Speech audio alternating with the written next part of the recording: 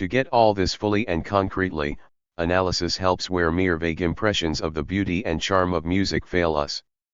So a few more words about the melody.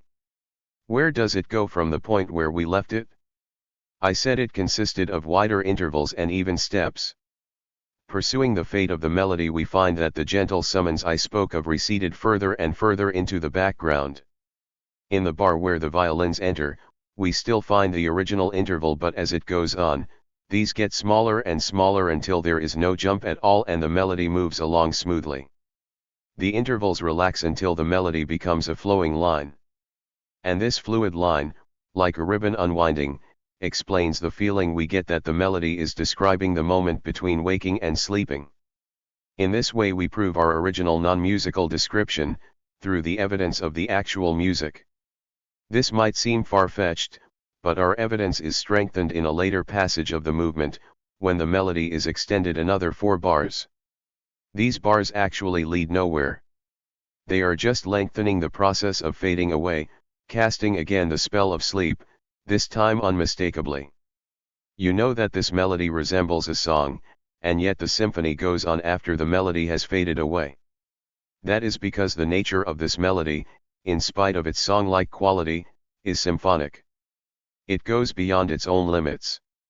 Within the small limits of a song, neither the fading away nor the outburst, which comes right after it, could be fully justified. These elements are beyond the limits of purely lyrical balance.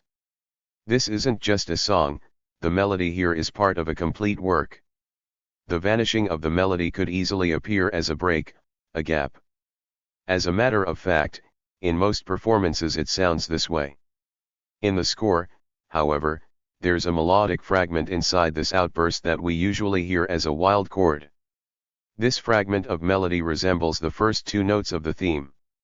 A good performance should make this audible. We spoke of the tragic aspect of the lyrical melody, and music itself justifies this metaphor. The wild outburst comes from the theme itself. Let's stop now, and listen for a few moments to as much of the music as we have time to hear. I want you to capture its unity and to see the melody we discussed in light of that. Remember, this melody acts as a contrast to the sections of the movement before and after it. It's only one melody among many others, valid only in relation to other melodies, the most important of which are. Announcer. You have been listening to the first in a series of programs on understanding music, featuring Dr. Theodore Adorno, of the International Institute for Social Research and the Office of Radio Research, at Columbia University. This afternoon's broadcast was about the musical element, melody. Next time Dr. Adorno is going to tell you something more about what's meant by a musical whole, or a musical entity, and what it means to say that a melody is a theme. This program was produced by Henrietta Yurchenko. 22 Production of the script was by Flora Schreiber. 23 and Paul Kresch. 24 Your announcer is 25. Beta. German version 26. If one were to ask you what you consider most important in music, most of you would probably answer, melody. Melodies are what stay in your mind, what you remember. Melodies are the bearers of musical expression.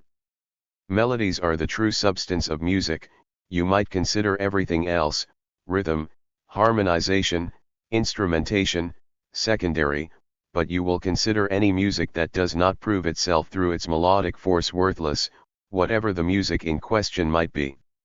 If, however, you are then asked what criteria you follow in judging a melody, I think you will find it a little harder to give an answer. Many people would say, no criteria at all. We like some and we don't like others. That would make every musical judgment a matter of pure chance, and essentially do away with the notions of good and bad music, which, on the other hand, most of you probably cling to. I do not think one should make it quite so easy for oneself. Other people would say, they like a melody if they know it. That does not depend directly on the actual melody, only on external circumstances that do not have any immediate connection to the quality of the melody. A third group of listeners would say, we like a melody if its expression speaks to us. And other listeners, because it is beautiful on account of its purely formal musical structure, because its proportions are well formed, because it is original and striking, because it is rich in ideas, because it flows, and however else they might put it. In most cases, all of those aspects, expression, richness, proportions, will be rather difficult to define with reference to the music itself. I do not mean by this that one has to be able to make such subtle distinctions, let alone give proper answers to such difficult questions, in order to derive joy from music. As we have chosen the task of helping you to reach a true understanding of music, however, and to grasp as much as possible of what lies within the music, I think it would be a good thing to devote a little more attention to the nature of melodies, which you consider the central musical concern. I do not intend to give you any formulas for good or bad melodies here, nor do I wish to feed you with specialist explanations. My only intention is for you to realize what elements come together to form a melody, and thus to grasp it more profoundly than if you simply sing along to something you have heard 100 times. I might almost say, I wish to help you to hear a melody as if you were hearing it for the first time, still fresh and unexhausted. The melody I wish to discuss today, however, is one that you probably all know. I think most of you will agree with me that it is a truly beautiful one. I would suggest that we try to think what exactly makes it beautiful, that we examine it very closely. For that I must ask you to be attentive and patient, for we shall listen to the melody and its parts several times before moving on to anything else. But first of all, let us listen to this familiar melody. It is the second subject from Schubert's Symphony in B minor, you will know it as the Unfinished Symphony. Let us see how finished it actually is. Admittedly, the melody, as part of a whole, can barely be understood properly in isolation. But perhaps we will be able to understand the whole better if we observe how it requires that whole. But you should nonetheless bear in mind that it is not complete in itself in the way a song is, for example, but takes on its full meaning only in the context in which it is located. Point 27. And now the melody, in its first orchestral appearance. I think that if we ask ourselves what is so beautiful about this melody, we will all be inclined to say, its character, its expression. We are even able to describe this character and expression a little more closely. It is the peculiar rocking quality of the melody. It flows and moves forwards, but in a sense remains in the same place, the same way one feels when falling asleep, when one still senses time, and still has thoughts, but has really stopped and is no longer going any further, even though one is still breathing. This is what lends the melody its feeling of comfort, the comfort of the mother who rocks her child to sleep. But this is also what lends the melody its quiet sadness. In this melody one feels that it will expire and disappear, that it cannot last, there is something frail about it, as if it could only comfort us by taking us away from our waking life into an earlier, older one that is close to death. And so the melody does indeed fade and stop entirely, quite suddenly, as if the threshold of sleep had been crossed. When the music continues, however, that sadness which had been hinted at almost imperceptibly by the melody now erupts, and it is as if the music were expressing how close sleep is to death. Listen again to the end of the melody where it seems to fall asleep, and then to the bars of the tragic outburst, so that you can understand what I mean. Perhaps you too can feel all the things I have just attempted to put into words. But it is still a little vague, and I am sure you will find it as unsatisfactory as I do. What we are listening to is the music, not whatever the composer was thinking or feeling at the time. If, then, our characterization of this music and its expression is to be more than a series of hazy poetic associations inspired by the music, if it is truly, as we had intended, to identify what exactly is so beautiful about this melody, we must be able to show all the things we have circumscribed in the melody itself, or at least to point out those elements in the melody that form the basis of our characterization. I spoke earlier of the melody's rocking quality as its central characteristic. Rocking is above all something rhythmic, a uniform movement that keeps returning to itself, one might say. If we look for this in the music, the first thing we will observe is the accompaniment, in particular the accompanying harmonies in the violas and clarinets. This rhythm remains constant for the entire theme. It is an after rhythm, one that does not coincide with the stressed melodic steps, but rather follows each of them. In the calm state in which this rhythm is repeated, it does not emphasize the steps of the melody, if anything, it weakens them. It suspends the accents and thus surely contributes to the rocking character. But that is not enough to explain it. One could think of countless melodies with the same constant rhythm that have no rocking quality to them, for example the following. So this rhythm is not very distinctive in itself, and could almost be considered external to the melody. It is a tool. In order to understand the melody itself properly, however, we must remain focused on the melody itself. For this purpose we shall take the melody as it first appears, in the cellos, and ask ourselves, how is it formed? Our first answer is, it is based on a model, a small melodic unit that could be said to supply the material for the larger melody. Everything that appears in the larger melody is somehow present in the model, in the small melodic unit. This model comprises the first two bars of the melody. If you now listen once more to the whole melody, you will recognize these two bars of the model throughout it. In order now to understand this melody, that is to say, in order to clarify what its characteristics are, I would suggest two things. Firstly, that we take a closer look at the two model bars, and then, secondly, to see what happens to them. Let us begin with the model. It consists, as I already mentioned, of two bars, the first and the second. There is a certain contrast between these two bars. The first contains the ascending and descending interval of a perfect fourth, and suggests a quiet call. The second is pure song and consists purely of seconds. This opposition in the model itself then plays an important part in the larger melody. This contrast is not the model's only aspect, however, its unity is even more important. This unity lies in a single note that we can refer to as the critical note of the model, the note G. The model begins with it, the first bar ends with it, the second bar moves through it and returns to it. The first moves down to D, the second a little upwards to A, but both circle the G like a center. This fact, namely that a note is circumscribed, that the melody moves around it and returns to it time and again, this fact is the reason for what I described to you earlier, that the melody continues yet actually stands still. It is as if all its movement were being absorbed by this insistent G. And let me point out, even at this early stage, that this circumscribed G forms the basis not only of the model, but also of the larger melody. It is abandoned once, but in favor of the adjacent note G sharp, and then returned to immediately. The melody moves back and forth around G without crudely underlining it. This is the source of the rocking character. Now we must ask, what happens to the model? Have a listen to the two model bars together with those immediately following it. You can see quite clearly that the two continuing bars are essentially identical to the two of the model.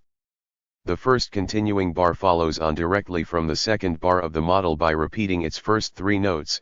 The second continuing bar corresponds to the first of the model. So the continuation repeats the two bars of the model, yet at the same time it does not merely repeat them. What is the deciding difference? Have another listen.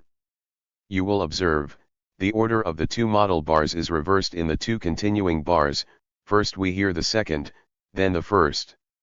Everything that follows depends on this small change, the reversal of the order of two bars, the construction of the melody and its particular character. What has the composer achieved by rearranging these two bars? First of all, an especially close succession of events that prevents any break between the model and its continuation. For the first bar of the continuation simply takes up the second bar of the model, repeats what was said in it and expands slightly on that. He thus avoids any trace of rattling machinery, any form of soulless symmetry. Perhaps it is difficult to prove the beauty of a melody, and we indeed have no desire to supply any such quasi-mathematical form of proof. We can, however, do one thing: we can show how ugly it would be if it were different. Just imagine if the composer had, and many others would have considered it natural, continued his melody without rearranging it. How trivial and childish this would sound in comparison to the continuation that Schubert found. Nothing would be left of that quality in the melody which speaks to us. But Schubert has achieved something much greater and more profound than this. When I gave you my general characterization of the melody earlier, I compared it to the feeling one has while falling asleep, and said that it is as if our consciousness of time were suspended. Now we can understand what that means in this melody in actual musical terms. The model bars had a certain temporal order, the second follows the first. This temporal order is turned on its head in the continuation, the second precedes the first. This rearrangement makes the sense of time ambiguous, now that the earlier element appears later, and vice versa, time seems to stand still even as it continues. You can see how precisely our characterization is confirmed in concrete musical terms. This suspension effect is reinforced by a further aspect. The model consisted of 2 bars, and the entire larger melody is assembled from 2 bar units. Point 28 We saw that the second bar 29 of the continuation corresponds to the first bar of the model. This means, however, that in this continuing bar one cannot tell precisely whether it is the second bar of that group 30 or already the first bar of a new 2 bar 31 group. I will show you what that means with an example. 32 It could also carry on directly. Then the G-D interval would no longer be the end of the 2 bar group, but rather the beginning of a new one. 33 It is only upon hearing the 5th bar that one knows the previous one was intended as the second in a group, not the first. Musical events very often take effect retrospectively. This ambiguity of accent lends music its floating quality and avoids the rigidity of symmetry. It also forms the link between the 2 parts of the melody, the cello part and the repetition in the violins. For the end of the cello melody coincides with the beginning of the violin melody, so that in this link one bar is indeed both the first and the last of a group. Please listen. When we get to the link I shall say now. 34. The floating effect 35 is created not only by rearranging the 2 bars, however, but also by the nature of their modification. I said before that the first bar of the continuation corresponds to the second bar of the model. The similarity is clear enough, but it is only half of the picture. Strictly speaking, only the first 3 notes of each bar are identical. The melody of these 3 notes, in music we call these smallest of melodic components motifs, is repeated in the 3rd bar starting on the D, so that the second bar in fact appears twice, in a compressed state, in the 3rd. But that is not all. In the 3rd bar, the motif from the second leads first to A, and is then played once more starting on the D. The D, however, is the lowest note reached by the call of the first bar. The A and the D are separated by the interval of a perfect fifth. This, however, is very similar to the fourth in the first bar. In an even more modified form, then, the 3rd bar contains not only the second, which is obvious enough, but also the first bar. Listen for yourselves. Several things are achieved here, a very high density of relationships that prevents any breaks in the melody, the greatest variety within the smallest framework, and an element of uncertainty that shapes the melody's expressive character. At this point I would expect an objection to be raised. You will pause in shock, shocked by everything I have drawn out of these 4 or 5 bars, and will ask, yes, but was the composer really aware of all these things? The only truthful answer I can give is, I do not know. There is no reason to assume that he analyzed his own themes, though I can assure you that artists are generally much less naive in such matters than one would assume. But we do not need to concern ourselves with that here. We are interested in Schubert not as a private person, but for his music, what makes such a melody so good. And, in order to find the answer, we must account for all those relationships. Naturally, the secret meaning of the objection was the composer aware of all that, which keeps returning as a stereotype, is this: Schubert was not aware of it, so I do not have to be aware of it either. He composed intuitively, so let me listen intuitively instead of talking to me about reversed bars and varied motifs. But I do not find that convincing. Let us assume, for the sake of argument, that Schubert did actually compose all of that intuitively, which I am not at all sure of. Then the assumption that we could immediately perceive this wealth of relationships, all these implications of unity and diversity in such a melody, in any other than a highly superficial way, would presuppose a musical ability in all of us that I, for my part, would be too modest to claim for myself. But we do not want to perceive it vaguely, but rather concretely and in all its wealth. And that is where analysis helps us. It is not an end in itself, but a means to the end of listening more deeply and comprehensively rather than contenting ourselves with the fleeting charm of the melody. I do not underestimate this charm, but it still constitutes a stage before actual musical experience. Let me say a few more words about the further course of the melody. Think back to the model. We saw that it consisted of the call with perfect fourths, then the songful melody with seconds. If we now follow the fate of the melody, we find that the calling motif, especially in its powerful, ascending form, moves further and further into the background. In bar 5 you still have the ascending fourth D, G, in bar 8, all that is left of it is the major third E, G sharp, and in the following there is no longer any leap, for the call has dissolved entirely into the songful seconds. Now, the seconds are naturally much weaker than the ascending fourth. The sleepiness, the frailty of the melody comes from the fact that the interval is relaxed until it is only a second. Here we find the final expressive characteristic of our description confirmed through something purely musical. Perhaps that strikes you as a little tenuous. Fortunately, however, Schubert himself comes to our assistance here. Our melody reappears much later on in the movement, but now, with the help of the seconds, it is drawn out by a further 4 bars with a great decrescendo endo, which makes the feeling of falling asleep that I mentioned to you completely palpable.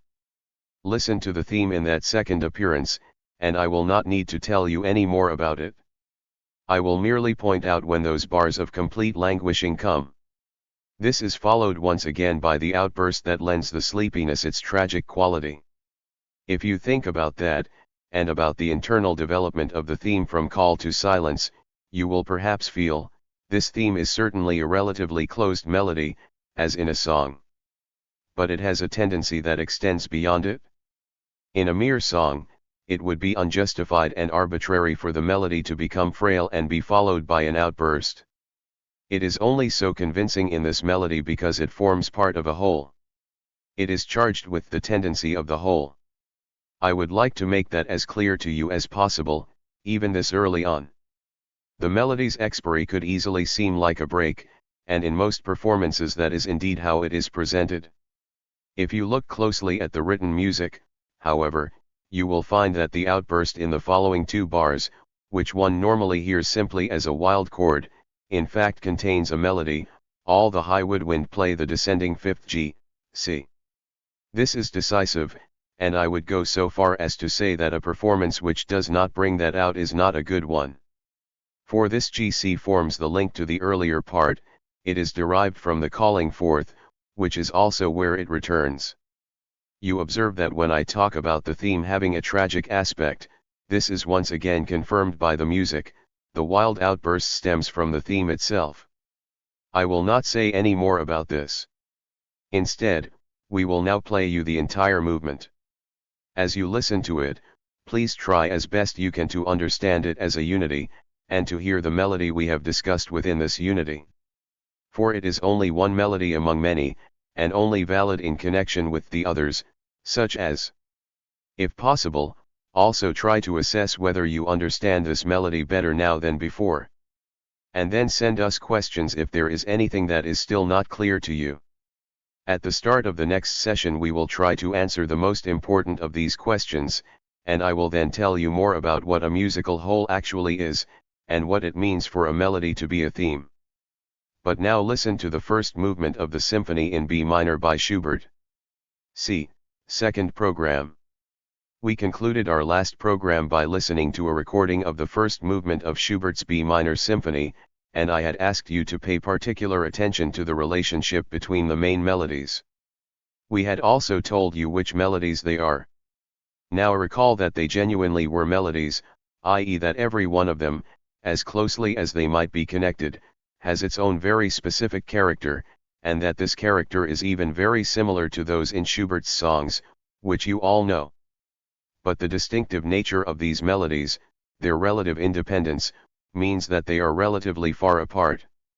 When our melody begins, for example, it is as if one had arrived in an entirely new musical region very different to the previous one.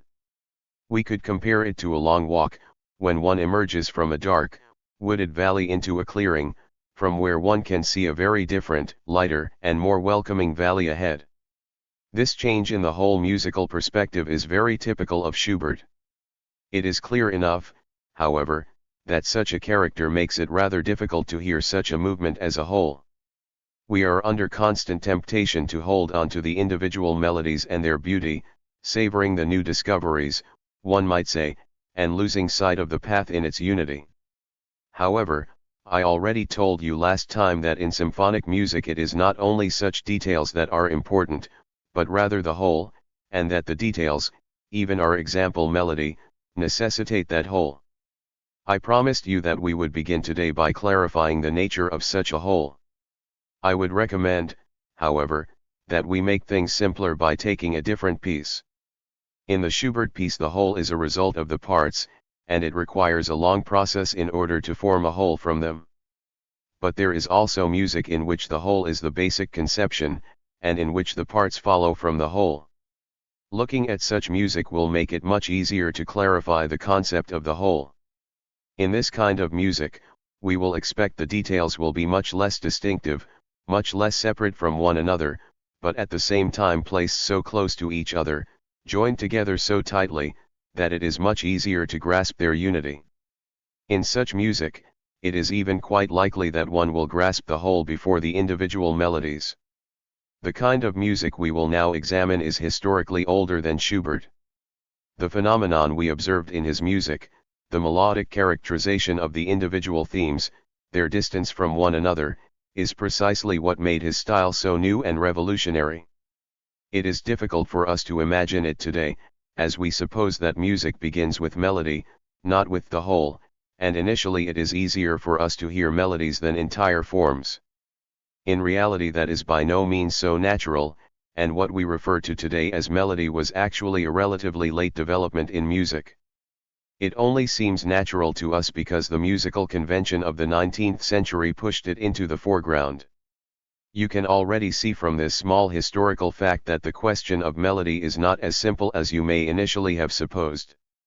We began with Schubert because we are used to listening to most music in the way the surface of that piece by SCH appears, namely as a sequence of more or less connected melodies. Last time I showed you the elements from which a melody is constructed, now we shall turn our attention to the elements from which a totality is constructed. We shall examine a piece in which we cannot cling to beautiful melodies to the same extent, for it has no beautiful melodies in the way that SCH has. It is a piece in which every detail is subordinated to the whole from the outset. This subordination of details means that the individual melodic phrases and individual harmonies are much simpler than SCH's. On the other hand, the construction of the whole is much tighter. So in a certain sense the piece is more difficult than the SCH in spite of its simplicity.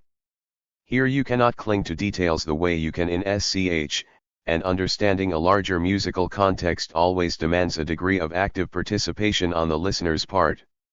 At the same time, everything takes place in such short-lived and simple situations that you will not find it difficult to follow. We have selected the first movement of Haydn's C major symphony. Let me say a few words here about H in general. He is usually presented to the public as a jovial, ponytailed old man, and you have probably even heard him spoken of as Papa Haydn. At the most, one speaks of him as the forerunner of the classics, Mozart and Beethoven, whom he supplied with the technique, as it were, without imbuing it with its true substance. Now discard both of these notions. The notion that a composer whose fundamental achievement lies precisely in having constructed the tightest, most close-knit forms was no more than a sort of quaint 36 curiosity from the 18th century is laughable. When one does find jovial passages in his music, there is normally a certain element of mockery. What one finds much more often, however, is the expression of extremely lively activity or of the most serene reflection. As for the matter of being a forerunner, I think that if we are concerning ourselves with music as a living phenomenon, rather than viewing it through the eyes of a music historian, we should not care a bit who might have been the forerunner of whom, but rather stay focused on what the music means in itself.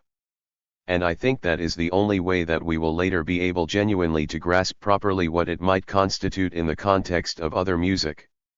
So do not let yourselves be distracted by Papa, the forerunner, or any other clichés, and simply stick to what you hear and what we find out when we concentrate upon the whole.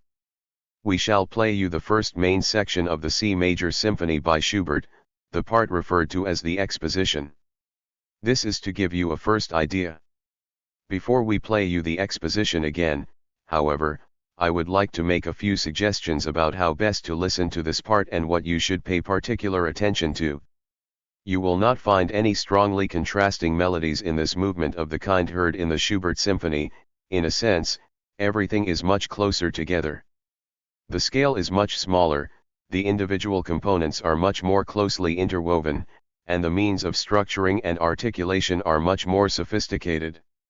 One could say that, while SCH reveals a new perspective through a new melody, here a single new chord, one of a kind previously unheard in the piece, can be sufficient to indicate that something different is coming.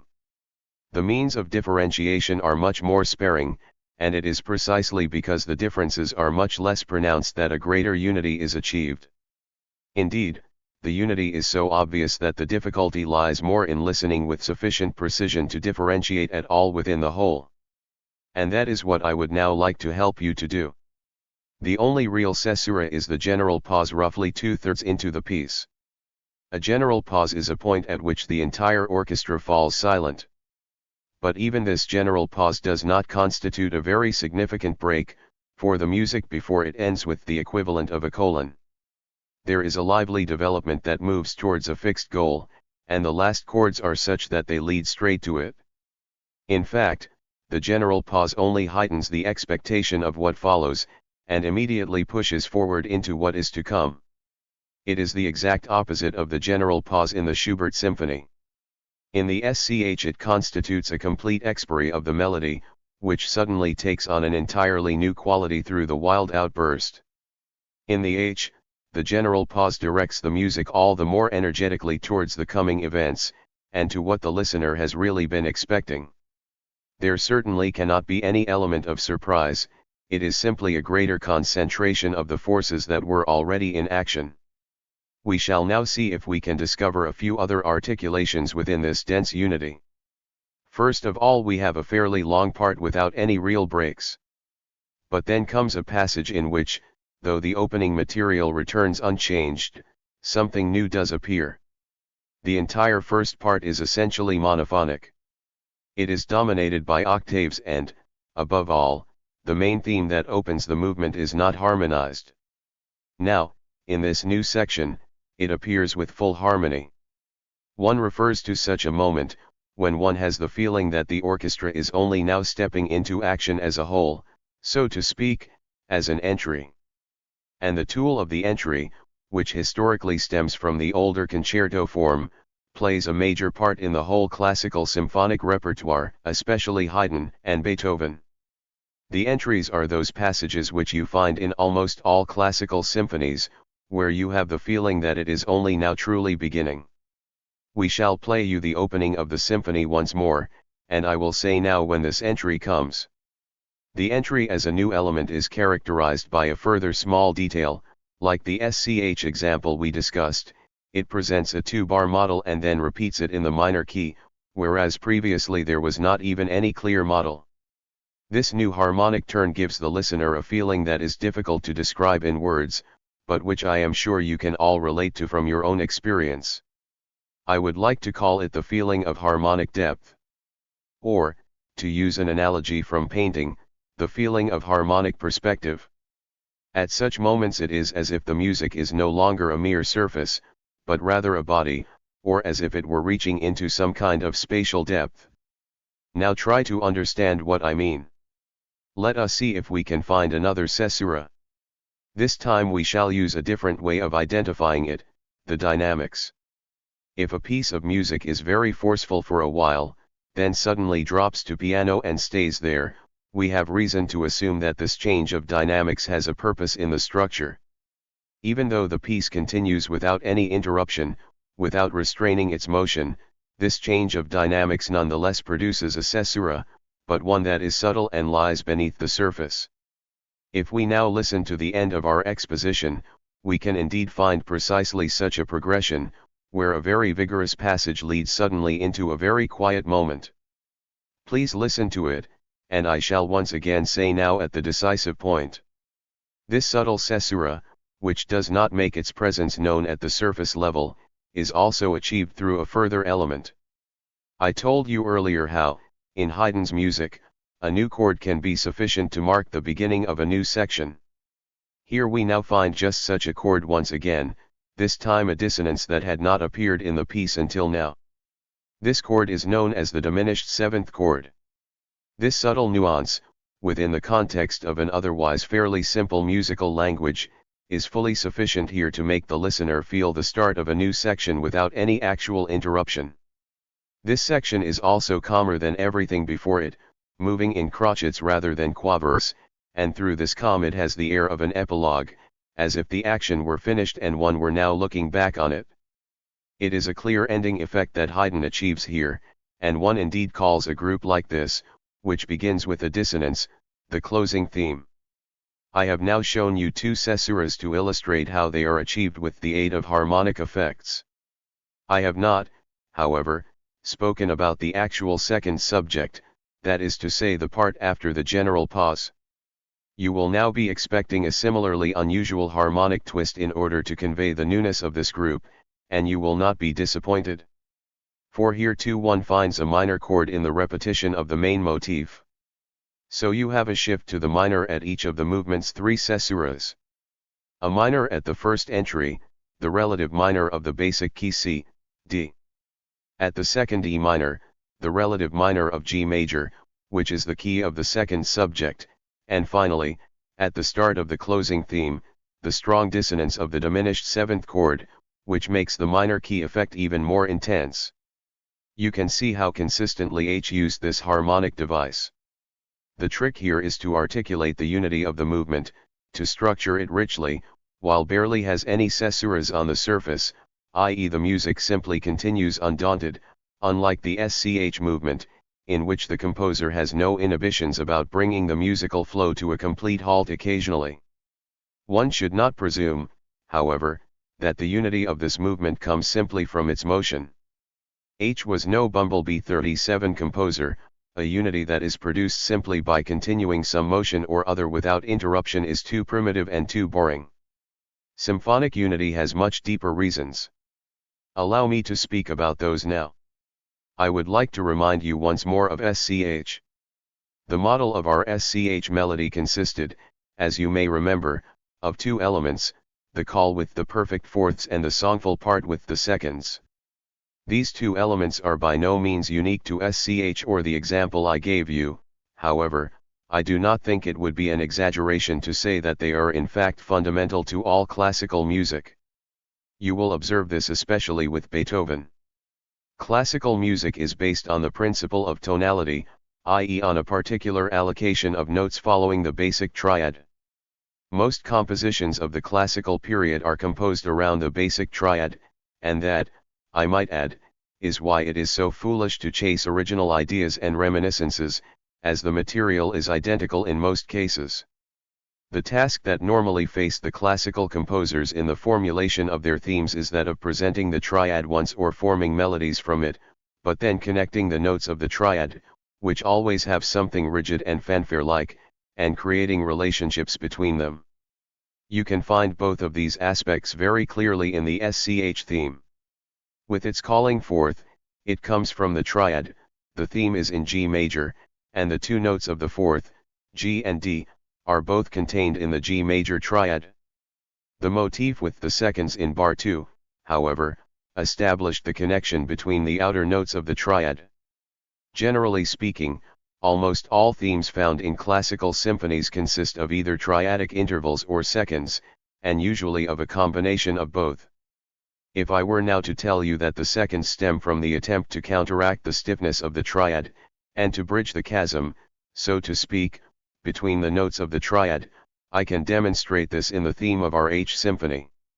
The theme consists initially merely of the melodically unfolded triad in different rhythmic forms, following the principle of rhythmic rejuvenation, i.e. the note values become ever shorter, first a dotted minim, then a minim, then crotchets, then quaverse. Then the triad ascends once more in crotchets. The final bar brings the whole melody to its climax, which is marked by a sforzando, a strong accent. After this climax, the ascending triad is inverted and descends.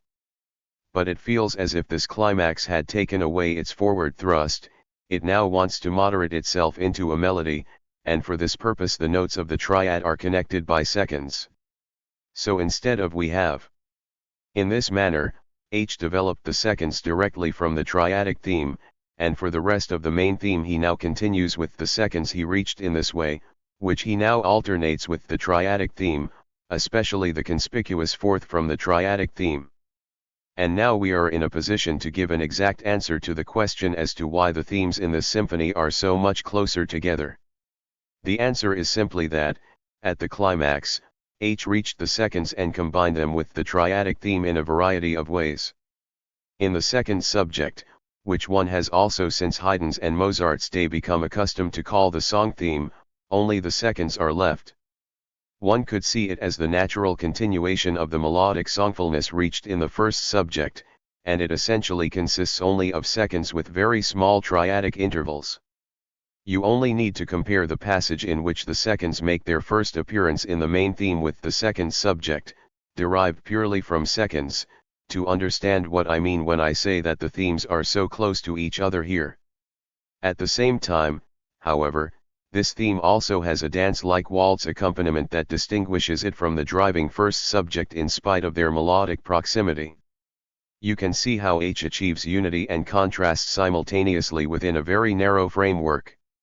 Now, however, I still wish to show you something that is of fundamental importance for an understanding of all classical music. I told you earlier that in the triadic main theme, which rejuvenates itself, the motif with the fourths is quite especially important, the motif that is hammered out like the strokes of a drum, and is really the most distinctive and striking element of the entire main theme, through the fact that it is retained stubbornly for 2 bars. Now pay attention to the moment I referred to as the entry, and listen carefully. You can hear the triadic main theme in the upper voice. Below it, however, you can also hear the accompaniment, consisting of the same fourths that had developed from the main theme preceding them. 2 elements originally heard in succession now appear simultaneously. In other words, something that was once thematic now becomes an accompaniment, while a different part of the earlier theme remains a melody. This is one of the most important expressive means in classical music. Even accompanying figures are derived from originally thematic material, and the composer works so economically that everything which appears in his piece, regardless of whether it is a principal or a secondary voice, is derived from certain basic elements. You have often heard tell of thematic and melodic transformation. Here you can see the very essence of what that means, namely that in classical music no event remains without consequences, and on the other hand that nothing which appears to be new really is entirely new, but is in fact always developed as a result of what was already there. Allow me to give a very brief summary. The unity of H's symphonic composition results from the fact that it is based on a pure triadic theme and a melody in seconds derived from it. The themes are not in stark contrast, rather, he constantly mediates between them. This constant mediation produces the image of a whole that does not simply exist, but rather becomes. The entire movement is a process of a highly dynamic nature. The articulation of this unity is achieved by very subtle means that are partly harmonic, partly dynamic, and partly rhythmic. It is characterized by the utmost economy, i.e. every note of the music is derived from very few basic elements of material. On the one hand, that involves a strict unity, as everything has the same origin, but on the other hand also an equal level of diversity, as one and the same source constantly produces new elements. One could describe H's symphonic type as that of unity within diversity, as a dynamic unity that constitutes itself through a living process of mediation between its diverse components. The only part we have examined closely is the exposition. It is preceded by a brief, slow introduction that builds up tension by means of the same diminished seventh chord that marks the entry of the closing theme. Once this closing theme has concluded the exposition, it is followed by a short middle section, known as the development, whose significance we shall only be discussing later on. Then the exposition is repeated with a few modulations following certain rules, and finally extended with a short addition known as the coda. And now listen once more to the whole movement. D. Third program. In the last session we used a substantial part of a symphony to give you an idea of what we refer to as musical unity, i.e. that a symphonic movement is not a sequence of loosely connected, more or less pretty melodies, but rather a totality, and that the individual themes and motifs draw their sense purely from this totality. This occurs by means of the musical context. We define the musical context as all the relationships of equality, similarity, and difference that exist between the individual parts of a piece of music in order to form an articulated whole from these parts. We can thus summarize the aim of this course as follows: its central concern is for you to learn how to grasp the musical context of a piece. In other words, for you no longer to listen to extended works of music as a potpourri, that is to say a random sequence of separate melodies, but rather to understand that not only the sequence, but even the melodies themselves are determined to their very roots by the whole on which they are based. The way in which one organizes this musical context in music is known as musical form. The word form refers primarily to the relationship between similar and different elements within a musical piece in time, for example when a second thematic group follows the first, as we encountered in the H symphony, the further division of this thematic group into subgroups, its further development in a middle section and finally its return. To reach a true understanding of musical form, however, it is not enough to account for these relationships in a schematic way, one must rather grasp the specific musical context of the work one is dealing with. Now, that may seem self-evident. Going by the typical form of music appreciation, however, it is far less self-evident than you might think. I am sure you have all heard of musical forms. The two pieces we have discussed so far, for example, the SCH movement and the H movement, were written in sonata form. One also speaks of song form, rondo form, variation form, fugue form, etc. Now, these forms are generally presented to you as something ready-made. Their scheme, their recipe, is given: first subject, second subject, closing theme, development, recapitulation. I know from my own experience how little such schematic explanations help to reach a true understanding of music. One asks oneself why music should be structured according to that particular scheme rather than another, and one can easily see a form of standardization in such models that is an obstacle to any truly free productivity. Now this impression stems precisely from the fact that, when people normally talk about musical forms, they speak of the actual schemes only in an abstract fashion, rather than, as I described above, developing those formal models with reference to the specific musical contexts of specific musical works. That is what we shall now attempt. But we do not wish to dwell on the pieces discussed last time. We shall rather look at something much simpler, something that most of you will probably have encountered directly in your everyday musical experiences, a series of pop songs. These songs, whose construction follows very familiar patterns, do not present you with any riddles and will therefore, unlike the serious pieces we have examined so far, not require any explanations. Nonetheless, these pop songs also have a certain form. In fact, a form you are all accustomed to.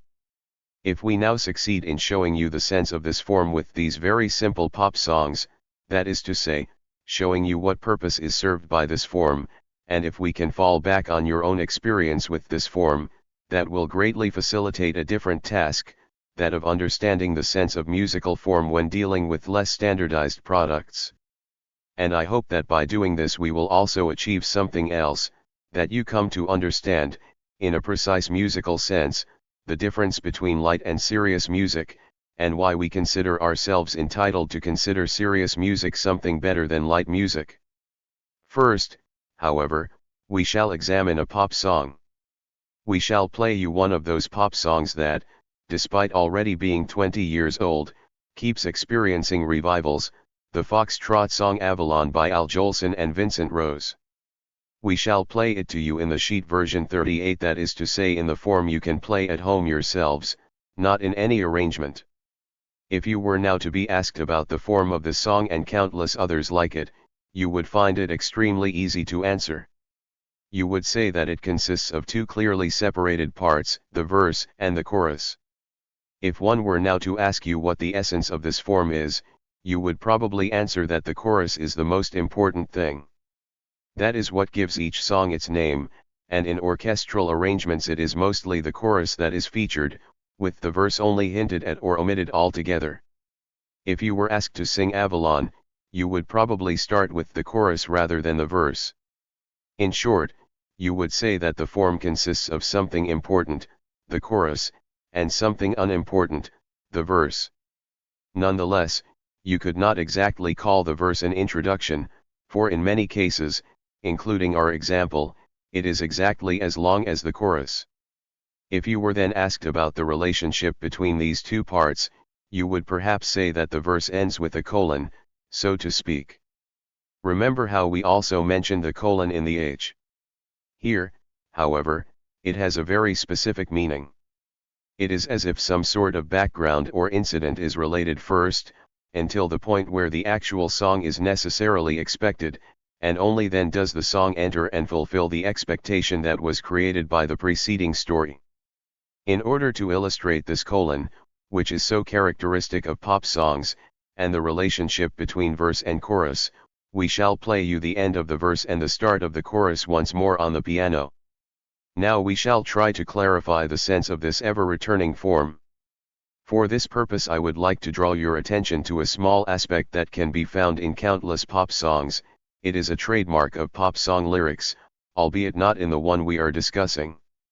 For if you compare the words of the chorus with those of the verse in many pop songs, you will find that the story told in the verse somehow purports to be the actual story of the chorus, roughly along the lines of I was alone, my heart was full of longing, and in my longing I sang a song. And the chorus comes, as it were presenting the actual song that was announced in advance in the verse, the song of my longing is sung to you. Recall, for example, the song that was popular 2 years ago entitled Penny Serenade. Once I strayed 'neath the window of a lovely, lovely lady. And she smiled while I softly played my penny serenade.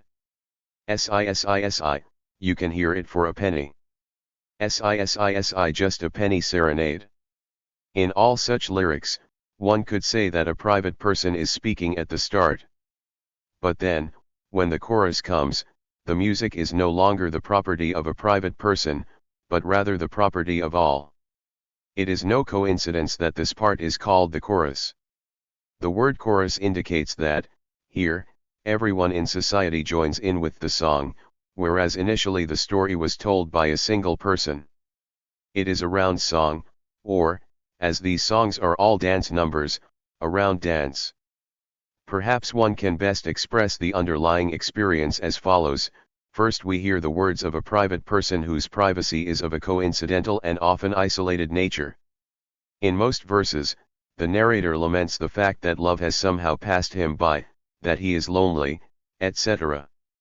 In the chorus, however, it is as if he is taken up into the community and comforted, and the coincidental aspect becomes something objective, something confirmed. Expressing this relationship between the coincidental, isolated figure and the confirmation of the chorus is the true sense behind the form of all these pop songs. This sense not only lies in the lyrics, but is also realized in the music. The verses are generally much less strict than the choruses. The lines are loosely connected, sometimes almost like recitative. Even when they have a more concrete musical shape, for example in our song Avalon, their narrative character makes them far less vivid and memorable than the chorus, and their only real purpose is to bring on the chorus and, through the contrast, to lend it the character of social confirmation. Now listen to the verse and chorus of Avalon. I think you can see the sense of the verse, chorus form immediately. I dare say it will surprise many of you if I say that this form, in a more developed state, is one of the most important in our art music. I stated before that the form of pop songs is that of a round dance, in which a loose solo and a strict, recurring chorus alternate. The Italian name for the round dance is rondo. And indeed, the rondo form in art music is nothing but a through-composed alternation between an unchanging, chorus-like refrain and more variable verses, except that the rondo, as we know it from classical music, begins with the chorus rather than the verse. You will generally hear a rondo described as a piece of music in which a certain theme keeps reappearing, interrupted by other themes. That is certainly true, but it is far too little to convey the sense of this form as we did with our pop song. What is important is not the fact that the theme keeps appearing, but rather the fact that this theme has the character of being the unchanging main point, and that every moment in which it returns is felt as a manner of reunification, a sort of homecoming, though it is also possible for the chorus theme to appear as a solo, as is often the case in concertos. But it must always have that binding refrain character in contrast with the mere verse character of the themes heard between its appearances, and the attraction of rondo form lies in the fact that its mandatory refrain theme asserts itself time and again, constantly removing anything coincidental in its path, even in the most remote corners, and dominating the whole musical scene with the compelling force of a round dance. We shall now play you a rondo from a work of art music 39. E. 4th broadcast, May 19, 1940. You are now going to listen to a number of works of the two maturest and most important Viennese pupils of Arnold Schoenberg, who now teaches at Los Angeles, songs of Anton Webern and 4 pieces for clarinet and piano by Alban Berg, who passed away 5 years ago. Most of these works are more than 30 years old, only Webern's songs Op. 12 are somewhat younger. They were written during the First World War, and the particular mood of the first of these songs, a prayer, finishing with the words, Gib auch den Verstorbenen die Ruhe, comes very close to the feeling of those years. Yet though most of these works are relatively aged, I imagine that the majority of you will find them still as strange as they might have sounded 30 years ago. They speak a musical language which never became the established language of musical production. The fearlessness which they exhibit by sticking to this language appears to me an unmistakable sign of the power behind them. Let me try to bring closer to you these strange works by some hints.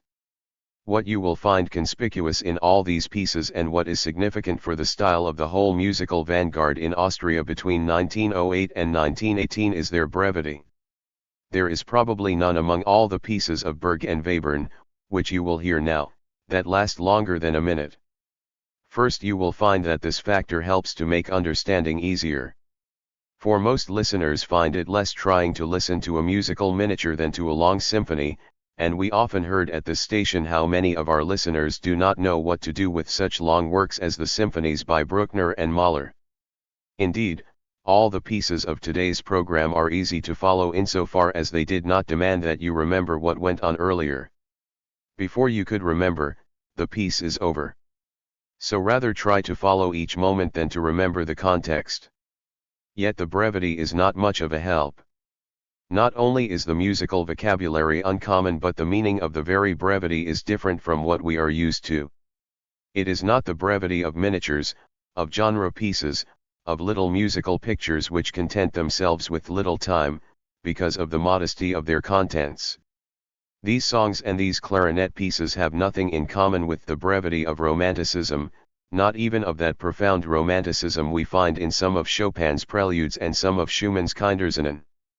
The music that is performed now aims at combining a maximum of internal tension and excitement with a minimum of external effort and extension in time. They confine themselves to the essential.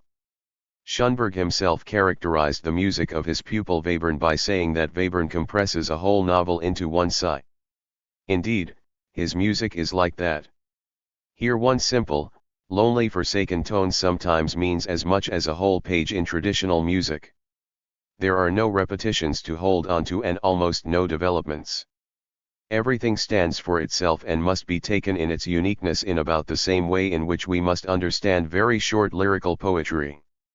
It is a music which takes the idea of lyricism, pure expression, very seriously and skips every embellishment and everything uncharacteristic. In order to understand this puritanism of musical language, you have to think of the epoch from which these pieces stem. It is the epoch of Expressionism, which was one violent protest of individuality against mechanization and convention in all spheres of human existence. It was the period when poetry tried to replace the articulated word by the scream. The advanced composers of these years were so sensitive against anything that reminded them of phraseology or sounded outworn that they could not stand any repetition or any structure that did not follow immediately from their immediate expressive purpose. They could not stand anything in music that already had fulfilled its function. Hence, the very best music of the decade between 1908 and 1918 is so oddly abbreviated. It is more a music that raises its face to you for a second and looks at you with deep, frightened eyes than a music that wants to develop itself to any considerable extent. You will realize this immediately when you listen to the Webern songs, which might easily be the subtlest musical lyric poetry that has ever been written. They do not even tolerate any stronger accent, nothing that would go beyond the most intimate lyrical circle for a second. The songs, Op. 3, are taken from a cycle of poems by Stephen George which reflect the utmost loving tenderness, without hardly mentioning it in the changes of nature. Over their discord, a remote feeling of possible consonance still spreads. The songs, Op. 12, are still scantier, even the faintly humorous last one. It is as if an entirely isolated man had broken all bridges behind himself and merely aimed at expressing himself. It appears to me, however, that all of us have become so lonely that this soliloquy concerns all of us. The brevity of Berg's clarinet pieces is of a somewhat different nature. It is pure instrumental music, and the very contrast of the two instruments alone suffices to carry with itself a certain dramatic element that is entirely lacking in Webern's lyricism. Alban Berg was above all a stage composer whose main works are the operas Wozzeck and Lulu. You can find traces of the dramatist even in these pieces. Some of them are like visions of dramatic moments that appeared later in Berg's large works. For instance, the piano chords of the second slow piece with their brooding, almost threatening expression appear later almost literally in the murder scene of Wozzeck.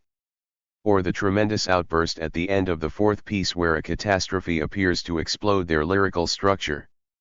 Why then are these pieces nevertheless so short? The answer is simple. They are an attempt to reduce our traditional instrumental form, the sonata, to its most essential elements of expression and to drop everything which functions in a sonata as ornament or mere transition or gets sidetracked. These four clarinet pieces together make the quintessence of a whole sonata. Thus the second piece is an adagio in neus, the third one is a microscopic scherzo which still maintains the ordinary scherzo scheme consisting of a scherzo, trio, and recapitulation, although all three of these parts are no longer than a few bars each. The recapitulation is like a spectre of the scherzo and goes out like a light. The last piece, slow again, is a rudimentary rondo. The chords of its beginning, which reappear several times, function as a rondo theme. All these types, however, are entirely subservient to the lyrical expression and have no bearing independent of this expression. Besides the Webern songs, Miss Dick is going to sing you some songs written in traditional musical language. They are compositions of Debussy's earlier period when his impressionist technique did not yet forbid the flow of long, unified melodies. These songs are written to poems by Baudelaire and Verlaine. This music belongs to the very few cases where great poetry and great music not only met but are ruled by one spirit and bear witness to the same basic experiences. Such a concordance of word and tone was possible only in the France of Impressionism, where the limits of the different arts became fluid and where the nuance means more than the stubborn material. Verlaine once postulated that poetry ought to be music before anything else. In these Debussy songs, music has become poetry as well. Fifth broadcast, June 11, 1940. The Piano Sonata Op. 1 by Alban Berg was written when he was still a pupil of Schoenberg. It is one single sonata movement, a melancholic piece of a certain somber mellowness. The technical means are still the traditional ones, particularly of post-Wagnerian chromaticism. The new elements, such as the chords of the fourth, are cautiously and hesitantly introduced. Yet the piece also manifests features of the mature Berg.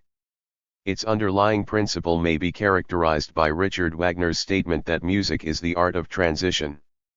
Everything indeed is transition in this sonata. The themes do not stand for themselves. They are built out of smallest units and are dissolved once again into smallest units. Contrasts are avoided. Berg aims at developing a great number of musical patterns from each other without any break, in perfect continuity. The oddly shifting expression of the piece, its touch of yielding resignation, is achieved by this technique. Nothing is static here, everything is development. Hence, the development section of the traditional sonata form becomes less important. In this sonata, it is not, as usual, rich and complicated but rather tends towards simplification, leading to a big climax. Here you can see how our traditional musical forms change by the inherent tendencies of modern composing. Now you are going to listen to Alban Berg's Piano Sonata Op. 1, played by Trude Ritman. 40. Now you're going to listen to two movements of the sonata for oboe and piano by Stefan Walp. It is much to his credit that it is impossible to classify him. The moving force of his music appears to me to be the wish of reconstructing the espressivo. Walp's music has nothing in common with romantic expression and not even with musical expressionism. Here no chord and no tone is supposed to reveal an abyss of the soul. The musical language as a whole is spoken and pronounced so passionately that it has the effect of the extreme, just as does Oriental, particularly Arabic music, which has nothing to do with our tradition of expression. Walp puts the musical language at the service of declamatory extremes, because only the extreme still has a chance to be felt at all against the background of our hackneyed musical language. Now Mr. Joseph Marx 41 oboe and Miss Trude Ritman, piano. The songs of Gustav Mahler which you are going to hear now are so simple on their surface that they do not seem to need any explanation except for their very simplicity. They sound like folk tunes. But they are none, and no imitations of folk tunes either. They rather employ the simple musical language in order to express something of the deep mourning, that immediacy of community, testified to by the folk tune, is lost for us. They are self-reflected folk tunes, hence the sudden transitions, the piercing chromaticism, the abrupt change of major and minor. Hence also the strangely dreaming character which you will find in such a song as Wo Disken and Trompet and Blazon. They are, as it were, fragments of a musical folk language which we do not fully understand any longer, come to haunt us in our dreams. It is not accidental that most of the poems which Mahler has translated into this musical language are devoted to mourning those who are oppressed. You are now going to listen to three songs by Gustav Mahler, sung by Leo Meyer, and at the piano Eduard Steuermann. Draft. When you take a magazine and your eyes are caught by some story, you may approach it in different ways. You may read it from the beginning to the end understanding the plot. Or you may begin it, guessing, after some paragraphs, how the rest will be, and put it aside. Or you may simply look at the characters, identify honest, brave Bill, glamorous Diana and shrewd, selfish Mr. Sloane, and then be happy when you find them again in the illustrations, admiring Diana's hair, and Bill's broad-shouldered figure underneath his well-fitting tuxedo. Something similar takes place when you are listening to music. You may follow attentively the whole context of the piece from beginning to end. Or you may guess, after a couple of bars, how the whole thing is going to be.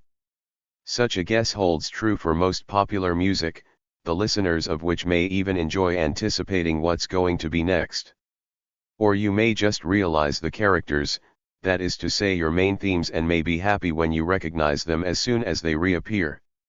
It is easier to listen in a vague and absent-minded way than to read in the same manner.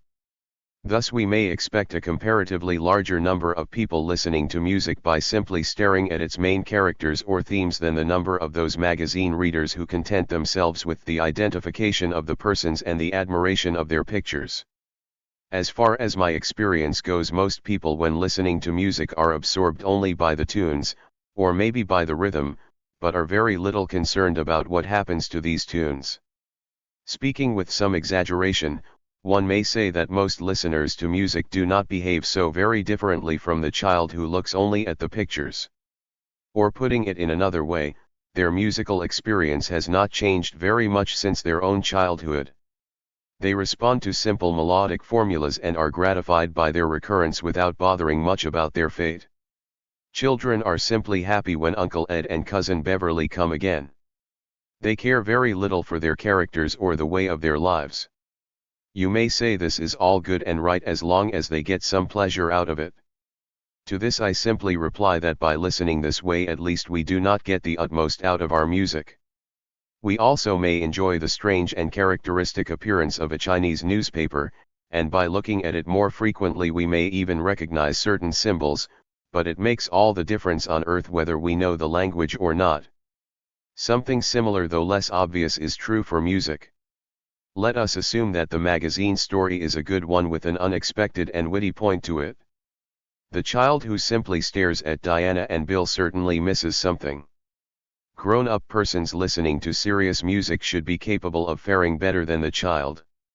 Moreover, our magazine stories are largely custom-built the same way current song hits are. They therefore make for a more automatic response than does serious music. The bulk of serious repertoire, however, stems from a time when mass production was not yet supreme in the musical field. Hence, if we would listen to a piece of serious music in the same happy-go-lucky way we react to Tin Pan Alley products, we would transform our symphony into something far different from what it actually is. It would become a kind of medley about its own tunes. Of course, there are definite structures or patterns in most of the so-called classical music.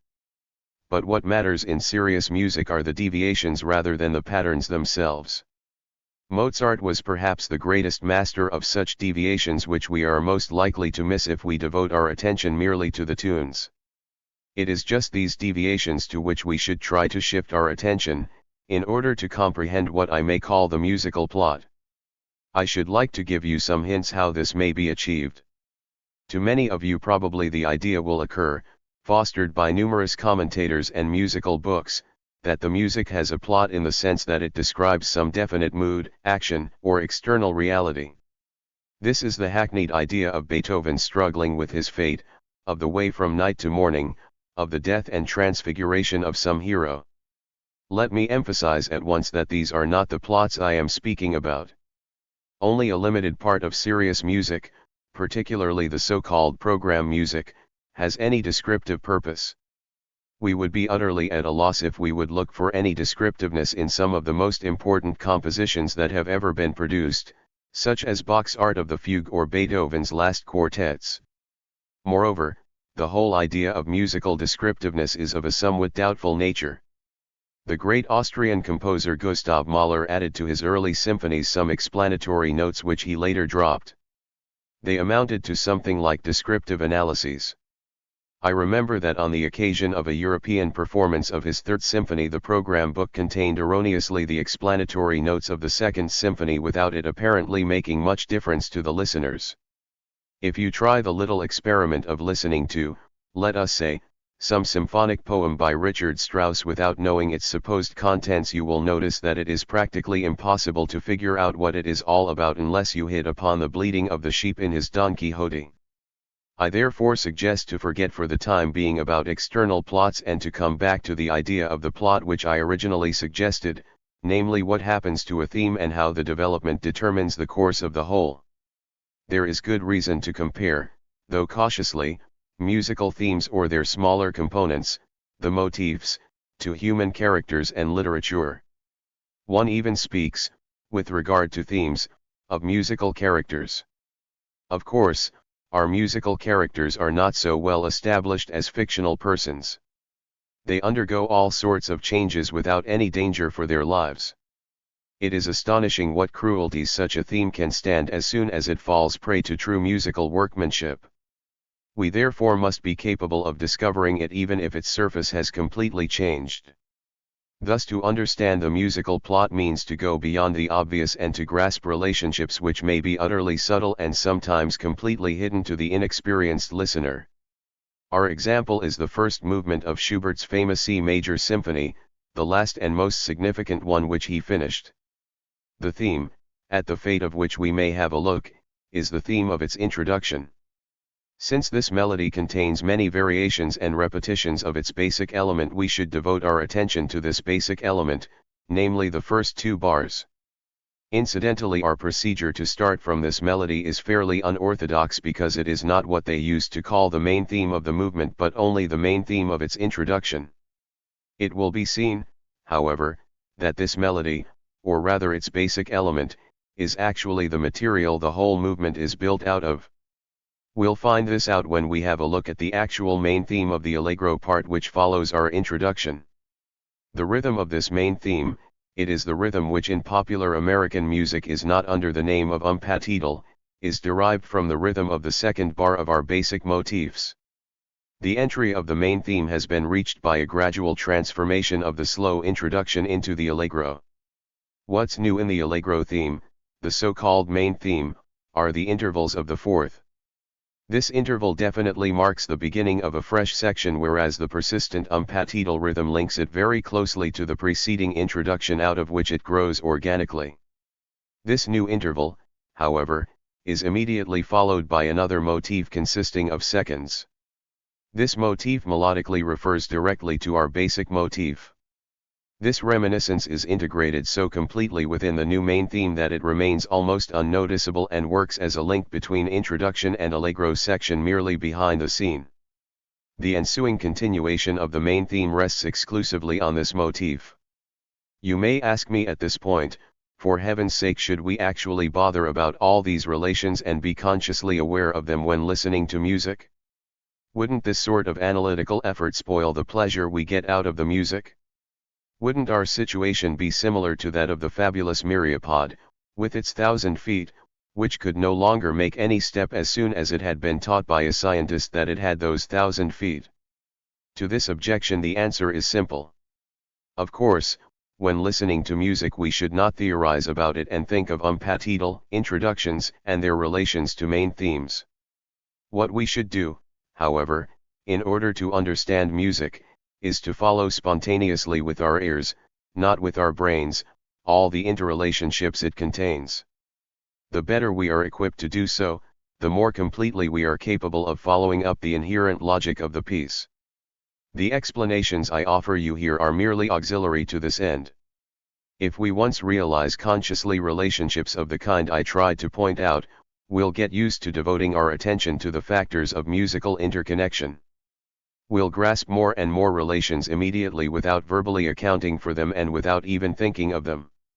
In order to achieve this, however, we must once have the experience that such relations really exist at all, and this can be shown only by putting them into words. Do not believe, by the way, that composers know nothing about these things, that they create them merely by intuition and imagination. This is a myth, or rather, sales talk in order to sell our world's great music. The musician, as well as any other artist, must not be theoretician, but he must be fully aware within his own material of what he is doing. The masterworks of Schubert are certainly no exception to this rule.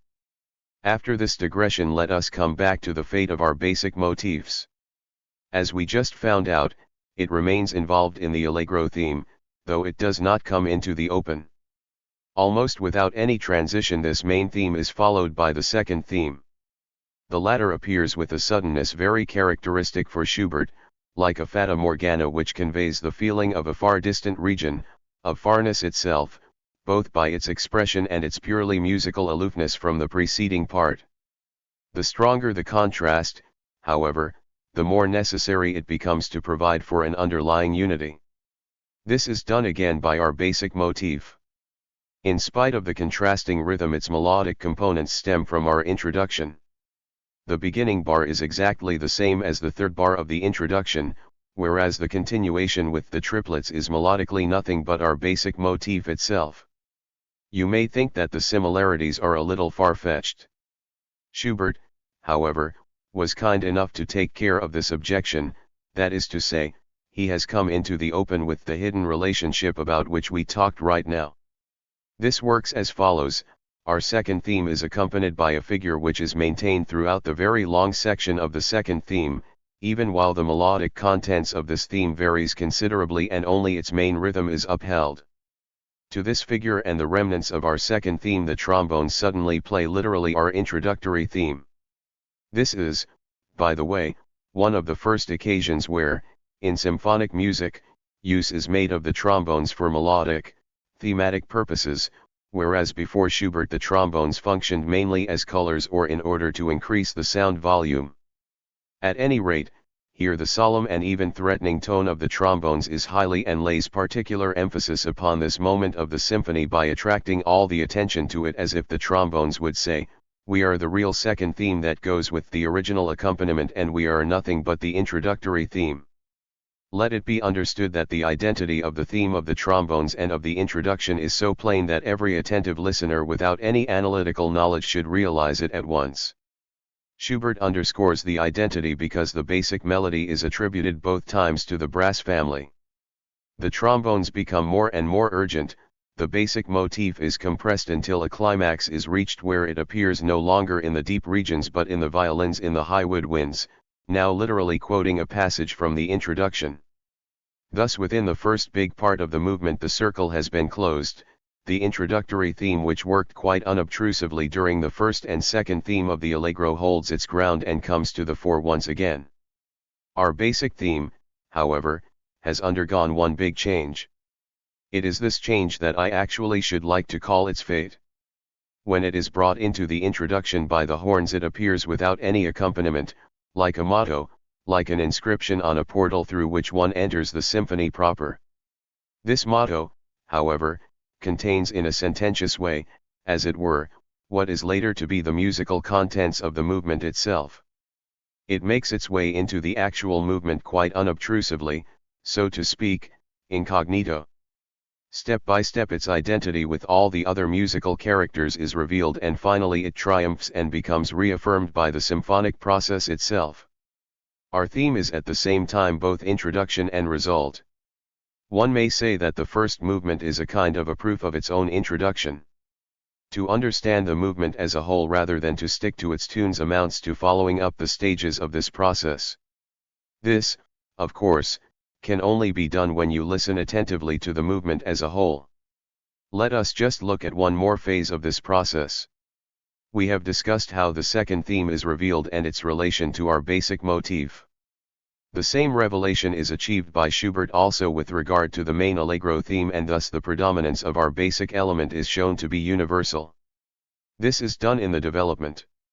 Here the quotation of the basic motif of the trombones follows a section based upon the main theme, instead of upon the second theme, which is now as intimately related to our basic element as the second theme was before.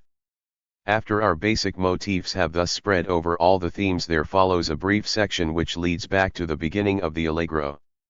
This section uses exclusively the introductory material, the basic element, but it is now veiled in a kind of twilight, ambiguous in its mood, even sinister. This is achieved by the deep strings which, after a sharply dissonant period, play our basic motif pianissimo in octaves, suggesting the idea of a musical abyss. It is as if the motto, as soon as it enters the real life of the symphony and loses its aloofness and objectivity, becomes something of a demonic power. The spell which surrounded it as a motto gives it a haunting halo within the abode of the symphony. Thus the different impact of a theme within the structure of the form becomes an element of its mood and of its expression. Formal structure and expressive contents are not two different aspects of music but are densely intertwined and interdependent. Only if we realize the formal emphasis of the introductory statement of our symphony can we fully understand the uncanny atmosphere of the end of its development. The motto-like character, the stony expression of our basic element at its first appearance helps to underscore it whenever it is confirmed by the It functions almost like a Wagnerian leitmotif, and it is this kind of treatment by which Schubert strongly indicates the direction of later Romanticism. The different surroundings, however, within which our basic element or leading motif appears, give it an entirely changed aspect. One may well compare Schubert's music to a landscape which, though remaining unchanged in itself, looks entirely different when viewed from different angles, from inside or outside, from the hilltop or from the valley. Let me just point to one last detail by which this may be demonstrated. Remember the particular role played by the trombones in our movement, which generally quote our basic theme. Now remember that at the very beginning this theme is not played by the trombones but by the horns. This has a salutary meaning. The horns are conspicuous enough to play a theme as a motto, but they are not so solemn and emphatic as the trombones. The reappearance of the theme in the trombones therefore makes a stronger effect than the humbler statement at the beginning, and also adds to the more expressive mood of our theme as soon as it is no longer outside but is rediscovered in the dense woods of the symphonic process. When the theme appears for the last time, at the end of the whole movement, it is accordingly played unisono by the full orchestra. However, it is no longer something particular and menacing, but it has become a totality which takes possession of the entire field, loses its threatening aspect and becomes positive and affirmative. It is not only a leitmotif, it is also a choral, and this double meaning is unfolded and vindicated by our movement. What we try to convey to our listeners is the dynamic unity of each selection of music, its inherent character of a process, and not the themes or melodies in themselves as isolated things. 2. B*, just the contrary.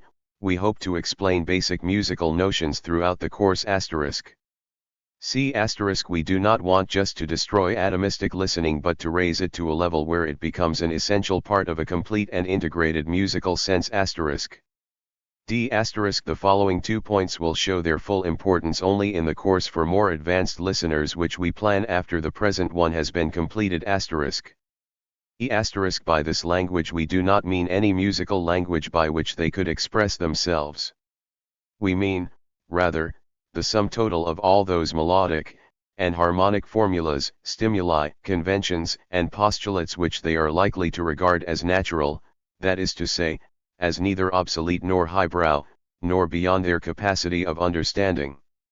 This language has to be refined throughout the course to such an extent that it leads to new musical experiences, taking shape in new and broader musical language, to whose idiom they are accustomed. It is not the language of the so-called musical classics, not even that of Haydn, in spite of its apparent simplicity. F, who provides a striking type of tune which more listeners are capable of understanding, and, at the same time, leads beyond the mere desiderate of tunefulness. G*, it should be added that the following outline still leaves unsettled the question of the speed of the whole course. One has to avoid two dangers: on the one side to proceed so slowly that it becomes didactic, boring, and trying; on the other hand, to go so rapidly that it is difficult for the listeners to follow. We have tried to set a medium course between these two possibilities, which may still be somewhat on the rapid side. The facts on the tempo of the program can probably be ascertained during the testing of our programs before they are broadcast, and the speed modified if necessary. The plan is intended to be flexible enough to allow for such modifications. The condensed form in which the idea of the broadcasts is here presented sometimes forces us to use technical language. Of course, the phraseology of the broadcasts will be totally different, and what is said in this memorandum is only the content of the broadcasts, but never the same expression which will be employed during the broadcasts themselves. It will be attempted to make them as simple, colloquial, and understandable as possible. H*, this broadcast deals with two of these forms, song form and variation form. I*, these variations actually do not vary to a great degree. They are only circumscriptions, often of identical material. The same is the case in a great many variations of so-called serious music. As a matter of fact, until Beethoven most variations were mere circumscriptions. With Beethoven, however, the variation form becomes independent, that is to say, it subjects its theme to real change and development. It is no longer paraphrased, it has its fate asterisk. J asterisk here the analysis has to go somewhat deeper in order to show what necessitates the sonata form, what demands the sonata structure asterisk. K asterisk further he is difficult because his music stresses the interconnections whereas the isolated details are nothing which contradicts present-day listening habits asterisk. L asterisk the principle of dialoguing the melody by making its elements appear successively in different parts, is to be described, and the idea of antiphonic music has to be expounded asterisk. M. N asterisk even the smallest theme must contain the potentiality of the process within itself asterisk. O asterisk we may take some nursery rhyme, perhaps London Bridge is falling down, to show how thematic workmanship takes place even within this nursery rhyme and then to show that one has to listen to a whole large piece of music as if it were one such melody, that is to say, with all the richness of motivic work shown in this melody, only that these harmonic interrelationships are no longer linked to one single part and that they now comprise dialogue and contrast. P asterisk the Moonlight Sonata, the Pathetic, the Fifth Symphony asterisk. Q asterisk I should be embarrassed if, after all this explanation, I discovered that composers and the people who talk about them have a special way of falling asleep asterisk. R asterisk I like to think of the small melody as a sort of paragon among melodies, a little model melody so perfect in its pattern that the big melody really has no choice but to imitate it. I even made up a little rhyme about it once, to make sure I'd remember. Big melodies are copycats of miniature melodic brats. Little melodies in each score denote the tunes they go before. Asterisk. 6 Unpopular music, material and text. Contents. Editor's note.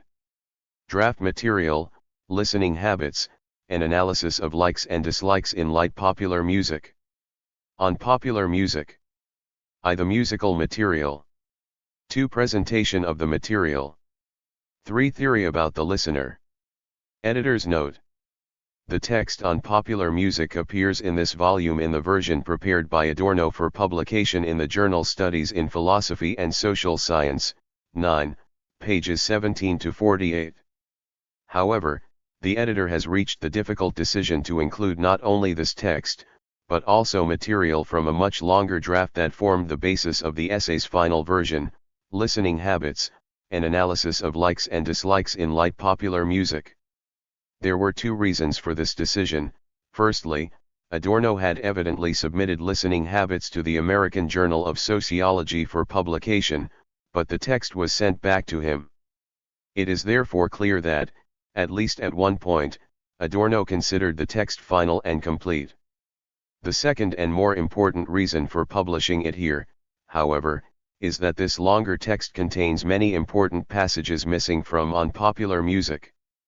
But as the latter text is superior to the earlier draft in every way, only those parts of Listening Habits have been taken up which were revised, including a long introductory section that is absent from Unpopular Music and begins directly below under the draft title Listening Habits, an analysis of likes and dislikes in light popular music. In the following, the material removed from Unpopular Music is presented in footnotes indicated by asterisks.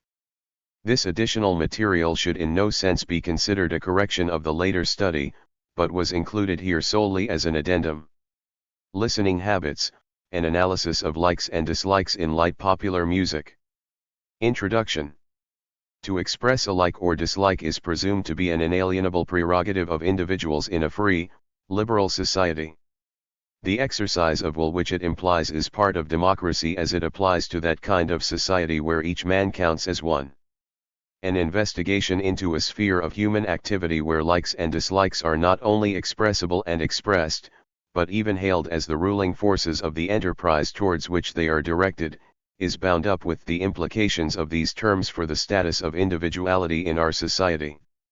If, however, it should be found that spontaneity and creative activity are in our society illusionary and not actualized on a mass scale but largely replaced by pseudo-individuality which merely reflects the objective social forces working upon the masses, our entire conception of the modern temper would have to be drastically revised. We take as a particular field for the investigation here the field of radio music as we have previously discussed it. Music has long been regarded as the stronghold for the free expression of opinion and taste. The advocates of common sense strongly defend the reality and the justification of individual taste in the field of music. Even if this is true of live music, it still would be imperative to investigate if, and to what extent, response to music still remains spontaneous in that particular realm where a centralized agency conveys musical sound waves to an unseen audience, namely, radio. In order to cope with the question of spontaneity in radio, however, it does not suffice only to analyze how radio as a centralized agency works, in what way it affects all music that goes through its channels and how it molds the musical outlook of the listener. It is equally important also to study the basic structure of the musical material which is the bulk of radio production and to employ the findings of such an analysis as a guide to a more comprehensive understanding of the sociological implications of radio as a whole. We are concerned not solely with the how of radio, its voice, but also with the what, its musical message.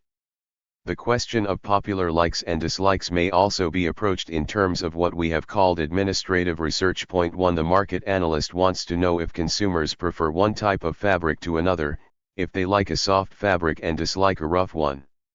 The benevolent administrative researcher aims at finding out whether certain products are liked or disliked, in order to discover what means to employ in achieving effects deemed desirable. Thus, for example, a musical educator in radio is interested in likes and dislikes in the fields of serious and light popular music so that he may be able to induce as wide an audience as possible to listen to material which he regards as good and to listen in a way which he considers adequate. From the point of view of social critique, the question of likes and dislikes obtains a more comprehensive investigatory setting. The social critic analyzes the reasons for the likes and dislikes which he finds as overt data in his investigation. He does not limit the analysis of these reasons to the materials that induce the likes and dislikes, nor does he limit it to the expressed reactions of subjects. He analyzes the social nexus in which they take place, that is, the situations within which a subject's likes or dislikes of something occurs. Individual differences, and even class differences of the broadest kind, are thought by social criticism to be subsumed under the fundamental structures of contemporary society. The same agencies are at work on the greengrocer as on the captain of industry. Thus, for instance, when studying likes and dislikes for certain types of sport, social criticism is not solely or mainly content with discovering which strata of the population are interested in boxing, which in baseball, and which are interested in football, but strives to unearth in what manner the interest in sports is connected with what may be called release through tolerated excesses, that is to say, with a spontaneity canalized by game rules and administrative agencies. Social criticism seeks to determine how, on the one hand, this frame of mind of today's masses is grounded in their material conditions and how, on the other hand, it makes itself felt in their behavior towards sports and the various sports. But the social analyst does not stop here. Suppose he came to the conclusion that likes and dislikes are conditioned to a much greater extent by the fundamental categories of contemporary society than one would superficially expect. The question would then arise of how far one is justified in talking about likes and dislikes at all, and how far the terms likes and dislikes, which held good in a period of relative individual freedom of taste, still survive under conditions antagonistic to the reality the terms seek to express. This step in the analysis of likes and dislikes, transcending the limits of these notions and critically dissolving them, can be taken only after basic consideration of contemporary society. The fact that heretofore social research into likes and dislikes has been grounded in market analysis is by no means fortuitous. That approach presupposes the actuality of a free market. The industrialist envisages himself in a system of free competition where every type of commodity is offered to the public, and the public in the last analysis decides what is to be produced, what can be sold, and in what quantities. The market analysis of likes and dislikes seeks to ascertain the trends of demand to which production may accommodate its offer. This absolute freedom of choice actually never existed even in a society with extensive competition. The distribution of goods has been primarily governed by the social power of production. The fact that in America the theory of customer hegemony over production has played such a large role is due to many factors, the most important of which is that the demand for certain goods had to be produced artificially in a country with frontier conditions, and that market analysis thus became the method of discovering the response to the demand stimulated from above. Though market analysis still serves this purpose today, its presuppositions have been rendered obsolete. Categories such as free competition, market, independent demand, individual tastes, cannot today be taken for granted. To be sure, competition still survives, but prevailingly only as an ideal nourished by the traditions of the past. Is it actually a competition which brings fundamentally different products to the customer, in which process only the fit products survive? One is struck by the tremendous similarity of a great many products which at first glance give the impression of unqualifiedly competing with one another. No matter to what extent in given enterprises and industries the economist may deny the reality of centralized control in the present epoch, within the customer's world something very close to such control appears.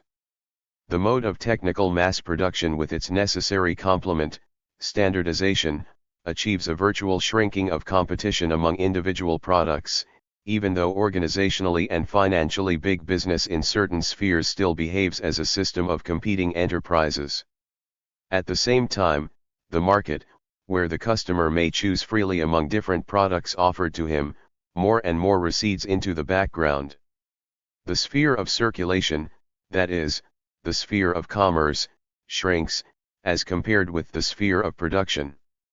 The merchant from whom the customer buys his gasoline, his radio equipment, or his drugs, ceases at an ever-increasing rate to be a free entrepreneur offering the customer whatever product may be obtained, and becomes a virtual employee of industry, even though his independence may remain titular. All this contributes to the fact that the basis of likes and dislikes, namely free choice, has disappeared. The available products are standardized to such a degree that likes and dislikes are largely superficial, and, in a great many cases, the consumer is not even offered a choice among similar commodities, but no choice at all. The hypothesis is thus justified that the tendency toward industrial concentration and standardization noticeable in the sphere of production and in the character of the products, makes itself felt within the customer's attitudes.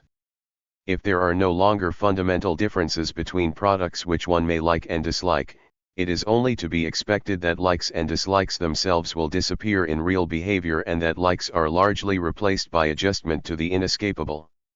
Yet, no social scientist can ignore the fact that in a situation where his general considerations lead him to expect the vanishing of likes and dislikes, he is confronted with an almost stubborn adherence of the consumer subjects to their likes and dislikes, and even a great consistency in the matter of such preferences. It is an essential task of social critique not only to explain the dissolution of the actuality of likes and dislikes, but also to explain their survival as categories, the consistency of their application, and the processes by which they survive. The administrative researcher would content himself with finding out the likes and dislikes which he treats as his data, and he would try to trace them back to their elementary factors such as the quality of the object in question, advertising, institutional influences, the psychology of the subjects, and so on. As long as he is faced with clear-cut likes and dislikes, he will reject any skepticism concerning them as mere fancifulness, against which he could pose the overwhelming insistence of all the thousands of subjects who, when confronted with a multiple-choice questionnaire, do not hesitate to note that they like one thing and dislike another. The social critique is not disdainful of these facts. Rather, it addresses them with considerations about the shrinking of the market and free choice, and with the necessary inference from these considerations, namely, that by and large the structure of production and the character of products no longer permit of likes and dislikes as activities of free will. The objective structure of society induces in the social critic doubts regarding the ultimate reality of certain subjective phenomena. It is the task of the social critique to develop at this point a consistent theory to account for the abolition of likes and dislikes effectuated by changes in the sphere of production, and for the survival of likes and dislikes as evinced by empirical results. Social criticism can regard the problem as solved only if it can find an explanation which not only accounts for these contradictory phenomena but actually demonstrates them as a functional unity in behavior. That is, we must arrive at propositions which are capable of explaining the survival of likes and dislikes by consideration of those very material processes which necessitate their dying away. This study is an attempt to outline a critical theory of likes and dislikes through music. The study is confined to the sphere of light popular music or song hits. This material exemplifies all the problems sketched above: far-reaching standardization, abolition of the market in the sense of free choice, adjustment to standardized behavior patterns, and simultaneously survival of the categories of like and dislike. Light popular music is a commodity produced under a far-reaching division of labor and distributed on a mass scale. It is hardly going too far to assert that the methods by which light popular music is spread coincide with the advertising methods used for any other standardized consumer good. On the other hand, the fact that light popular music is not a consumer good in the sense of fulfilling demands of immediate material necessity, as in the case of food and clothing, gives it the aura of a luxury good, thus enhancing the survival capacity of the very notions of likes and dislikes challenged by the structure of the material itself. Thus light popular music offers an extreme and hence paradigmatic case for a social critique of likes and dislikes. From the viewpoint of radio research, light popular music deserves particular attention because the overwhelming majority of all music that fills the air falls into this category. We must devote special attention to this material, which is regarded as unserious and therefore harmless and, to a certain extent, escapes attention because its whole setting is one of distraction. C. But the like-dislike problem is by no means limited to light popular music.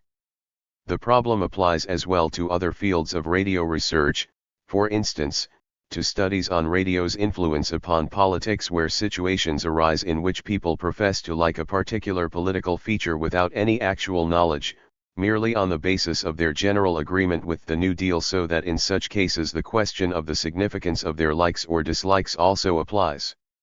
Here irrational elements such as general agreement with the policy from which the particular agreement is deduced still plays an important role.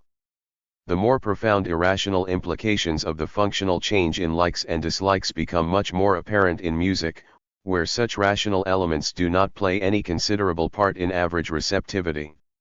If we assume, however, that the rational elements in modern mass behavior patterns largely serve as mere rationalizations, light popular music, where such rationalizations do not occur, is a particularly rich and representative field for investigation into popular likes and dislikes. The present study is concerned with light popular music exclusively from the viewpoint sketched immediately above. The general outline of the study conforms to the fundamental premise of the social critique of radio music, insofar as theories and hypotheses concerning the listener are deduced from an analysis of the musical material itself. According to this scheme, the study falls into three main sections. The first section analyzes the sphere of production. It is concerned with questions such as, does the material of light popular music itself allow for spontaneous likes and dislikes? What effects upon listeners are foreshadowed and prescribed by the structure of this material? How does this material fit within the basic structure of our society as a whole? In what way is it manipulated in contemporary society? It is necessary to analyze the basic structure of light popular music as against serious music, a difference which is generally taken for granted and which has never been defined in its specific details. Then the social implications of the inherent structure of light popular music have to be studied.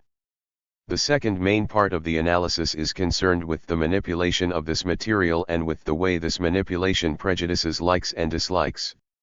This is the problem of plugging, the function of plugging as far as the social effect of light popular music is concerned, the necessary conditions of plugging, the spheres of activity for plugging, its dynamics, and the relation of these dynamics to likes and dislikes. The third main section of the study draws the inferences concerning the musical listener, his habits and likes and dislikes, from the preceding analyses of the spheres of production and of distribution. 1. It first formulates the major hypotheses about likes and dislikes within the total setting of modern light popular music. This is done from the dual viewpoint that likes are largely aroused by the manipulation of the material and that, in the last analysis, likes and dislikes are abolished and replaced by adjustments such as that represented by recognition or that's it, experiences in the field of song hits. 2. Then it sets forth some of the basic psychological categories of today's mass listening to hit music, such as musical apperception in the stage of distraction and attitudes toward this music. Here we reach the decisive point of the insistence of the individuals upon their likes and dislikes, their spitefulness, and the particular attitude of artificially inducing their own likes, particularly in the form of jitterbug enthusiasm. On popular music. I. The musical material. The two spheres of music ***. Popular music, which produces the stimuli we are here investigating, is usually characterized by its difference from serious music. This difference is generally taken for granted and is looked upon as a difference of levels considered so well defined that most people regard the values within them as totally independent of one another.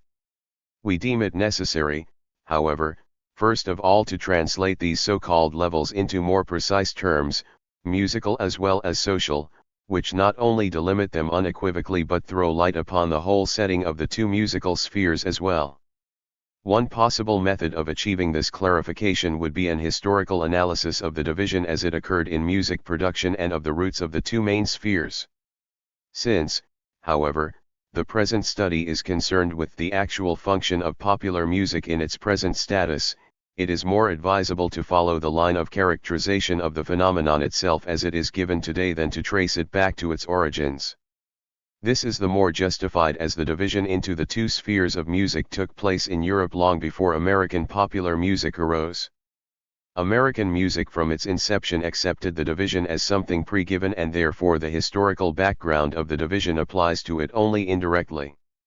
Hence we see first of all an insight into the fundamental characteristics of popular music in the broadest sense.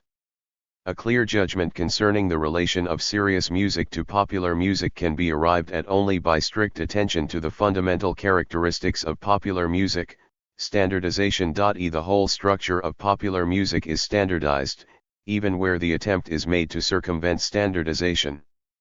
Standardization extends from the most general features to the most specific ones. Best known is the rule that the chorus consists of 32 bars and that the range is limited to one octave and one note. The general types of hits are also standardized, not only the dance types, the rigidity of whose pattern is understood, but also the characters such as mother songs, home songs, nonsense or novelty songs, pseudo-nursery rhymes, laments for a lost girl. Most important of all, the harmonic cornerstones of each hit, the beginning and the end of each part, must beat out the standard scheme. This scheme emphasizes the most primitive harmonic facts no matter what has harmonically intervened. Complications have no consequences. This inexorable device guarantees that regardless of what aberrations occur, the hit will lead back to the same familiar experience, and nothing fundamentally novel will be introduced. The details themselves are standardized no less than the form, and a whole terminology exists for them such as break, blue chords, dirty notes. Their standardization, however, is somewhat different from that of the framework. It is not overt like the latter but hidden behind a veneer of individual effects whose prescriptions are handled as the expert's secret, however open the secret may be to musicians generally. This contrasting character of the standardization of the whole and part provides a rough, preliminary setting for the effect upon the listener. The primary effect of this relation between the framework and the detail is that the listener becomes prone to evince stronger reactions to the part than to the whole.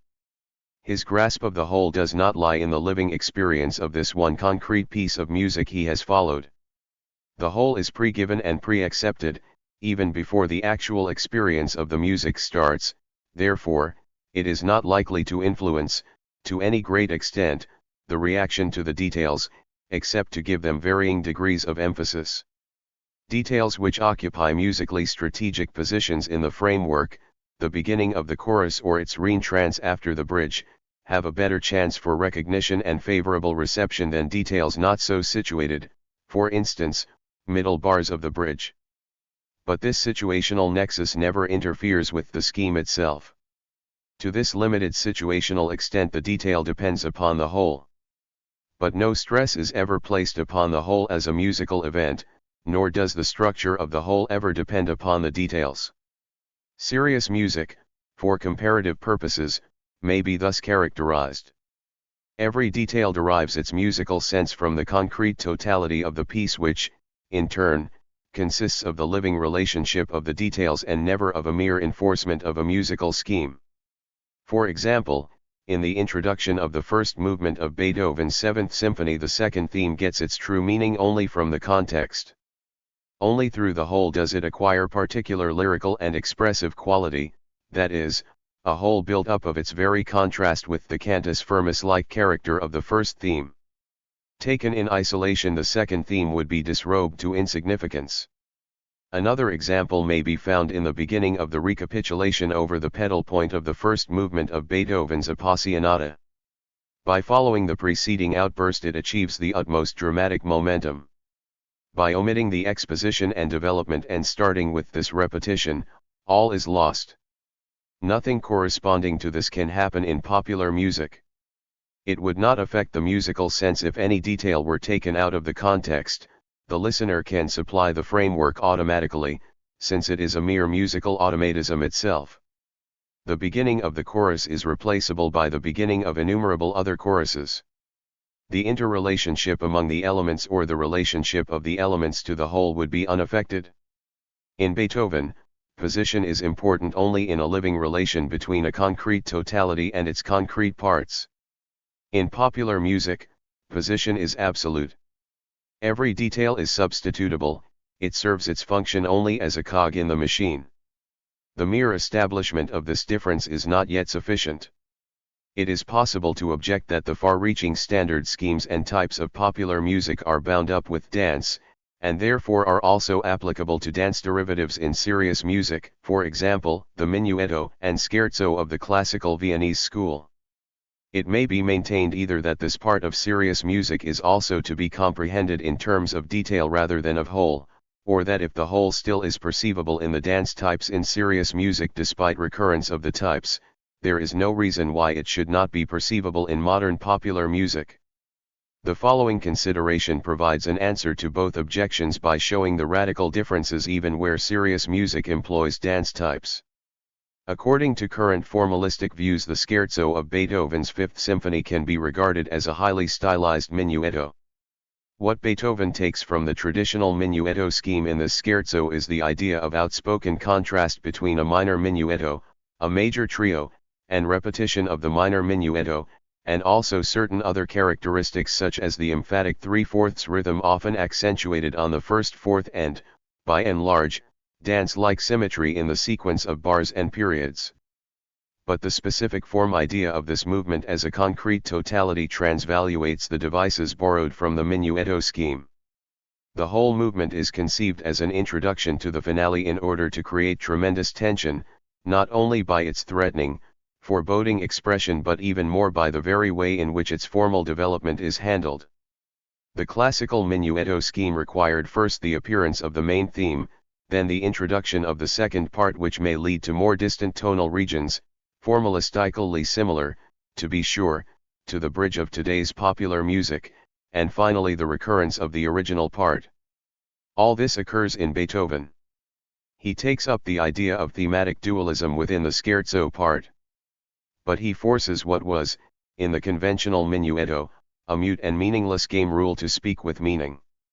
He achieves complete consistency between the formal structure and its specific content, that is to say, the elaboration of its themes. The whole scherzo part of this scherzo consists of the dualism of two themes, the creeping figure in the strings and the objective, stone-like answer of the wind instruments. This dualism is not developed in a schematic way so that first the phrase of the strings is elaborated, then the answer of the winds, and then the string theme is mechanically repeated.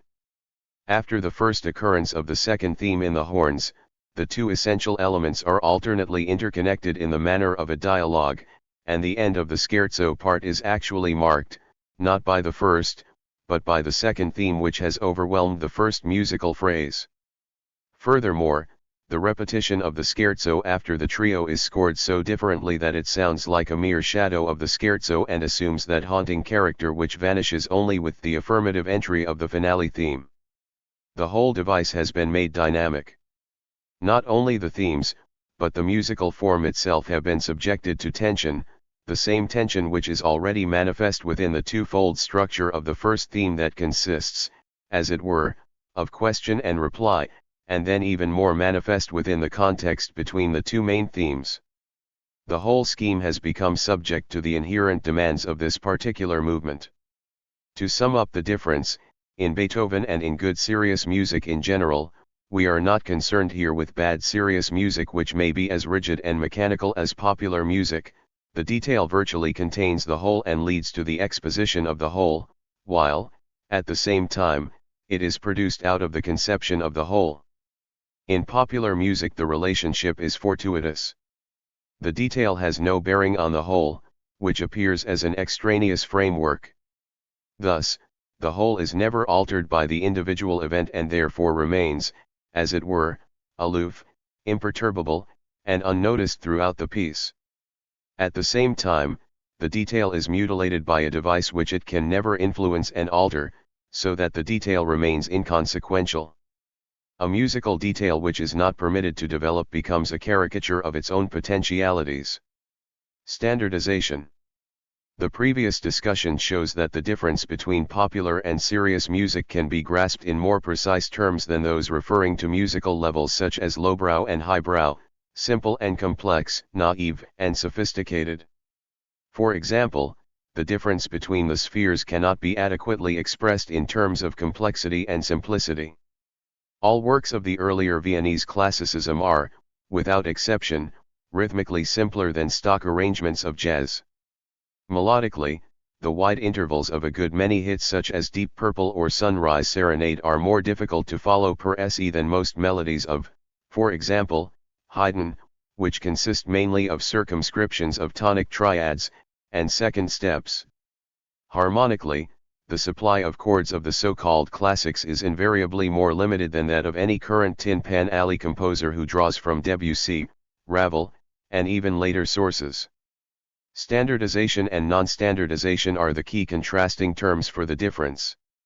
Structural standardization aims at standard reactions. Listening to popular music is manipulated not only by its promoters, but as it were, by the inherent nature of this music itself, into a system of response mechanisms wholly antagonistic to the ideal of individuality in a free, liberal society. This has nothing to do with simplicity and complexity.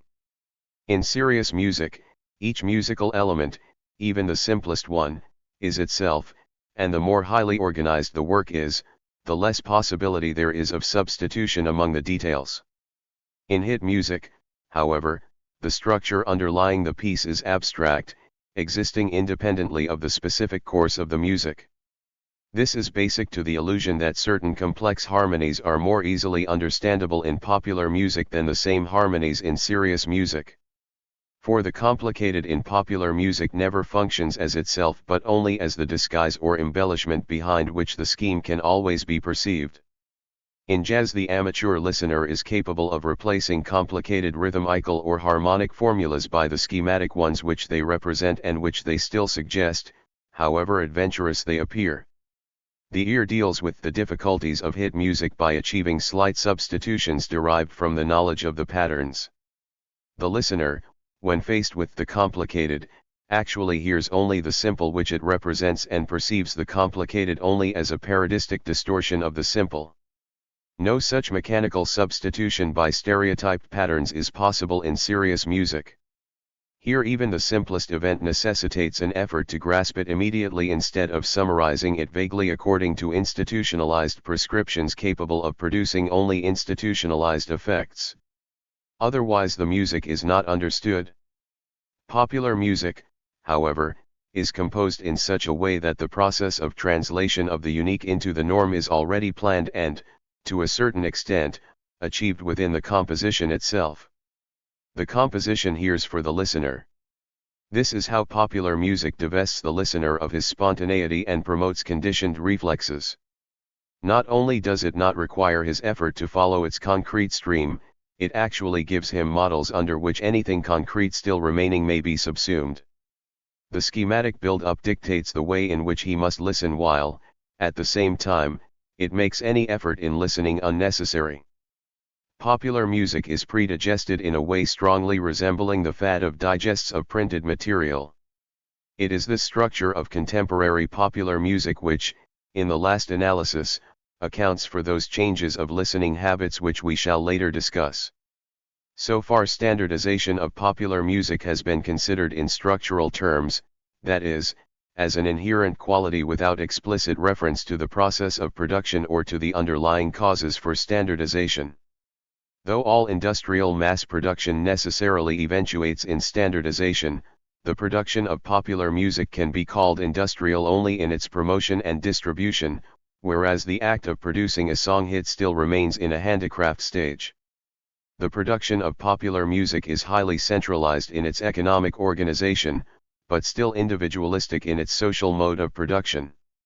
The division of labor among the composer, harmonizer, and arranger is not industrial but rather pretends industrialization, in order to look more up to date, whereas it has actually adapted industrial methods for the technique of its promotion. It would not increase the costs of production if the various composers of hit tunes did not follow certain standard patterns. Therefore, we must look for other reasons for structural standardization, very different reasons from those which account for the standardization of motor cars and breakfast foods. Imitation offers a lead for coming to grips with the basic reasons for it. The musical standards of popular music were originally developed by a competitive process. As one particular song scored a great success, hundreds of others sprang up imitating the successful one. The most successful hits, types, and ratios between elements were imitated, and the process culminated in the crystallization of standards. Under centralized conditions such as exist today, the standards have become frozen. That is, they have been taken over by cartelized agencies, the final results of a competitive process, and rigidly enforced upon material to be promoted. Non-compliance with the rules of the game became the basis for exclusion. The original patterns that are now standardized evolved in a more or less competitive way. Large-scale economic concentration institutionalized the standardization and made it imperative. As a result, innovations by rugged individualists have been outlawed. The standard patterns have become invested with the immunity of bigness, the king can do no wrong. This also accounts for revivals in popular music. They do not have the outworn character of standardized products manufactured after a given pattern. The breath of free competition is still alive within them. On the other hand, the famous old hits which are revived set the patterns which have become standardized. They are the golden age of the game rules. This freezing of standards is socially enforced upon the agencies themselves.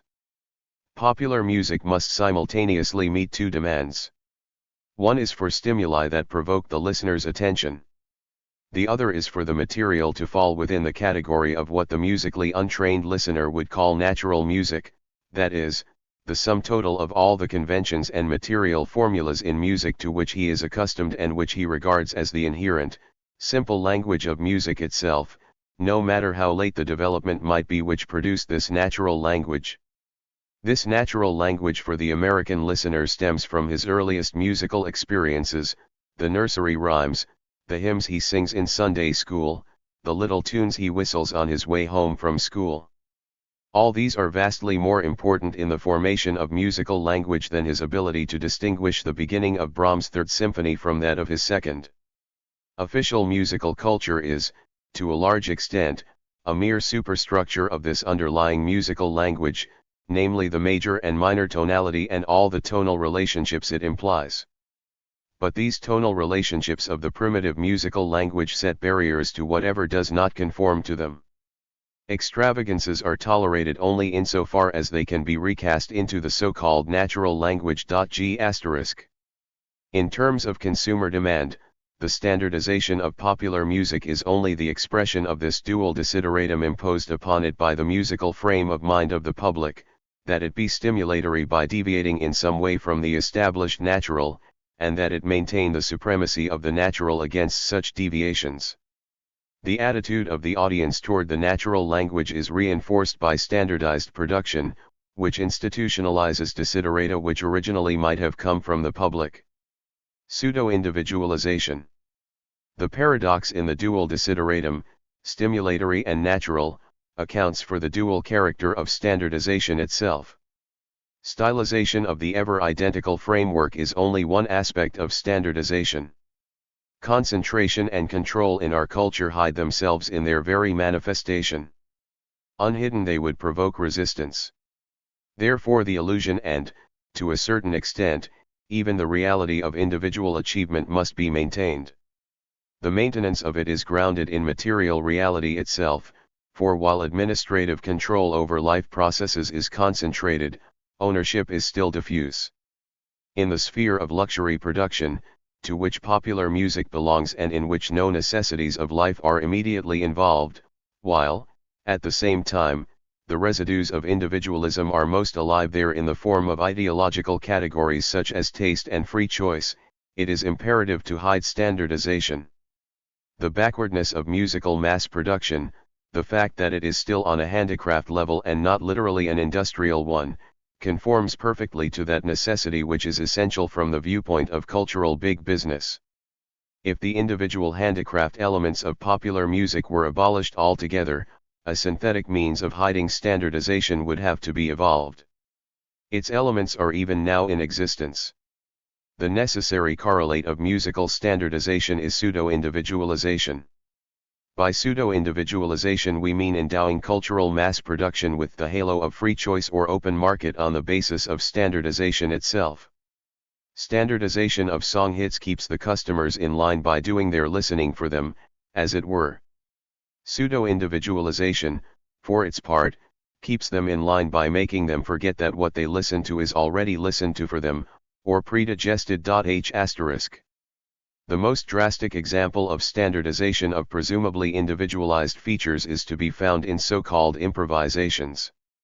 Even though jazz musicians still improvise in practice, their improvisations have become so normalized as to enable a whole terminology to be developed to express the standard devices of the individualization, a terminology which in turn is ballyhooed by jazz publicity agents to foster the myth of pioneer artisanship and at the same time flatter the fans by apparently allowing them to peep behind the curtain and get the inside story.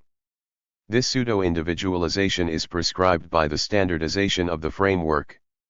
The latter is so rigid that the freedom it allows for any sort of improvisation is severely delimited.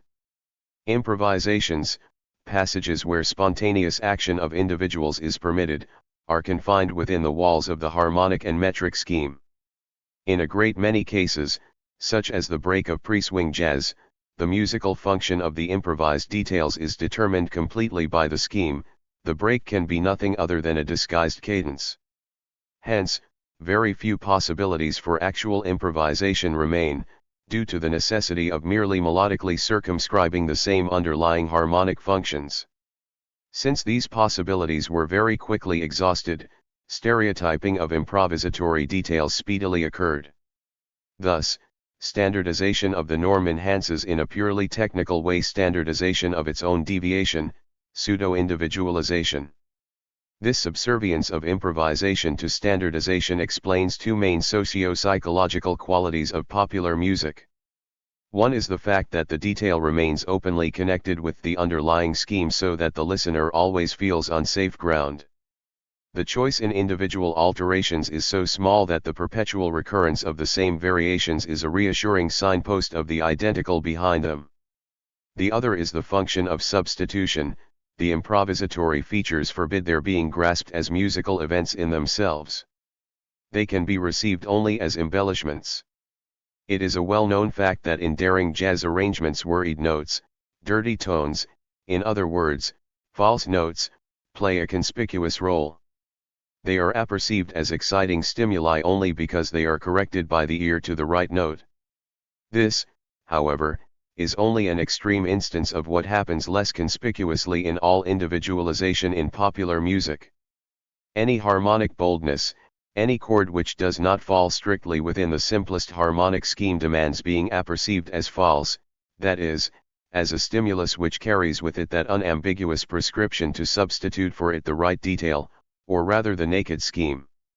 Understanding popular music means obeying such commands for listening. Popular music commands its own listening habits.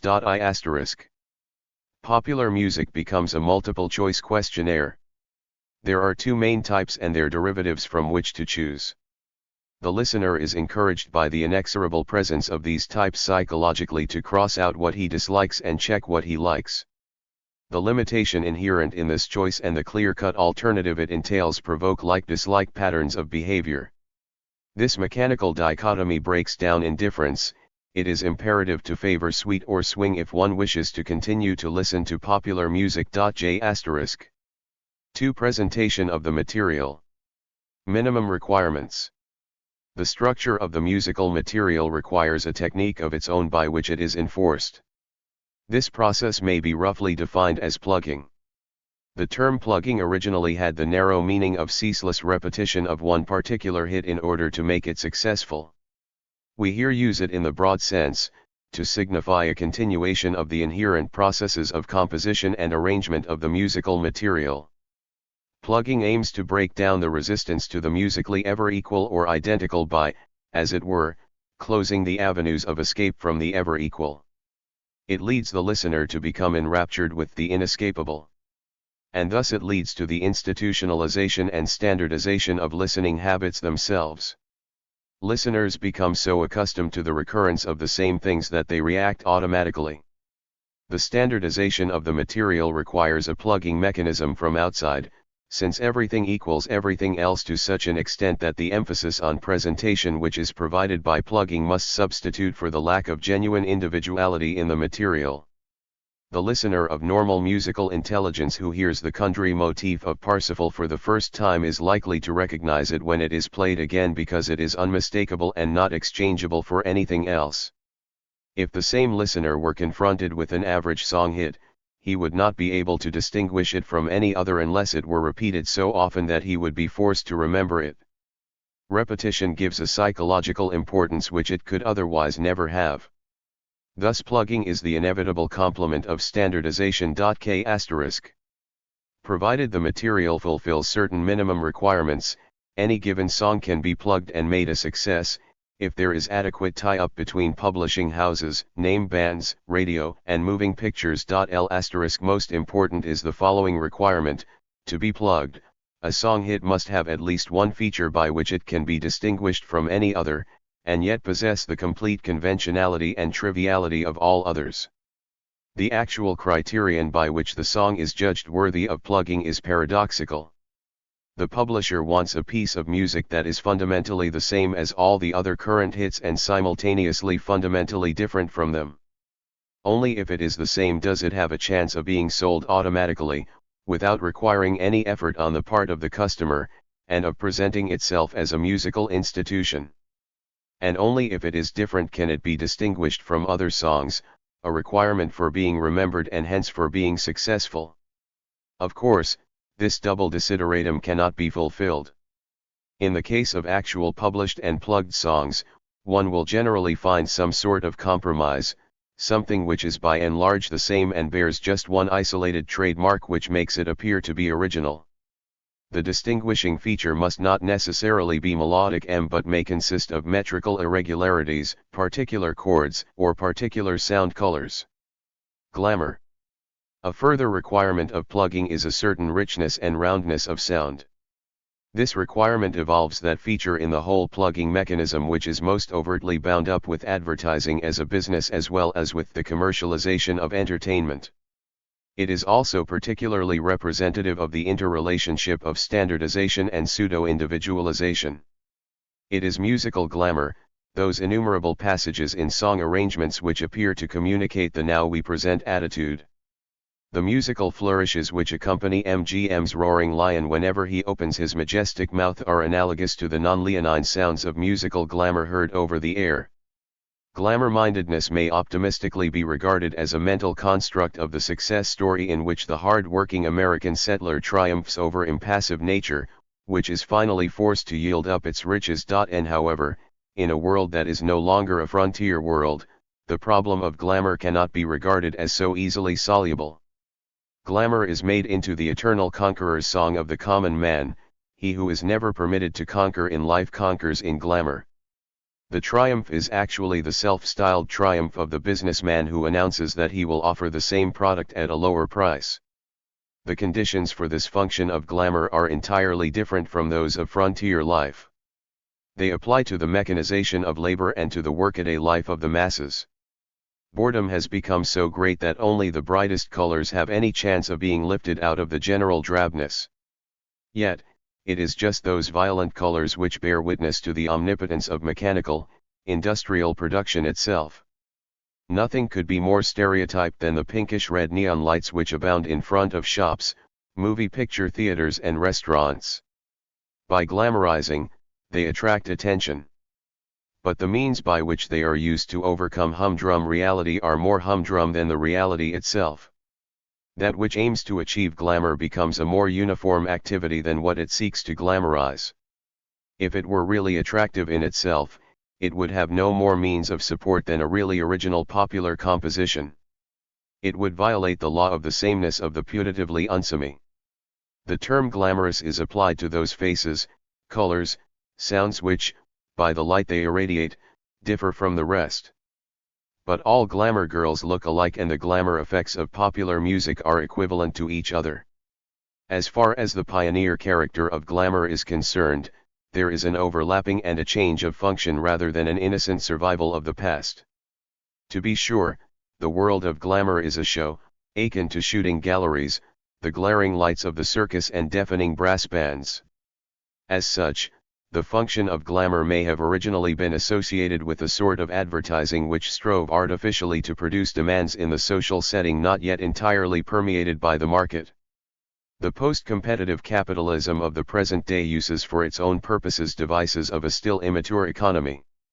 Thus, glamour has a haunting quality of historic revival in radio, comparable to the revival of the Midway Circus barker in today's radio barker who implores his unseen audience not to fail to sample wares and does so in tones which arouse hopes beyond the capacity of the commodity to fulfill. All glamour is bound up with some sort of trickery. Listeners are nowhere more tricked by popular music than in its glamorous passages. Flourishes and jubilations express triumphant thanksgiving for the music itself, a self-eulogy of its own achievement in exhorting the listener to exultation and of its identification with the aim of the agency in promoting a great event. However, as this event does not take place apart from its own celebration, the triumphant thanksgiving offered up by the music is a self-betrayal. It is likely to make itself felt as such unconsciously in the listeners, just as the child resents the adults praising the gifts he made to the child in the same words which the child feels it is his own privilege to use. Baby talk. It is not accidental that glamour leads to child behavior. Glamour, which plays on the listener's desire for strength, is concomitant with a musical language which betokens dependence. The children's jokes, the purposely wrong orthography, the use of children's expressions in advertising, take the form of a musical children's language in popular music. There are many examples of lyrics characterized by an ambiguous irony in that, while affecting a children's language, they at the same time display contempt of the adult for the child or even give a derogatory or sadistic meaning to children's expressions. Genuine and pseudo-nursery rhymes are combined with purposeful alterations of the lyrics of original nursery rhymes in order to make them commercial hits. The music, as well as the lyrics, tends to affect such a children's language. Some of its principal characteristics are, unabating repetition of some particular musical formula comparable to the attitude of the child incessantly uttering the same demand, the limitation of many melodies to very few tones, comparable to the way in which a small child speaks before he has the full alphabet at his disposal, purposely wrong harmonization resembling the way in which small children express themselves in incorrect grammar, also certain oversweet sound colors, functioning like Musical cookies and candies. P** treating adults as children is involved in that representation of fun which is aimed at relieving the strain of their adult responsibilities. Moreover, the children's language serves to make the musical product popular with the subjects by attempting to bridge, in the subject's consciousness, the distance between themselves and the plugging agencies, by approaching them with the trusting attitude of the child asking an adult for the correct time even though he knows neither the strange man nor the meaning of time. Plugging the whole field. The plugging of songs is only a part of a mechanism and obtains its proper meaning within the system as a whole. Basic to the system is the plugging of styles and personalities. The plugging of certain styles is exemplified in the word swing. This term has neither a definite and unambiguous meaning nor does it mark a sharp difference from the period of pre-swing hot jazz up to the middle 30s. The lack of justification in the material for the use of the term arouses the suspicion that its usage is entirely due to plugging, in order to rejuvenate an old commodity by giving it a new title. Similarly, plugged is the whole swing terminology indulged in by jazz journalism and used by jitterbugs, a terminology which, according to Hobson, makes jazz musicians wince. Q. The less inherent in the material are the characteristics plugged by a pseudo-expert terminology, the more are such auxiliary forces as announcers and commentaries needed. There is good reason to believe that this journalism partly belongs immediately to the plugging mechanism, insofar as it depends upon publishers, agencies, and name bands. At this point, however, a sociological qualification is pertinent. Under contemporary economic conditions, it is often futile to look for corruption, because people are compelled to behave voluntarily in ways one expected them to behave only when they were paid for it. The journalists who take part in the promotion of a Hollywood oomph girl need not be bribed at all by the motion picture industry. The publicity given to the girl by the industry itself is in complete accord with the ideology pervading the journalism which takes it up. And this ideology has become the audience's. The match appears to have been made in heaven. The journalists speak with unbought voices. Once a certain level of economic backing for plugging has been reached, the plugging process transcends its own causes and becomes an autonomous social force. R**. Above all other elements of the plugging mechanism stands the plugging of personalities, particularly of band leaders. Most of the features actually attributable to jazz arrangers are officially credited to the conductor, arrangers, who are probably the most competent musicians in the United States, often remain in obscurity, like scenario writers in the movies. The conductor is the man who immediately faces the audience.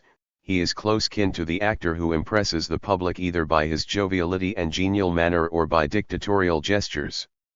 It is the face-to-face relation with the conductor which makes it possible to transfer to him any achievement. T**. Further, the leader and his band are still largely regarded by the audience as bearers of improvisatory spontaneity. The more actual improvisation disappears in the process of standardization and the more it is superseded by elaborate schemes, the more must the idea of improvisation be maintained before the audience. The arranger remains obscure partly because of the necessity for avoiding the slightest hint that popular music may not be improvised, but must, in most cases, be fixed and systematized. U**. 3. Theory about the listener. Recognition and acceptance. Mass listening habits today gravitate about recognition. Popular music and its plugging are focused on this habituation. The basic principle behind it is that one need only repeat something until it is recognized in order to make it accepted. This applies to the standardization of the material as well as to its plugging. What is necessary in order to understand the reasons for the popularity of the current type of hit music is a theoretical analysis of the processes involved in the transformation of repetition into recognition and of recognition into acceptance. The concept of recognition, however, may appear to be too unspecific to explain modern mass listening.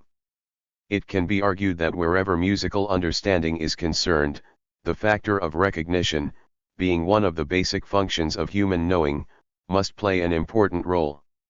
Certainly one understands a Beethoven sonata only by recognizing some of its features as being abstractly identical with others which one knows from former experience, and by linking them up with the present experience. The idea that a Beethoven sonata could be understood in a void without relating it to elements of musical language which one knows and recognizes, would be absurd. What matters, however, is what is recognized. What does a real listener recognize in a Beethoven sonata? He certainly recognizes the system upon which it is based, the major-minor tonality, the interrelationship of keys which determines modulation, the different chords and their relative expressive value, certain melodic formulas, and certain structural patterns. All the recognizable elements are organized in good serious music by a concrete and unique musical totality from which they derive their particular meaning, in the same sense as a word in a poem derives its meaning from the totality of the poem and not from the everyday use of the word, although the recognition of this everydayness of the word may be the necessary presupposition of any understanding of the poem. The musical sense of any piece of music may indeed be defined as that dimension of the piece which cannot be grasped by recognition alone, by its identification with something one knows. It can be built up only by spontaneously linking the known elements, a reaction as spontaneous by the listener as it was spontaneous by the composer, in order to experience the inherent novelty of the composition. The musical sense is the new, something which cannot be traced back to and subsumed under the configuration of the known, but which springs out of it, if the listener comes to its aid. It is precisely this relationship between the recognized and the new which is destroyed in popular music. Recognition becomes an end instead of a means. The recognition of the mechanically familiar in a hit tune leaves nothing which can be grasped as new by a linking of the various elements. As a matter of fact, the link between the elements is pre-given in popular music as much as, or even to a greater extent than, the elements are themselves. Hence, recognition and understanding must here coincide, whereas in serious music understanding is the act by which universal recognition leads to the emergence of something fundamentally new. W***. An appropriate beginning for investigating recognition in respect of any particular song hit may be made by drafting the scheme which divides the experience of recognition into its different components. Psychologically, all the factors we enumerate are interwoven to such a degree that it would be impossible to separate them from one another in reality, and any temporal order given them would be highly problematical. Our scheme is directed more toward the different objective elements involved in the experience of recognition, than toward the way in which the actual experience feels to a particular individual or individuals. X**. The components we consider to be involved are the following. A. Vague remembrance. B. Actual identification. C. Subsumption by label. D. Self-reflection on the act of recognition. E. Psychological transfer of recognition authority to the object. A. The more or less vague experience of being reminded of something. The standardization of the material sets the stage for vague remembrance in practically every song, since each tune is reminiscent of the general pattern and of every other. An aboriginal prerequisite for this feeling is the existence of a vast supply of tunes, an incessant stream of popular music which makes it impossible to remember each and every particular song. B. The moment of actual identification, the actual that's it, experience. This is attained when vague remembrance is searchlighted by sudden awareness. It is comparable to the experience one has sitting in a room that has been darkened when suddenly the electric light flares up again. By the suddenness of its being lit, the familiar furniture obtains, for a split second, the appearance of being novel. The spontaneous realization that this very piece is the same as what one heard at some other time, tends to sublate, for a moment, the ever-impending peril that something is as it always was. It is characteristic of this factor of the recognition experience that it is marked by a sudden break. There is no gradation between the vague recollection and full awareness but, rather, a sort of psychological jump. This component may be regarded as appearing somewhat later in time than vague remembrance. This is supported by consideration of the material. It is probably very difficult to recognize most song hits by the first 2 or 3 notes of their choruses, at least the first motif must have been played, and the actual act of recognition should be correlated in time with the apperception, or realization, of the first complete motif-ical gestalt of the chorus. C. The element of subsumption, the interpretation of the "that's it" experience by an experience such as "that's the hit night and day." It is this element of recognition which relates recognition most intimately to the factor of social backing. The most immediate implication of this component may be the following: the moment the listener recognizes the hit as the so-and-so, that is, as something established and known not merely to him alone, he feels safety in numbers and follows the crowd of all those who have heard the song before and who are supposed to have made its reputation. This is concomitant with or follows hard upon the heels of element B. The connecting reaction consists partly in the revelation to the listener that his apparently isolated, individual experience of a particular song is a collective experience. The moment of identification of some socially established highlight often has a dual meaning. One not only identifies it innocently as being this or that, subsuming it under this or that category, but by the very act of identifying it, one also tends unwittingly to identify oneself with the objective social agencies or with the power of those individuals who made this particular event fit into this pre-existing category and thus established it. The very fact that an individual is capable of identifying an object as this or that allows him to take vicarious part in the institution which made the event what it is and to identify himself with this very institution. D. The element of self-reflection on the act of identification. This trend can be properly understood by considering the disproportion between the huge number of lesser-known songs and the few established ones. The individual who feels drowned by the stream of music feels a sort of triumph in the split second during which he is capable of identifying something. Masses of people are proud of their ability to recognize any music, as illustrated by the widespread habit of humming or whistling the tune of a familiar piece of music which has just been mentioned, in order to indicate one's knowledge of it, and the evident complacency which accompanies such an exhibition. By the identification and subsumption of the present listening experience under the category "this is the hit so-and-so," this hit becomes an object to the listener, something fixed and permanent. This transformation of experience into an object, the fact that by recognizing a piece of music one has command over it and can reproduce it from one's own memory, makes it more proprietable than ever. It has two conspicuous characteristics of property, permanence and being subject to the owner's arbitrary will. The permanence consists in the fact that if one remembers a song and can recall it all the time, it cannot be expropriated. The other element, that of control over music, consists in the ability to evoke it presumably at will at any given moment, to cut it short, and treat it whimsically. The musical properties are, as it were, at the mercy of their owner. In order to clarify this element, it may be appropriate to point to one of its extreme though by no means rare manifestations.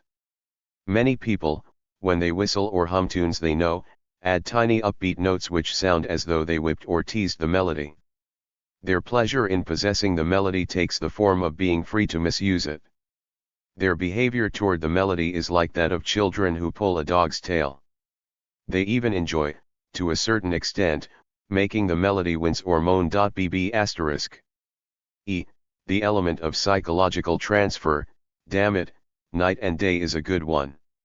This is the tendency to transfer the gratification of ownership to the object itself and to attribute to it, in terms of likes, preference, or objective quality, the enjoyment of ownership which one has attained.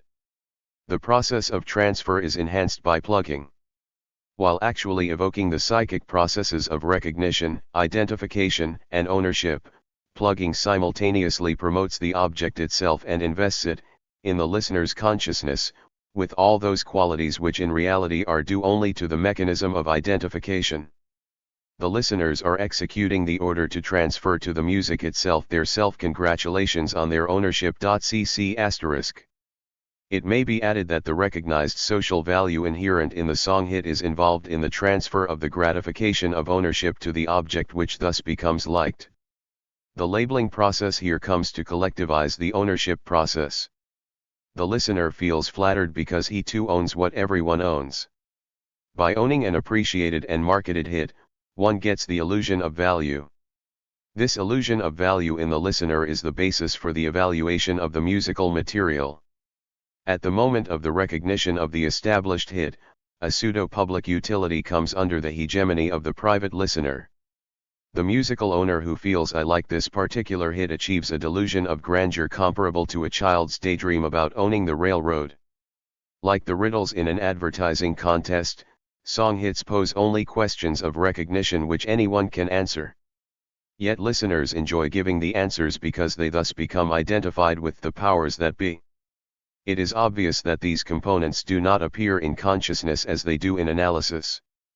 As the divergence between the illusion of private ownership and the reality of public ownership is a very wide one, and as everyone knows that what is written especially for you is subject to the clause that any copying of the words or music of the song or any portion thereof makes the infringer liable to prosecution under the United States copyright law, one may not regard these processes as too unconscious either. It is probably correct to assume that most listeners, in order to comply with what they regard as social desiderata and to prove their citizenship, half humorously join the conspiracy as caricatures of their own potentialities and suppress bringing to awareness the operative mechanisms by insisting to themselves and to others that the whole thing is only good clean fun anyhow. The final component in the recognition process, psychological transfer, leads analysis back to plugging. Recognition is socially effective only when backed by the authority of a powerful agency. That is, the recognition constructs do not apply to any tune but only to successful tunes, success being judged by the backing of central agencies. In short, recognition, as a social determinant of listening habits, works only on plugged material. A listener will not abide the playing of a song repeatedly on the piano. Played over the air, it is tolerated with joy all through its heyday. The psychological mechanism here involved may be thought of as functioning in this way: if some song hit is played again and again on the air, the listener begins to think that it is already a success. This is furthered by the way in which plugged songs are announced in broadcasts, often in the characteristic form of "you will now hear the latest smash hit." Repetition itself is accepted as a sign of its popularity. GG*. Popular music and leisure time. So far the analysis has dealt with reasons for the acceptance of any particular song hit. In order to understand why this whole type of music maintains its hold on the masses, some considerations of a more general kind may be appropriate. The frame of mind to which popular music originally appealed, on which it feeds, and which it perpetually reinforces, is simultaneously one of distraction and inattention. Listeners are distracted from the demands of reality by entertainment which does not demand attention either. The notion of distraction can be properly understood only within its social setting and not in self-subsistent terms of individual psychology. Distraction is bound to the present mode of production, to the rationalized and mechanized process of labor to which, directly or indirectly, masses are subject. This mode of production, which engenders fears and anxiety about unemployment, loss of income, war, has its non-productive correlate in entertainment, that is, relaxation which does not involve the effort of concentration at all. People want to have fun. A fully concentrated and conscious experience of art is possible only to those whose lives do not put such a strain on them that in their spare time they want relief from both boredom and effort simultaneously. The whole sphere of cheap commercial entertainment reflects this dual desire. It induces relaxation because it is patterned and predigested. Its being patterned and predigested serves within the psychological household of the masses to spare them the effort of that participation without which there can be no receptivity to art. On the other hand, the stimuli they provide permit an escape from the boredom of mechanized labor. The promoters of commercialized entertainment exonerate themselves by referring to the fact that they are giving the masses what they want. This is an ideology appropriate to commercial purposes. The less the mass discriminates, the greater the possibility of selling cultural commodities indiscriminately. Yet this ideology of vested interests cannot be dismissed so easily. It is not possible completely to deny that mass consciousness can be molded by the operative agencies only because the masses want this stuff. But why do they want this stuff? In our present society, the masses themselves are needed by the same mode of production as the arty craft material foisted upon them. The customers of musical entertainment are themselves objects or, indeed, products of the same mechanisms which determine the production of popular music. Their spare time serves only to reproduce their working capacity. It is a means instead of an end. The power of the process of production extends over the time intervals which on the surface appear to be free. They want standardized goods and pseudo-individualization, because their leisure is an escape from working and at the same time is molded after those psychological attitudes to which their workaday world exclusively habituates them. Popular music is for the masses a perpetual busman's holiday. Thus, there is justification for speaking of a pre-established harmony today between production and consumption of popular music. The people clamor for what they are going to get anyhow. To escape boredom and avoid effort are incompatible, hence the reproduction of the very attitude from which escape is sought. To be sure, the way in which they must work on the assembly line, in the factory, or at office machines denies people any novelty. They seek novelty, but the strain and boredom associated with actual work leads to avoidance of effort and that leisure time which offers the only chance for really new experience. As a substitute, they crave a stimulant. Popular music comes to offer it. Its stimulations are met with the inability to vest effort in the ever identical. This means boredom again. It is a circle which makes escape impossible. The impossibility of escape causes the widespread attitude of inattention toward popular music. The moment of recognition is that of effortless sensation. The sudden attention attached to this moment burns itself out instanter and relegates the listener to a realm of inattention and distraction. On the one hand, the domain of production and plugging presupposes distraction and, on the other, produces it. 2 asterisk. In this situation the industry faces an insoluble problem. It must arouse attention by means of the ever-new products, but this attention spells their doom. If no attention is given to the song, it cannot be sold.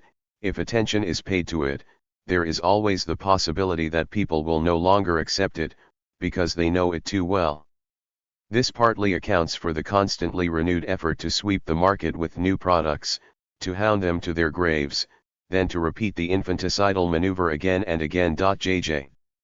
On the other hand, distraction is not only a presupposition but also a product of popular music. Kk*. The tunes themselves lull the listener to inattention.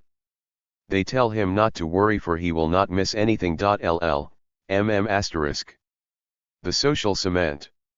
It is safe to assume that music listened to with a general inattention which is only interrupted by sudden flashes of recognition is not followed as a sequence of experiences that have a clear-cut meaning of their own, grasped in each instant and related to all the precedent and subsequent moments. One may go so far as to suggest that most listeners of popular music do not understand music as a language in itself. If they did, it would be vastly difficult to explain how they can tolerate the incessant supply of largely undifferentiated material. What, then, does music mean to them? The answer is that the language that is music is transformed by objective processes into a language which they think is their own, into a language which serves as a receptacle for their institutionalized wants. The less music is a language sui generis to them, the more does it become established as such a receptacle. The autonomy of music is replaced by a mere socio-psychological function. Music today is largely a social cement. And the meaning listeners attribute to a material, the inherent logic of which is inaccessible to them, is above all a means by which they achieve some psychical adjustment to the mechanisms of present-day life. This adjustment materializes in two different ways, corresponding to two major socio-psychological types of mass behavior toward music in general and popular music in particular, the rhythmically obedient type and the emotional type. Individuals of the rhythmically obedient type are mainly found among the youths, the so-called radio generation. They are most susceptible to a process of masochistic adjustment to authoritarian collectivism. The type is not restricted to any one political attitude. The adjustment to anthropophagous collectivism is found as often among left-wing political groups as among right-wing groups. Indeed, both overlap. Repression and crowd-mindedness overtake the followers of both trends. The psychologies tend to meet despite the surface distinctions in political attitudes. This comes to the fore in popular music, which appears to be aloof from political partisanship. It may be noted that a moderate leftist theater production such as Pins and Needles 3 uses ordinary jazz as its musical medium, and that a communist youth organization adapted the melody of Alexander's ragtime band to its own lyrics. Those who ask for a song of social significance ask for it through a medium which deprives it of social significance. The use of inexorable popular musical media is repressive per se. Such inconsistencies indicate that political conviction and socio-psychological structure by no means coincide. This obedient type is the rhythmical type, the word rhythmical being used in its everyday sense. Any musical experience of this type is based upon the underlying, unabating time unit of the music, its beat. To play rhythmically means, to these people, to play in such a way that even if pseudo-individualizations, counter-accents and other differentiations occur, the relation to the ground meter is preserved. To be musical means to them to be capable of following given rhythmical patterns without being disturbed by individualizing aberrations, and to fit even the syncopations into the basic time units. This is the way in which their response to music immediately expresses their desire to obey. However, as the standardized meter of dance music and of marching suggests the coordinated battalions of a mechanical collectivity, obedience to this rhythm by overcoming the responding individuals leads them to conceive of themselves as agglutinized with the untold millions of the meek who must be similarly overcome. Thus do the obedient inherit the earth. Yet, if one looks at the serious compositions which correspond to this category of mass listening, one finds one very characteristic feature, that of disillusion. All these composers, among them Stravinsky and Hindemith, have expressed an anti-romantic feeling. They aimed at musical adaptation to reality, a reality understood by them in terms of the machine age. The renunciation of dreaming by these composers is an index that listeners are ready to replace dreaming by adjustment to raw reality, that they reap new pleasure from their acceptance of the unpleasant. They are disillusioned about any possibility of realizing their own dreams in the world in which they live, and consequently adapt themselves to this world. They take what is called a realistic attitude and attempt to harvest consolation by identifying themselves with the external social forces which they think constitute the machine age. Yet the very disillusion upon which their coordination is based is there to mar their pleasure. The cult of the machine which is represented by unabating jazz beats involves a self-renunciation that cannot but take root in the form of the fluctuating uneasiness somewhere in the personality of the obedient. For the machine is an end in itself only under given social conditions, where men are appendages of the machines on which they work. The adaptation to machine music necessarily implies a renunciation of one's own human feelings and at the same time a fetishism of the machine such that its instrumental character becomes obscured thereby. As to the other, the emotional type, there's some justification for linking it with the type of movie spectator. The kinship is with the poor shop girl who derives gratification by identification with Ginger Rogers, for who, with her beautiful legs and unsullied character, marries the boss. Wish fulfillment is considered the guiding principle in the social psychology of moving pictures and similarly in the pleasure obtained from emotional, erotic music. pp*. This explanation, however, is only superficially appropriate. Hollywood and Tin Pan Alley may be dream factories. But they do not merely supply categorical wish fulfillment for the girl behind the counter. She does not immediately identify herself with Ginger Rogers marrying. What does occur may be expressed as follows: when the audience at a sentimental film or sentimental music becomes aware of the overwhelming possibility of happiness, they dare to confess to themselves what the whole order of contemporary life ordinarily forbids them to admit, namely, that they actually have no part in happiness. What is supposed to be wish fulfillment is only the scant liberation that occurs with the realization that at last one need not deny oneself the happiness of knowing that one is unhappy and that one could be happy.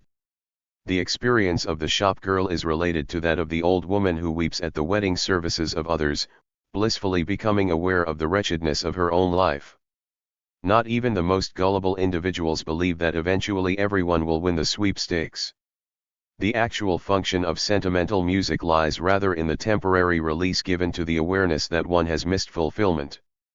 The emotional listener listens to everything in terms of late romanticism and of the musical commodities derived from it which are already fashioned to fit the needs of emotional listening. They consume music in order to be allowed to weep. They are taken in by the musical expression of frustration rather than by that of happiness. The influence of the standard Slavic melancholy typified by Tchaikovsky and Dvorak is by far greater than that of the most fulfilled moments of Mozart or of the young Beethoven. The so-called releasing element of music is simply the opportunity to feel something. But the actual content of this emotion can only be frustration. Emotional music has become the image of the mother who says, "Come and weep, my child." It is catharsis for the masses, but catharsis which keeps them all the more firmly in line. One who weeps does not resist any more than one who marches. Music that permits its listeners the confession of their unhappiness reconciles them, by means of this release, to their social dependence. QQ**. Ambivalence, spite, fury. The fact that the psychological adjustment effected by today's mass listening is illusionary and that the escape provided by popular music actually subjects the individuals to the very same social powers from which they want to escape makes itself felt in the very attitude of those masses. What appears to be ready acceptance and unproblematic gratification is actually of a very complex nature, covered by a veil of flimsy rationalizations. Mass listening habits today are ambivalent. This ambivalence, which reflects upon the whole question of the popularity of popular music, has to be scrutinized in order to throw some light upon the potentialities of the situation. It may be made clear through an analogy from the visual field. Every moviegoer and every reader of magazine fiction is familiar with the effect of what may be called the obsolete modern, photographs of famous dancers who were considered alluring 20 years ago, revivals of Valentino films which, although the most glamorous of their day, appear hopelessly old-fashioned. This effect, originally discovered by French surrealists, has since become hackneyed. There are numerous magazines today that mock fashions as outmoded, although their popularity dates back only a few years and although the very women who appear ridiculous in the past styles are at the same time regarded as the peak of smartness in present-day fashions. The rapidity with which the modern becomes obsolete has a very significant implication. It leads to the question whether the change of effect can possibly be due entirely to the objects in themselves, or whether the change must be at least partly accounted for by the disposition of the masses. Many of these who today laugh at the Bobs Hutton of 1929 not only admire the Bobs Hutton of 1940 but were thrilled by her in 1929 also. They could not now scoff at the Barbara Hutton of 1929 unless their admiration for her at that time contained in itself elements ready to tilt over into its opposite when historically provoked. The craze or frenzy for a particular fashion contains within itself the latent possibility of fury. The same thing occurs in popular music. In jazz journalism it is known as corniness.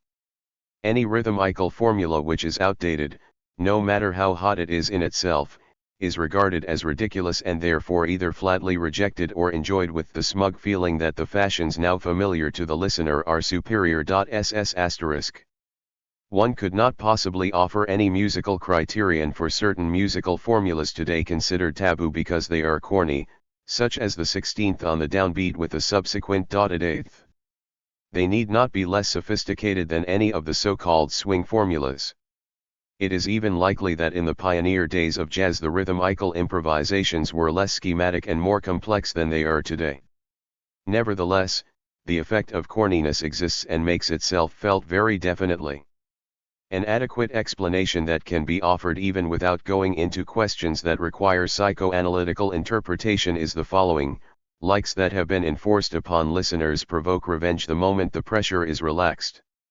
They compensate for their guilt in having condoned the worthless by making fun of it. But the pressure is relaxed only as often as attempts are made to foist something new upon the public. Thus, the psychology of the corny effect is reproduced again and again and is likely to continue indefinitely. The ambivalence illustrated by the effect of corniness is due to the tremendous increase of the disproportion between the individual and the social power.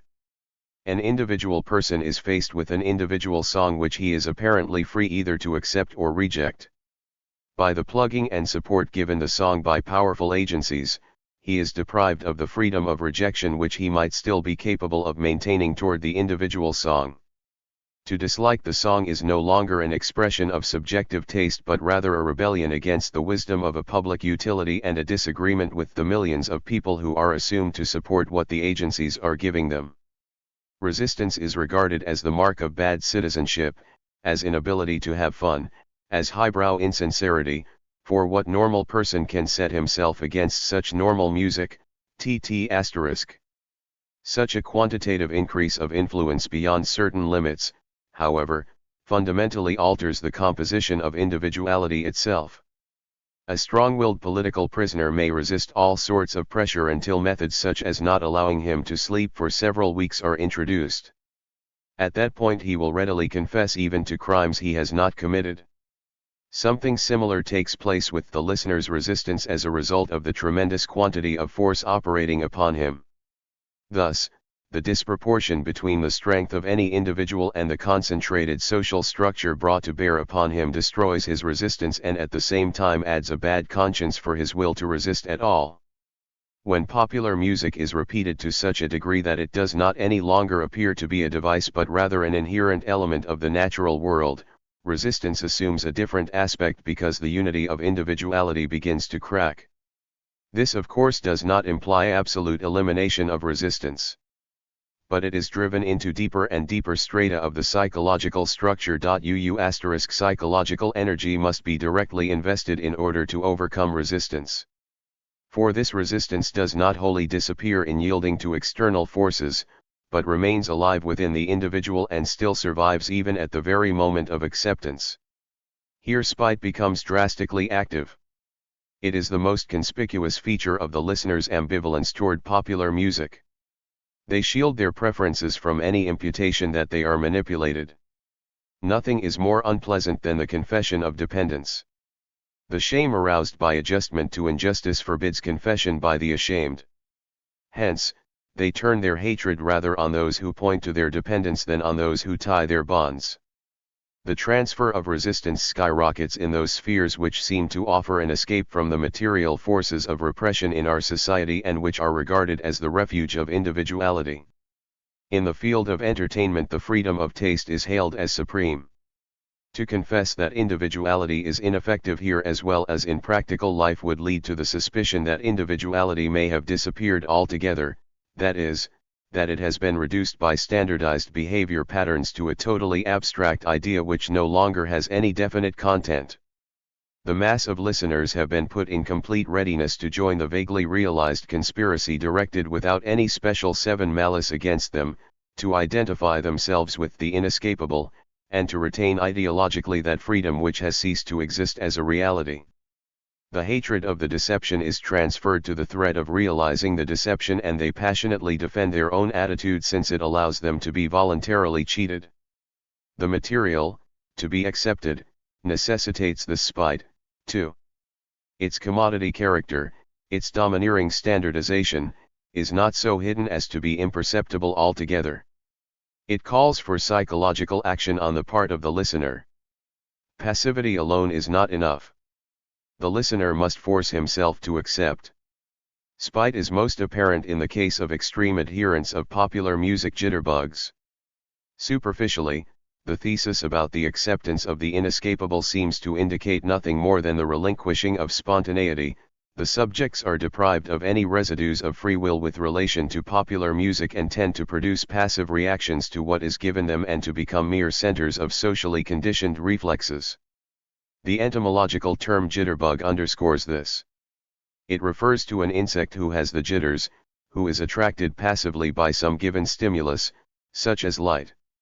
The comparison of men with insects betokens the recognition that they have been deprived of autonomous will. But this idea requires qualifications. They are already present in the official jitterbug terminology. Terms like the latest craze, swing frenzy, alligator, rug cutter, indicate a trend that goes beyond socially conditioned reflexes, fury. No one who has ever attended a jitterbug jamboree or discussed with jitterbugs current issues of popular music can overlook the affinity of their enthusiasm to fury, which may first be directed against the critics of their idols but which may tilt over against the idols themselves. This fury cannot be accounted for simply by the passive acceptance of the given. It is essential to ambivalence that the subject not simply react passively. Complete passivity demands unambiguous acceptance. However, neither the material itself nor observation of the listeners supports the assumption of such unilateral acceptance. Simply relinquishing resistance is not sufficient for acceptance of the inescapable. Enthusiasm for popular music requires willful resolution by listeners, who must transform the external order to which they are subservient into an internal order. The endowment of musical commodities with libidinal energy is manipulated by the ego. This manipulation is not entirely unconscious, therefore. It may be assumed that among those jitterbugs who are not experts and yet are enthusiastic about Artie Shaw or Benny Goodman, the attitude of switched-on enthusiasm prevails. They join the ranks, but this joining does not only imply their conformity to given standards, it also implies a decision to conform. The appeal of the music publishers to the public to join the ranks manifests that the decision is an act of will, close to the surface of consciousness. XXYY*.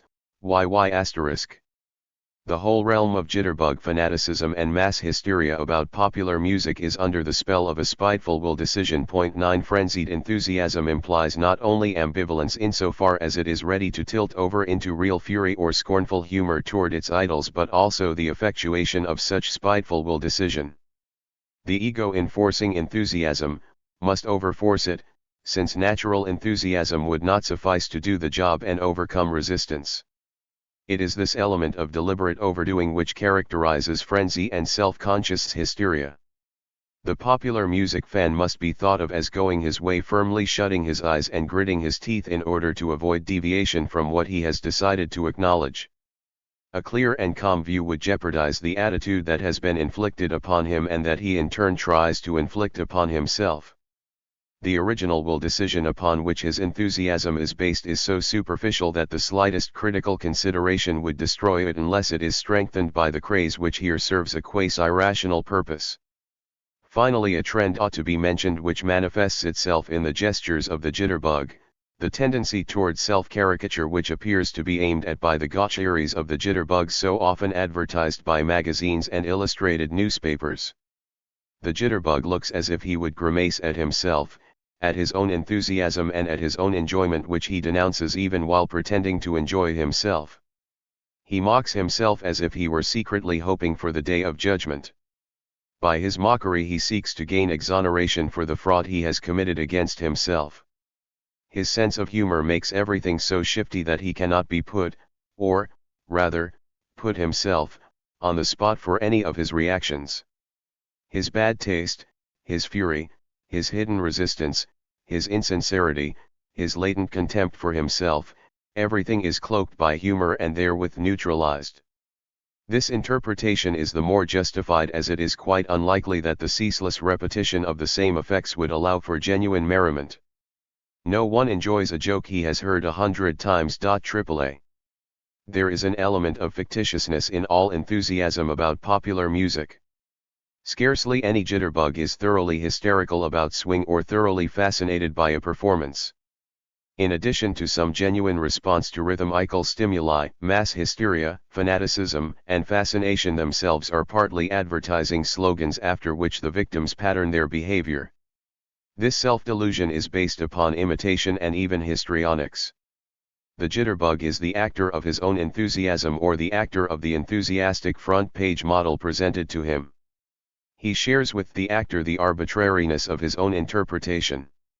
He can switch off his enthusiasm as easily and suddenly as he turns it on. He is only under a spell of his own making. BBB*. But the closer the will decision, the histrionics, and the imminence of self-denunciation in the jitterbug are to the surface of consciousness, the greater is the possibility that these tendencies will break through in the mass, and, once and for all, dispense with controlled pleasure. They cannot be altogether the spineless lot of fascinated insects they are called and like to style themselves. They need their will, if only in order to down the all-too-conscious premonition that something is phony with their pleasure. This transformation of their will indicates that will is still alive and that under certain circumstances it may be strong enough to get rid of the superimposed influences which dog its every step. In the present situation it may be appropriate for these reasons, which are only examples of much broader issues of mass psychology, to ask to what extent the whole psychoanalytical distinction between the conscious and the unconscious is still justified. Present-day mass reactions are very thinly veiled from consciousness. It is the paradox of the situation that it is almost insuperably difficult to break through this thin veil. Yet truth is subjectively no longer so unconscious as it is expected to be. This is borne out by the fact that in the political praxis of authoritarian regimes the frank lie in which no one actually believes is more and more replacing the ideologies of yesterday which had the power to convince those who believed in them. Hence, we cannot content ourselves with merely stating that spontaneity has been replaced by blind acceptance of the enforced material. Even the belief that people today react like insects and are degenerating into mere centers of socially conditioned reflexes, still belongs to the facade. Too well does it serve the purpose of those who prate about the new mythos 10 and the irrational powers of community. Rather, spontaneity is consumed by the tremendous effort which each individual has to make in order to accept what is enforced upon him, an effort which has developed for the very reason that the veneer veiling the controlling mechanisms has become so thin. In order to become a jitterbug or simply to like popular music, it does not by any means suffice to give oneself up and to fall in line passively. To become transformed into an insect, man needs the energy which might possibly achieve his transformation into a man. In an experiment on the preference for musical material or treatment in 2 popular songs by 12 subjects, the Office of Radio Research discovered that 5 subjects out of 12 showed perfect consistency in choice of favorites in terms of treatment. This consistency did not appear to have any correlation with ranking of subjects in terms of expertness in listening. There is no paradox here. The word market is here used metaphorically. American radio listeners do not have to pay for what they hear. It has often been pointed out, however, that the commercial character of the radio system requires them to pay indirectly, so that, in a sense, the radio situation is still a marketing one. This market clearly shows the tendency toward shrinking which has been indicated above, at least in regard to the number of different products offered to the listener. The most superficial experiment shows that little choice remains. One need only twirl his dial at a given time to discover that virtually the same type of program is broadcast over all the stations, except for some few which oppose this inherent general tendency. As far as the material of light popular music is concerned, its similarity is the first thing that strikes an outsider. How this similarity is related to its differentiation will be dealt with extensively in this study. See in regard to this character of light popular music and the reasons for its having heretofore escaped a deeper-going analysis, see Adorno, Theodore W., Zur gesellschaftlichen Lage der Musik, Zeitschrift für Sozialforschung, 1932, p. 370 ff. It should be noted, however, that the term light popular music ought not to be stressed. Its limits against the higher sphere of music are fluid. Broadly speaking, light popular music tries to adapt as much from above as its total setting allows. On the other hand, there is every reason to believe that the listening attitudes toward this type of music and toward serious music are, with most people, far less different than the official division of musical life would lead one to believe. By and large, one may safely assume that today most people who listen to serious music, except for a very small elite group, bring the same listening attitude both to serious music and light popular music. The aim of all sociological research into radio is to gain insights and to develop instruments interpretative of social individuality as it is manifested in listening habits. But listening habits are not self-subsistent, they constitute reactions, usually institutionalized, to material offered. The hypothesis that these reactions are not free-flowing manifestations of psychological spontaneity is based upon their being determined by the stimuli themselves. In order to show the justification for these assumptions, we must first make a survey of these stimuli, that is, of the nature of the material and its dissemination by centralized agencies. The basic importance of standardization has not altogether escaped the attention of current literature on popular music. The chief difference between a popular song and the standard, or serious, song like Mandalay, Sylvia, or Trees, is that the melody and the lyric of a popular number are constructed within the definite pattern or structural form, whereas the poem, or lyric, of a standard number has no structural confinements, and the music is free to interpret the meaning and feeling of the words without following a set pattern or form.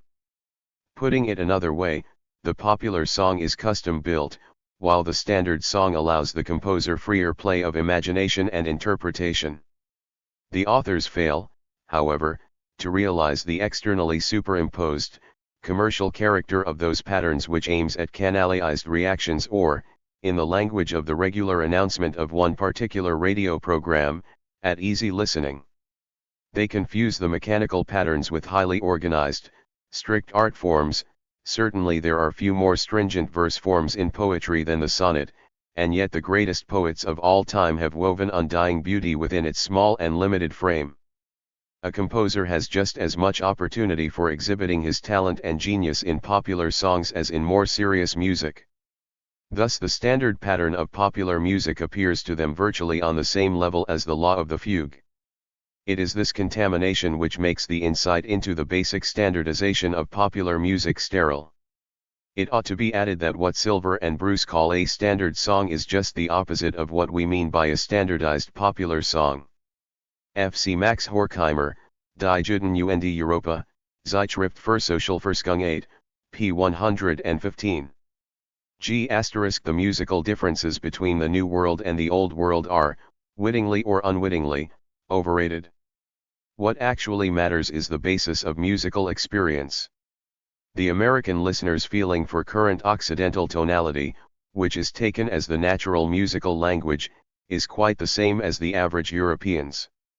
The American listener is not a tabula rasa or virgin soil untouched by any musical sound before the good offices of Tin Pan Alley were concentrated upon him. The greater the development of centralized control of cultural agencies in America, the more the conformist view stresses the pioneer mentality of the American public. This attitude does not so much provide arguments against social analysis as it is a potential subject for social analysis itself. Just as, in the present situation, free competition and the open market are becoming economically obsolete but under present auspices are artificially maintained, so the individualizing features of light popular music serve as a mere facade. This holds good not only in the sense that they always keep themselves strictly within the limits of the given scheme of the whole, but in the much more profound sense that the individualizations themselves are stereotyped as much as the schemes within which they fall. There is another type of individualization claimed in terms of the kind of light popular music and differences in name bands. The types of light popular music are carefully differentiated in production. The listener is presumed to be able to choose between them. The most widely recognized differentiations are those between swing and sweet and such name bands as Benny Goodman and Guy Lombardo. The listener is quickly able to distinguish the types of music and even the performing band, this in spite of the fundamental identity of the material and the great similarity of the presentations apart from their emphasized distinguishing trademarks. This labeling technique, as regards the type of music and band, is pseudo-individualization, but of a sociological kind outside the realm of strict musical technology. It provides trademarks of identification for differentiating between the actually undifferentiated. The challenge to the validity of the free will conception of likes and dislikes is met by the argument of the steadfast consistency of listeners' tastes. There is no reason to deny that many listeners without hesitation know exactly what kind of music they like. And this in the categorical terms, sweet or swing. There can be no doubt that something similar to liking and disliking actually occurs in terms of these types. This argument, however, does not stand critical scrutiny. If we have ventured to say that the general scheme of light popular music already provides the listener with prescriptions as to how to react or, as we put it, If the composition already listens for the listener, we may metaphorically say that likes and dislikes are postulated by the composition, which poses to the listener the clear-cut alternative: is it sweet or is it swing? Production and arrangement by rugged syncopation or sentimental vibration give the listeners acoustic signals which allow quick, easy, automatic orientation, and which by differentiation in production demand differentiation in consumption. J** thus does pseudo-individualization invade the realm of likes and dislikes. While actual freedom of choice has been abolished, standardized production promulgates the illusion of its reality by permitting choice from among standardized, labeled products. The types offered for such choice are, to be sure, not arbitrary inventions of the central agencies, publishing and radio. They need not have been created by standardization, but were frozen with concentration in the communications industry, which inherited the results of the competitive process and reinforced them through inherent exigency. Buried beneath these types are the relics of actual preferences, erstwhile spontaneous. The penchant of the older generation is for sentimental music, whose air is today's sweet music, whereas the younger generation's preoccupation is with syncopated American dance music. These competitive preferences are enhanced by the constant repetition of the two types, thus reinforcing the original preferences of the listeners, so that the original spontaneity of choice is itself transformed into automatic acceptance. The listener is not permitted to renege on his ancestral choice. He must select either this or that, with the underlying irony that today the actual differences between the divergent types are much less explicit than one is led to believe. One might call this process cumulative pseudo-individualization of choice. The consistency of listener reactions is the consequence of this manipulation of like and dislike into dichotomous channels. The listener to light popular music who likes one thing and dislikes another is virtually no more consistent than the driver who stops his car in response to a red light and goes on when the green light appears. It is doubtful that the driver's behavior would be described in terms of likes and dislikes even if one conceives psychologically that he likes the green light and hates the red. Some sort of like and dislike in the latter sense may still be alive even within the listener's subjective choice. He is not a mere subject of musical administration, his decision still contains elements of his individual experience and perhaps even of individual spontaneity. It would be dangerous, however, to say the least, to overrate the subjective factor when the social setting is so adapted and so geared as in the case of the production of types of light popular music. Sigmund Spieth, in his book, Great Symphonies, which is an inexhaustible source of information for the sociologist of music, says the following about the beginning of the finale of Beethoven's Ninth Symphony: the bass fiddle stopped the noise with an indignant speech exactly like a traffic policeman, and a review of evidence is in order. What is repeated again and again accumulates the prestige of social establishment. The listener is led to believe that it is repeated either because it is particularly good or because so many people like it. He is induced to join the fictitious ranks of fans of this particular song, which is played again and again by special request, and finally feels that he is backed by the power of that unknown army which is supposed to appreciate the song before it is presented over the air. The mistaken idea of democracy, which makes it imperative for most people to conform to Philistine cultural standards, finds musical refuge in the readiness of the audience to be taken in by the cult of an already achieved success promoted by plugging. It is a necessary economic condition for plugging that the material be consumed on a mass basis. This condition is fulfilled incomparably more completely in the field of light popular music than in that of serious music.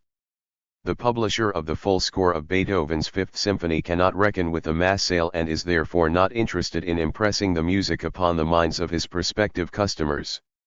Irving Berlin, a publisher and composer, has that interest.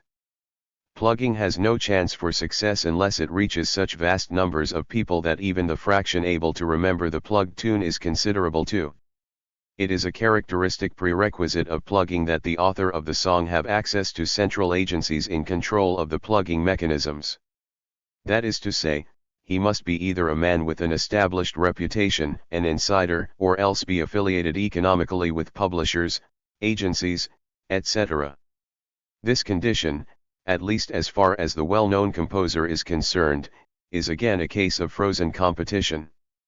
The established composers of light popular music are, in general, composers who were successful in pre-radio days, composers whose successes were originally attained under comparatively free competition and then became institutionalized by the application of plugging methods. Of course, there is a continual demand for fresh talent. But this fresh talent today bursts upon a world which cannot be taken unawares. It is a world of standardized frameworks and effects. The idol of the airwaves must bow to idolatrized standards. Musically and intrinsically, therefore, the term fresh talent is an anachronism. A situation has arisen in light popular music analogous to the movies where it has become a truism that it is increasingly difficult to find talent in moving pictures comparable to Garbo and Valentino. The ensuing effect begins to show itself in the quality of the plugged material. The least that can be said is that in a great many cases the plugged songs are neither musically better nor even more catchy than the non-plugged ones.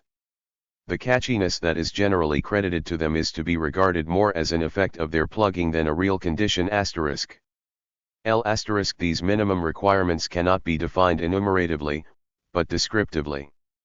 They largely coincide with our determination of the material in Part I, with particular emphasis on their combination of naturalness with catchiness. For example, the melody must show a certain regularity and be developed to one climax, often in the repetition of the first part near the end. It must make musical common sense to enable the average listener to recognize and repeat it.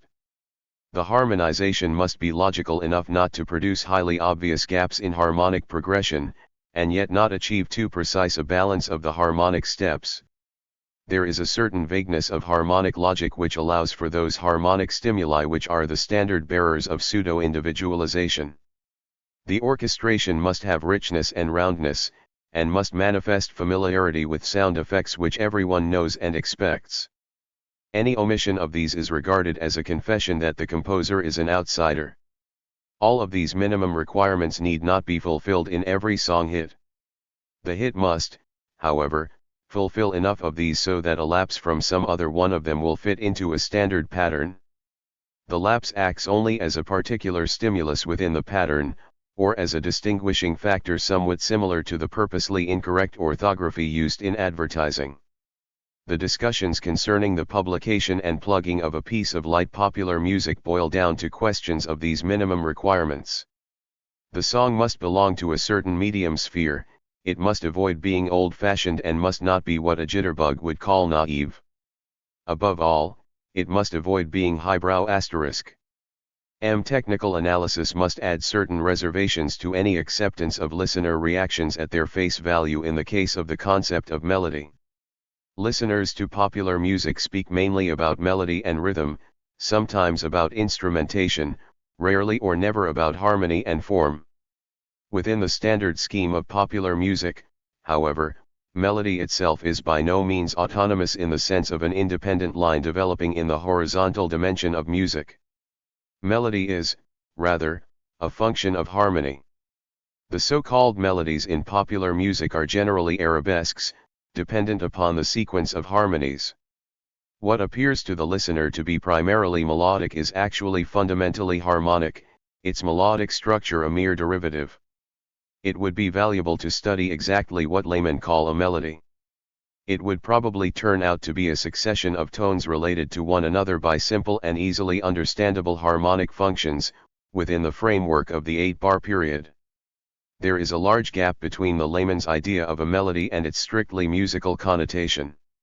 And the prevalence of glamour-mindedness may be an explanation of why Mozart plays such a relatively unimportant part in serious music over the air, as compared with such composers as Wagner and even Tchaikovsky. The last WQXR survey has shown this tendency very clearly. For the plain man, Mozart is probably boring because of the absence of any glamour in his music. Oh, the most famous literary example of this attitude is Want to See the Wheels Go Wound in John Haberton, Helen's Babies, with some account of their ways, innocent, crafty, angelic, impish, witching and repulsive, also, a partial record of their actions during 10 days of their existence p9ff. One could easily imagine a novelty song being based upon that phrase.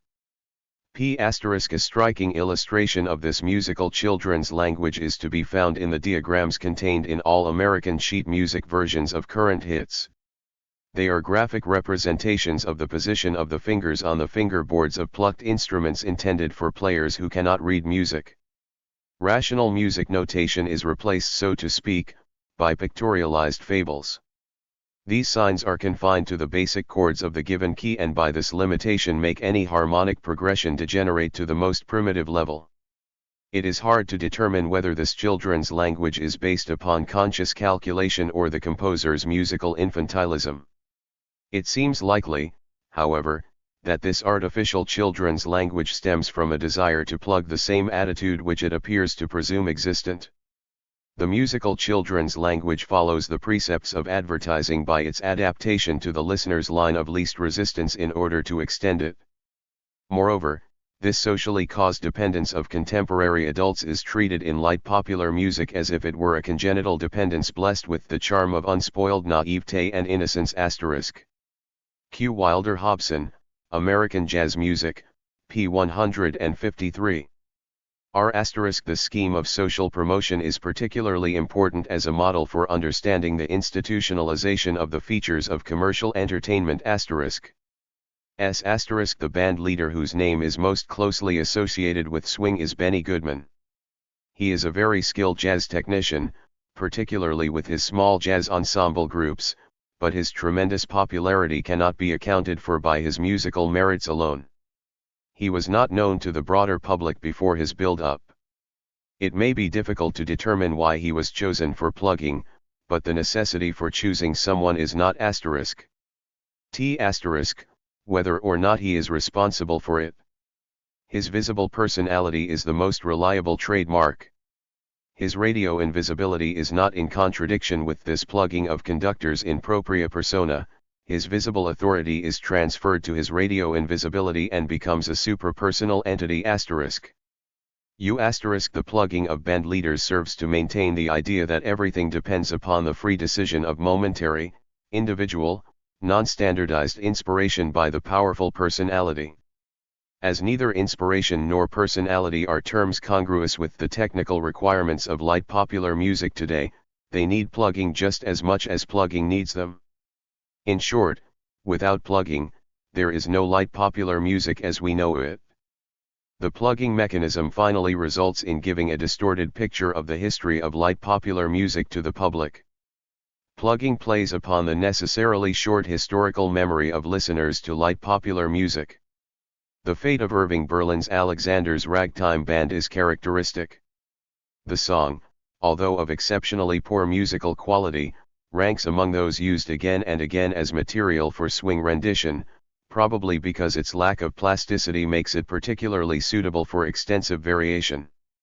Written shortly before the World War, Alexander's Ragtime Band is not a classical rag but already a product of the decline of ragtime. The plugged revival of the hit by the motion picture, however, has tended to spread the conviction that Berlin is the inventor of ragtime and Alexander its typical representative. Of course, the ideas of an average man concerning the history of light popular music are of no particular interest as ideas. The whole tendency to make him think about historical relations is due to plugging, that is, a history of the sphere of music is concocted in order to obscure the extent to which it is manipulated commercially to make it appear quaint and to prove its legitimacy by tracing it to traditions, either real or fictitious. This mechanism is particularly clear in the case of Irving Berlin. Here a composer who belongs to our epoch and controls one of the key publishing firms, is invested with the aura of an historical figure. His compositions are environmentalized and treated as if the daring spirit of a musical pioneer lay behind them. The lack of historical knowledge by the public which permits such transfigurations can be accounted for by the fact that through standardization the history of light popular music has become a sequence of minimal changes which actually do not constitute what is dignified by the name of musical history. In this field, the concepts of the modern and old-fashioned not only do not signify difference in structures, but can only signify very superficial modifications. Because of this very superficiality, The fashions or fads can be manipulated so easily that at any given time the modern can be made old and the old-fashioned modern. Revivals and historical falsifications are possible only because every principle this type of music forbids anything basically new. Plugging, the literal repetition and inexorable representation of endless sameness, is the clearest expression that this principle has found. V*3 The structure of listener behavior patterns. The theoretical analysis carried through thus far concerning the material and its manipulation, leads to hypotheses about listeners and to sociological problems relevant to them. These problems are centered in the question of the validity of the listener's assertions about his likes and dislikes. How far are they still engendered by free choice? To what extent must they be accounted for by categories other than free choice? To what extent have they disappeared altogether, and if they have disappeared, why do so many listeners not only insist upon them but also show definite consistency in their likes and dislikes? Both the standardization of the material and the plugging mechanisms of distribution achieve with objective necessity reactions to light popular music in contemporary listeners of such a kind that they cannot follow musical events in their uniqueness, but are led to subsume them under stereotyped patterns and clichés. The deduction of listening habits from the sphere of production and distribution is based on the fundamental principle that today's psychological reactions are not only conditioned by the centralized agencies ruling today's economy, but that human individuals become microcosms of this commodity society, walking radio sets. The conditioning objective factors become subjectively systematized and thus delimit the scope of possible reactions. Individuality is expropriated. As an explanation of this process, it does not suffice solely to point out that today's listening masses are subject to an incessant stream of light popular music. It is the totality of forces playing upon, and enhanced by, the communications industries in contemporary society, including radio, moving pictures, newspapers, musical publishing houses, and commercialized entertainment in general, which accounts for this psychological expropriation. Nevertheless, light popular music may be used as an indicator of the totality of the forces which are rendering nugatory the ideal of individuality in a liberal civilization. One who hears the opening bars of the Appassionata and whistles the tune and exclaims happily, "This is the Appassionata," gives no guarantee of his understanding. More often his attitude is an index of a lack of understanding. However, the man who recognizes the tune of Deep Purple has understood, that is, he has virtually carried out the orders of the composition. There is no musical sense for him other than compliance with its demand for recognition. There is no denying that in serious music, particularly the patterned music of the pre-classical era, something similar exists. During the 18th century, however, it was due to a lower development of musical productive powers.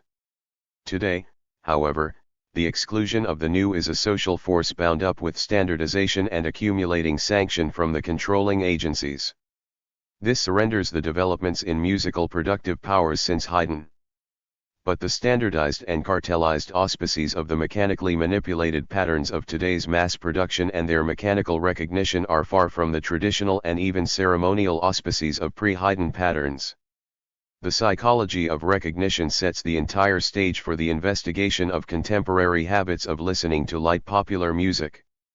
When listening adequately to Beethoven, that is to say, in compliance with the inherent postulates of the work itself, enjoyment of the Beethoven sonata can mean only that the new has been realized in musical sense and as musical sense by its replacement of the very recognized vocabulary in which it is expressed.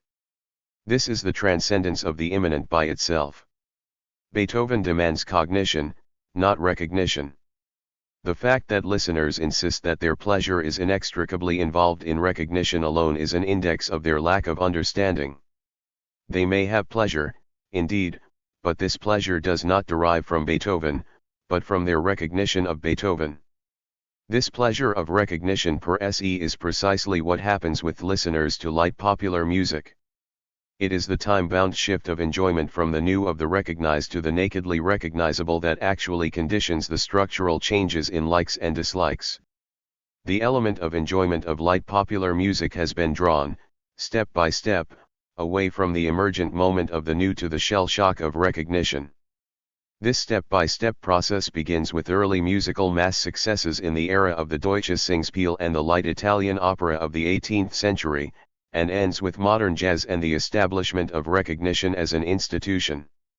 To put it differently, the listening habits of mechanical acceptance, of recognizing music in property terms, which arose originally as a result either of the imitation of ruling class behavior by the middle classes or of free competition in the market, today have become institutionalized. The result of this institutionalization is that recognition replaces pleasure, and that in professing to like something particularly, listeners mean only that they recognize it and regard it, so to speak, as their own, as a sort of property.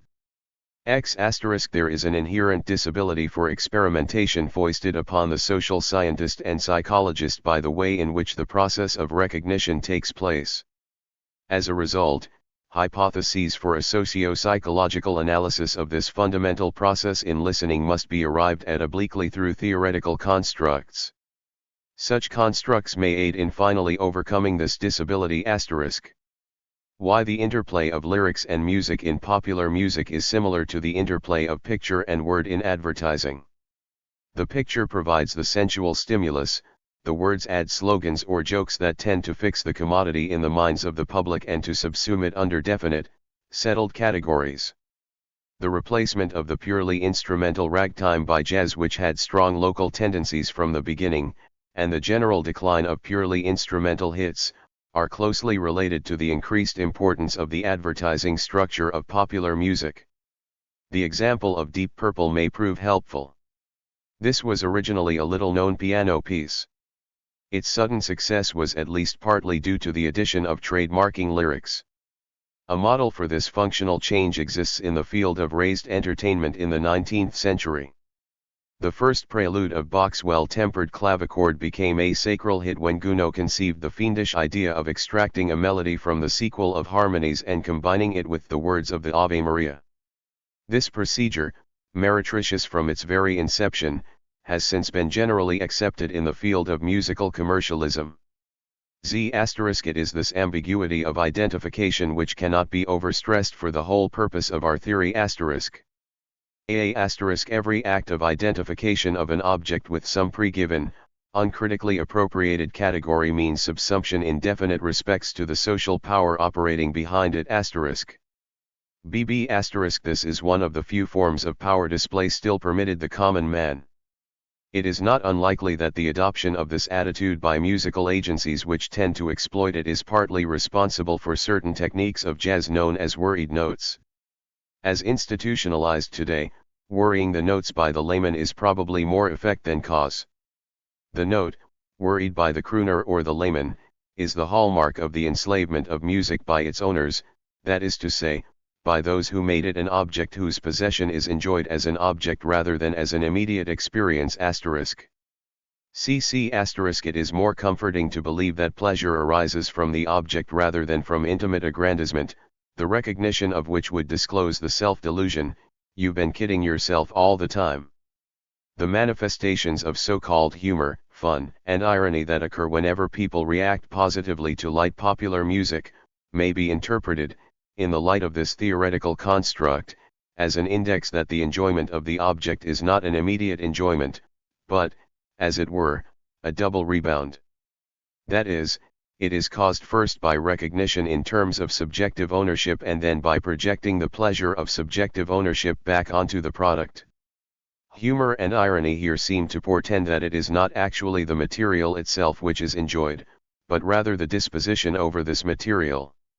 One gives credit to the material itself only by virtue of the fact that it is not the material which deserves credit.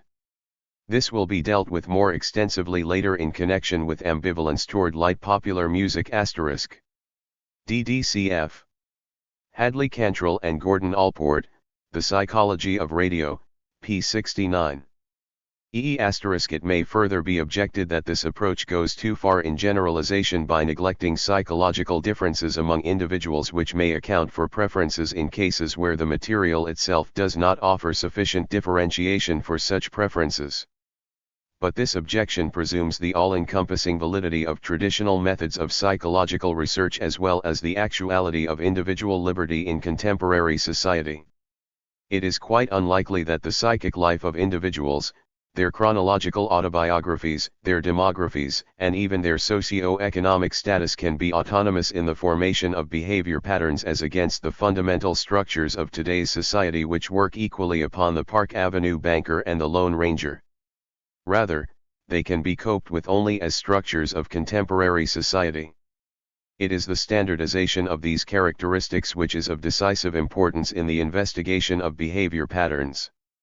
Leveling of individuality is the concealed major premise for the aesthetics of pleasure in the whole sphere of light popular music.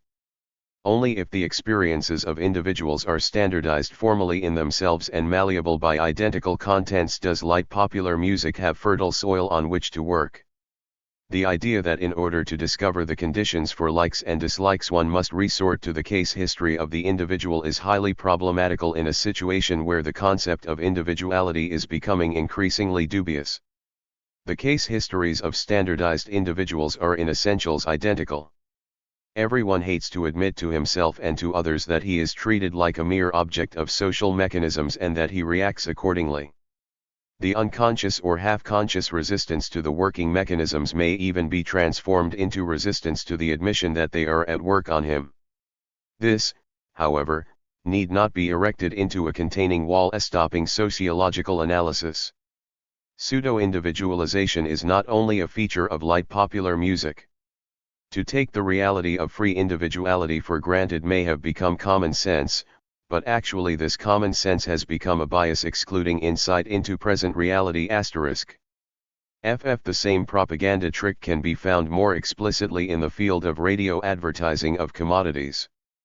Beauty skin soap is called famous since the listener has heard the name of the soap over the air innumerable times before and therefore would agree to its fame. Its fame is only the sum total of these very announcements which refer to it. What has happened to the concept of success throughout these processes?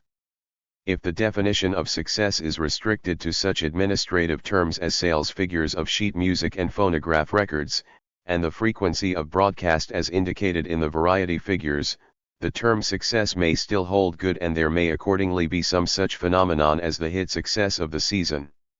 However, the social critique forbids tarrying with such criteria and leads to an examination of the significance of success itself. The concept of success has thus far escaped critical analysis. We here offer some few considerations towards this. In challenging the numerical concept of success, initial reference must be made to the basis for life expectancy of a hit. The longevity of hits seems to decrease very rapidly, and 2 months seems to be the longest lifespan for the popularity of even the big successes. Constant repetition makes songs threadbare and erodes the topsoil of the notion of success. Listeners no longer extend credit to success. They have no substantial faith in the standing of the big hits. Another indication is the survival of what might be called eternal hits. The total number of their performances is far higher than hits of the latter day, yet they do not wear out. These early hits wear the garland of unpluggedness, they appear as the hale results of a process of elimination in a free market. Though the freeness of that market is only comparative, it nevertheless appears aloof from the crassness of present dictation. The resistance of listeners to disclosing the present to themselves enhances the grandeur of the past. Thus is fidelity built. Most of these eternal hits date from the early 20s, that is, from the rise of radio which contributed to their tremendous popularity but was not yet able to institutionalize the successes at that time. This temporal disability today aids radio to mask the mechanisms by which success is now promulgated. One qualification appears necessary. There is a tendency to regard as genuine successes only the hits which were popular during one's youth. Youth is susceptible to the influence of light popular music. These youthful reactions become hypostasized with age and are regarded as measures of the objectivity of success. Against all this, it may be maintained that publishers, if it were true, could easily reduce their material to those songs they want to promote as hits, and eliminate all the rest of their production. The fact that they do not do this may be regarded as an indication that the differentiation between success and failure, which we challenge, still holds good, and that the skepticism about its reality is mere mental gymnastics and has no reference to the practical behavior of listeners. This does not withstand scrutiny. If publishers feel they must produce a certain number of songs in a given period of time, even though they know that only a few of them can become great successes, they do so not because they bow to the irrational demand of the public which makes one song a success and another a failure, but rather because it is essential to maintain a stream of music, a stream of flops, in order to maintain the illusion of success. The flops are the premium paid for the life insurance of the success. The fact that the background made up of an incessant stream of more or less inarticulate music is the psychological condition for anything distinguishing itself from the very background which simultaneously sets its atmosphere, sufficiently explains the necessity for institutionalizing even flops.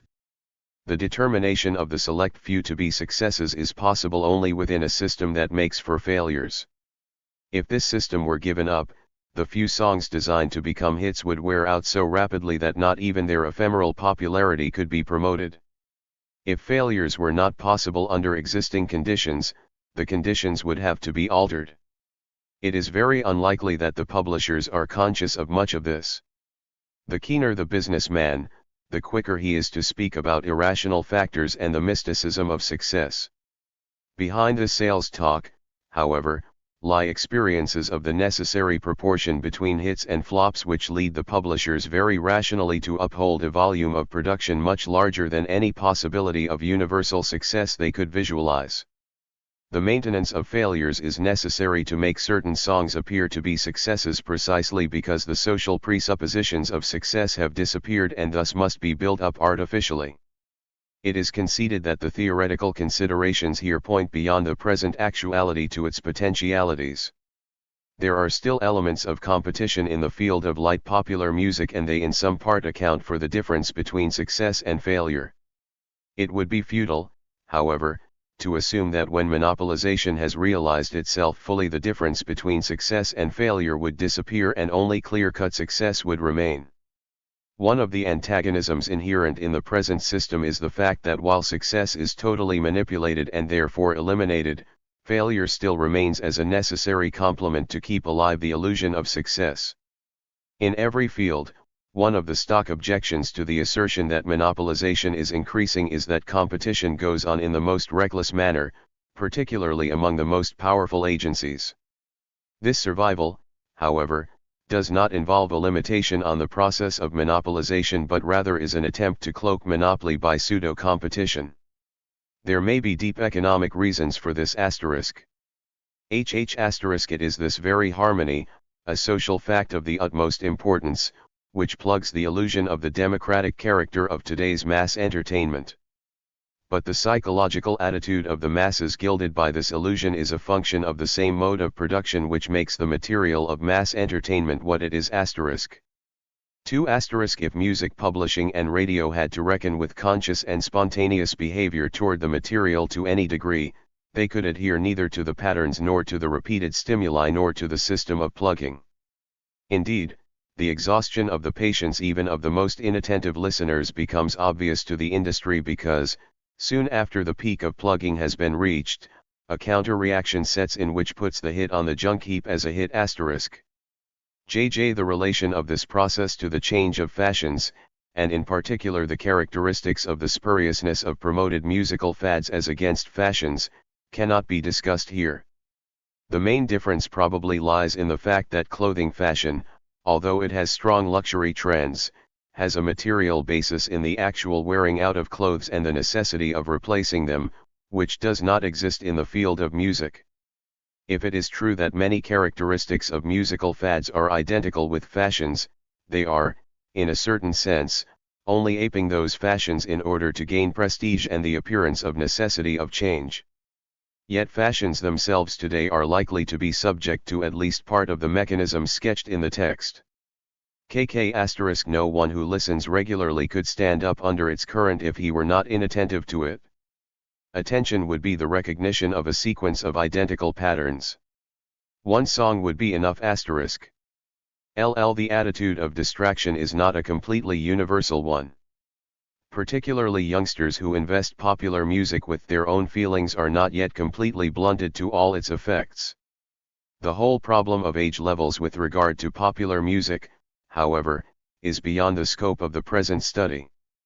Demographic problems, too, must remain out of consideration.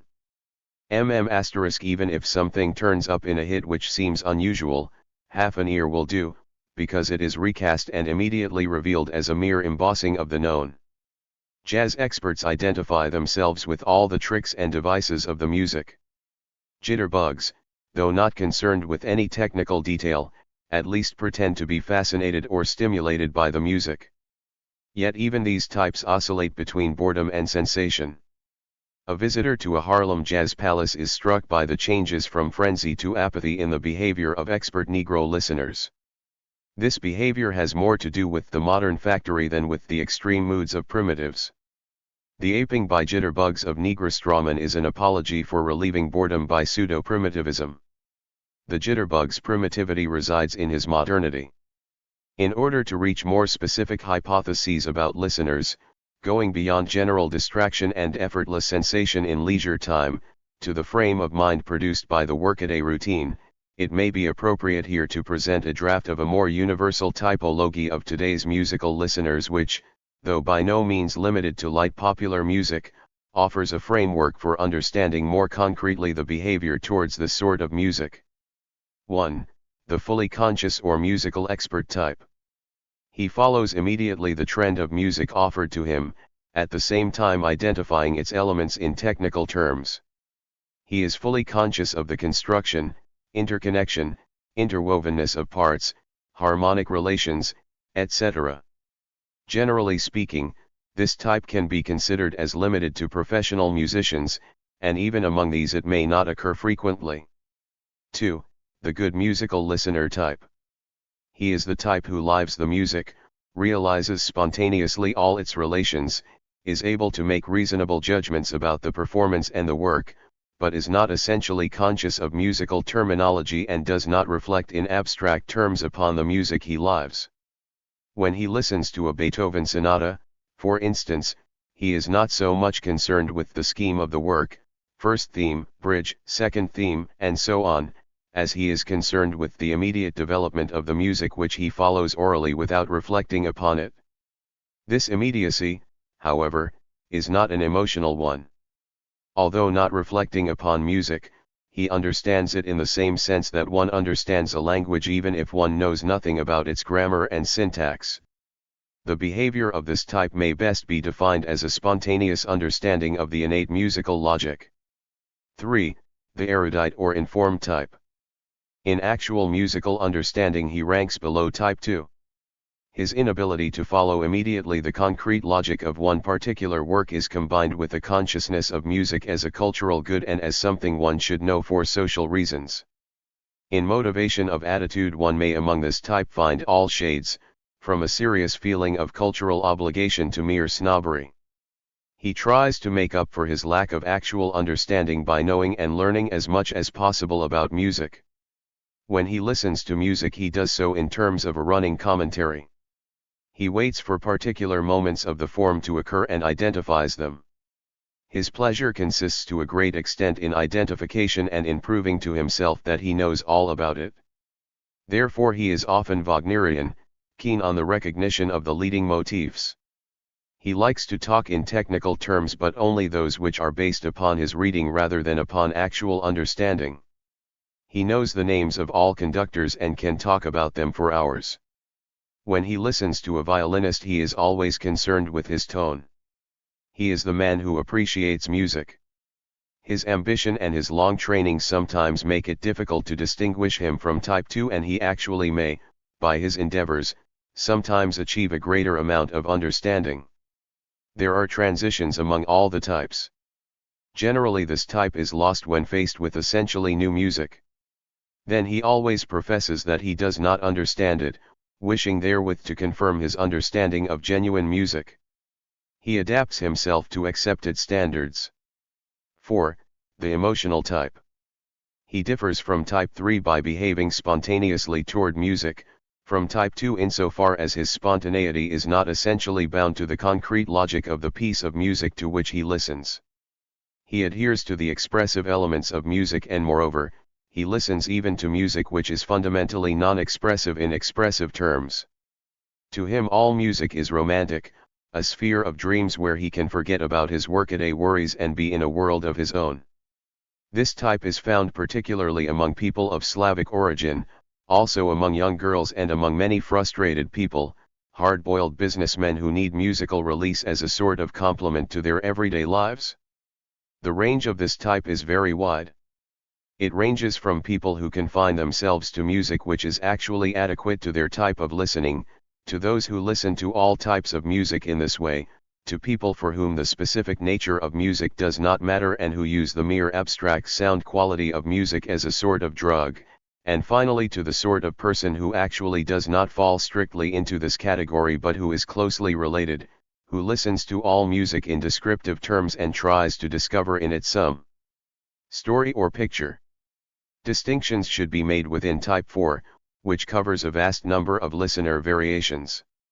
One way of differentiating it would be to build up a scale concerned with the content of the reactions, starting from vague dreams, leading to more concrete imagination, especially of an erotic nature, then leading to clear-cut pictures and finally to stories. Roughly, the reaction of type 4 to music is introverted.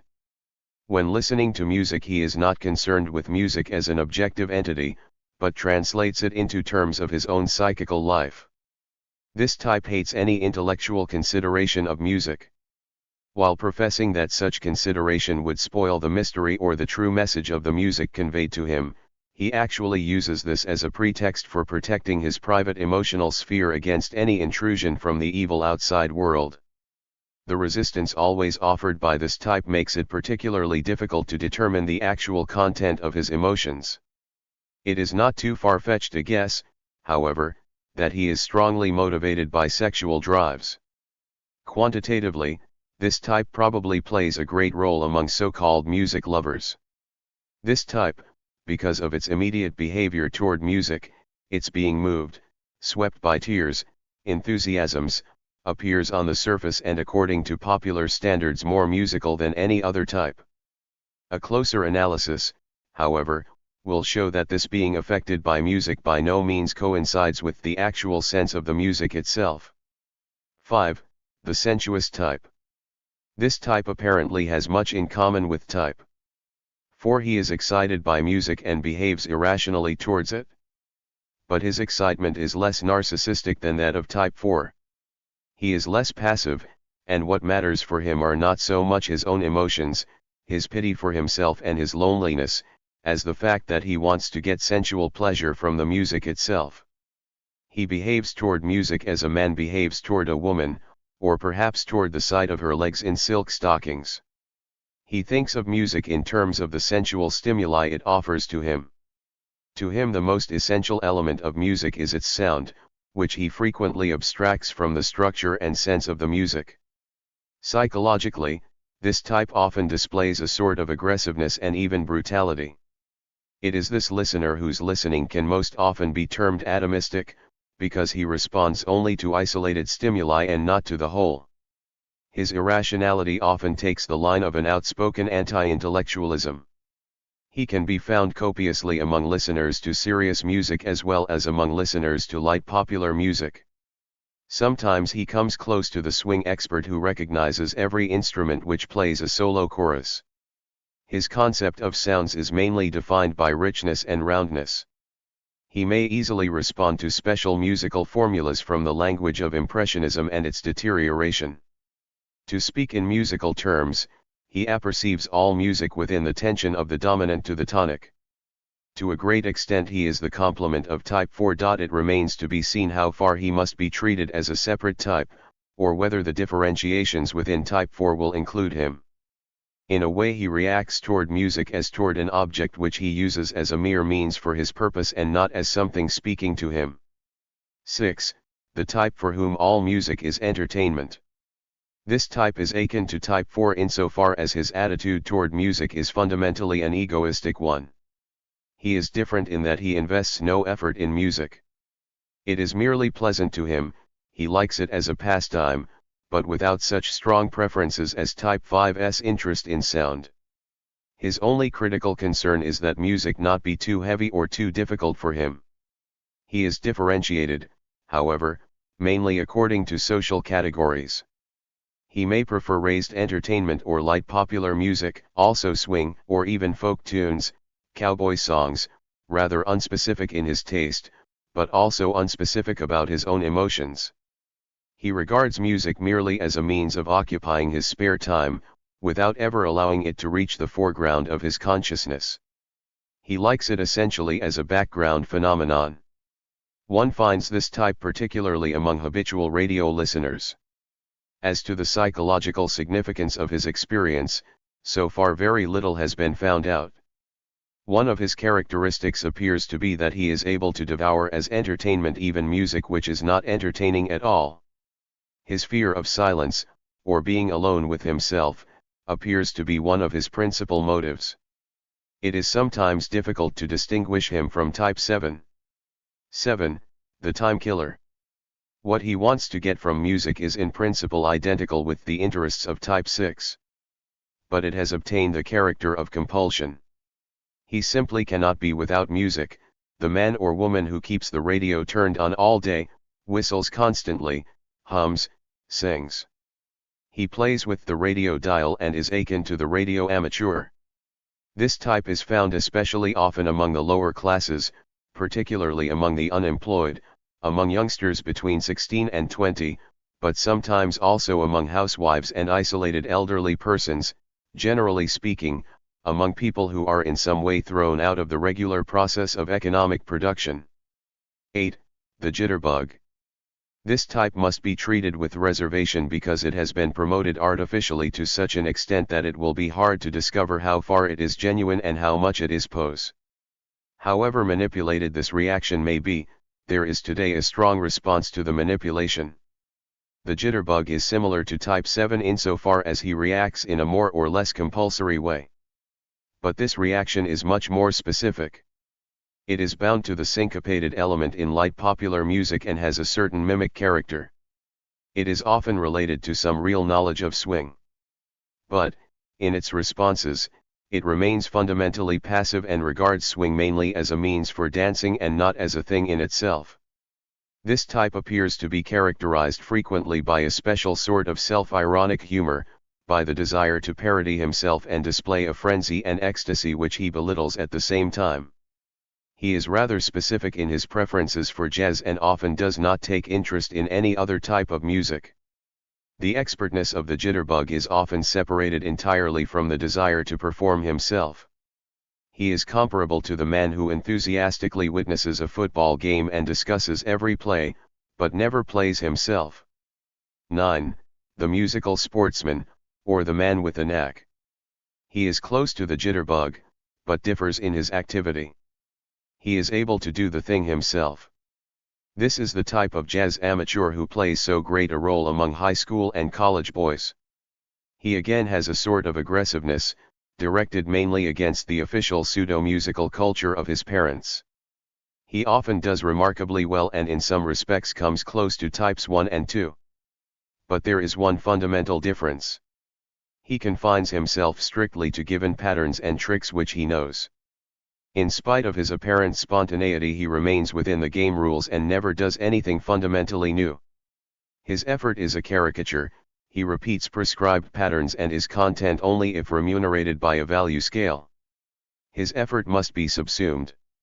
He thinks of music in terms of a test, doing the same thing in a way which can be measured as well or better than other chaps. His ability is essentially that of adapting himself to given standards and improvising things which have already been done. He is characterized by a sort of stubborn contempt for everything which does not fall within his field. For him swing is a philosophy and he knows everything about swing in the same way a philatelist knows all about stamps. He is always ready to judge music according to standards of skill and perfection. For what purpose the skill and perfection are used matters little to him. He insists defiantly upon the intrinsic difficulties of his stuff as against classical music. It should be noted, however, that people are often found who, while falling into this category, at the same time profess a keenness for classical music. As they sometimes know a great deal about serious music, especially in regard to scoring, and as they are, in the matter of following musical events, certainly people who would be called musical, there is a great temptation to subsume them under types 1 or 2. It appears essential, however, for a typology of music listening that at this point no confusion take place.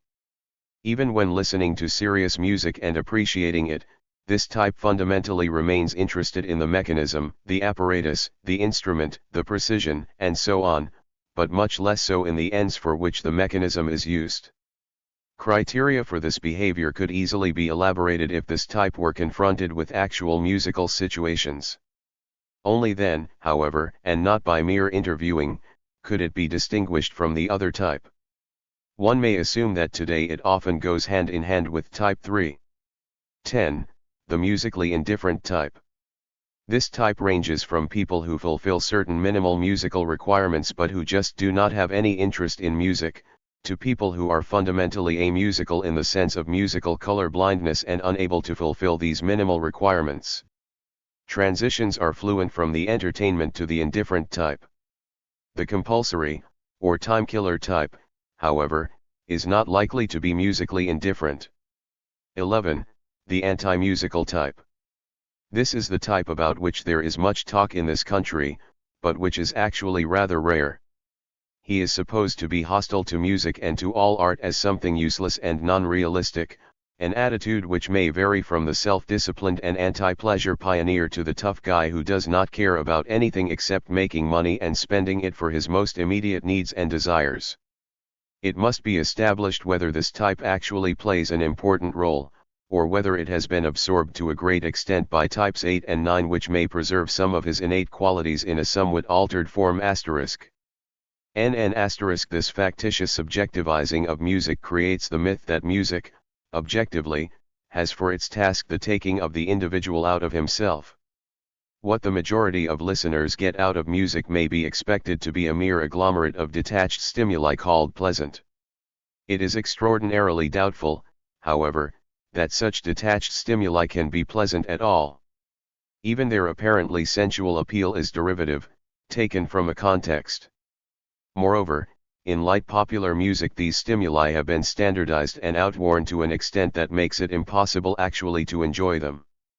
Hence, the assumption that the role played by music not actually understood is defined by sensual pleasantness does not suffice to explain why so many people stick to a language which they do not understand properly. This debased musical language is not completely severed from the autonomous one. To say that most people do not understand music does not presume that they understand nothing of it. They certainly understand certain elementary structures, such as the major-minor tonality, the difference between intervals, the basic rhythmical patterns. They understand, further, and in a less consistent way, some of the more differentiated musical exploits to which they are persistently subject. What they do not understand is that musical totality that makes musical sense. It is this fragmentary knowledge, this hodgepodge of acquaintance, misunderstanding and complete alienation from the material that particularly furthers the transformation of the objective musical language into a listener's language which may not be so very far remote from the children's language promoted by objective processes. Through the holes of a fragmented language leak the subjective drives that take possession of it. The remnants of objectivity, however, help the listener to feel secure and to avoid any effort which might be involved in acquiring a really new language. By employing musical phrases that are current, he achieves the illusion of his own life having been expressed. This second language, although consisting of heaps of objective musical materials and relations, can be grasped only in terms of what it serves, of its function in the listener's psychological household asterisk. Out and out communists may be irrationally conditioned by light popular music to standardization and thus exhibit an authoritarian character asterisk. Such music is supposed to accompany what Wagner once described, in connection with Tristan, namely that people who are incapable of fulfilling their longing for happiness could find a sort of substitute in music which represents such happiness asterisk. QQ asterisk. The feeling of impotence underlies the behavior of both these types. As such a feeling, impotence belies its own objective expression of gratification. This double dealing of the human psyche towards music is made possible only because constitutive of individuality are what may be called layers of consciousness. These layers manifest themselves in music as everywhere else. We return to the question raised at the beginning of the study as to how the decay of likes and dislikes in light popular music might be reconciled with the fact that listeners cling to their preferences. This question can now be answered. Social individuality as manifested towards light popular music is composed of different layers, some of which, those closer to the surface of consciousness, are likely to produce likes and dislikes, the criteria of which are disavowed within the deeper layers. The concept of layers of the personality is valid in music only if it is agreed that musical behavior goes far beyond the limits of acoustic perception, that it is molded in every respect by the totality of the personality, and that it reflects the structure of the personality as a whole asterisk. Thus, for instance, the magazine Friday published photographs of Barbara Hutton dating from 1929, contrasting them with her present appearance in such a way that the 1929 photographs give her an archaic air. 6. SS*. For in modes of dress one may point to certain disproportionalities such as the relatively long torso and short skirts of 1929, although there is every likelihood that 10 years from now our fashions will appear as strange and laughable as those of 1929 do to us*. As a matter of fact, the submission to the system and the surrender of one's own resistance are much more insincere than the rugged individualism for which the nonconformist listener is blamed by the institutions which proclaim the validity of rugged individualism in the economic sphere*.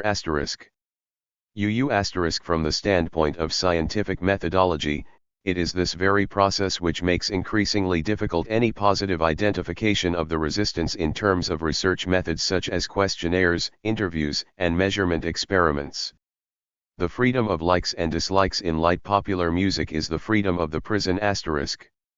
This phenomenon is readily seen in baseball, where the least provocation, such as a holdout for higher salary in a business built on profit, transforms Joe DiMaggio 8 from a hero into an object of scorn. What happens there is that the fury against plugging and the spiritualization of a business into a sport, manifests itself against the adjustment to the whole mechanism. However, this fury soon lapses. The infantile model of this spiteful decision of youngsters or adults to identify themselves with something they may suspect in another layer of consciousness of being bad, is that of the child who declares, "Today I want to be naughty," or the high school girl who suddenly decides to rave about a particular teacher*. On the back of the sheet version of a certain hit, there appears the appeal, "Follow your leader, Artie Shaw." An extreme statement of such a decision would be, "On such and such a day I decided to become a Benny Goodman fan." ZZ one hit goes, "I'm just a jitterbug." It would be worthwhile to approach this problem experimentally by taking motion pictures of jitterbugs in action and later examining them in terms of gestural psychology.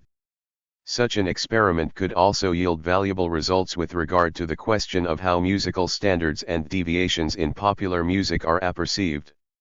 If one would take soundtrack simultaneously with the motion pictures, one could find out, i.e., how far the jitterbugs react gesturally to the syncopations they pretend to be crazy about and how far they respond simply to the ground beats. If the latter is the case, it would furnish another index for the fictitiousness of this whole type of frenzy.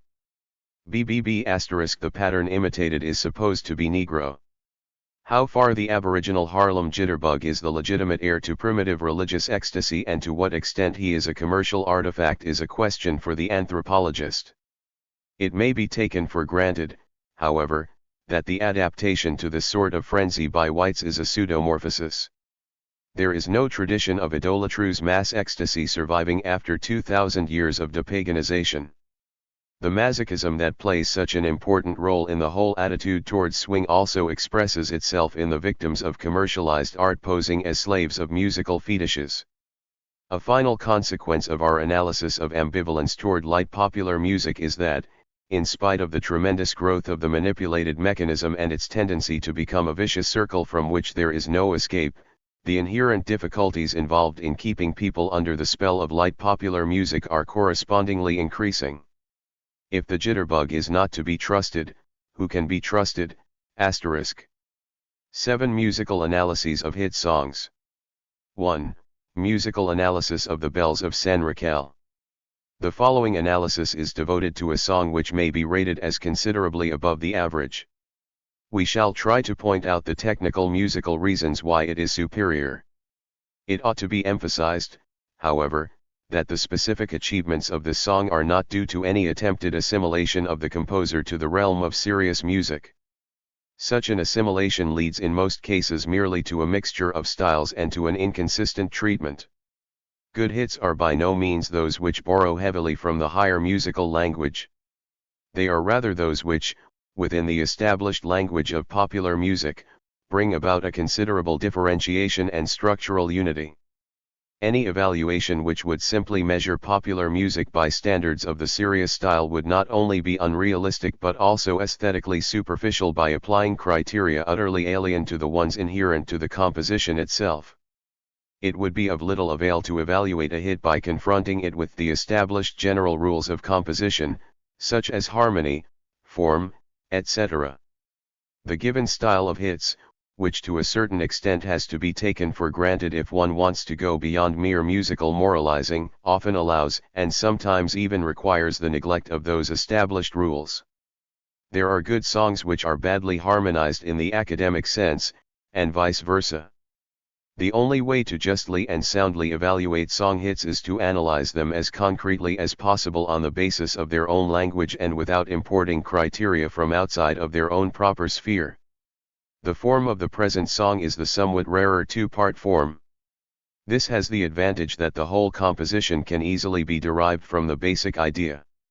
The bridge, which in most cases is weak and consists of conventional sequences, is unnecessary here. The song has 2 parts of 16 bars each. Both these parts are subdivided into 2 8-bar periods each.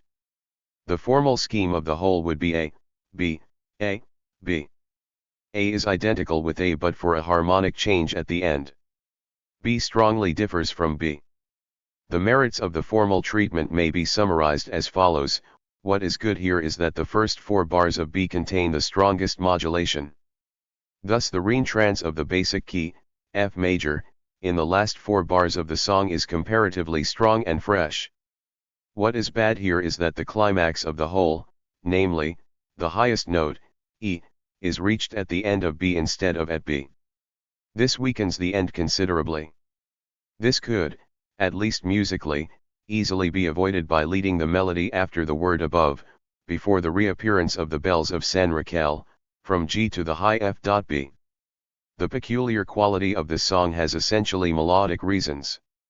The decisive one is deeply hidden and cannot be spotted on the surface of the composition. It is suggested by the following fact.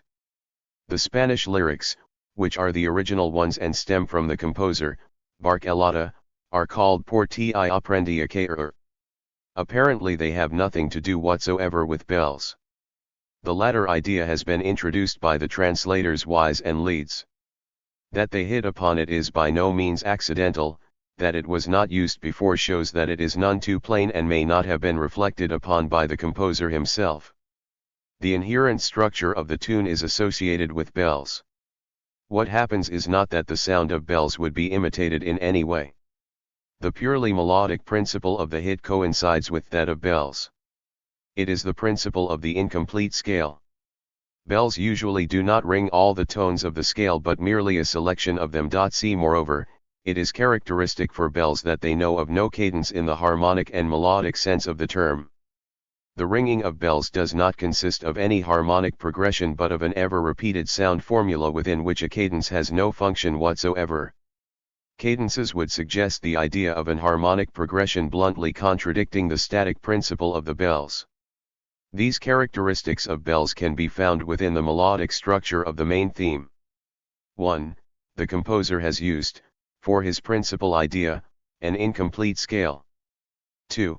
the tone that has been avoided is just the one which would be melodically characteristic for the cadence, namely, the leading tone, E.D. It does not appear at all for the first 8 measures. The first task of the composer was to transform this idea of bells into a melodic structure. This is done very simply. The melody is not limited, as the above-mentioned Wagner motif, to some very few tones which would together form a kind of harmony, but uses all tones of the scale except the highly characteristic and critical E. A methodological remark may be pertinent at this point. The more the scope of a composition is limited by standard patterns, the more subtle, necessarily, are the means which the composer has to apply if he wants to achieve any true characterization, which, of course, must be distinguished from pseudo-individualization by some obvious, plain effect.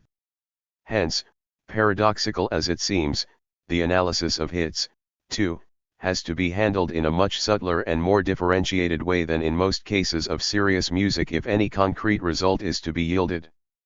For in popular music the standard pattern which is omnipresent allows the composer the realization of his essential intentions only in the form of the most discrete deviations, whereas the serious composer is not bound by any pattern outside of his own imagination and can therefore make his original intentions the main event.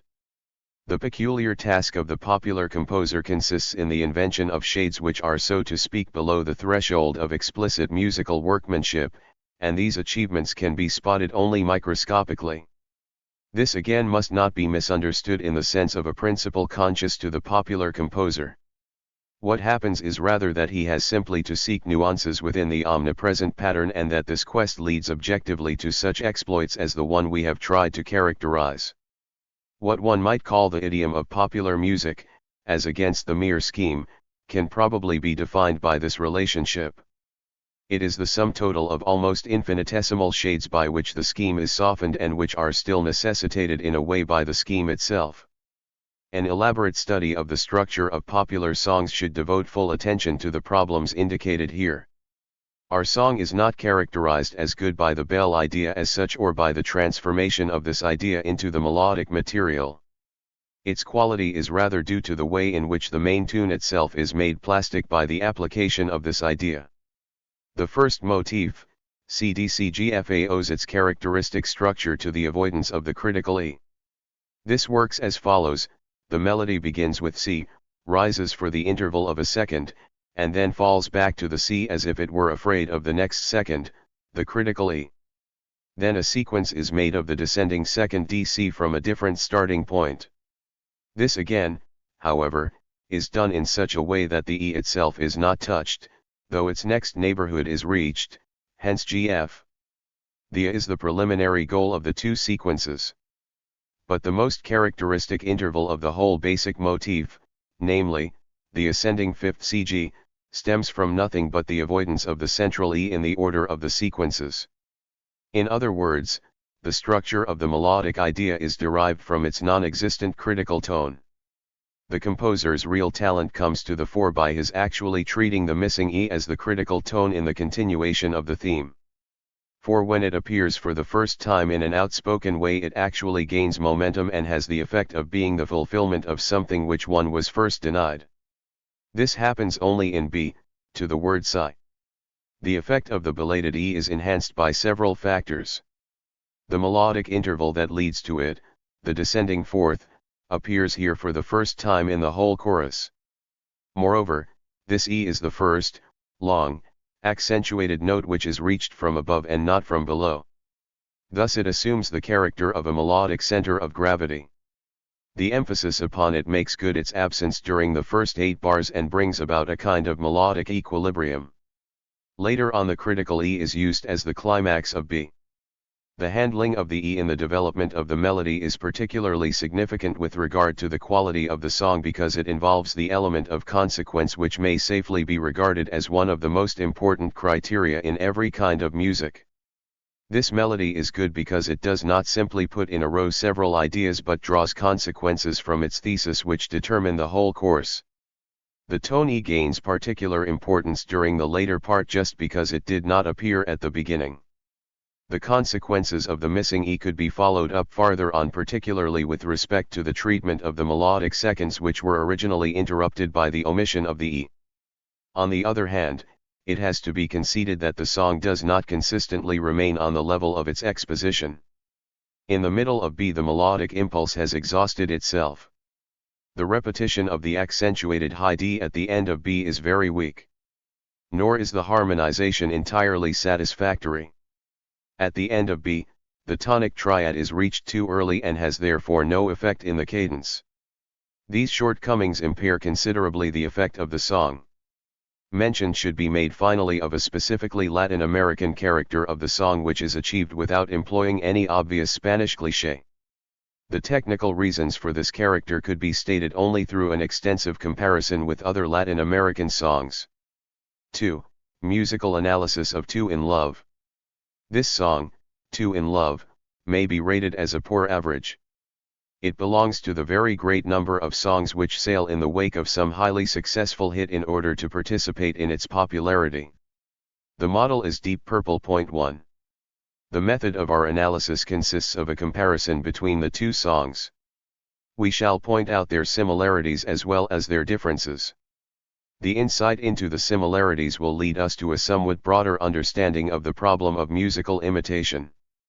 By spotting the differences, we shall be capable of defining the weaknesses of the present song against the highly concrete background of its model. Moreover, we shall try to show in technical terms why the specific shortcomings of the song are necessitated by the very fact that it is an imitation. First, the similarities. Both songs, the sheets of which, incidentally, are in the same key, F major, belong to the same class of slow ballads. Both are written in the comparatively rare two-part form A, B, A, B.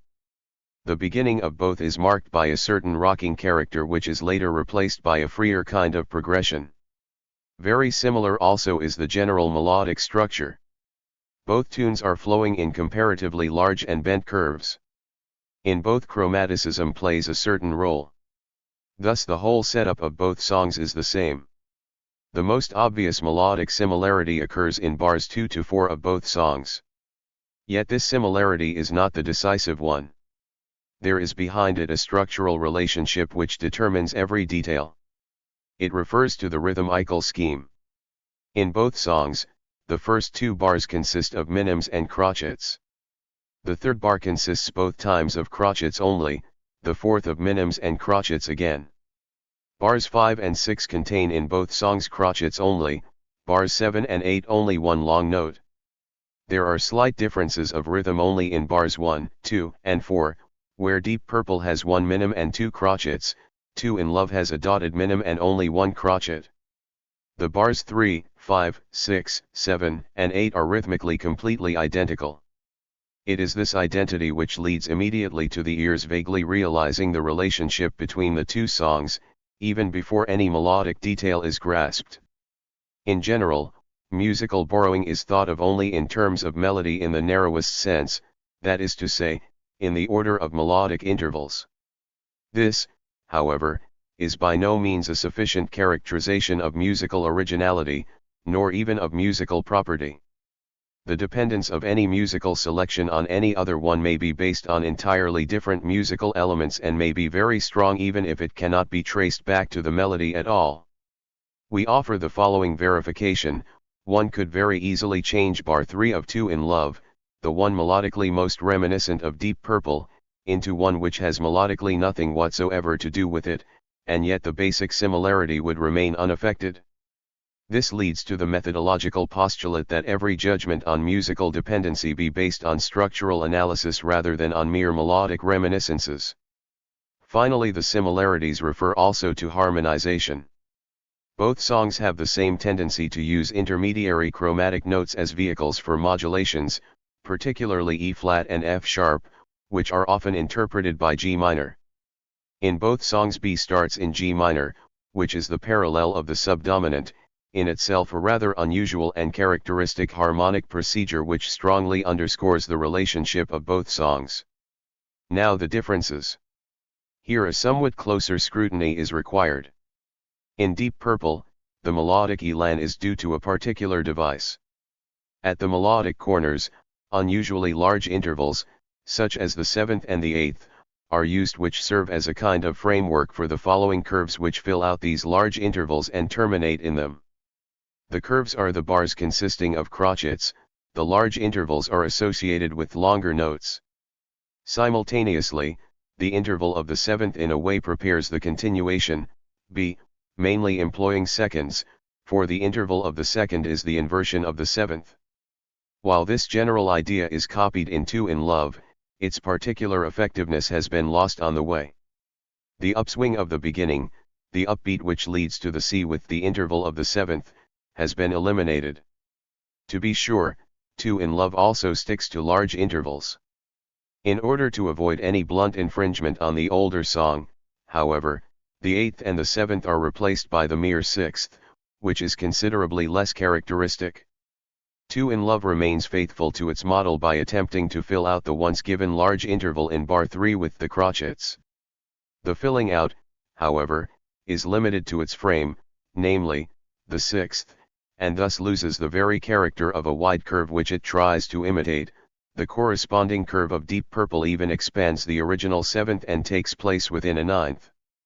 The idea of the curve is most successfully employed in bars 5 and 6 of Deep Purple, covering the field of an 11th, thus expanding even more the original large interval. E in Two in Love, the mechanical limitation of the curve to the interval of the 6th has broken the neck of the main idea.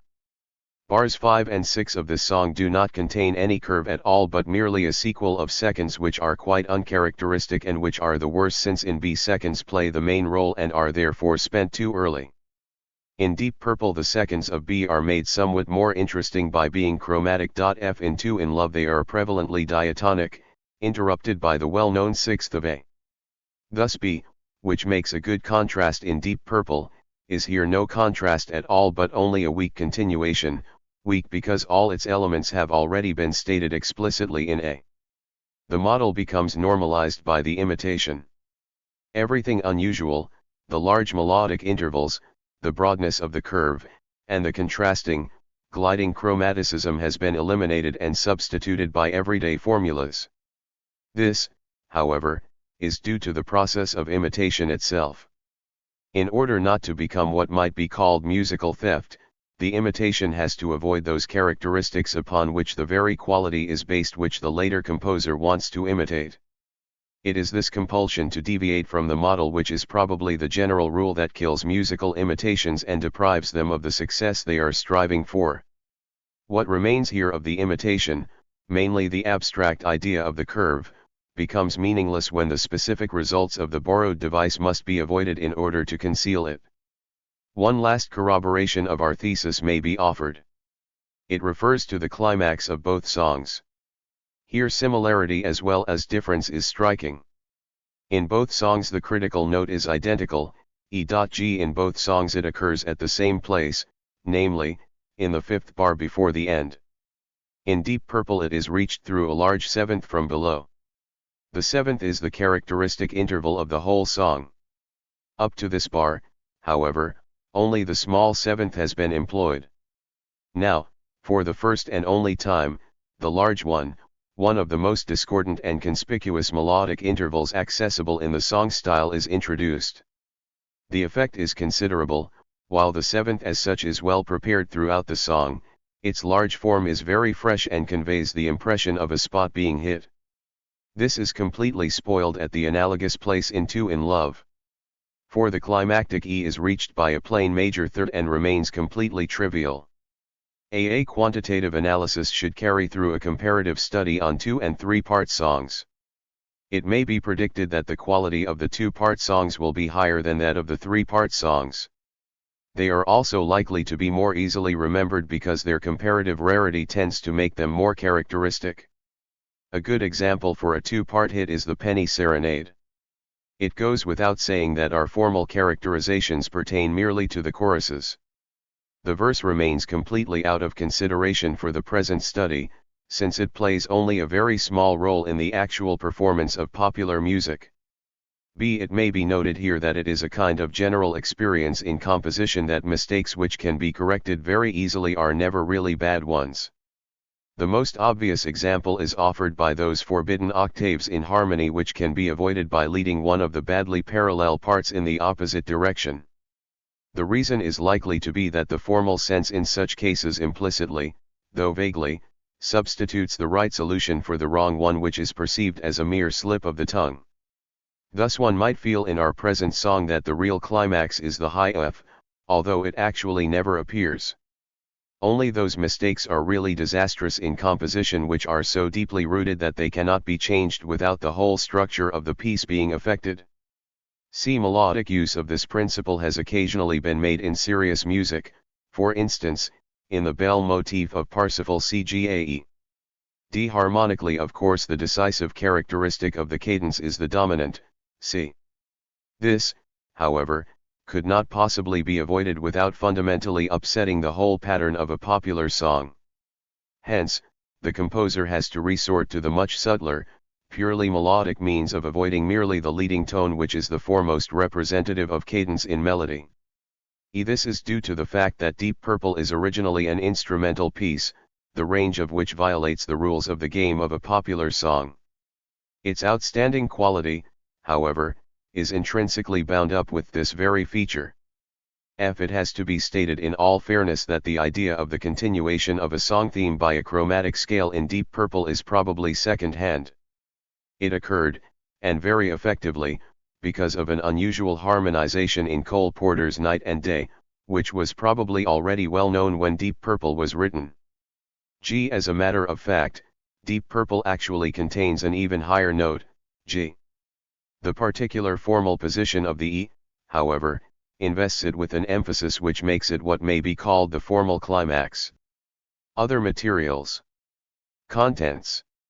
A. The radio voice. B. Memorandum on lyrics in popular music. C. Experiment on, preference for material or treatment of two popular songs. D. The problem of experimentation in music psychology. E. Note on classification. F. On the use of elaborate personal interviews for the Princeton Radio Research Project. G. The problem of a new type of human being. H. Some remarks on a propaganda publication of NBC. I. Theses about the idea and form of collaboration of the Princeton Radio Research Project. A. The radio voice 1. In general, it is easy for the trained ear to distinguish radio music from live music, even in such cases where the tool is not visible. One might point out that in America the distinction is none too difficult to make anyhow, as there are few opportunities to listen to live music outside of the concert hall, the nightclub, and other places expressly devoted to musical performance. There is no live music as background in the sense of the Continental Café concert. Nevertheless, one must face the issue of making that distinction everywhere.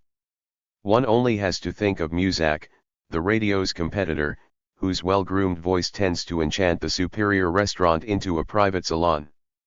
No musician is likely to ponder for more than a second which is which, wireless or telephone being, as Stokowski points out, the more closely akin to live music.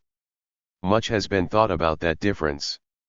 Reflections on the subject have taken mainly the line of weighing the respective merits of live music and radio music, mostly advancing to a negative judgment about radio, then analyzing the causes of the difference, and finally attempting to draft devices for abolishing the difference, that is to say, to develop methods in order to achieve that radio music sounds exactly like live music. Stokowski's approach may be taken as representative.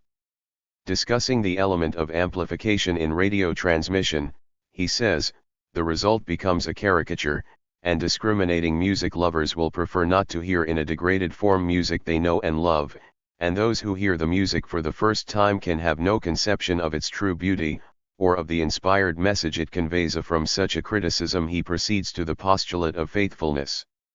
The important question is the degree of faithfulness with which symphonic and operatic music can be delivered in our homes, and the message conveyed in its full value. In order to realize his ideal of faithfulness, he starts with an analysis of the technical elements of radio transmission, which he divides into three kinds: frequency range, intensity range, and auditory perspective.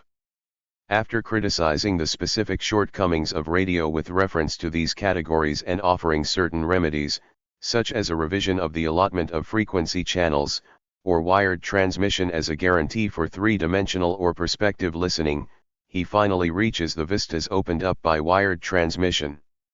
He comes to conclusions as, say, through constant experience of listening by radio, and laboratory experimentation with electrically produced and reproduced sound and wired transmission of music, our horizons have become so vastly extended that formerly accepted standards and definitions of good and bad and natural and artificial tone have become less dogmatic and more fluid. Or it might be better to say that they are no longer adequate but give a limited and incomplete view of a field which is every year becoming more extended in our consciousness. Or, he asks more radically even, what then is the natural sound of an orchestra? Obviously, this trend of thought is such as to turn against one of its own presuppositions. What good is it to set the goal of faithfulness for radio transmission if the very concept of natural sound is questionable? There is no criterion for the natural sound of mechanically reproduced music but the faithfulness to the live sound. If the natural sound becomes problematic, the ideal of faithfulness becomes problematic too. For the contradiction, however, not the logic of Stokowski is to be blamed. It is rather a contradiction within the object itself, which may be spotted most simply by asking, of what import is it that music is distributed on a scale of mass reproduction while the idea of the original is still maintained? Now the meaning of the terms original and mass reproduction, evidently, is not exhausted by their physical reference by comparative measurement of wavelengths, sound colors, and auditory perspectives. They are properly musical only insofar as they are related to men. They are social categories whatever their physical conditionedness may be. Being pertinent to the musical object, which is either an original or a mass reproduction, they reveal themselves as social the very moment the musical object makes its appearance. It is the appearance of music listened to directly or by radio on which depend both its own social meaning and any possible effect upon the listener. The listener hears music, not decibels. Hence, there is a need for a closer examination of radio phenomena not in terms of the physical and technological processes underlying them but by describing them as they present themselves immediately in experience. It would be futile to attempt any such description as an isolated one. There is hardly anyone who has listened to music by radio only. Even the staunchest adherent of the self-styled radio generation speaks in comparative terms when giving his opinion about the new medium. No characteristic of the musical phenomenon pouring out of the wireless set seems possible without reference to similarities and/or dissimilarities to the live sound. Since that phenomenon transcends its particular and immediate musical situation and bears on the whole variety and manifoldness of musical experience as well, its description can only be given somewhat rhapsodically. As against live music, radio music in one respect appears more alive than live music itself. Speaking not about music, but about the voices of people on the radio, Robert J. Havigurst passes a remark pointing in the same direction. In the case of people, the listener feels close enough to form direct impressions of a speaker's personality. Around the voice he hears, the listener builds a person as real in many ways as if he had been actually met. This illusion of closeness makes the listener feel that he is actually present at the place where the broadcast originates, or purports to originate. The radio listeners feeling at ease with the music offered them, the intimacy they profess to enjoy there, the personal touch which they cherish in it, are likely to reflect that illusion of closeness. To be sure, that is partly due to extra musical factors such as the attitude they can afford to assume at home in face of their wireless set as against the position they must take at more or less official occasions, where they are forced to keep silent on account of the person in the next seat, and take on a serious air for the sake of social prestige. Whatever the extra musical factors account for, the illusion of closeness, which may well include them, the overamplified noises by which the radio set appears to approach its owner victim, undoubtedly play a major part in immediate radio phenomena. Illusion, according to current American musicology, is the life element of music.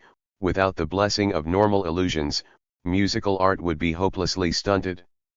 Our profoundest appreciations of nature and art are detachments from the physically exact and constitute a synthesis through the medium of normal illusions. The illusion of closeness, however, does not go unchallenged. If the radio sound appears to approach one bodily, as it were, at the same time it seems also as if what approaches one were not quite the sound itself but something like its own shadow, or its mirrored reflection. One might dissect this impression into its different constituents. There is, first of all, the question of loudness or softness. Besides the fact known to every technician that radio's intensity range is less than half as large as the scale between loudness and softness which music can cover in a concert hall, there come into play conditions of reception, quite apart from the physical necessity of compressing the intensity range of the broadcast itself. Even the intensity range left over after the process of compression is hardly ever fully used by the listener. What is actually listened to does not depend only on the picking up and transmission of the broadcast but also on the room where it is listened to. It is, normally, only a fraction of the size of a concert hall or radio studio. The full strength of an orchestra, even if already regulated by the sound control engineer, would blow it up. Hence, the listener is forced to compress the sound again. This second compression, though considered in the calculations of the sound control engineer, is not entirely in his hand. The fact that it is left for the listener to perform that compression has a greater bearing on the musical phenomenon than can be determined by mere technical physical calculations. As the second process of compression necessarily affects the forte more than the piano, the acoustic proportions are not only reduced but also distorted. This bears upon the illusion of closeness. One might assume that it is partly due to the overstrength of a radio playing with full power in a small room. Muting it down, the listener already counteracts it. It is paralyzed by the very softness that makes acoustic events sound more remote even in the apartment where they appear. It is paralyzed, too, by the disturbance of the acoustic proportions. The listener feels as if presented with something totally familiar, and familiar it may be indeed, yet in such a manner that it assumes an air of strangeness. The phenomenon is not autonomous, it is still to such a degree an image of the original that it can be apperceived only in relation to that original. However, neither is it a pure copy of the original, for it becomes oblique by the very act of reproduction. Thus, inasmuch as it concerns the object, there arises a peculiar uncertainty and uneasiness on the part of the listener. The strangeness of the phenomenon expresses itself in the somewhat vague and half-conscious awareness of being at home with it and yet quite far away. It both is and is not the same as the live sound. One actually has it not here though one seems to be face to face with it. This experience contradicts the illusion of closeness that is still maintained by the loudspeaker. This is not the only contradiction originating within the realm of radio phenomena. In speaking of the irrational effects of radio, it must not be overlooked that cannot be traced back to the psychology of the listener, whose irrational behaviors largely reflect objective social processes. Nor does the authority of the monopolistically owned and administrated means of communication, which underlies those processes, directly produce these irrational effects. They are mediated by the technical structure of what the listener comes in contact with when listening to his set. This social function of radio is determined neither by the surface appearance of the particular contents which it transmits, nor by the conditioned reactions of the listeners, but by the actual technical structure of the radio phenomena which confront the listener. It is this structure, its social implications and relatedness to present social conditions, upon which a theoretical radio analysis ought to be based. This structure displays irrational trends and it is apt to bewitch mischievously the laws of logic. While radio music seems to approach one bodily to such a degree that one can hardly escape it, at the same time does it sound like an echo. Echo possesses not only the characteristic of remoteness but also of derivation. Hence, radio music, however it may diminish or even abolish the distance between the listener and the musical work, which is delivered to his home and to which he can listen in his shirt sleeves, assumes a certain character of artificiality that contradicts its wornness no less than does its remoteness contradict its physical closeness. One has spoken of phonograph records as canned music.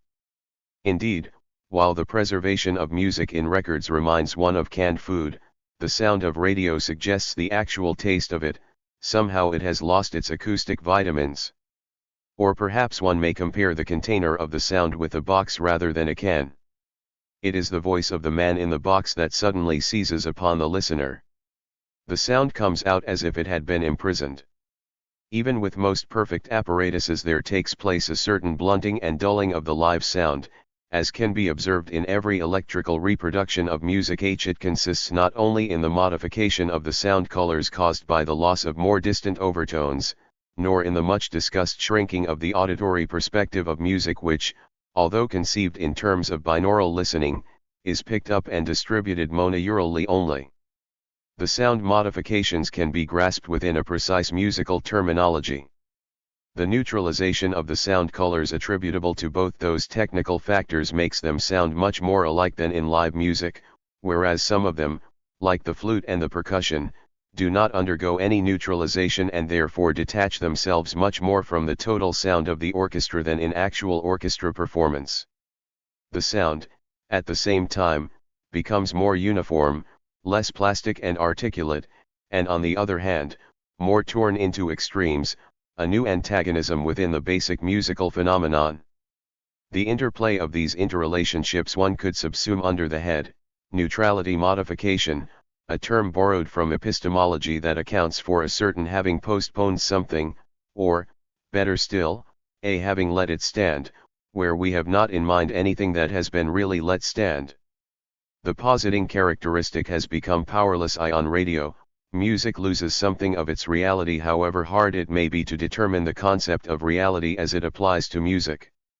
Music as an art has no empirical reality as its immediate object which is meant by it. The reality characteristic of music refers purely to its self-existence. That self-existence is harmed by radio. At any rate, radio music is not fully present. It is rather an image of music than music itself. Here the connection between the change within the musical phenomenon and its social aspect becomes manifest. By losing its reality, it loses something of its spell, of the power ascribed to it since time immemorial as an indigenous element of actual existence. That may imply that radio aids in viewing music with fewer illusions, although it evokes, to be sure, new illusions of its own. Yet, however that may be, the new tool somehow deprives music of its obliging character. It is not quite serious. Sociological reflections on radio music which naively identify a broadcast of Beethoven with a live Beethoven performance, inferring that today the farmers' wives in the prairie states listen to great music performed by great artists as they go about their morning housework, miss their point from the very beginning, and substitute for an adequate analysis the erudite yet hollow conventions of accepted great music. This can be made clearer by a more concrete treatment of the interrelationship of what is commonly called the original, namely, the live performance of a work, and its reproduction. One might well start with the assumption that radio brings great symphonic music to people who never heard it before. The current view may even concede that symphonies brought to the knowledge of the fabulous farmer in the Middle West are somewhat affected and deteriorated by the transmission. But on the whole, they would argue, those differences matter only to those few who know a lot about music in general and about symphonic music in particular. The finer shades and differences are of no import to the layman who has to gain a first acquaintance with the material. Better a symphony that is not quite so good as if heard in Carnegie Hall than no symphony at all. Whoever dares to oppose such a view is likely to be regarded as an aesthete who lacks any true sympathy with the needs and desires of the unhappy many. Yet, the social analyst must risk to be unsociable if the uncovering of social tendencies, as distinct from their mere appearance, is to be his objective. Such an analysis, in the case of a radio symphony, must rid itself not only from the unexamined supposition that the apparently slight alterations brought about by radio have no bearing on the social significance of the symphony. It must neither be content with the conventional definition of symphony itself which asserts that it is but a sonata for orchestra. For, the insight into the changes a Beethoven work undergoes by radio depends on the specific understanding of the symphonic form, such as that form has crystallized and maintained itself in the comparatively short period of Haydn, Mozart, and Beethoven. Now, This specific understanding is not furthered by analyzing the symphony in terms such as exposition, development, repetition, or more subtle ones such as the antagonism of the two main subjects of the exposition, their bridge, their conclusion, the way they are worked out and make their modified recurrence. However easy it may be to identify all those typical constituents of form in every Beethoven symphony, they are essential only within the interplay of the unexchangeable content of each work, and not abstractly. It is too easy to identify them. Any approach starting from the mere recognition of those invariants tends to degrade listening to a mechanical process where each symphony could be replaced by any other which has the same scheme. If reference to those terms does not aid much in the actual following of the work, they help even less to come to an understanding of the meaning and function of the symphonic form itself. The late German musicologist, Paul Becker, in a paper on the symphony from Beethoven to Mahler, has stated the problem very clearly. A sonata for orchestra, that does not say anything, for it does not explain why Beethoven wrote that sonata especially for orchestra. The notion of sonata does not convey what is essential for symphony, that the idea of the sound volume determined the choice of the orchestra as a medium. The reason that Becker advances for this, is that Beethoven, while executing a symphonic device, was at the same time composing an ideal picture of space and audience. From here he proceeds to what he regards as the essence of symphony, its power to create a community. No doubt, Becker's theory is open to a great deal of criticism. He still remains within the sphere of German 19th century aesthetics, particularly of Wagnerian wish fantasies, when attributing to symphony the power of creating a community within a world where the individuals are so radically alienated from one another that the attempt to bridge the gulf between them cannot possibly be restricted to the realm of art, but must touch upon the very structure of society itself. If, on the other hand, he conceives of the power of the symphony merely in terms of the ephemeral feeling of elation and togetherness of the audience during the performance, he is thinking of that power in terms of a means to produce psychological drunkenness. This drunkenness, however, the notion was first critically developed by Nietzsche against Wagner, tends less to unite men than to make them forget that they are disunited. Such ambiguities are caused by too great an aloofness from the technical musical processes within the symphony. His vagueness in matters of composition forces him to have recourse to such problematic psychological notions as Beethoven's picture of an audience. Yet, apart from its obvious shortcomings, Becker's theory expresses something deeper than the usual formalistic reference to the symphonic schedule. One must only transfer it from the sphere of sociological generalities to the inherent technicalities of the symphony, in order to arrive at a more precise social identification of the symphony. What characterizes a symphony when experienced in immediate listening as something different not only from chamber music but also from other orchestral forms, such as the suite, or the tone poem, could be best grasped as a peculiar intensity that captivates the listener. As against Becker, the medium in which the individuality of the listener is sublated and integrated is no community, either real or fictitious, but the organizing principle of the work of art itself, which is pointing, in a mediated manner only, to the possibility of a real community. In other words, the process of integrating and sublating the individual into a whole, is represented by a proper musical process. While the purely musical moments correspond to the individuals, the totality of the work of art corresponds to the production and reproduction of social life. The intensity of a symphony in which that interconnection between the whole and the details consists, can be understood musically as the incomparably greater density and conciseness of thematical relationships within the symphonic field as against other forms. It is the most completely organized piece of music that can be achieved. Every detail, however emphasized as spontaneous, is absorbed in the whole by its very intensity and gets its true bearing only by its relation to the whole. Becker rightly points at the relative unimportance of thematic inventiveness in Beethoven, and the triviality for which Mahler is blamed so often can certainly be accounted for by similar reasons. On the other hand, Romanticism failed to produce symphonic works of the same obliging character as those of Mozart and Beethoven because the increase in importance of the expressive detail as against the whole made impossible the determination of every moment by the totality. While listening to a typically romantic post-Beethovenian symphony, one remains fully conscious, sometimes too conscious, of the time it takes, however beautiful all the moments by which this time, one's own time, is filled. With Beethoven it is different. The density of thematical interwovenness, of antiphonic works, tends to what one could, exaggeratedly, call a suspension of time consciousness. If a movement like the first of Beethoven's Fifth or Seventh Symphony, or even a very long one such as the first of the Eroica is rightly performed, which, by the way, happens less frequently than one should expect in a time which overflows with crack conductors, one has the feeling that these movements do not take 7 or 15 minutes or more, but virtually 1 moment.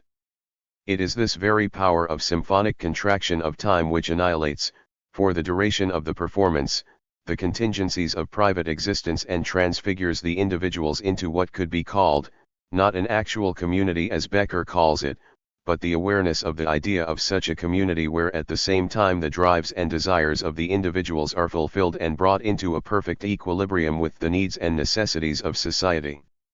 The promise of the happiness of such an equilibrium, the musical formulation of which at the same time exhibits and sublates the antagonisms between the individual and society, makes the greatness of Beethoven. One has a live experience instead of a museum experience of his music, one lives it, as it were, only insofar as this idea is realized by the performance, that is to say, inasmuch as the performance accomplishes such a dense relation between the tension of the moments and the fulfillment by the whole, that time which drags away from such fulfillment is actually superseded. If the view of the community-forming power of symphony were tenable in its abstract generality, radio would seemingly bear it out best. The number of people brought at the same time in contact with symphonic music is so tremendous that one could actually think of them in terms of a society, a mass of individuals held together and articulated by the power of music. From the analysis of the characteristics of the symphony, however, there follows that the specific conditions of radio tend to affect in the opposite direction. Even the literal and undifferentiated acceptance of the community theory of symphony leads into difficulties. 4. The evoking of a feeling of community which supposedly is best aided by the volume of the symphony, evidently requires the presence of a large number of people in the face of the work. It is no accident that totalitarian countries, when staging their community experiences, do all they can to herd together as vast masses of people as possible, while those who cannot participate in the event are taken out of their physical isolation and made to face the broadcast under the title of community reception. Normal listening to a symphony on the air takes place under totally different conditions. People listen to their Toscanini performance in their private apartments on Saturday evening at 10 o'clock, and, whatever the collective message conveyed to them, they cannot experience it with that immediate feeling of togetherness as the expression of which Becker interprets the Zeitumschlungen Millionen. They are aware only indirectly, if at all, of the hundreds and thousands of fellow listening neither affected by them, nor does it bring them into contact with them from whom they are literally isolated. It may be argued that the collective meaning of a symphony must not be understood so literally but rather as something internalized which must also be apperceived in an internalized way. But then it would be hard to understand why symphony should have to make use of such drastic and external means as that of loudness, while other musical forms, such as most of church music which to be sure makes also for an internalized community, can dispense with those means. Be that as it may, even if it is admitted that the collective message of the symphony is something not at all literal but internalized that can be conveyed to the physically isolated radio listener, there still remains the question as to how the structure of the symphony, that alone can be the bearer of the ideal collective message, appears in the radio phenomenon. This brings to the fore again the more concrete determination of the symphonic form. The issue is, to what extent are the inherent constituents of this form realized by radio? One may start from the most primitive fact about symphonic music, indeed, the only one on which Becker's theory is founded, while it is probably also the one that accounts for the preference of the majority of listeners for symphonic as against chamber music. It may be stated in terms of absolute dimensions, the meaning of which is well known from the arts, particularly from architecture. A cathedral has not only its actual function but also its aesthetic meaning only in proportion to the human body. A model of a cathedral in table size is something totally different not only quantitatively but also qualitatively. On the Campo Santo in Genoa, there is a tomb in the form of a diminutive imitation of the Milan Cathedral. The building itself, being of utterly problematic value as architecture, becomes plainly ridiculous as a miniature. The impression one gains is much like the one which one receives when seeing the sugar-coated architecture on wedding cakes. The question of absolute dimension takes a similar shape in music. The power of symphony to absorb the individual into the organized whole, in part depends on the sound volume. Only if the sound is larger, as it were, than the individual so as to enable him to enter the door of the sound as he would enter through the door of a cathedral, may he really become aware of the possibility to submerge into the totality. This being larger could first be expressed in comparative terms of the intensity range. That implies that the intensity range of the sound is larger than any musical range the listener could conceive of in terms of being produced by himself either by singing or playing. It implies further the existence of an experience which is difficult to render in exact terms but is nonetheless fundamental for the apperception of symphony and is the true musical objective of the technical discussion of auditory perspective, the experience of symphonic space. To enter a symphony means to listen to it not only as to something before one but as something around one as well, as a medium in which one lives. And it is this surrounding quality that, in the sphere of aesthetic appearance, comes closest to the idea of symphonic absorption. Both these qualities are radically affected by radio. The sound is no longer larger than the individual. In the private room that largeness would cause those very disproportions which the listener has to mute down. The surrounding function of music, notwithstanding the value which can be attributed to it, vanishes into nothing as well, partly because of the diminution of absolute dimensions, partly because of the monaural conditions of radio listening. What is left of the symphony, even in the ideal case of an adequate reproduction of sound colors, is a mere chamber symphony. It may be taken as a first index for the thesis that radio is an executor of musical and social tendencies outside of its proper technical realm, that in musical production itself, quite independent from radio, the form of chamber symphony and similar chamber orchestral forms have gained an ever-increasing importance since Schoenberg's Kammersymphony, of 1906. However this may be and whatever the merits of this development, it certainly hits at the very point which is conventionally regarded as the main asset of radio transmission, namely, its seeming collective message. If symphony music today reaches masses that have never before been in touch with it, it does so in a way in which just the collective a priori, the inherent social qualities of symphony are practically eliminated from the musical picture. One must be careful not to derive therefrom a premature judgment on radio, or try to save music from it, in the role of a panegyrist of the past. The surrounding quality of music challenged by radio, is certainly part of that musical dope the criticism of which is justified and considerably furthered by radio. The dope tendency is very clear in Wagner where the mere largeness of the sound into the waves of which the listener can dive, is one of the means to snatch the listener, quite apart from any specific content. In Beethoven, it has not this irrational function. But the more intrinsically it is connected with the structural devices of the work, it is therefore also the more deeply affected by broadcasting. Paradoxically as it may appear, a Beethoven symphony becomes more problematic as a broadcast than a Wagner opera. This may be made clear by such a well-known piece of music as the first movement of the Fifth Symphony. It is characterized by its simplicity. A very short and precise motif, the one with which it opens, is impressed upon the listener by an unabating intensity of presentation. Throughout the movement it remains clearly recognizable as the same motif, its rhythm is vigorously maintained. Yet here is no repetition but development, the melodic content of the basic rhythm, that is to say, the intervals which constitute it, change perpetually. It becomes perspectival by wandering from one instrument or instrumental group to another and appearing sometimes in the foreground as a main event, at other times as a mere background and accompaniment. Above all, it is presented in gradations, dynamic developments, the continuity of which is achieved by the identity of the basic material. At the same time, this identity is modified by the different dynamic grades in which the basic motif occurs. Thus the simplicity of the movement meets with an utmost richness of texture.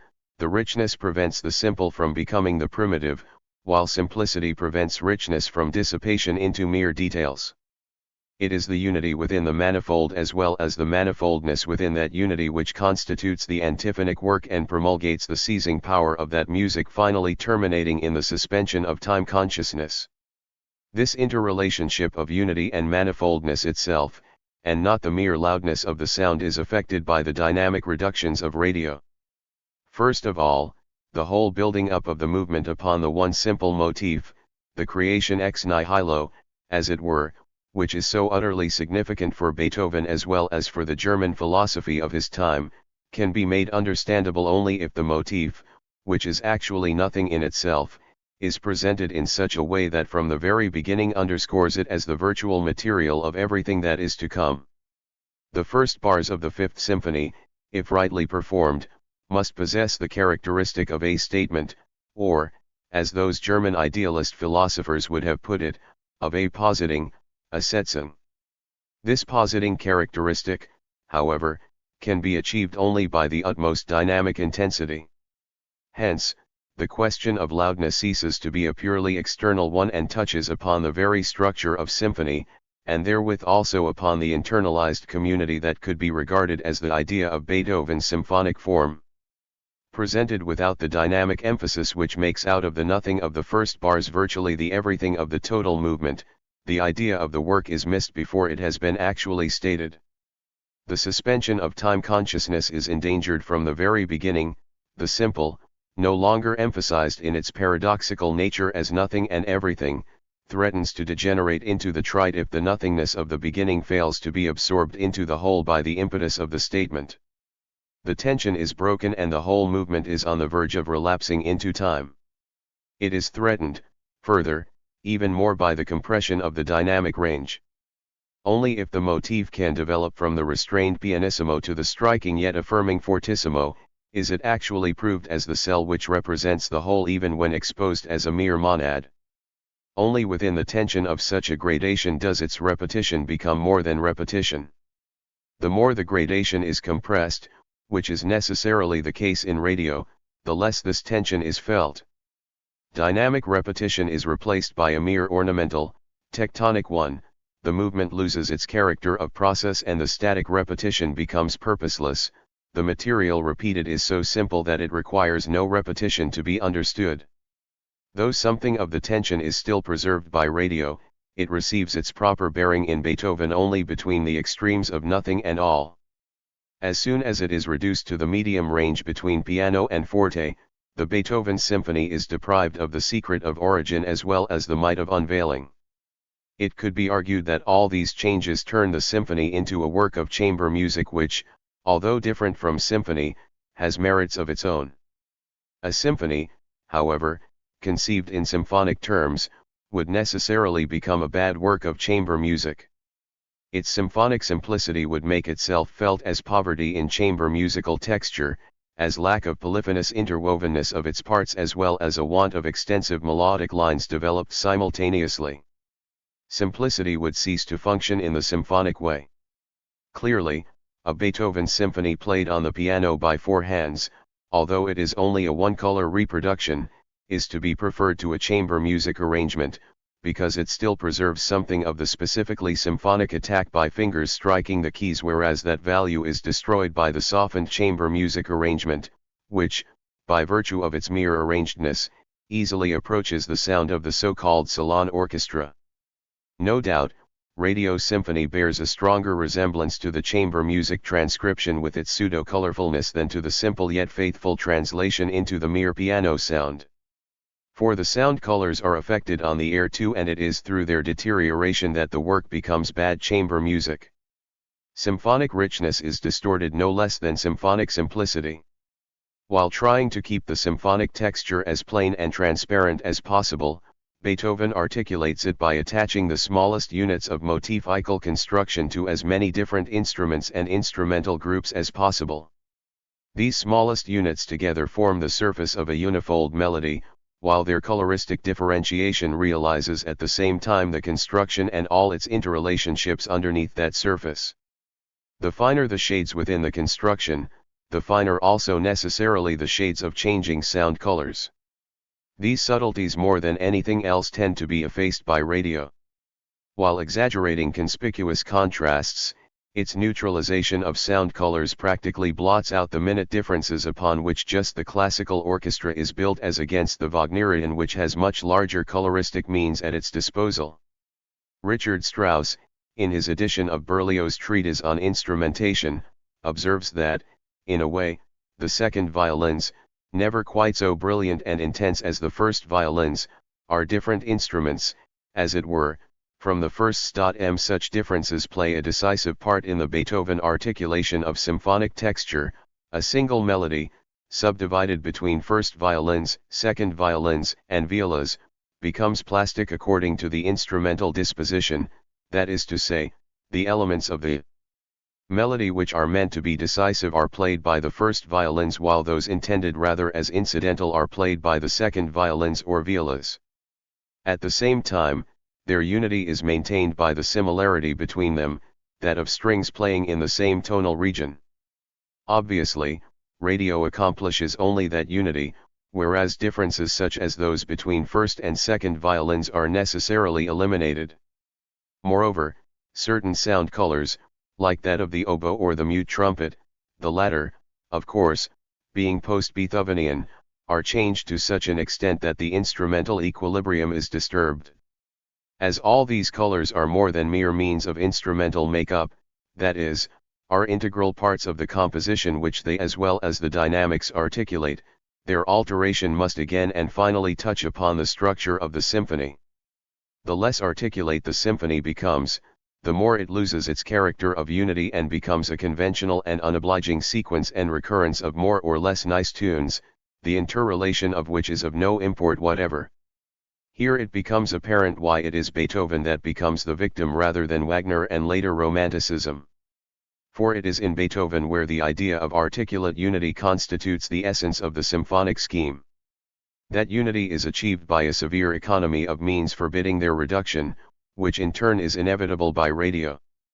In order to arrive at any inferences regarding its working upon the listener, it is necessary to relate the results of all those changes as they take shape in the radio symphony, for the radio symphony performs its function only in the way it appears and not as music that is in itself.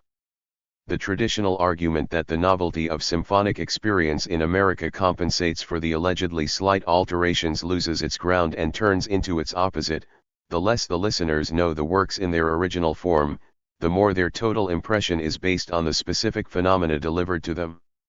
These phenomena, in the case of the radio symphony, are far from being unambiguous. One is tempted again to call them contradictory in themselves. A process of polarization is taking place within the symphony, it becomes trivialized and romanticized at the same time.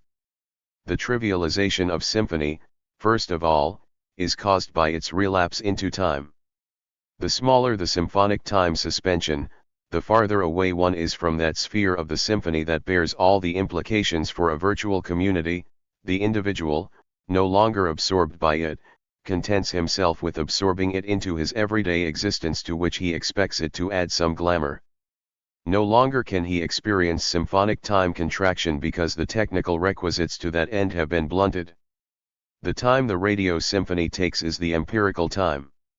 It is entirely in agreement with the structure of the material offered that, by switching it off, the listener can dispense with the music whenever he pleases. He can arbitrarily supersede it, in contrast to the concert hall performance where he is forced, as it were, to obey its laws. It may be questioned whether symphonic elation is really possible or desirable. At any rate, radio speeds up its liquidation. Every sound tends to undermine the idea of spell, of great music, and of the uniqueness of moment, which are emphasized so much by the radio business. And not only the spell and the idealistic notion of symphonic totality fall victim to mechanization. The decline of the unity that is truly the symphony, means also a decay of the manifold held together by it. The symphonic particulars become atoms. The tendency toward atomistic listening is perhaps the most universal of present day's musical consciousness. It is furthered by such divergent features as musical recognition contests that place all emphasis on the isolated detail, the theme, as books that tell the listener how to memorize the main tunes of famous symphonies by underlaying them with certain words, without regard to their development, and, as the standardization of light popular music where the whole is so stereotyped that only the detail can catch the listener's attention. This tendency finds its exact technical expression in radio.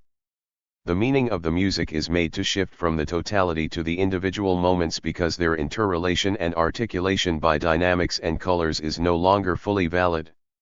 Those moments become semi-independent episodes, organized mainly by their simple succession in time. One has often compared symphony with drama. If that comparison tends to emphasize the dualistic character, the dialogue aspect of symphony, it must still be admitted that it is justified insofar as symphony aims at an intensive totality, an instantaneous focusing of an idea rather than an extensive totality of life unfolding itself within empirical time. And it is in this sense, that radio symphony ceases to be a drama and becomes an epical form, or, to render it in less solemn terms, a narrative. And narrative it becomes in a more literal sense, too. The particular, when broken out of the unity of symphony, still retains a trace of the unity in which it functioned.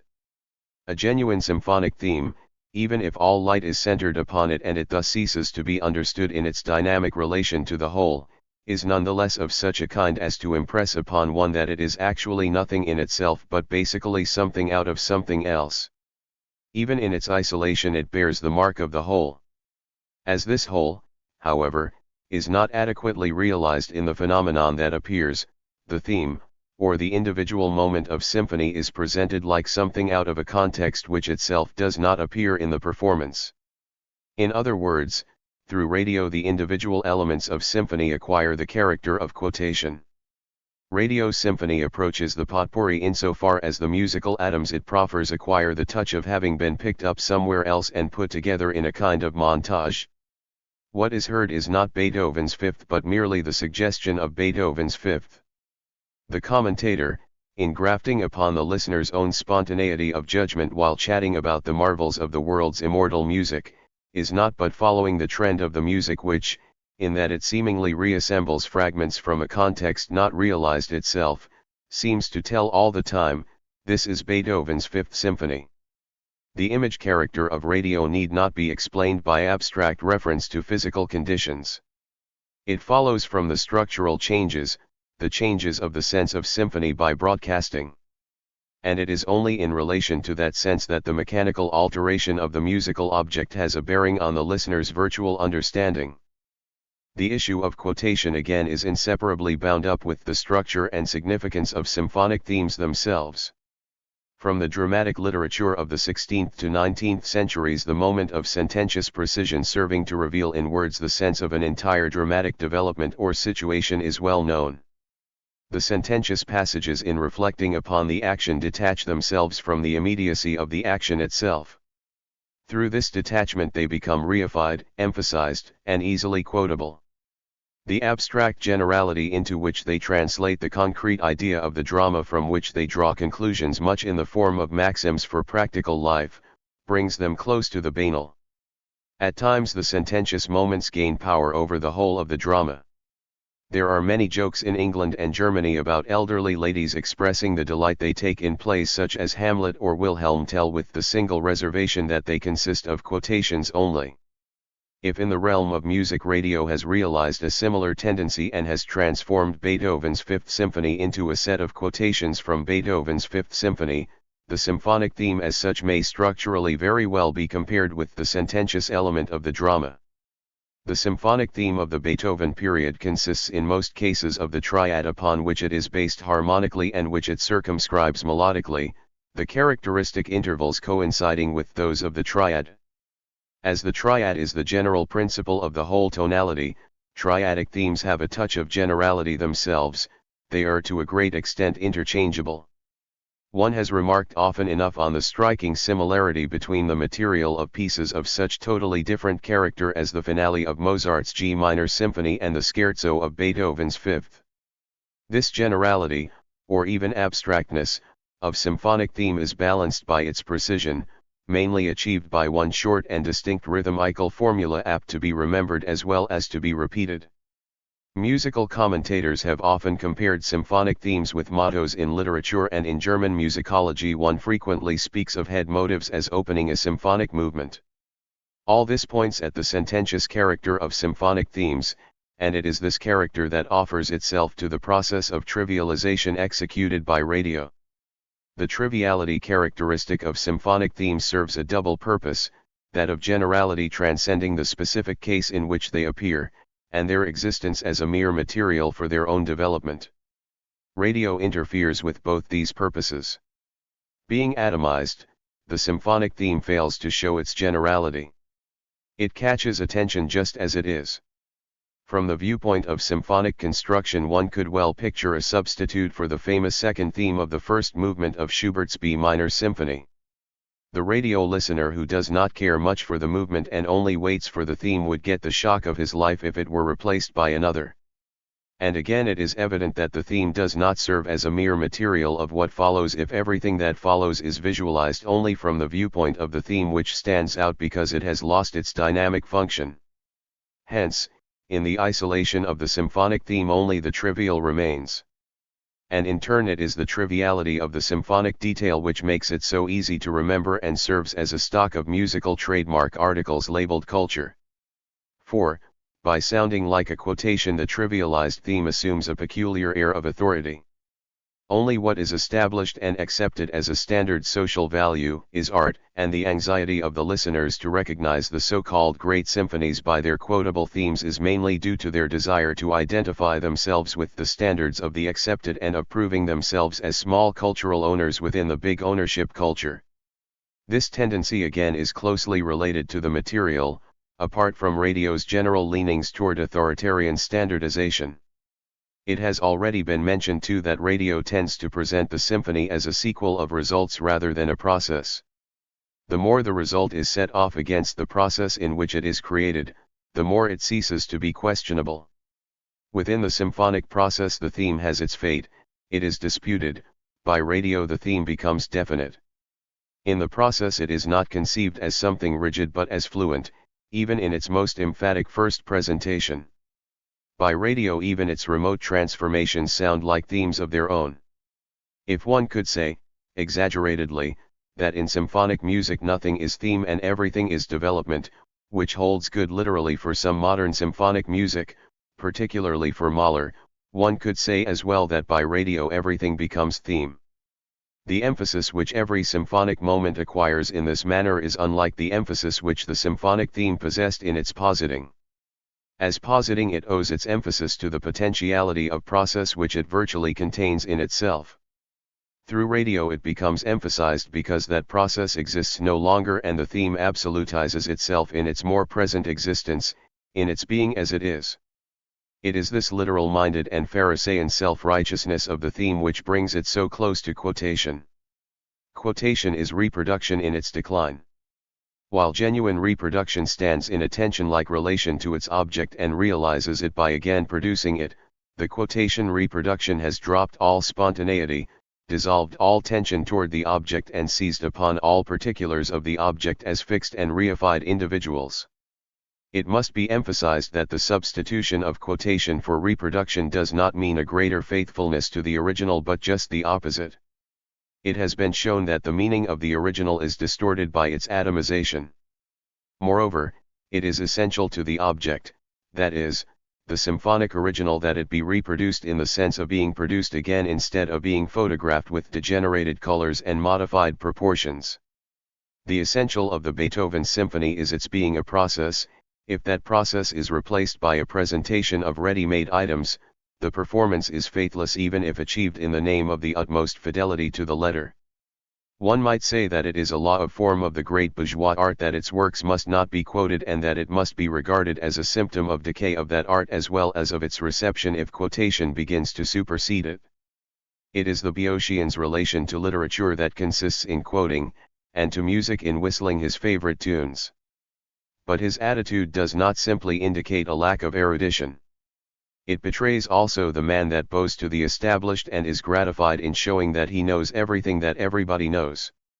Radio Symphony, among other institutions, comes to aid in this attitude. Yet it comes to aid in the romanticization of music no less than in its trivialization. The authoritarian theme, the result replacing the process and thus destroying symphonic spell, acquires a spell of its own. The history of musical production after Beethoven itself reveals a shift from the totality aspect to the detail, which bears a strong resemblance to the process which musical reproduction undergoes by radio. That shift took place in the name of subjective expression. The less the individual was absorbed by the symphonic totality, the more it became a mere sequel of details, the lyrical expression of which tends to emphasize the atom and separate it from any comprehensive objective order. Radio disintegrates classical music much in the same way as Romanticism has turned against it before. If radio atomizes and trivializes Beethoven, it makes at the same time the atoms more expressive, as it were, than they had been before. The weight which falls upon the isolated detail conveys to it an importance that it never had in its context. And it is this air of importance that makes it seem to signify or express something all the time, while originally the expression was only mediated by the whole. It is characteristic that radio publicity takes such a delight in speaking about the inspiration of symphonic themes, although in Beethoven the movement is inspired and not the theme. It is the romantic notion of melodic inventiveness which radio projects upon classical music in the proper sense. Details are deified as well as reified. This sometimes leads to paradoxical consequences. One should expect that radio, since it affects the sound colors, causes them to play a less conspicuous part than in line music. Precisely the opposite is true. Together with the structural totality there vanishes the process of musical spontaneity, of musical thinking of the whole in the listener. The notion of musical thinking applies to everything in musical apperception that goes beyond the mere presence of the sensual stimulus. The less the radio phenomenon evokes such thinking, the greater is the emphasis on the sensual side as compared with live music, where the sensual qualities are in themselves better. It is hardly accidental that young people, when listening to a symphony on radio, so often discuss the respective merits of the various instruments or the sounds of the different orchestras. The structural element of music, the element that is defamed by the same listeners as intellectual though it constitutes the concreteness of the musical phenomenon just as much as the sound, is abstracted and they content themselves with the stimuli left, however shop-worn those stimuli might be. Yet, those stimuli once were the bearers of musical expression in its specific, romantic sense.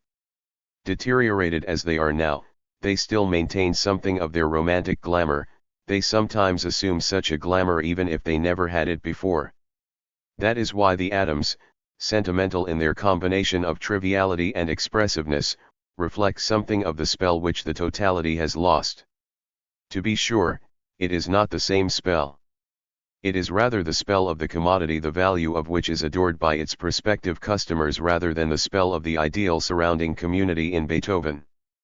One may say that even in the symphonic field those works lend themselves to radio the most willingly which are agglomerates of momentous tunes of both sensual richness and structural poverty, dispensing with the process of thinking that is restrained anyhow by the way the phenomenon comes out of the set. The preference for Tchaikovsky among radio listeners is as significant for the inherent nature of the radio phenomenon as for the broader social issues of today's reception of music. And it is very likely, though hard to test, that Beethoven is listened to in terms of Tchaikovsky as well. The thesis that music by radio is no longer quite serious implies, after closer technical considerations, that it can no longer be related to essential spontaneous and conscious experiences of the listeners. The way it comes out of the radio no longer presents the listener with an adequate material for such activities. They are forced to a more or less passive sensual and emotional acceptance of predigested yet disconnected qualities, while those qualities at the same time and through the present use of the tool become in an odd way mummified and magicized. It is this preliminary result which subsequently shows the necessity of starting from the sphere of reproduction of musical works by radio instead of from an analysis of listeners' reactions. For, any such a beginning would imply a kind of naive realism with respect to such notions as symphony or great music on radio in analyzing the effect of such music upon the listeners who are expected to enjoy or not to enjoy it. If that music, however, is not only something that is superficially modified but fundamentally different from what it is supposed to be, listeners' statements about their reactions to it must also be evaluated accordingly. There is no justification for unqualifiedly accepting the word of the mythological farmer about his sudden delight in a Beethoven symphony, if that symphony is changed the very moment it is received into something very close to the kind of entertainment against which educational broadcasters put emphasis on serious music in general, and symphonic music in particular. Further, the analysis tends to invalidate the optimistic idea that the knowledge of the deteriorated or even dissolved radio symphony may be a first step toward a true, conscious, and adequate musical experience. But, the way symphony appears by radio is not neutral in regard to the original. It does not convey a dim effigy in a one-colored shape which could be filled and made more concrete by later live listening. It must be realized as the actual result of the analysis of radio symphony that the latter's relation to the live symphony is not that of the pale to the robust, thus as if the pale could be transformed into the robust by the infiltration of more red blood corpuscles. The insight into the fact that the changes brought about by radio are more than coloristic, that they are changes of the symphony's own essential structure, does not only mean that this structure does not come out fully enough. What does come out opposes that structure and constitutes a serious obstacle against its realization. Through the way of presentation by radio, the listener's attention is diverted in such a manner that the criteria with which he approaches symphonic music like Beethoven's do not match that music which cannot fulfill the postulates to which it is subjected by its radio transformation. Reference may again be made to the coloristic element. Due to the change of attitude to which the radio phenomenon induces the listener, color comes to prevail and the listener's claims come to refer to sounds. Music, however, that is actually conceived in structural terms rather than coloristic ones does not satisfy these claims. The colors of a Beethoven symphony in live performance as well as by radio are incomparably poorer not only than those of Wagner, Richard Strauss, or Debussy, but poorer even than the stocks of cheap entertainment. Moreover, the coloristic effects which Beethoven achieves are valid only against the aesthetic background of the whole. The cadenza of the oboe in the beginning of the repetition of the first movement of the Fifth Symphony is striking only as a contrast to the bulk of the strings. As a coloristic effect in itself it would be poor, and it is the misinterpretation of such relations which leads some of today's happy-go-lucky routine musicians who are nothing but competent, to such ingenuous statements as that Beethoven was not able to score well enough. If radio, however, brings to the limelight just such particles as the oboe cadenza, does it not actually suggest such statements and provoke a resistance within the listener, a resistance which is only superficially compensated by the official respect for established values, because the symphony fails to satisfy the very same demands which it seems to raise? But the resistance goes beyond unfavorable comparisons between the full seven-course dinner of Whitman's rendition of the Rhapsody in Blue and the frugal meal of the symphony, consumed, as it were, as a meal merely. The transformation of the symphonic process into a set of results means that the listener receives the symphony as a ready-made product which can be enjoyed with a minimum of effort on his part. Like other ready-made articles, radio symphony tends to make him passive. He wants to get something out of it, perhaps to give himself up to it, but, if possible, to have nothing to do with it, and least of all to think it. If it is true that the experience of the actual meaning of symphonic structure implies something like an activity or concrete musical thinking, this thinking is antagonized by radio presentation. It is significant that the same listeners who are allegedly caught by symphonic music are also so ready to dwell upon what they call their emotions as against what they call intellectual in music.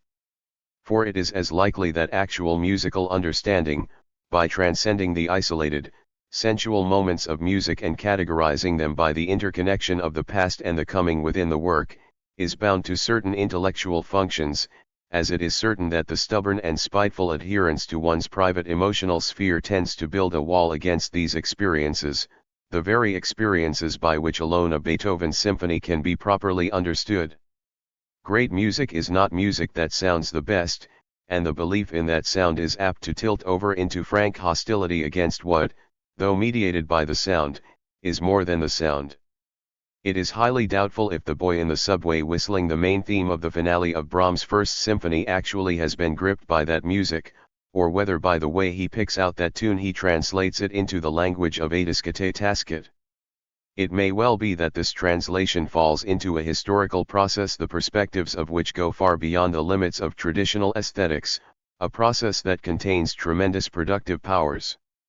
If this be true, however, it should not be appreciated in terms of the same aesthetic norms which it challenges.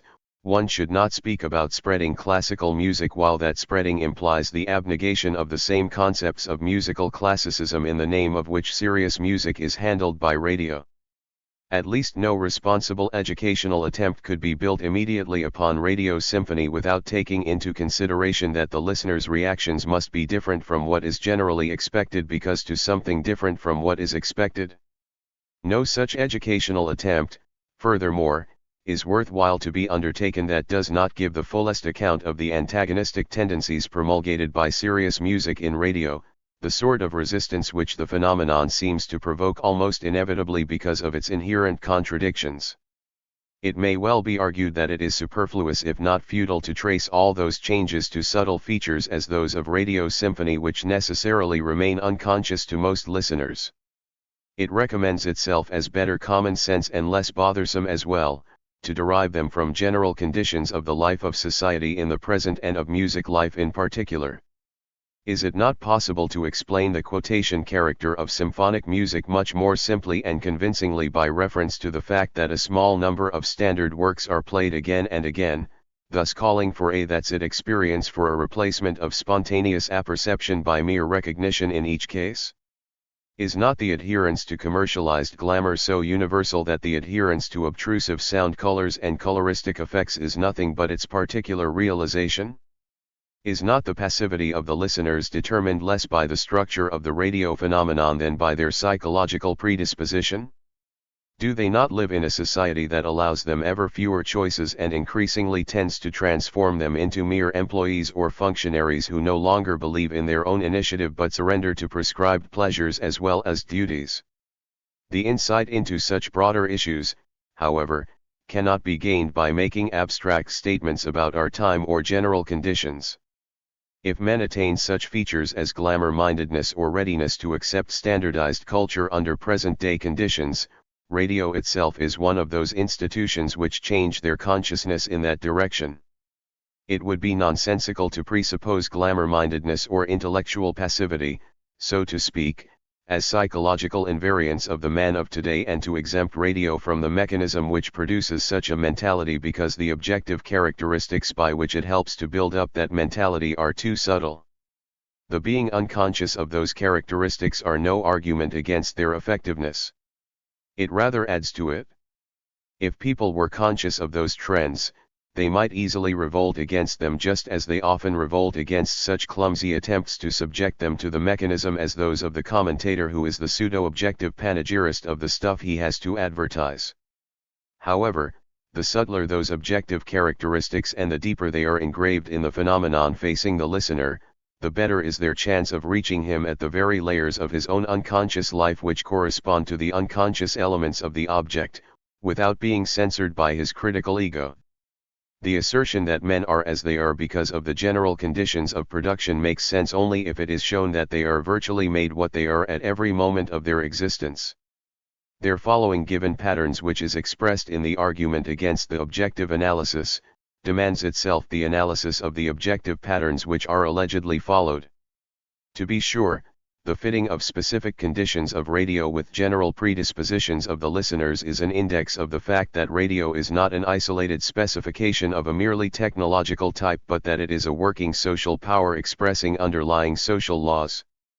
But this expression can be spotted only within the specific structure of the radio phenomenon. Only if one succeeds in demonstrating that the radio phenomenon as it is produces certain tendencies toward reification and atomization, is it possible to place it in the total social process of atomization and reification and to interpret it as a concrete mediation between the thus being of the individuals and the working of social forces, instead of a social contingency adapted to the psychological mechanisms of the listeners. One may further raise the more specific objection that it is fallacious to single out such phenomena as the radio symphony from amidst the working social forces, that one is falsely attributing to it a power which it does not possess for itself but only within the totality of all the forces to which the individual is subjected today. Such criticism would concede that one could speak about the existence of listeners' passivity only if that passivity is revealed in such experiences as radio symphony. It would deny, however, that this passivity can be traced as stemming from the radio symphony itself. According to this view, the passivity of the listener existing in face of the radio symphony would have been there even if the structure of the radio symphony were identical with that of the live symphony. Obviously, it would be hard to prove such an hypothetical assertion, again to say nothing about the grave methodological reservations against an exempting of radio from the rest of today's means of social communication. In spite of all that, however, it must be admitted bluntly and unconditionally that it is impossible to actually and literally derive the listener's behavior from one isolated mechanism within the interplay of those means of public communication. If listeners react to a radio symphony atomistically, their way of reaction contains virtually the whole life indeed of the listeners. It contains the dulling process of labor in which they have to participate, the renunciations which they are forced to make, their adaptation to given behavior patterns, but also their transfer of quite specific experiences from other spheres of mass communication to that of radio, such as the picking out of close-ups in motion pictures or the indifference to the context as created in musical shows. It appears even possible to identify the process of such a transfer, to a certain extent, by detailed case analyses of radio listeners. Nevertheless, the general knowledge that each moment represents such totalities does not supersede the postulate that there is justification in speaking about those tendencies only insofar as they can be spotted within the specific phenomena. Neither the totality of conditions nor the mediation between this totality and the single reactions of listeners are completely given to the observer at any one moment.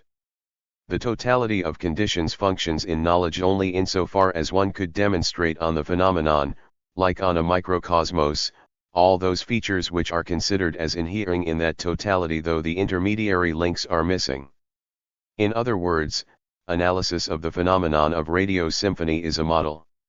It is to be taken literally and in all technical severity insofar as from a musical viewpoint the music itself as it is pouring out of the radio set is concerned.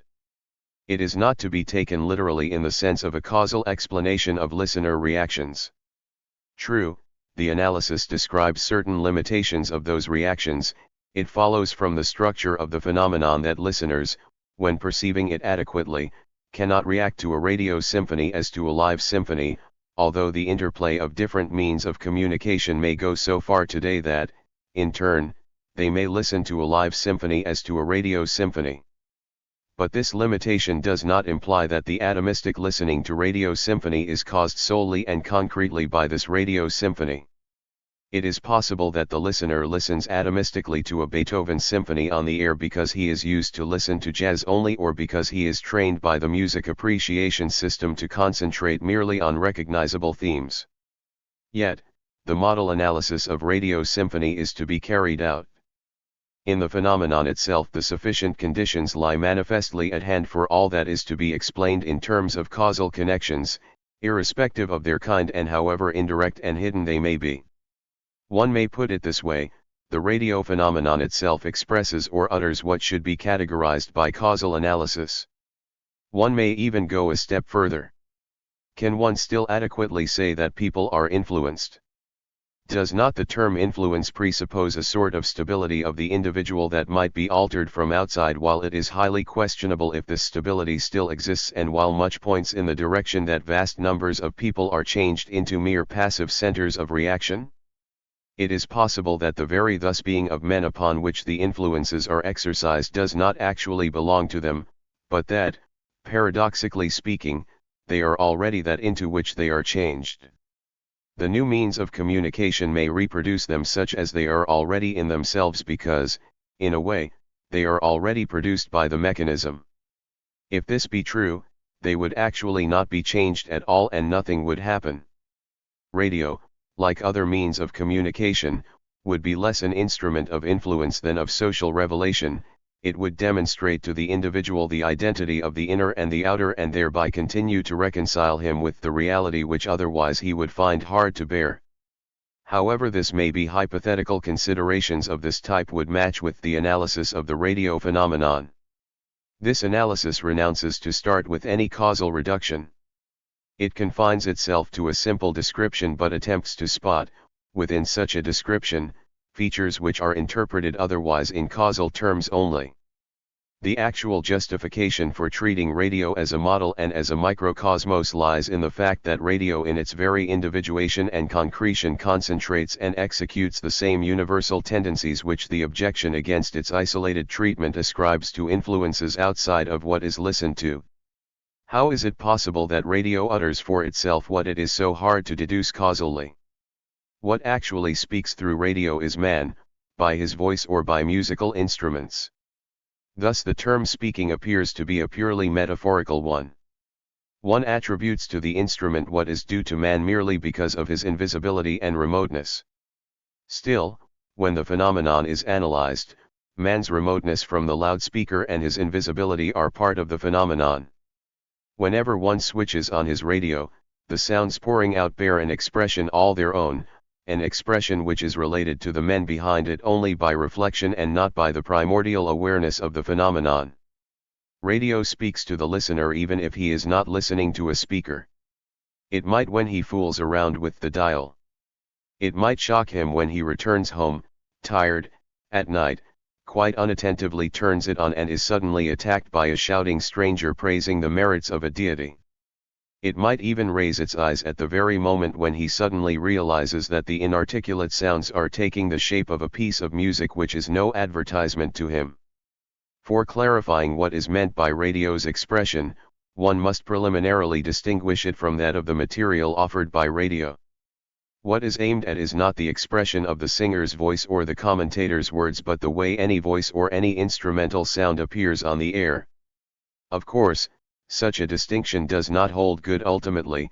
The analysis of radio symphony has shown how intimately the how of music's appearance by radio and the what of the particular material are bound up with each other. Yet, starting, not from the material, but from the listener's experience, the weight of the material itself cannot be measured immediately. The listener receives a sum total of the material and its modifications by the tool. It is only an analysis of this sum total which makes for a clear understanding of the interrelationship between the how and the what. The how totally wraps up the what. Radio has its own voice inasmuch as it functions as a filter for every sound. Due to the comprehensiveness of its operation as a filter, it gains a certain autonomy in the ears of the listener. Even the adult experiences the radio voice rudimentarily, like the child who personifies radio as an aunt or uncle of his. It is the physiognomics of this radio voice which provides the key for an understanding of how the expression of radio tends to become a model for its social significance, physiognomics in a sense somewhat analogous to that in which one makes statements like, "This woman has a nice voice," or "This man has an arrogant voice." P. Little as such a physiognomic analysis of the radio voice is to be taken literally, and much as the aesthetic description of the phenomenon calls for an interpretation in more dynamic terms, it is not without justification as regards the technical structure of radio itself. One may entirely disregard the fact that radio transmits human voices or sounds in such a way that they seem to be produced by the tool, as if sounding like the tool's own voice. One may still maintain, however, that the abstract characteristics of the radio sound are somewhat similar to the live voice. From certain aspects, the radio pickup of live music can be regarded as a substitute for the human ear. In a way, the microphone does the work of listening. Radio technicians hold that the structures of the microphone and of the ear are similar. The diaphragm of the microphone corresponds to the diaphragm of the human ear. To this diaphragm the voice coil is connected, which conveys the electric intelligence further on its way. To the diaphragm of the ear the series of small bones is connected, which convey the auditory stimulus through the nervous system. Hence, the view of the radio mechanism as patterned after human sense organs. Therefrom the concept of a radio voice is derived. Perhaps the latter's specific characteristics are due partly to such an imitation, partly to the shortcomings of any attempt made so far to replace organic human function by mechanical ones. One may even ask, and this bears immediately on the problem of the effect of broadcasting on the listeners, to what extent radio's ear and radio's voice replace the listener's own ear and voice.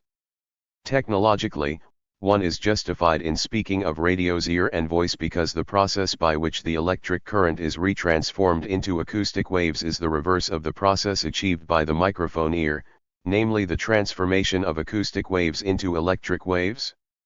The standardization of listener tastes, habits, and reactions may start at an earlier stage of the broadcasting process than it is generally assumed.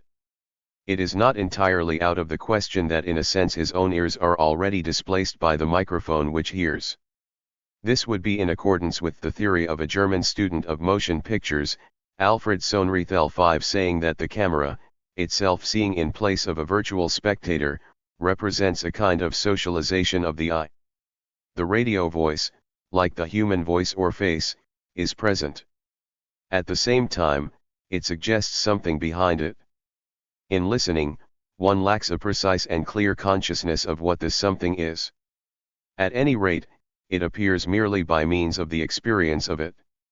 Here the comparison to facial physiognomics may be helpful. Whenever one looks at a face or listens to a voice, one is dealing, too, with something more or less vaguely behind it, not distinctly separated from, but apparently intimately connected though not identical with it. To render it in psychological terms, in the experience of live voices and faces the phenomenon is not merely a superficial sign of whatever is behind it, replaceable by any other sign. It constitutes a unity with the content in that it is its expression. The specific characteristics of the radio voice, such as the illusion of closeness, tend in the same way to such an expression which is more than a contingent set of signs. The study of the elements of expression of the radio voice is the actual task demonstrated by the model of radio symphony. To be sure, the illusionary among those elements must finally be traced back to the conditions which necessitate the illusion. But studies aiming at a social theory cannot be content with a mere sundering of appearance or illusion from the essential and real. In a society which, like the present one, has such a gross veneer for appearance, it is just as important to study the mechanism which produces the illusion as it is to discount it. The illusionary character of the radio voice is itself an element of its reality. Incidents like, say, the Orson Welles broadcast provide a sufficient justification for such an assumption. Terms like phenomenon, expression, illusion invite one obvious objection. The radio phenomenon, apart from the objective conditions, technical and others, behind it, exempted from the world of things, is subjective. It is nothing but the particular experience of individual listeners in listening to radio broadcasts. Every statement about the expression of this phenomenon appears to be bound up with the listener's subjectivity and to vary within individual differences, and the illusions promoted are certainly subjective illusions which it would be hard to attribute to anything in itself. How, then, can one start from the phenomenon, its expression, and its illusionary characteristics as if it were something objective by which subjective reactions are conditioned, whereas the phenomenon qua phenomenon as well as its specific qualities already belong to the sphere of subjective appearance? How is the analyst to avoid the pitfall of private arbitrariness and bad generalization? If one attributes, say, an aggressive character to the radio voice when in its full strength, how is one to know that this aggressiveness is really due to the expression of that voice and not to the listener's individual nervousness merely? It is the more appropriate to answer these questions plainly because there can be no doubt that the current phenomenological method has been abused frequently to build up ephemeral opinions as essential insights by hypostasizing the phenomenon instead of interpreting it as an index. Without entering into the epistemological discussion of relativism, however, it may be stated that in the concrete context of the social sciences the assertion that subjective reactions are arbitrary and accidental and that each individual may react differently, is much too radical to be true. The thesis about the unbridgeable differences between the individuals aims more at discrediting theoretical assertions based upon an understanding of subjective behavior patterns, than it is based on experience. Against the assertion that the shock caused by the overstrength of the radio voice is a particular effect which is not to be generalized, one simply has to point to the fact that under present-day conditions no individual is justified to regard his own reactions as incompatible with those of other individuals. The full weight of present-day experience leads to the assumption that features which appear to be totally monadological and even so private as nervousness are caused by general trends and can be found in vast numbers of people.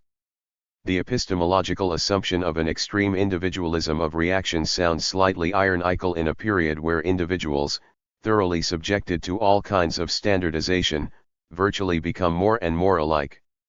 The necessity of an empirical checking of statements of a quantitative nature so as to establish the generality of the shock caused by an overstrong radio voice, cannot deter the theory from formulating such an assumption within the theoretical context. Further, the term subjective phenomenon is much too abstract and undifferentiated for actually invalidating the previous propositions concerning the radio voice.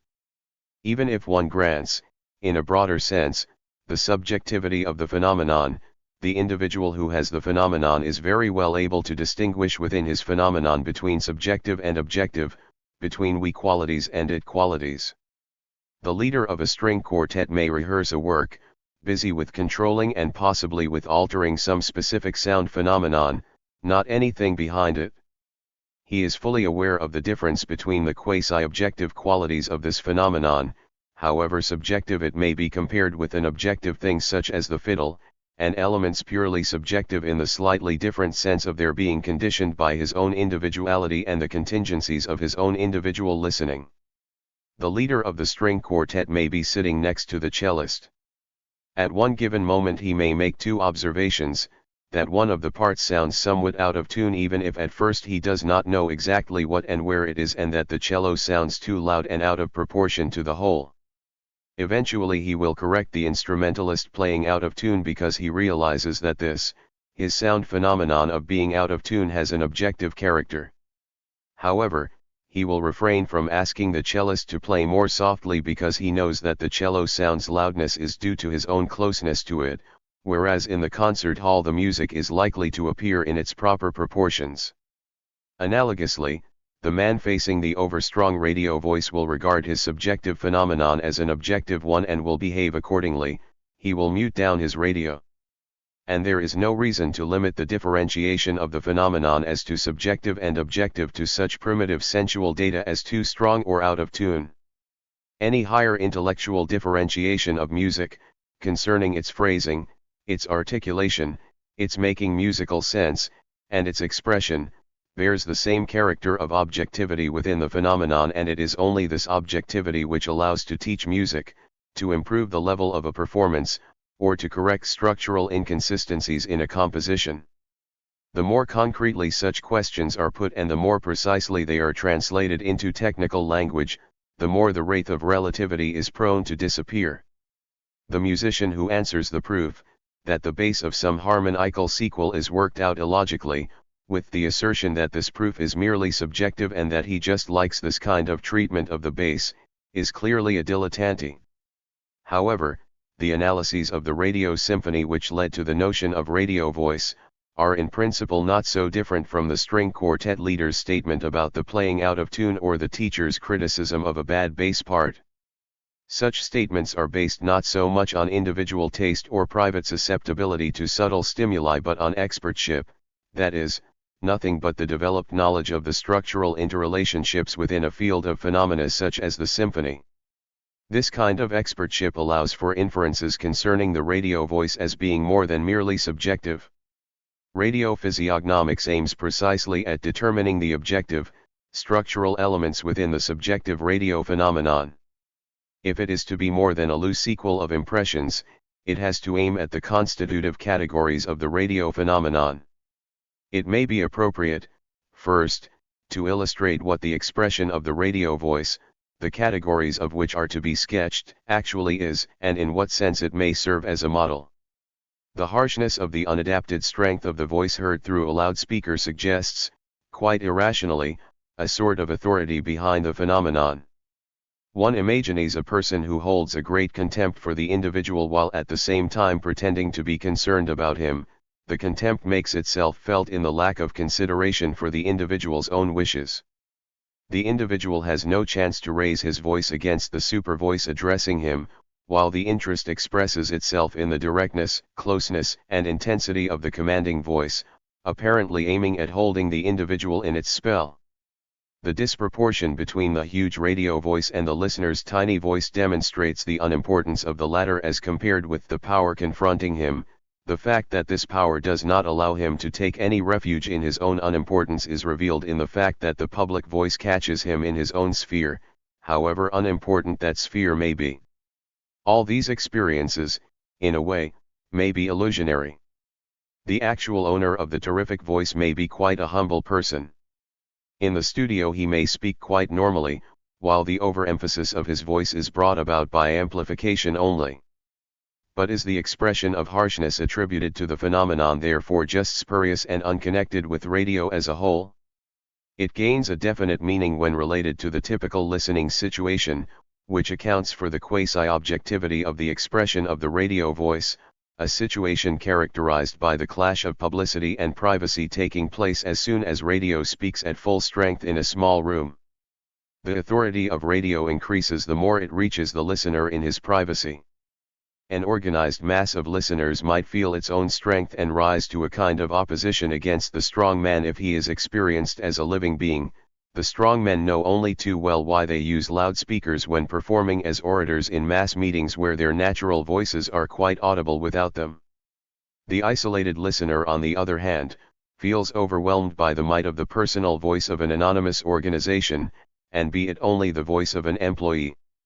The more strongly this voice is coming from the personal sphere of the listener and the more it appears to stream from the cells of his intimate life, the more he has the impression as if his own cupboard, his own phonograph, his own bedroom were speaking to him as a personal friend or enemy, the more perfectly he is ready to accept in toto whatever he hears.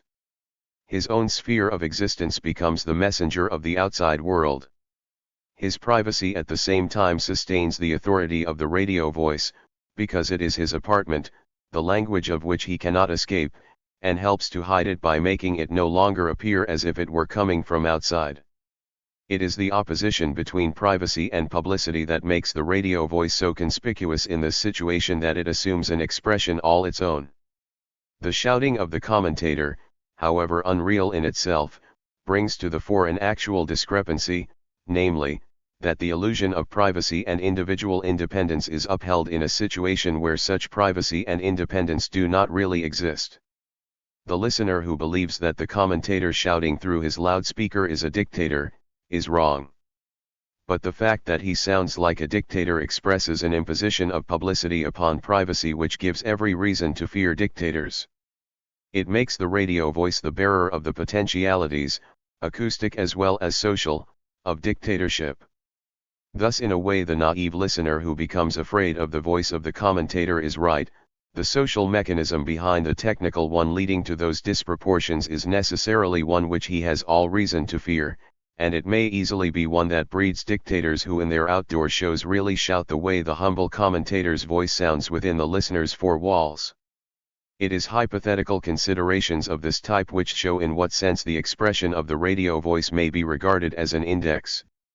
The basic characteristic of the relation between radio and time is the simultaneity of the phenomenon listened to and the broadcast performance. It is this simultaneity, first of all, which promotes a feeling of immediacy. The listener has the impression that in a way he is present at the broadcast event. There is no gap between the time in which something is happening and the time in which one is listening to it, and therefore no mediation seems to intrude between the two spheres, such as the printed word in serving the publication and distribution of news. This immediacy and presence has a touch of paradoxy from the very beginning, though temporally present at some occasion, say, the ceremonious announcement of the election of a new pope. the listener realizes at the same time that he is not at all present, that he is not at all in Vatican City but in Newark, New Jersey. Occasionally, this latent paradoxy becomes strikingly manifest. So it happened that a nightingale sang in the garden of a country home. Her voice could be clearly heard in the house. A radio company that discovered the nightingale decided to place a microphone next to the tree where the bird had its nest. The tenants of the house, listening to the broadcast and the live voice of the nightingale at the same time, observed the broadcast nightingale was heard earlier than the live one, the difference being due to the different velocities of electrical and acoustic waves. The real nightingale sounded like her own echo.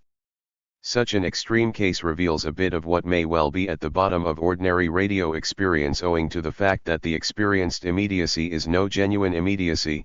At the same time, one knows that this immediacy is a consequence of mechanization and reification, and that it may tilt over into something disavowing the kind of presence that it promulgates. The presence is the presence of phantasmagoria. This immediacy, which is one of the main temptations for radio to imitate live events, is no less illusionary than the closeness of the commentator's voice streaming out of the cupboard. Radio thingifies events in a way that at the same time hides their thingification. Of a similar quality is another characteristic of radio in its relation to time, its seeming mobility. A comparison between radio and phonography may illustrate this relation. Radio seems to be free from objectivated or canned material in the crude sense, that is, the phonograph record. It is this freedom which lends to the tool the appearance of much greater mobility than to the phonograph, a mobility that further aids in the illusion of immediacy and presence. There are no such narrow time limits as there are in phonograph records. Without interruption one can listen to a whole Bruckner symphony if one likes. In listening to a recorded symphony, the interruptions, still reminding the listener of the distinction between the record and the live performance, destroy the musical continuum. To be sure, this continuum does not exist in the case of the radio symphony either, but, though abolished by the very structure of the radio symphony itself, the illusion of continuum is maintained on the surface of an uninterrupted stream of music. Again, the mobility of radio permits to broadcast accidental elements, such as the noises of tuning, the conversation of the audience, the solemn silence upon the entry of the conductor, and the timed applause following it. The elimination of these, as it were, accidental features tends to make a phonograph record objective and disconnected from time. The more faithfully, however, those features are reproduced and the more emphasis they are given in handling the radio programs, the more does the listener feel as if he were participating in life, uncontrolled and spontaneous, wherein the essential and the accidental are unseparated and one. The careful planning and controlling of the accidental particularly aims at producing this effect. Still, it must be admitted that radio's mobility is no fiction merely, but inherent in the technical structure of the tool. One day it may serve better purposes. Its potentialities are already evident in certain cases, such as the broadcasting over an American network of a discussion between commentators in various European capitals following immediately upon an important political speech. With utmost rapidity the broadcast transmission changes from one capital to the other. Much as the mere pleasure in the working of the tool may express itself in this activity, it nevertheless indicates the degree of mastery over nature already achieved by means of the temporal omnipresence of radio. Yet, the virtual antagonism between radio's reification and its immediacy also affects the mobility of the radio voice. A phonograph record, though recorded at a special time and place, is no longer bound to its special time and place in virtue of its very cannedness. True, radio can chase live events with incomparably greater mobility than the phonograph. But its mobility is limited by precisely its presence, by the uniqueness of the live event. The mobility of the phonograph's product, that is, the record, is greater than that of the product of radio broadcasting, that is, the phenomenon coming out of the loudspeaker. Radio's limitation to the unique event reminds one of the telephone, whose mobility is even more limited. On the other hand, the limitations of telephone's mobility are of such a kind as to soften the listener's boundness to the phenomenon rather than to strengthen it. There he is connected with a particular person and their conversation may bear upon an actual, and not merely fictitious, relation between them. The narrowness of the telephone phenomenon, having no omnipresence at all, tends to humanize that phenomenon precisely for the reason that the technical possibilities offer, its potential mechanization, are of a much lesser degree than in radio, aside from the fact that the listener is not passively subject to the phenomenon but can speak himself. In radio these potentialities are unlimited inasmuch as one can listen to it virtually everywhere in space. But one cannot do so everywhere in time. It is this configuration which leads to so severe restrictions as do not apply either in phonograph or telephone. One is rigidly bound to the particular moment of the event or performance by means of the closeness of the radio voice to the now of the broadcast performance, whilst, in contrast to telephone, that performance is neither related to the individual of whom it knows nothing, nor does it allow, roughly speaking, the individual to interfere with its contents. The listener remains the slave of radio's immediacy, of the simultaneity of the performance. The implications for the listener are obvious. He is bound to a specific time. He can listen to things he is interested in only when they are offered and not when he would choose to listen to them. If one has only one's free time to listen to music, one cannot listen to whatever one likes, which one could do if one plays himself or chooses something out of the vast repertoire of records. One has to adapt oneself to the comparatively small range of the dial of his set, at a specific hour. Hence, the listener is subject to the will and power behind the instrument much more than when listening to the phonograph. It may be expressed more generally this way: if radio is more mobile than the phonograph in its connection with immediate life, is close to real events, musical or non-musical, man becomes less mobile in that he must keep pace with the tool itself. The new tool, in virtue of its alleged and often affected closeness to life, may be, as the phrase goes, more dynamic than the older forms of technical reproduction. The radio listener becomes less mobile though, because he has to fit himself more strictly into what is given to him. In its relation to time, radio seems to have much of the same structure as live music. It even appears to come closer to ordinary time experience than recorded music inasmuch as it temporally coincides with the live event. Its relation to space, however, is fundamentally different from that of live music as well as of that of the phonograph. Live music takes place at one particular time, at one specific locus. Phonograph records can appear at different loci, at different times. The radio phenomenon, in principle, appears at one time but at different loci. The simultaneity with the live musical performance makes it still appear as the one and original performance. But it is scattered in space. Something that appears to be, not a reproduction like a phonograph record, but an original at which one is present at the moment of its performance, nevertheless has the character of reproduction, as the same uniqueness of the event to which the listener is bound through its presence, is abolished in another respect. There appear images of the unique event at innumerable places, all of which pretend to be the thing itself. The ubiquity of the radio phenomenon and its structural implications were first discussed in an article by Gunther Stern, entitled SPUC Radio.Q, starting with the assumption that music is, in principle, neutral in regard to space. He says that music is nowhere and everywhere it is heard, it transcends its here in spite of its here-ness, and never does its unity confine itself to a limitation in space. As soon as music assumes a definite relation to space, its fundamental character as music is said to be somewhat altered. The thesis is illustrated by the simple example of a street piano. Here, in spite of the space neutrality of music, music is taken for a walk, played now here in one locus, then there, in another. In thus leaving behind what was played like a trail of smoke, as it were, until meeting what still remains to be played, the unity of the piece which is neutral to space, is actually dragged over the whole length of the road. Therefrom Stern draws the conclusion that, if the locus of music is fixed, the space of music is contingent and ungiven. This space becomes articulate as soon as music moves and changes its locus. In radio the space neutrality of music is destroyed completely. One leaves his house and the music of the loudspeaker still resounds in one's car. One is still in the music, while it is nowhere. One takes 10 steps and the same music sounds from the neighbor's house. To account for the shock that this phenomenon is said to cause in the listener, Stern refers to several factors, such as the ubiquity of music, the possibility of a plurality and even numerability of musics, and the double or second self phenomenon. This shock, Stern finally concludes, is closely related to the kind of fear which always seizes man whenever technical tools become stronger than he and threaten to overpower him. Methodologically, Stern's reflections represent an attempt to explain a phenomenon like radio, with all its social and historical implications, in terms of the reactions of man as such, man as an invariant.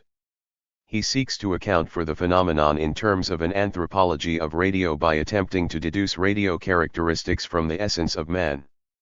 A critical account of the phenomenon, however, cannot possibly be content with indicating radio's human aspect. It must also consider in how far it is alienated from man. While conscious of the latter element in radio, Stern nevertheless yields to the temptations of the Heidegger kind of existential philosophy in hypostasizing some of the historical characteristics of the radio voice as a priori features. In fact, the shock of radio ubiquity is apt to vanish or recede into the background as soon as the listener gets accustomed to the tool. Similarly, the shock of the double or second self vanishes.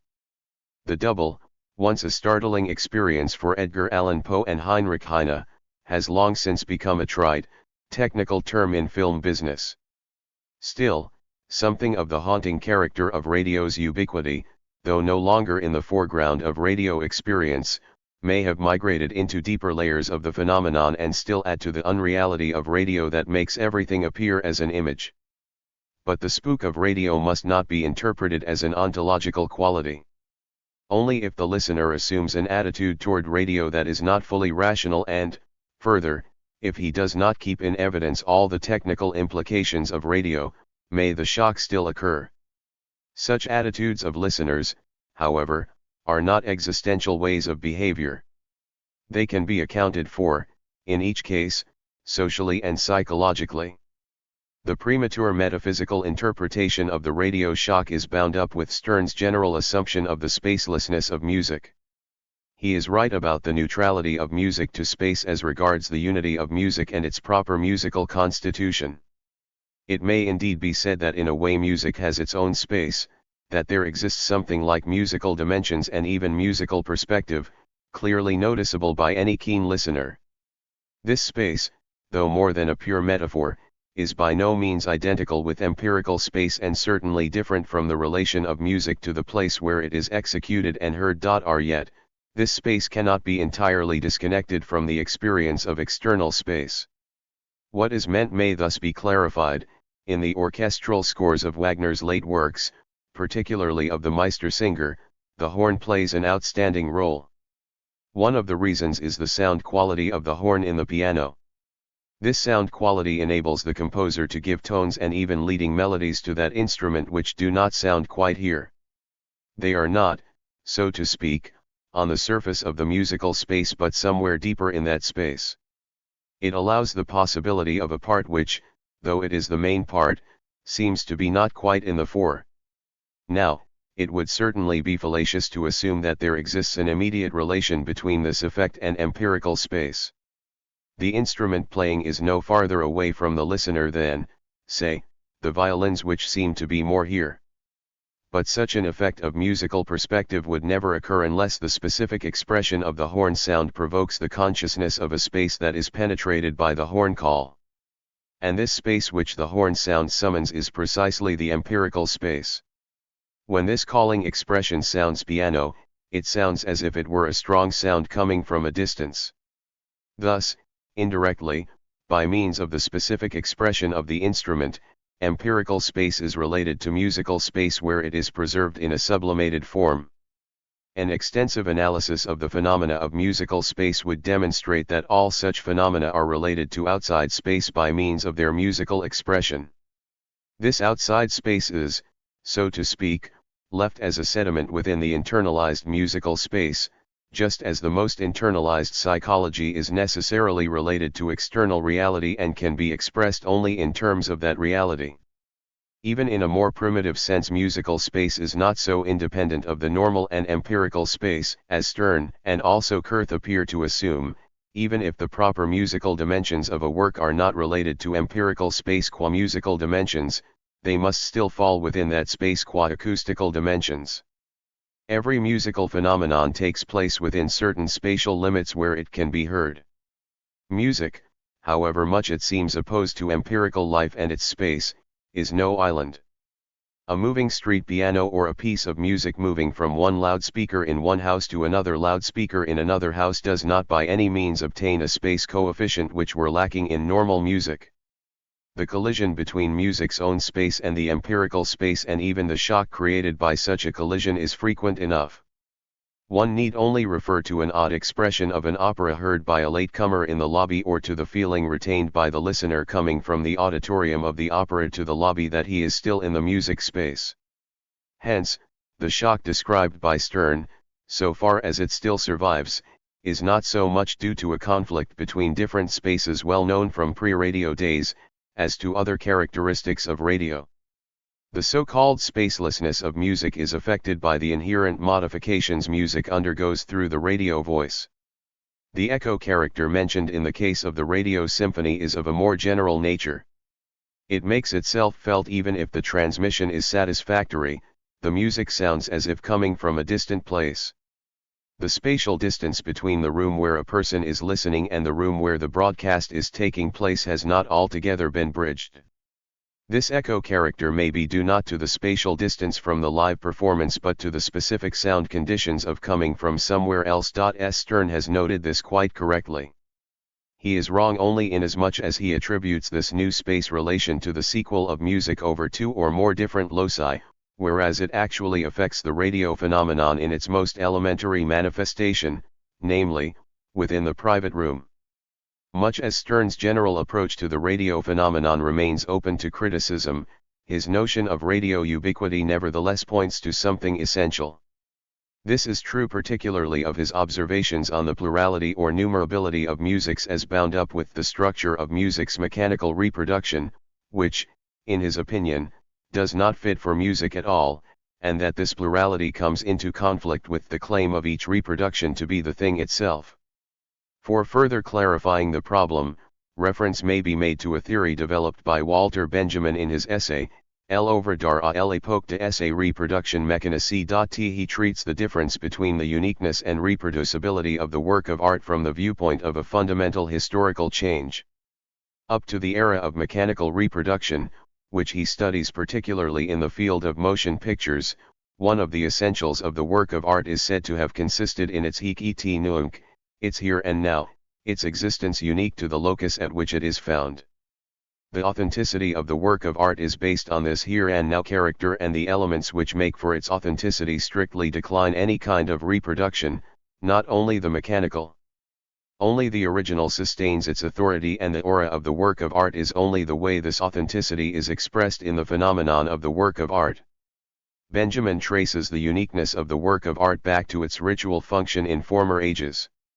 That is, he accounts for it in terms of the veneration of a particular work of art in a special locus, supposed to represent superhuman powers only in its original form, as a symbol not interchangeable with other figures at different places without affecting the metaphysical substance attributed to it by its worshippers.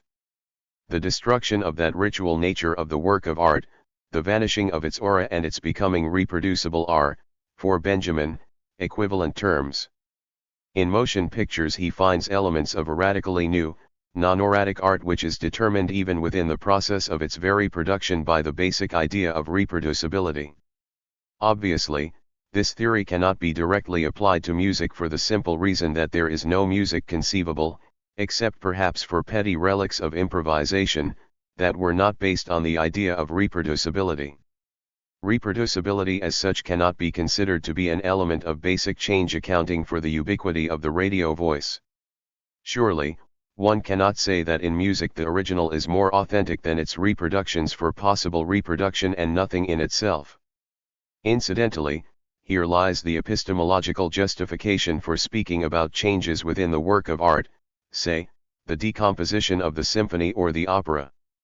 If these prescriptions for possible reproduction fundamentally relate the work to its reproduction, basic changes within the reading of these prescriptions also affect the work itself, for the work is not independent of them and their relation to a possible interpretation.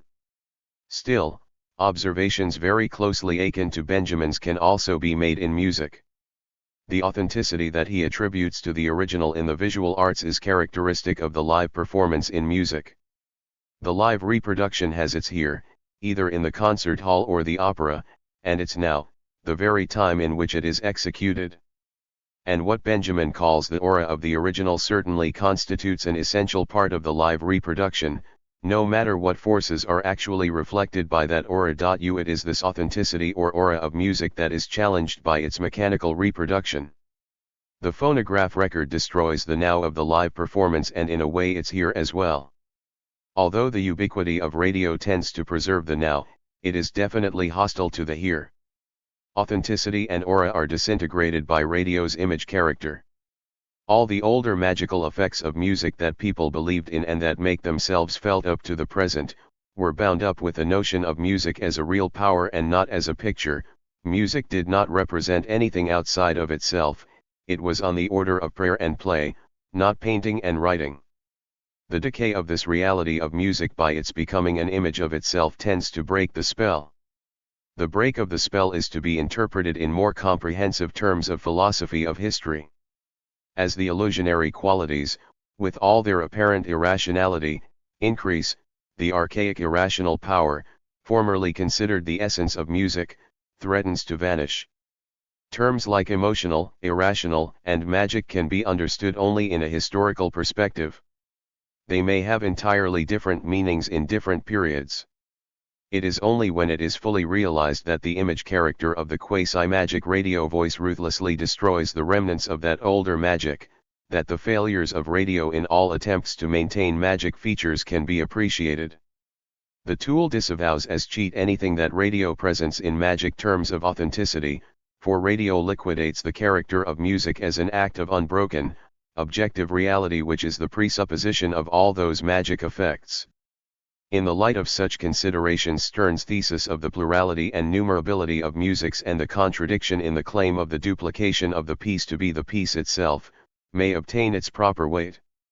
The analysis of the radio symphony has shown that radio has so far failed to provide the illusion of a live event that one is actually witnessing. The problem may now be set more sharply. It is commonplace to say that radio is a phenomenon of mass reproduction in regard to both its social and aesthetic meaning. But one does not seem to be aware of the fact that the character of mass reproduction necessarily affects the idea of the original. In radio, the authentic original has ceased to exist, the present standard of technical development has surpassed it. Yet the illusion of the original is still maintained. The shock, of which Stern speaks, is nothing but the collision between the innate tendency of mechanical reproduction to abolish the thing itself in its originality and authenticity, and the claim still surviving and artificially fostered that one is facing the original. The claim to be the thing itself is not the inherent claim of radio. It is a claim which comes from the listener and which, to be sure, is nourished also by the way radio functions under present conditions. The shock, that is, the basic conflict, will disappear as soon as radio has learned to emancipate itself from the idea of originality that it is denouncing at every step. The distinction between original and reproduction in radio may be unavoidable for the time being.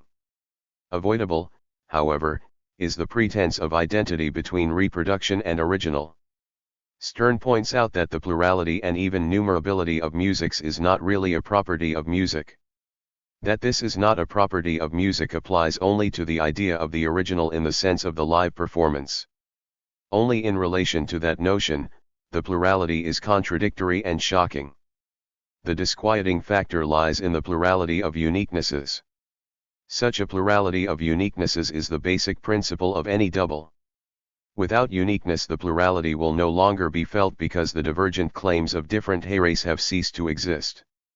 The haunting character of radio will persist as long as the vain impression of uniqueness is still maintained.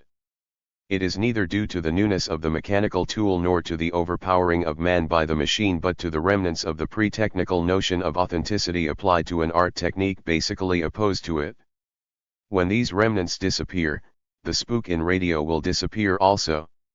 It may be argued that such a hope is futile because the purely technical conditions of radio are fundamentally different from, say, those of architecture, where the abolition of the fetish of uniqueness by unveiled mass production does not encounter any difficulties from the material. The conflict between the unique and the ubiquitous in radio appears to go on as long as radio technique itself must reckon with the reproduction of something that actually takes place somewhere else, namely the live performance in the studio, which in this regard is an original that may or even must rightly be imitated. But this argument is not really striking. In motion pictures, Benjamin's model of a non-erratic art, there certainly exist conditions similar to those in radio. There are actual events, theatrical scenes that are photographed and reproduced.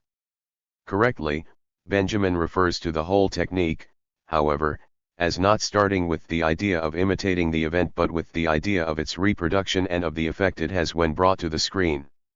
It does not matter how Charles Laughton actually talks. What matters is how he talks on the screen, and his actual talking in the studio has to follow the line of how it comes out by the mass reproduction. Of course, the idea of naturalness still plays a major part in motion pictures, this being one of the spots that lag behind their present potentialities. Although they are not particularly concerned with Laughton's voice the way it sounds in the studio, they are still eager to get a voice on the screen that sounds like a natural voice, whatever that may mean. In radio, however, aims and conditions are still below the level of such issues. The idea of allowing huge masses to participate in original events from which they are actually excluded prevails throughout. Not only does the actual mechanical transmission aim at an illusionary faithful reproduction of the live performance, but the whole staging of the event pursues the same line, terminating in such absurdities as the broadcast of applause while it were actually for the radio listener to make up his mind to applaud or not to applaud. Certainly, the pseudo-presence at a unique event artificially promoted by the system of its reproduction is not inherent in the structure of the tool. The very fact of mass reproduction, by emancipating a musical event from the place where it occurs, is antagonistic to the idea of the original. Every attempt to conceal this discrepancy is, for all its insincerity, doomed to failure. This failure is due not to the insufficiency of the tool but to its use for a wrong purpose. It expresses the fundamental inadequacy between mechanical mass reproduction and the maintenance of the original, the unique event with all its nimbus and its magic qualities preserved throughout radio in spite of the rationality of the tool itself. It ought to be seen in terms of reproduction, not of the original. The fact that the magical idea of the unique and original is maintained by radio, though its very structure opposes it everywhere, can be understood no longer in technical but only in social terms. In offering canned food, radio cultivates the idea of the live stuff or the original as a kind of symbol of individual freedom and economic security that exist no longer.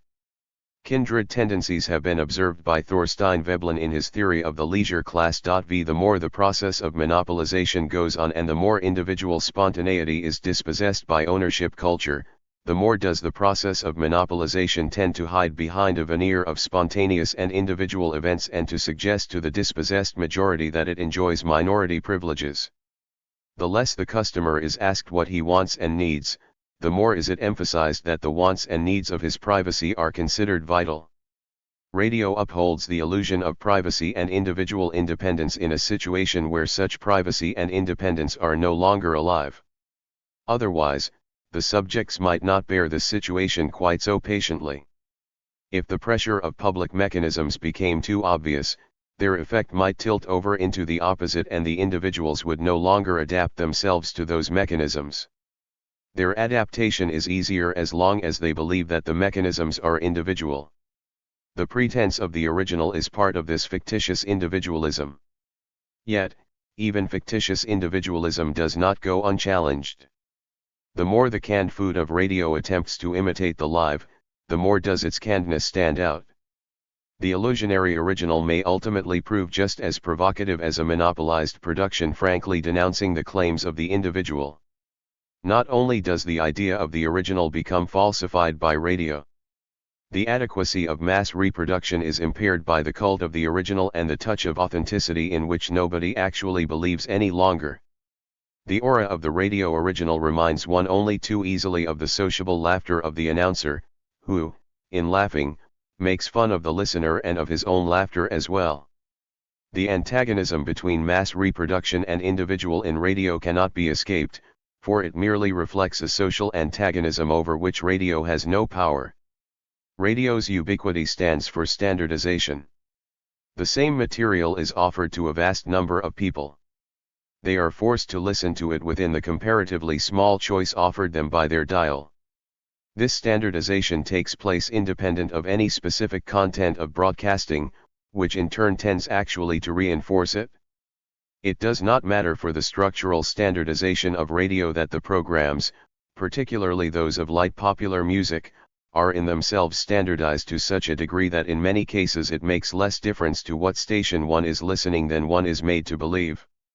Nor does this fundamental standardization presuppose that the better technical equipment, the better wavelengths, the more expensive programs available to the big networks tend to bring vast masses of listeners to listen to the same product.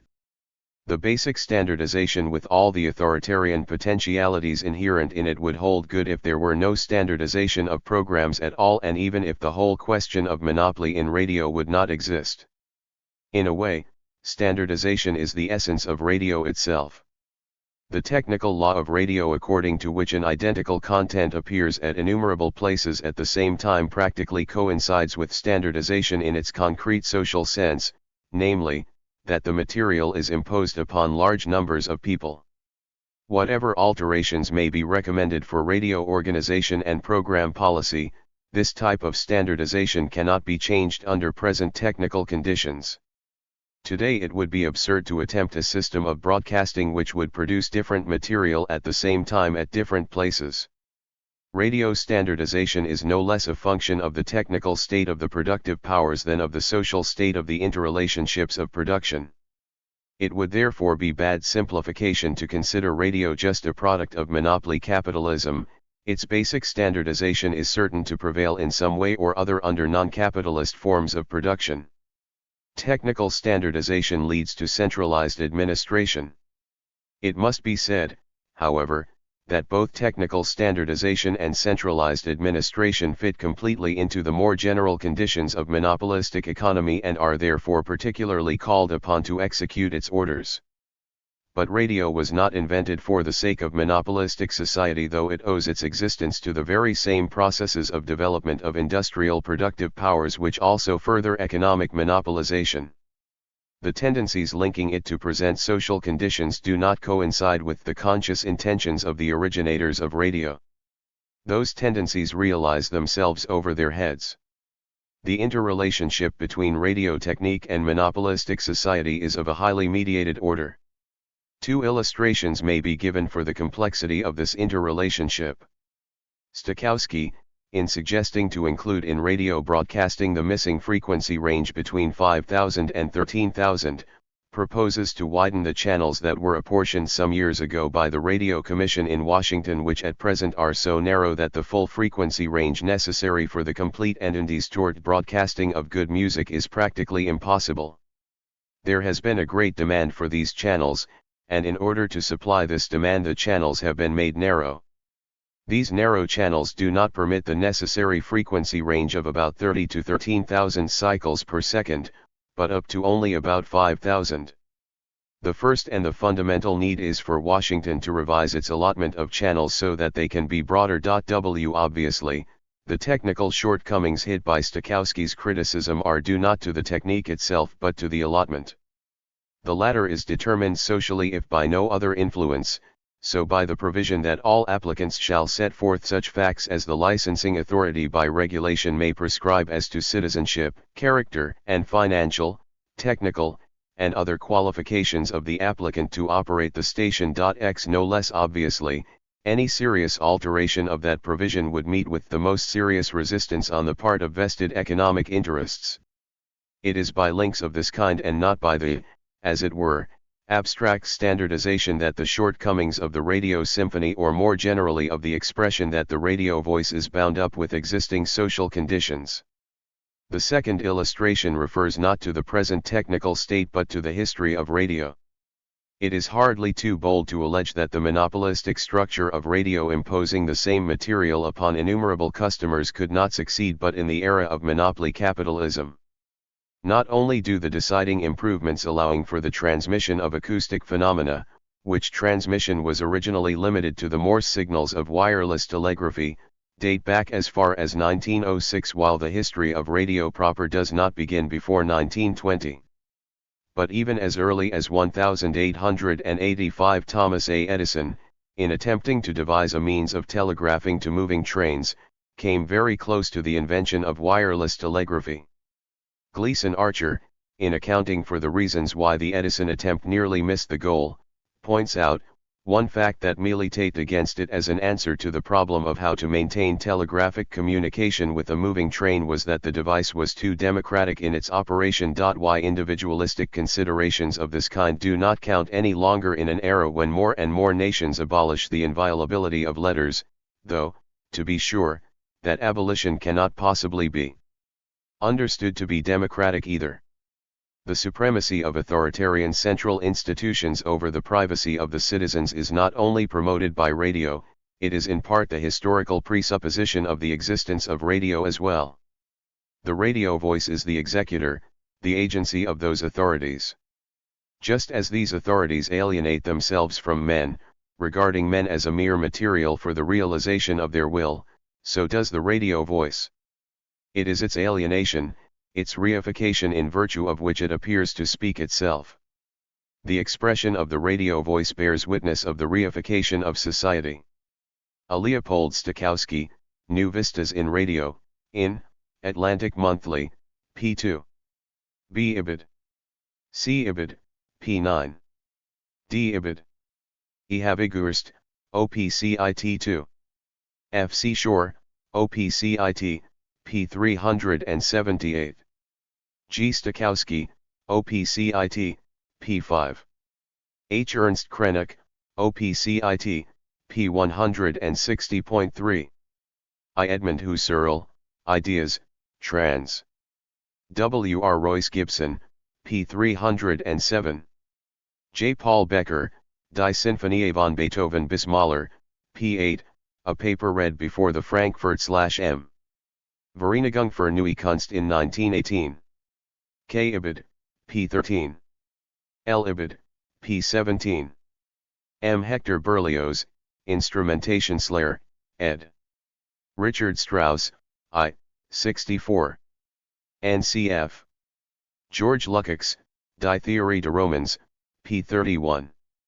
A survey as of May 1937 made through the courtesy of station WQXR shows that Tchaikovsky ranges second among its listeners' favorite composers. He is preceded only by Beethoven. After Tchaikovsky follow Wagner, Brahms, and Mozart. As for negative reactions to Tchaikovsky's music, WQXR says that we do find listeners who do not like Tchaikovsky, but they are a relatively small and sophisticated group. This may well illustrate the assertion about the popularity of the Tchaikovsky type of music because WQXR puts great emphasis on serious music and reaches a large section of listeners particularly interested in it. The more significant it is to observe how big a role Tchaikovsky plays even among those listeners. The emancipation of the term physiognomics from real human individuals is not unprecedented in contemporary psychological research. Reference may be made to the discussion between Sándor Ferenczi and Siegfried Bernfeld on the applicability of psychoanalytical terms to biology. Bernfeld explicitly discusses, N2, pages 212 ff, the physiognomics of individual organs of the human body, as suggested by the Hungarian psychoanalyst who personifies body organs such as the bladder and the intestines. Although Bernfeld raises objections against the anthropomorphism of Ferenczi's type of thinking, he is in agreement with the attempt to establish a physiognomics of sense organs within their relative independence, provided that it is possible to free it from anthropomorphisms and its inherent personifications and to bring it finally to a more rational level than that achieved by Ferenczi's intuitive method. In the case of the radio symphony, the latter postulate is certainly to be endorsed, whilst in the case of an organ of society such as radio, the idea of its appearing as something independent and self-styled and speaking for itself is certainly no less appropriate than in cases of biological functions. Q. in N. Bruch, 12-year, 2nd issue, February 1930, p. 65. This is especially urged in Ernst Kurth's Musikpsychology. He treats the antagonism between musical and external space in a special paragraph on pages 128 ff. The entire 4th and 5th chapters of Part 2 of his book deal with the musical space phenomenon and the musical illusion of matter, pages 116 to 142.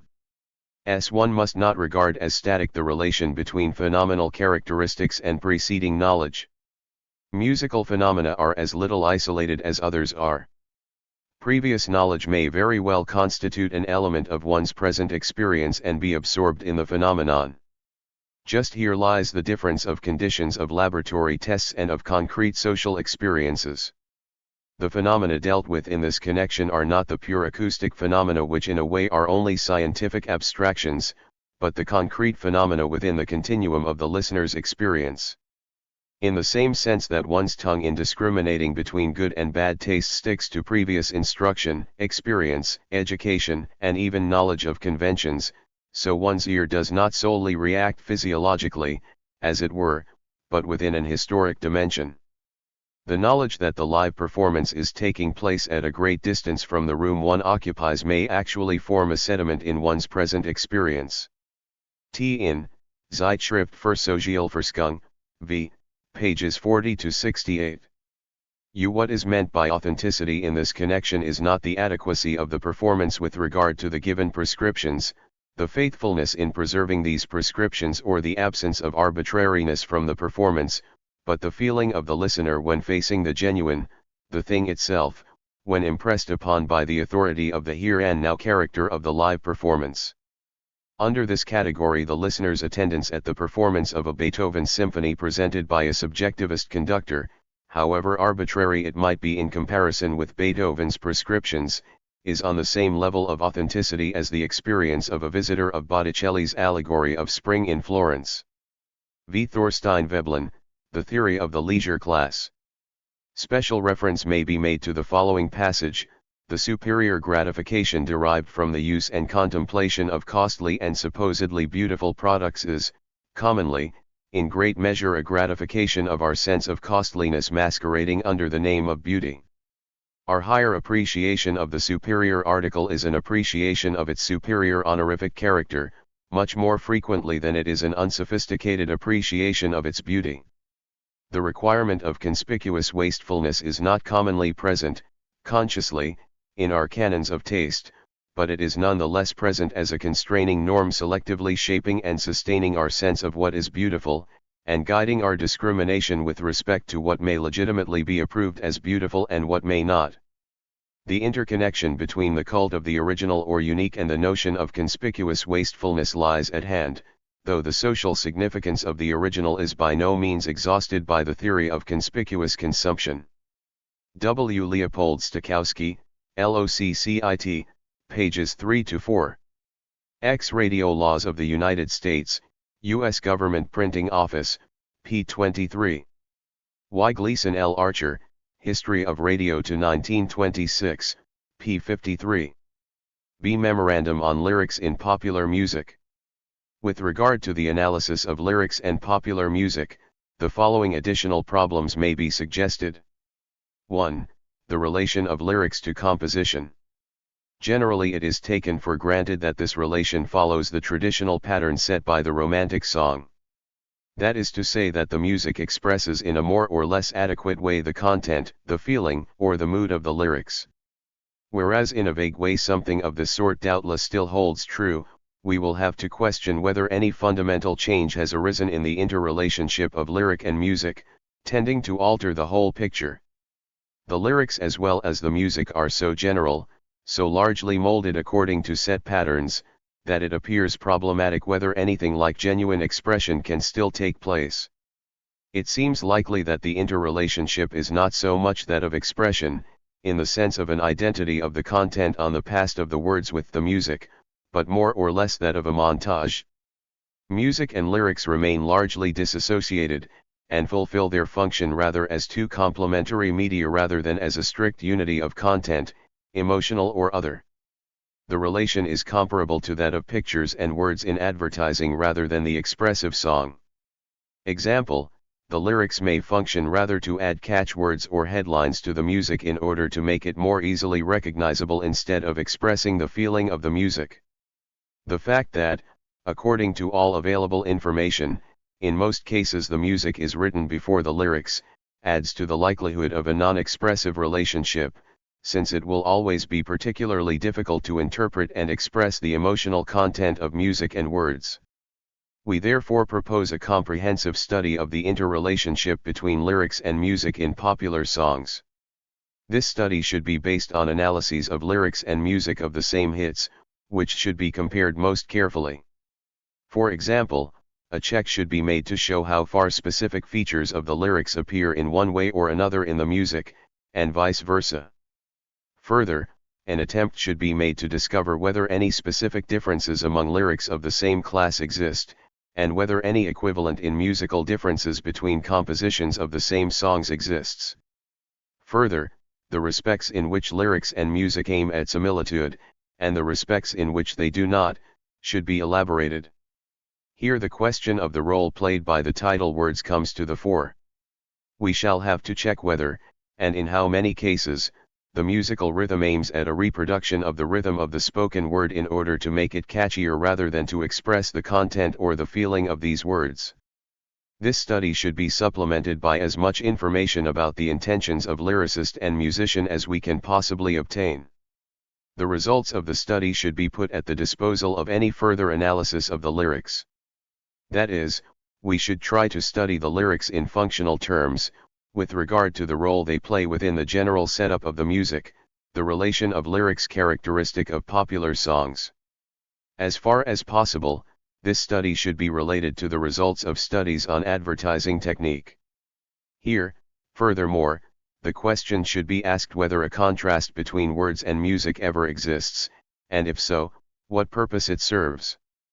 This certainly is the case in some of the sophisticated songs, such as Cole Porter's, but it would be worthwhile to follow up whether this trend has made itself felt as well in more lowbrow products, or whether they still cling to the idea of fitting music and words. 2. Attitude behind the lyrics as that of an inarticulate social psychologist. Before entering into an analysis of the lyrics, the starting point and the aim of such an analysis should be quite clearly established. On the one hand, we are not interested in the private psychology of lyric writers. On the other, the psychological effect of lyrics should be examined in case studies centered on the listeners rather than on an analysis of the lyrics. Why then should we study the latter? The answer is this: we start from the assumption that the lyricist himself is a sort of inarticulate social psychologist. His work and its psychological implications are not primarily based upon his own emotional structure, but rather upon his knowledge of a market, of what people want, what they do not want, and to what emotional trends it is necessary to appeal in order to sell a product. The intention of our study is to amplify the inarticulate, socio-psychological experience of the lyric writer in terms of an inarticulate scientific analysis, which brings to the fore motives which he manipulates without fully realizing their implications. We presume that this utilization of the implicit knowledge of the songwriter will succeed better by analyzing his products rather than by interviewing him, because the song represents an actual behavior, rather than his rationalization of that behavior which an interview would be most likely to get. The question of the extent to which the motives to be scrutinized are conscious, preconscious, or unconscious, does not enter at this point. It would be the task of additional interviews to find this out. From our preliminary knowledge of the material, however, we feel free to say that the borderline of conscious and unconscious motives within the lyrics is a very fluid one. It is very difficult to tell where the tricky innuendo ends and the involuntary confession of the unconscious begins. 3. Male and female. The problem of the lyrics taking the point of view of the male or the female may be supplemented by the study of its psychological implications. Is there a fundamental attitude in songs the subject of which is supposedly male, and those in which that subject is presumably female? If there is no such difference, what inferences may be drawn from this fact? Can it be regarded mainly as a symptom of the desire to sell the product to as many persons as possible, regardless of sex? Does this indifference have anything to do with aesthetic stylization, that is to say, with the fact that the subject of a song is not realistically to be identified with a living person and therefore must not be treated realistically? Does the indifference between male and female point back to any actual psychological indifference to both sexes in the present situation? For example, does the phenomenon of frustration, of loneliness, of daydreaming, appearing in most song hits, actually apply to both sexes? Here the Freudian thesis that no fundamental psychological differences exist between the sexes ought to enter the picture and should be checked against the prevailing technique of lyric making. Finally, the problem of homosexuality, strongly suggested by certain musical techniques, such as instruments imitating human voices, the sex of which is doubtful, should also be studied. Are there any hints of a homosexual attitude in lyrics? What might they imply? 4. Manifest and latent content of lyrics. This study should supplement the study of characteristic situations treated in the lyrics. We should try to establish whether these manifest situations have a random content by which they obtain a psychological meaning different from what they imply in terms of the external wording. This whole study can be done only if a very careful survey and classification of the manifest motives has been given. Psychological interpretation should be given particularly to such motives which, though realistically their justification does not appear to be too strong, recur again and again. We have good reason to believe that nowadays only a comparatively small percentage of young people have to suffer the fate of absence, and that modern means of communication and transportation tend to abolish the phenomenon of absence which plays so large a role in traditional art. That it survives is certainly partly a relic of earlier ages and has the function described by Veblen under the heading of the survival of archaic traits. Point 1. This, however, apparently does not quite suffice. The fact that the absence motive plays such a large role today may be an index of the fact that it still has a very strong psychological reality, whereas its external reality appears to diminish. Paradoxically speaking, people today may be absent while they are present. An analysis of songs about absence should try to discover the mechanism behind the absence motive. Attention should be paid, for instance, to the question of the number of cases in which absence is linked up with desertion. It may very easily be the case that absence, as a whole, is a sort of camouflage for the feeling of loneliness which tends to ennoble this feeling by giving it an archaic touch. Case analyses should be made of the latent content of lyrics in the manner sketched during our conversation of October 17. Th.2 This would be valuable only if it were carried through in a comparatively large number of cases and checked against results obtainable from other fields of the study. A certain amount of speculation would certainly be unavoidable in such an interpretation. Its primary purpose, however, would be to formulate problems for case studies about the listeners rather than to offer a self-sustaining psychological theory. Even with a coefficient of the hypothetical, such case studies of lyrics will doubtless bring out valuable ideas for the understanding of the field. The results of the latent content ought to be compared with the results of the manifest content, and we should always try to find out why this and not another manifest content has been chosen in order to express the latent content. Finally, we should try here to formulate in a hypothetical form a comprehensive theory of the unconscious structure or behavior pattern underlying the whole makeup of lyrics. 5. The motif of the invidious. This whole problem should center around a very specific question.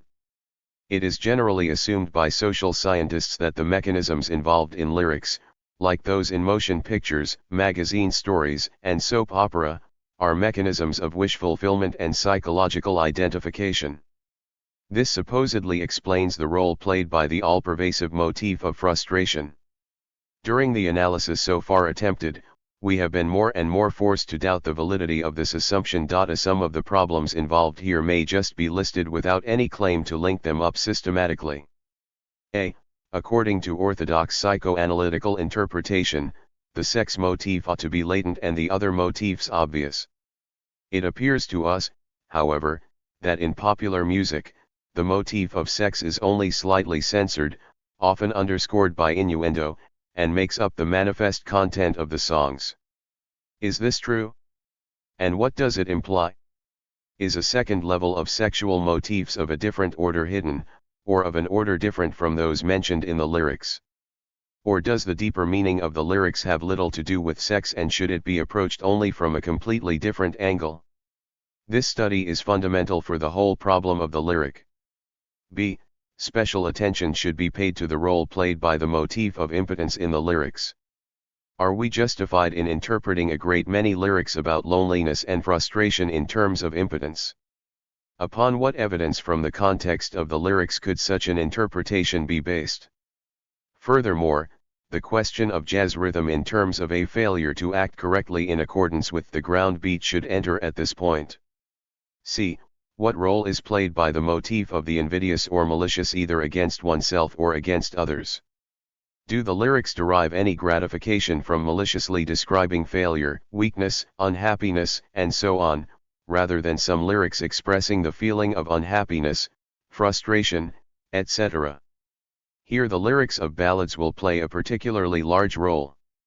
Attention should be given to detailed questions, such as how far ballads give a hint of the illusionary character of the feelings they avowedly express, how far they make a fool of themselves, and how far they imply the motive of self-contempt. D. Pseudo-nursery rhymes should be studied. Do they really and simply express the desire to get back to the carefree and happy days of one's own childhood, or do they rather make fun of this very happiness, and express a sort of contempt for it, particularly by swinging the music? A clue may be offered by a type of song now playing a major role, the daddy song, in which the identification with the child's attitude is jeered at by a strong innuendo of the supposed child's attitude as that of a prostitute who wants to get as much money from her lover as possible. It is our hypothesis that daddy betrays the secret of the pseudo-nursery rhyme. This of course can be answered only by a comprehensive study of pseudo-nursery rhymes and also their relationship to the music, which often may have the function of disavowing the words. E.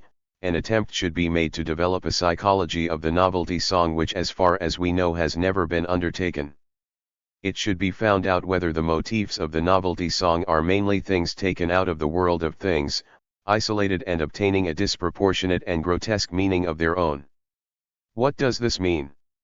Is any feeling of the overwhelming superiority of the world of things implied by it? The interpretation of novelty songs may lead to the final societal interpretation of the whole field of lyrics. 6. Societal problems. Finally, an attempt should be made to get at a societal nucleus of lyrics.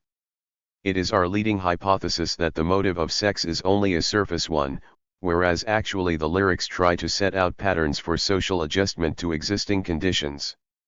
This assumption is strongly corroborated by the fact that in spite of all the talk about unhappiness, frustration, and so on, recurring throughout the lyrics, the motif of resistance or of a negative attitude toward life practically never occurs. If we may state our hypothesis in an exaggerated way, it would run like this: that sexual relations as implied by song lyrics actually fulfill only the function of social tests by which people have to prove that they are like everyone else. The feeling of impotence stems mainly from the fear of failure in this test and being different. The sort of relief offered by the song is that, while everyone fails, no one is actually different, and even the weak person is admitted to the society of the normal. It will be particularly hard to study this mechanism. A clue would be a study of the songs in which the motif, I am not, plays a large role. What does this song subject suppose he is not? How does he react to this being different? How does he want to overcome it, and what effect does he attribute to it? Another element of the problem of the hidden social content of popular lyrics would be the problem of the magic word. A great many words play an outstanding role in lyrics, for instance, rhapsody and reverie, the meaning of which is unknown to the majority of listeners. Further, there are very often allusions to the social status or to the magic of a particular social layer from which most of the listeners are likely to be excluded. What is the function of these paraphernalia? Here also the motif of fun ought to be studied.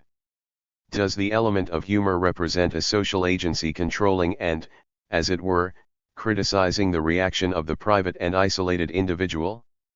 All the latter questions, however, are just first hints of the possible problems. The problems themselves can be studied in a positive way only if the psychological analysis of the lyrics themselves has been advanced to such a point as to allow for these more far-reaching societal influences. A cf. Section 3, Theory about the Listener, in my paper on popular music.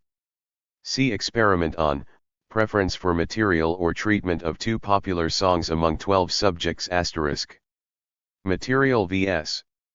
Treatment. Introduction. In a market situation where the names of bands and band leaders seem to count for more than whatever they play, and where they are trademarked according to the so-called style, this style of presentation of whatever it may be appears to play a greater role than ever before. It is not too difficult to see how the development of light popular music leads to this particular concept of style. The stock arrangements of the hundreds of mass-produced and standardized hit tunes which flooded the market then as now tended to cause all dance bands to sound alike. And so the dance men started using special arrangements, identifying their individuality and the individuality of their orchestra with the characteristics of the arrangements played.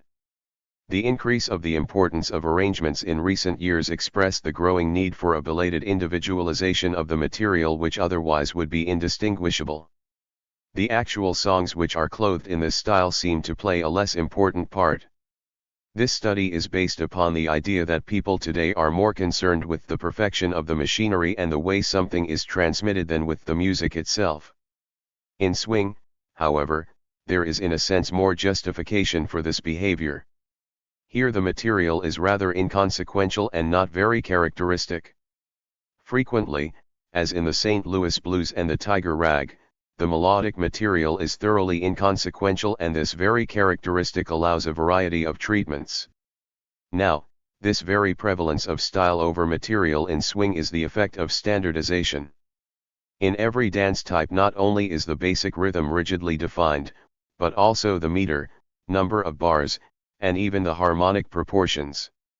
Moreover, a number of these dance types imitate one given pattern of one particular successful hit. Furthermore, in view of the mass sales of sheet music and records, it is necessary that the basic material of a hit, that is, the melody and corner harmonics, must be extremely simple, and this again limits any sort of invention. This leads to complete triviality, but that would endanger the chances of success for a piece of music because it can be kept in mind only if it is distinctive in some way. Paradoxically, the consideration of popularity means a threat to that very popularity. So, since these fundamentals of the material cannot be altered, the only possible escape is to make this material more distinctive by the manner of its presentation, by embellishing and ornamenting it without touching its fundamental simplicity which remains preserved in the music the listener receives when he buys the sheet music. Therefore, any spontaneity of musical invention to be found in light popular music lies in the treatment and not in the material. It is not accidental that real musical experts in light popular music are to be found not among the so-called composers but among arrangers and sometimes band leaders and band soloists. In addition to this tendency to emphasize the treatment of light popular tunes, there is a second tendency. One of the essential functions of modern light popular music seems to be that of upholding the impression of immediacy, of fostering the illusion that the music is improvised, spontaneous, constantly changing and entirely free of the bonds of standardization. This illusion cannot be produced by the material but only by the treatment.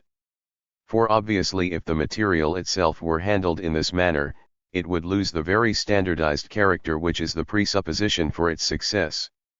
Then, too, since the material is fixed and not spontaneous, it is impossible to make it sound spontaneous and improvised, so this must be done by its presentation. The absorption of older feudal or Negro tendencies in modern light popular music serves really to create this illusion. We must add, however, that the freedom of improvisation, variation, and the like in swing varies greatly. Although we admit that a certain amount of real improvisatory jamming still exists, it still seems fairly certain that they are much more frequently fixed and predetermined than the listener is made to believe, if they are not in fact actually written down. Furthermore, the freedom of improvisation is greatly limited by the standardized framework of the music. One of the results of the rigid definitions of the harmonic cornerstones of a melody and its rhythmical length has been the working out of new standards among the anti-standard improvisations, and the constant recurrence of certain formulae for improvisations. The advocate of the spontaneity of light popular music will probably call these recurring formulae the swing style. Since, however, they are bound to the limitations of the standardized pattern, and not to the spontaneity of the improvisation itself, we refrain from calling them the style, and prefer instead the term treatment, since we consider the former term entirely unsuitable for swing. Since a preponderance of treatment over material can be found in the music, it should accordingly be expected that people will therefore respond more strongly to the treatment than to the material. The issue, however, is much more involved than it appears on the surface.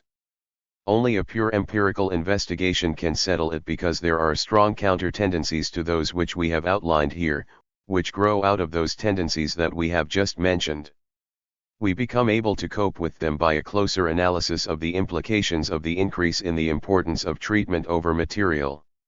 From the start, the difference between material and treatment must not be handled as if it were clear-cut, and the weight of the treatment must not be overrated. On the surface, the treatment may appear comparable to the variation technique in serious music. But this is not so, even of the jammed swing treatment. Here the material is not actually developed, it is merely disguised. The arranger does not aim at drawing consequences from the given material as much as he hides it and plays the game of asking the listener, "Where is it now?" It is a sort of musical hide and seek. The fundamental proportions are not changed, and the jammed choruses are mere circumscriptions of the basic material which remains the same and which remains obvious. Apparently the Goodman record of Avalon is exempt from this rule, especially in the piano chorus where the basic harmonies are maintained. But this exemption is deceptive.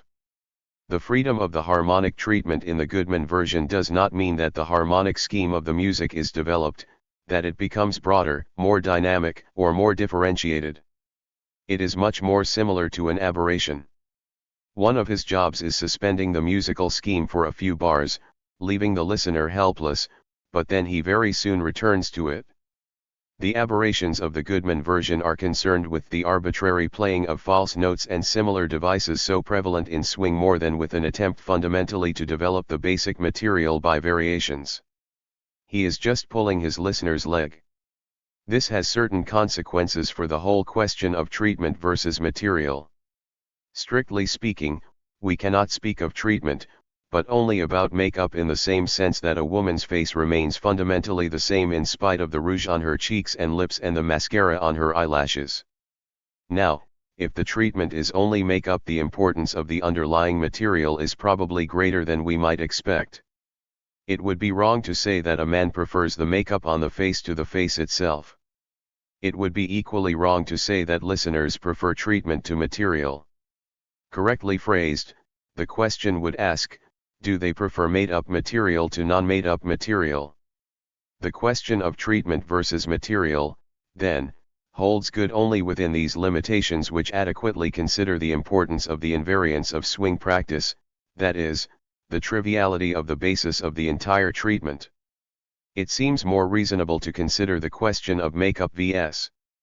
non-makeup, because at first sight it seems that the higher musical tide chooses treatment automatically, that is, swing, whereas the lower, more primitive type chooses material, that is, sweet. Point 1. Now, the range of musical understanding of our subjects does not follow this assumption.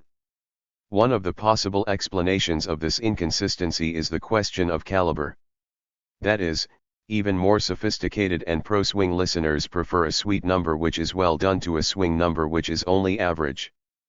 But there may be a different, and perhaps a more deep-reaching explanation. If the treatment is really a mere disguise of something fundamentally unaltered, then just the more advanced musicians or musical experts who react to our question may sometimes be ready to prefer the thing itself, no matter how primitive, to a version which makes it appear more than it really is without changing it. If we assume that the progressive attitude in modern architecture is that attitude which is critical of ornamentation, we may assume that, paradoxical as it sounds, the sweet people are more modern than the swing, in this sense, or at any rate could be more modern because they are more hostile to a false veneer and prefer a musical product adequate to the musical content. This could explain the fact that musical experts do not necessarily show a positive response to swing even though it seems to display a higher degree of musical expertness. There is a last possibility which, although it does not come out as a result of this experiment, may be shown by a more refined experimental setup. This possibility is clearly connected with the problem of the rubato. A generally accepted sign of higher musical taste is the absence of any rubato, that is, any modification of the musical ground beat. Part of the contempt of swing fans for old-fashioned adherence to sweet is based upon the fact that sweet people are considered to be too fond of rubato. Jitterbugs call it schmaltz. But the question of the rubato is not quite so simple. Certainly the criticism of rubato is justified to a great extent. The people who approve of it display a lack of musical discipline and a preference for their private emotions. Nevertheless, this type, primitive, undisciplined, and musically inadequate as it may be, still displays in his rebellion against the iron ground beats which are the sacred rule of the swing fan, a spontaneity and immediacy which has disappeared from the field of swing, remaining only in the pseudo-form of improvisations which must fit the rhythmical schedule at the beginning and at the end. Possibly some part of certain persons' reactions against swing is based upon this very rebellion and grows out of their spontaneity. It may be that they hate the mutilation of freedom in swing, no matter how doubtful their own concepts of freedom may be. In this respect, the so-called sentimental light popular music may preserve trends which could be considered, from a sociological viewpoint, more progressive than the general trends of swing. It is significant that practically all established norms of our music life today agree in their contempt for the rubato and the bad taste of sweet. Our theory, a priori strongly in favor of the underdog, is very much inclined to defend the lowest type of light popular music, namely sentimental music. Still, oppositional motives of this sort may be found wherever the sweet type prevails, and the interpretation of the conflict between material and style certainly should not overlook these tendencies. There is an additional factor, though, which comes into play. The question of material versus treatment is not simply a question of the tune and its simple harmonization on the one hand, and its embellishment or jammed version on the other. In this sense, it is a question of two styles. Light popular music today does not consist only in the different types of swing and syncopated music. There is another type of treatment which fundamentally renounces the idea of presenting material in a more interesting fashion by altering it.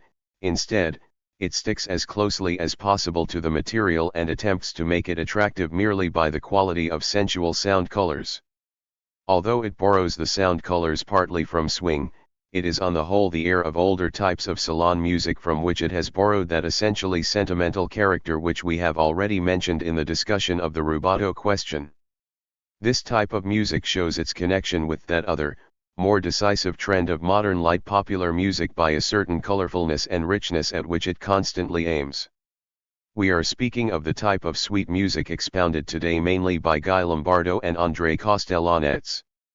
The music in principle sticks to the material which it presents with the sound colors but never with the rhythm of swing. Insofar as this treatment is characterized principally by the emphasis laid upon the material, the question of material versus treatment coincides to a certain extent with the question of sweet versus swing. Our experiment has tried to combine both viewpoints. B. Some finer reservations ought to be made without which the experiment, isolated as itis, could lead to premature inferences. First of all, the styles of different bands are much more similar than they are advertised to be or than they and the swing fan wants himself and others to believe. The importance of varying tastes and selecting between the styles, too, is probably less than most people would guess. The listener regulating his radio dial is led to believe that in the last analysis it depends upon his whim which band or which style he listens to. As a matter of fact, however, the whole mechanism of plugging, the similarity between the music offered to him and all the ways of establishing current values which are at the disposal of the large organizations, determine him much more than he is aware. Even the very belief in the difference is a means of advertising a standardized product. See, today there is some doubt if musical instrumentalists who deliver mass products to the man in his home really care much about his taste as they make him believe in order to make him swallow their products more readily. The problem of this experiment, then, was, what is the comparative importance of material and style of treatment and preferences for certain popular tunes? The material used consisted of two popular songs which have lasted well, but which are not at present being featured. We chose Avalon and the Russian Lullaby. Each of these tunes has been recorded in swing style and sweet style. Thus 4 records were used. Avalon, sweet style, Lombardo. Avalon, swing style, Goodman. Russian Lullaby, sweet style, Garber. Russian Lullaby, swing style, Birigan. 12 subjects were used. They were all from metropolitan areas, 6 males and 6 females, all between the ages of 20 and 28. 5 of the 12 were of Jewish extraction, 4 were of German extraction and 3 were English. All had had high school education, and some had had some college training. One subject, referred to in Table I as number____2 is a young public school music teacher. One subject, referred to in Table I as number 12, may be considered a swing fan. The procedure, the paired comparison technique, was used in rating preferences for the 4 records. The records were presented in pairs. After each pair of records the subject indicated which of the 2 he liked best. The records were presented in the following order. I. Avalon, sweet. Avalon, swing. 2. Lullaby, sweet. Lullaby, swing. 3. Avalon, sweet. Lullaby, sweet. 4. Avalon, swing. Lullaby, swing. V. Avalon, sweet. Lullaby, swing. 6. Avalon, swing. Lullaby, sweet. The results and interpretation. Table I shows the choices made by each of the 12 subjects after each of the 6 combinations of records. The table is read as follows. Subject number 2 shows consistency pattern no. 2. According to the key, given below the table, consistency pattern no. 2 shows a consistent preference for lullaby. We may now check to see if subject number 2 actually did show this pattern of preference. In the first group of 2 records, he may check either the first or the second record because neither is lullaby. In the second group, he may choose either because both are lullaby.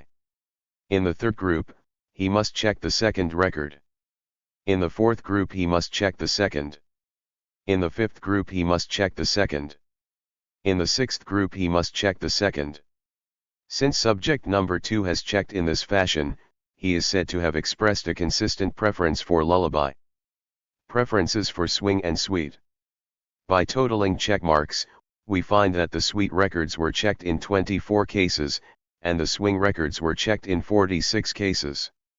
However, in column 3, both records are sweet, and in column 4 both are swing, so to get a total on preferences we must subtract 12 from each of these totals. Thus the sweet records were preferred in 12 cases and the swing records were preferred in 34 cases. This result fits the main result of the study, that is, the prevalence of treatment over material. By its very nature swing demands a greater role from treatment, and sweet demands a greater role from material. However, we must make specific reservations at just this point. As we have pointed out, our subjects were all young people. The antagonism between swing and sweet takes the form of an antagonism between generations. The younger generation is usually inclined to prefer swing. They associate sweet with sentimentality, old-fashioned prejudices and even hypocrisy, while swing appeals to them for its freedom, a certain excessiveness, and even sex on the one hand, and on the other for its more sportive requirements, keeping the time while improvising, the tendency of the music to test the listener, which particularly impresses young people in this country. If we assume that this is a general trend among younger people, the result of this experiment as far as sweet and swing are concerned must be considered somewhat tautological. It only shows that young people react according to the reaction to be expected from young people.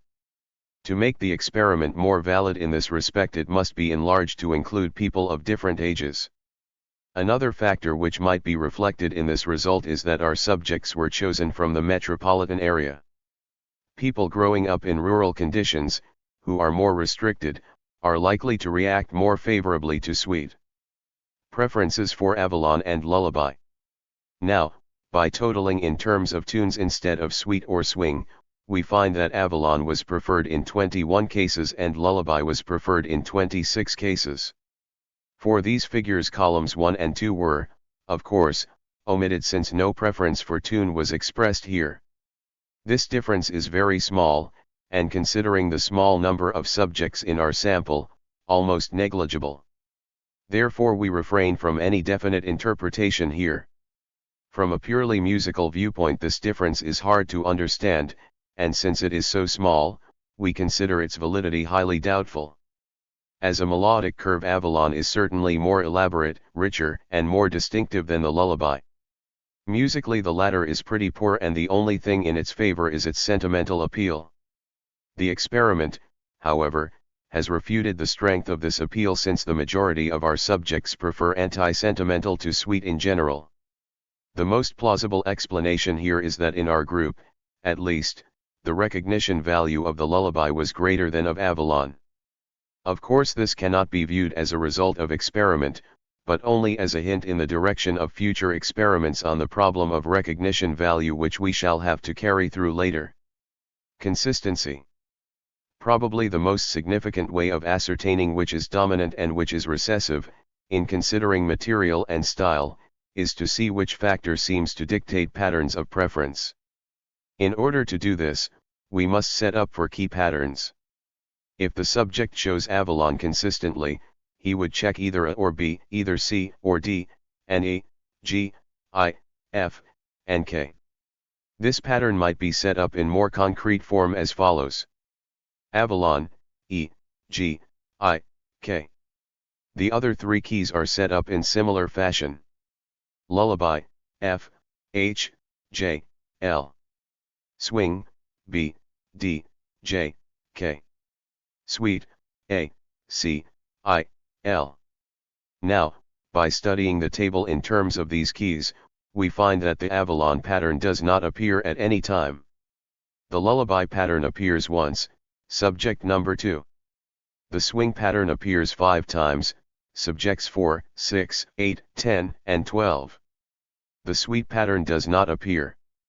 Thus far, patterns of consistency have appeared in 6 out of the 12 cases. In the case of subject number 1, who did not indicate a preference in 2 cases, there appears to be a tendency toward the lullaby pattern. Subject number 1 had marked J as her preference in the 5th group, but then erased the mark.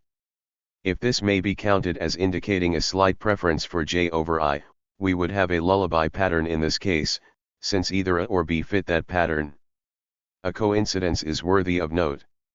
On the basis of very short acquaintance with the subjects, the experimenter assigned numbers to their test forms, giving the highest number to the subject who seemed to know the most about jazz music, and the lowest number to the one who seemed to know the least.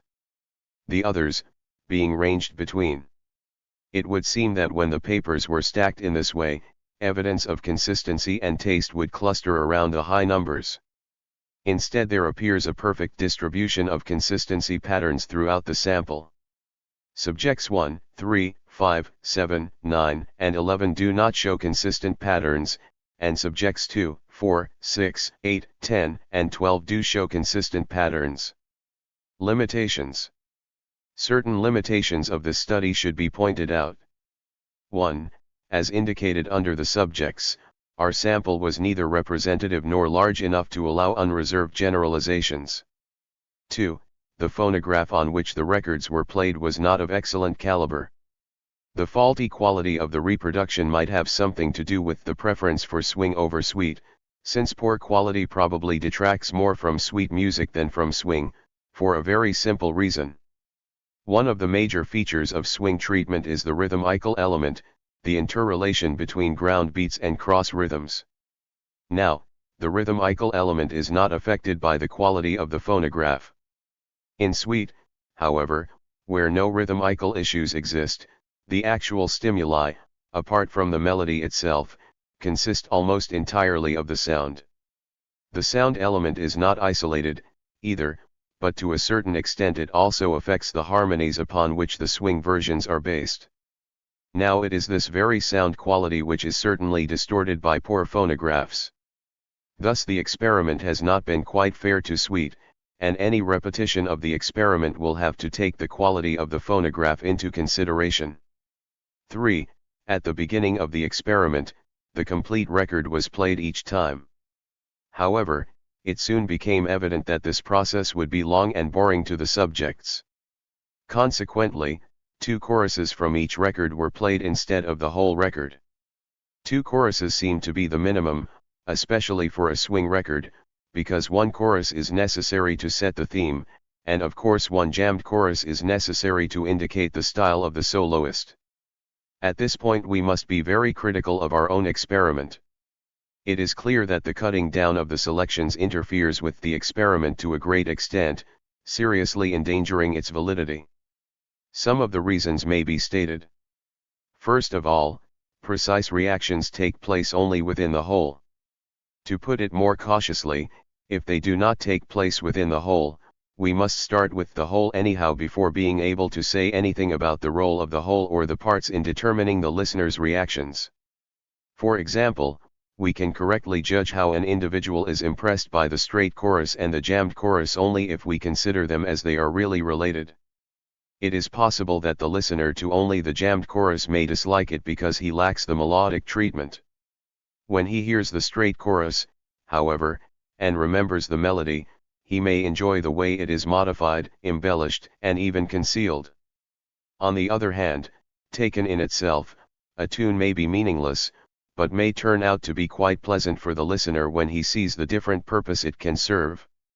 Thus the experiment would be much more valid if it were carried through with whole records instead of isolated parts. This tendency is reinforced secondly by the fact that the listener is more intent and listens with more concentration in the beginning than he does later on. This lowering of concentration is now furthered by the selection of parts.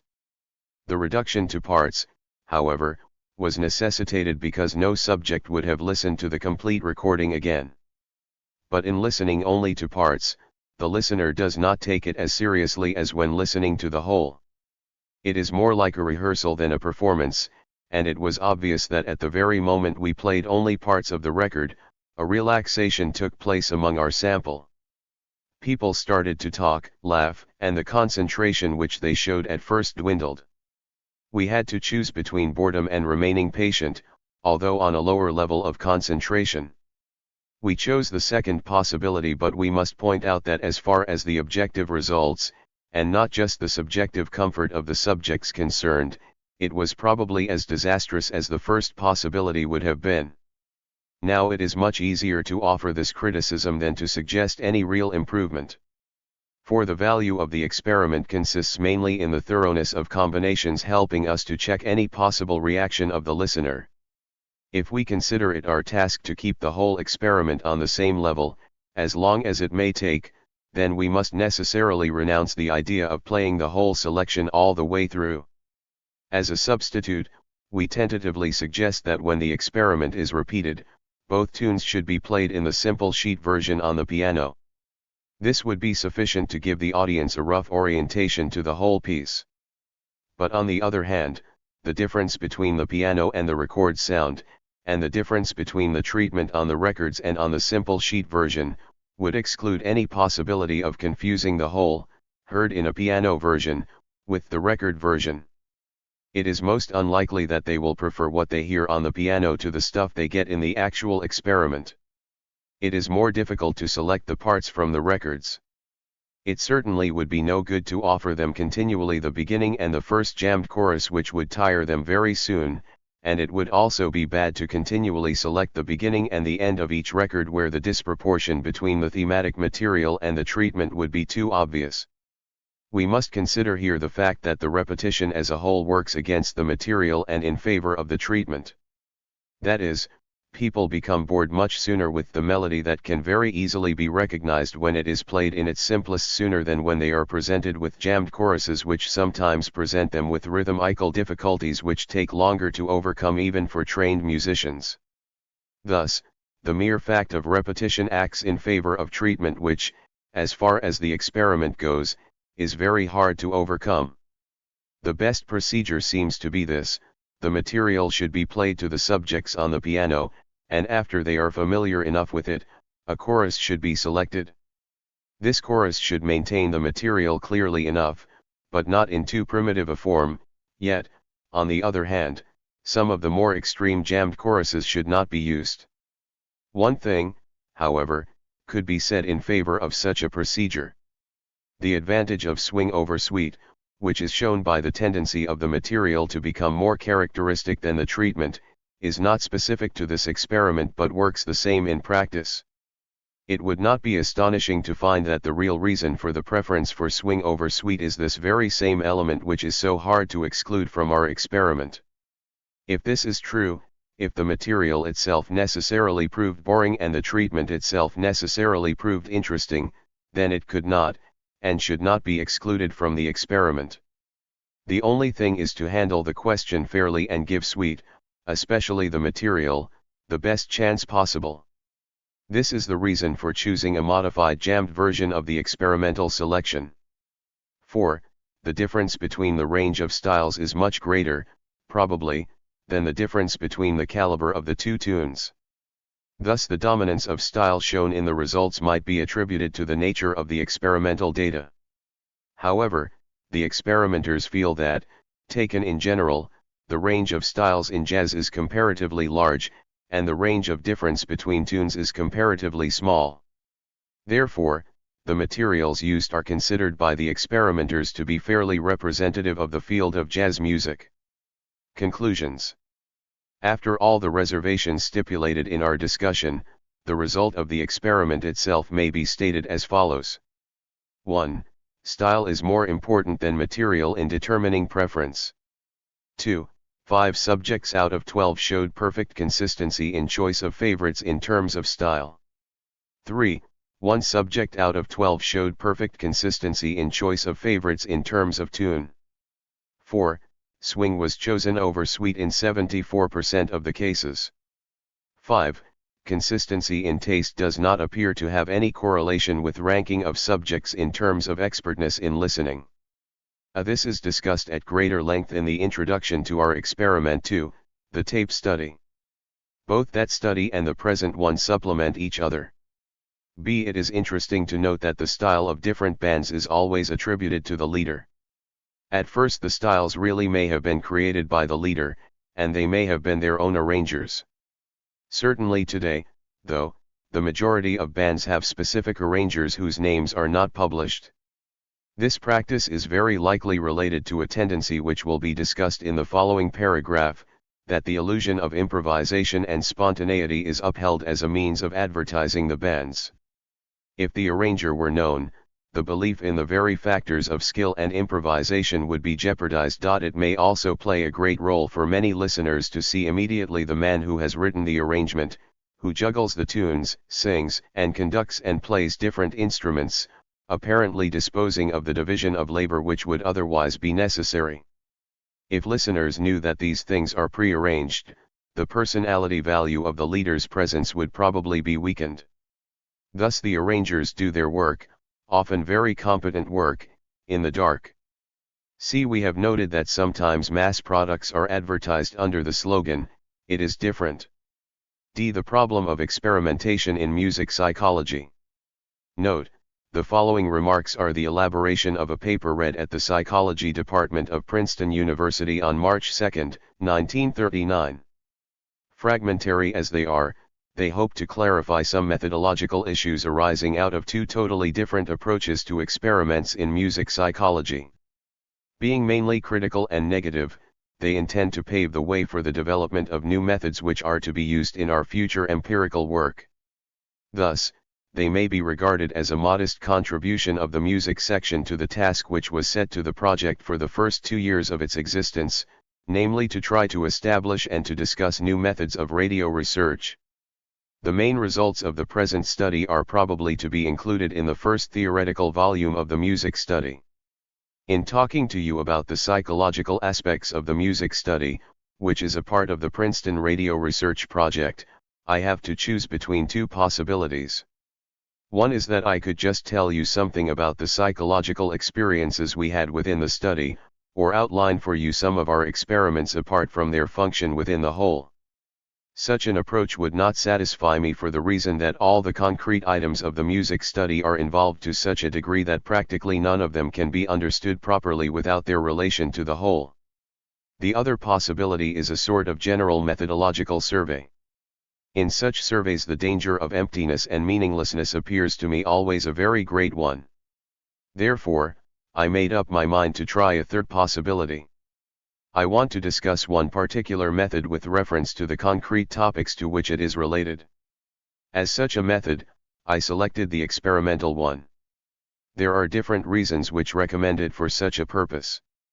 First of all, as far as I know, your own work is to a large extent an experimental one, and it might interest you to see which issues one has to face when one applies experimentation to a comparatively new field like music psychology, taking the term in a sense which comprehends more than the purely acoustic sensory reactions. Secondly, the particular difficulties which the musical psychologist has to face when making use of experimental methods, appears to me to be of a certain significance. It is this very field of experimentation where I personally could observe in myself the clash between the European tradition in which I have been brought up, and the American approach, which I had to face for the first time during my present work. Speaking in experimental terms, you could use me as a sort of guinea pig just for the purpose of finding out how a European psychologist reacts to experimental methods within the field which he was taught to regard as exclusively one of Geisteswissenschaften. To express briefly the experience I had, what impressed me greatly about the American approach is its basic rationality. Whereas in Europe matters of art are to a great extent left in vague emotionalism and unobliging talk, the approach in this country shows a tendency to bring questions of art to a discursive level where problems are no longer to be decided in terms of individual taste and mere contingency, but in such a way that they are getting near to the decision about truth and falsity. It is my conviction that such rationality is today not only a matter of science concerned with art, but of art itself. That is to say, that by its very structure every art which deserves our serious attention, approaches the aim of rationality and tends more and more toward knowledge. Baudelaire said, about the middle of the 19th century, that no art is valid any longer which has not fundamentally in itself the element of science. And it is certainly not accidental that the great American poet, Edgar Allan Poe, was his particular favorite, a poet in whom rational thinking, not as an obstacle but as a moving force of artistic production, becomes quite clear for the first time in the history of literature. Today these tendencies have become so strong that it would be utterly futile to build up for the arts, in whatever sense it may be, a private reserve where they could go on undisturbed by thinking and conscious control. In a period when the experiment becomes the basic category of production in art, the experiment certainly must be highly appropriate as a means of finding out anything about the way art works are impressing men. On the other hand, it appears to me necessary that the rational approach to art and particularly to experimentation should take into account the full depth of the sphere of art itself, not only in the strictly aesthetic sense but in the social one as well. The clash I experienced does not consist of any objection I had or felt against the will to solve problems of art in an objective way. I only felt that experimental methods, borrowed from the proper field of the sciences and applied to art without further differentiation, may not always lead to satisfactory results. The sphere of art is the realm of the concrete and differentiated. Sciences aim at abstract laws as devoid as possible of any specific differences. They appear, according to the postulate of generality, as mere contingencies or disturbing factors. It could well be that whereas by these methods one apparently gets very exact and measurable results on the surface of music psychology, the deeper layers would remain untouched and left free for exactly that sort of vague emotionalism and subjectivism which it is our aim to overcome. One of the common trends of scientific experimentation is the simplification of problems and experimental conditions. In the case of a chemical experiment, such a simplification can be made very easily. We know what is essential and what is inessential. A chemist who has to experiment with copper can quite easily neglect other materials which might also be adherent to the piece of copper with which he has to deal. In art, and particularly in music, the process of simplification does not work as satisfactorily. First of all, in artworks it is by no means certain that the simple is the essential and the complicated the accident. In the case of the sonata, you may regard the sonata form, the underlying structure, as the fundamental or simple, and the particular motives or themes which the composer has elaborated as mere variables or accidents. However, a psychological analysis of a Beethoven sonata which would reduce it to the simple, namely to the standard form which can be found again and again in every sonata, and neglect the concrete being of this very work, would be utterly superficial and would actually give us no help in understanding a concrete work and its psychological implications. I know that this type of analysis still prevails throughout the world wherever so-called music appreciation is taught. But I firmly believe that this approach tends more to darken the issue than to enlighten it. Furthermore, even if one would take for granted that the difference between the essential and the contingent or accidental holds good in music too, any attempt to sever them forgetting experimental conditions meets the most serious obstacles. The musical experimenter will tell you that usually when finding out anything of the effect of music he has to take into account only the music itself and not the surroundings within which it is offered, not the mood of the person who listens to it, not the biographical conditions of his subjects, etc.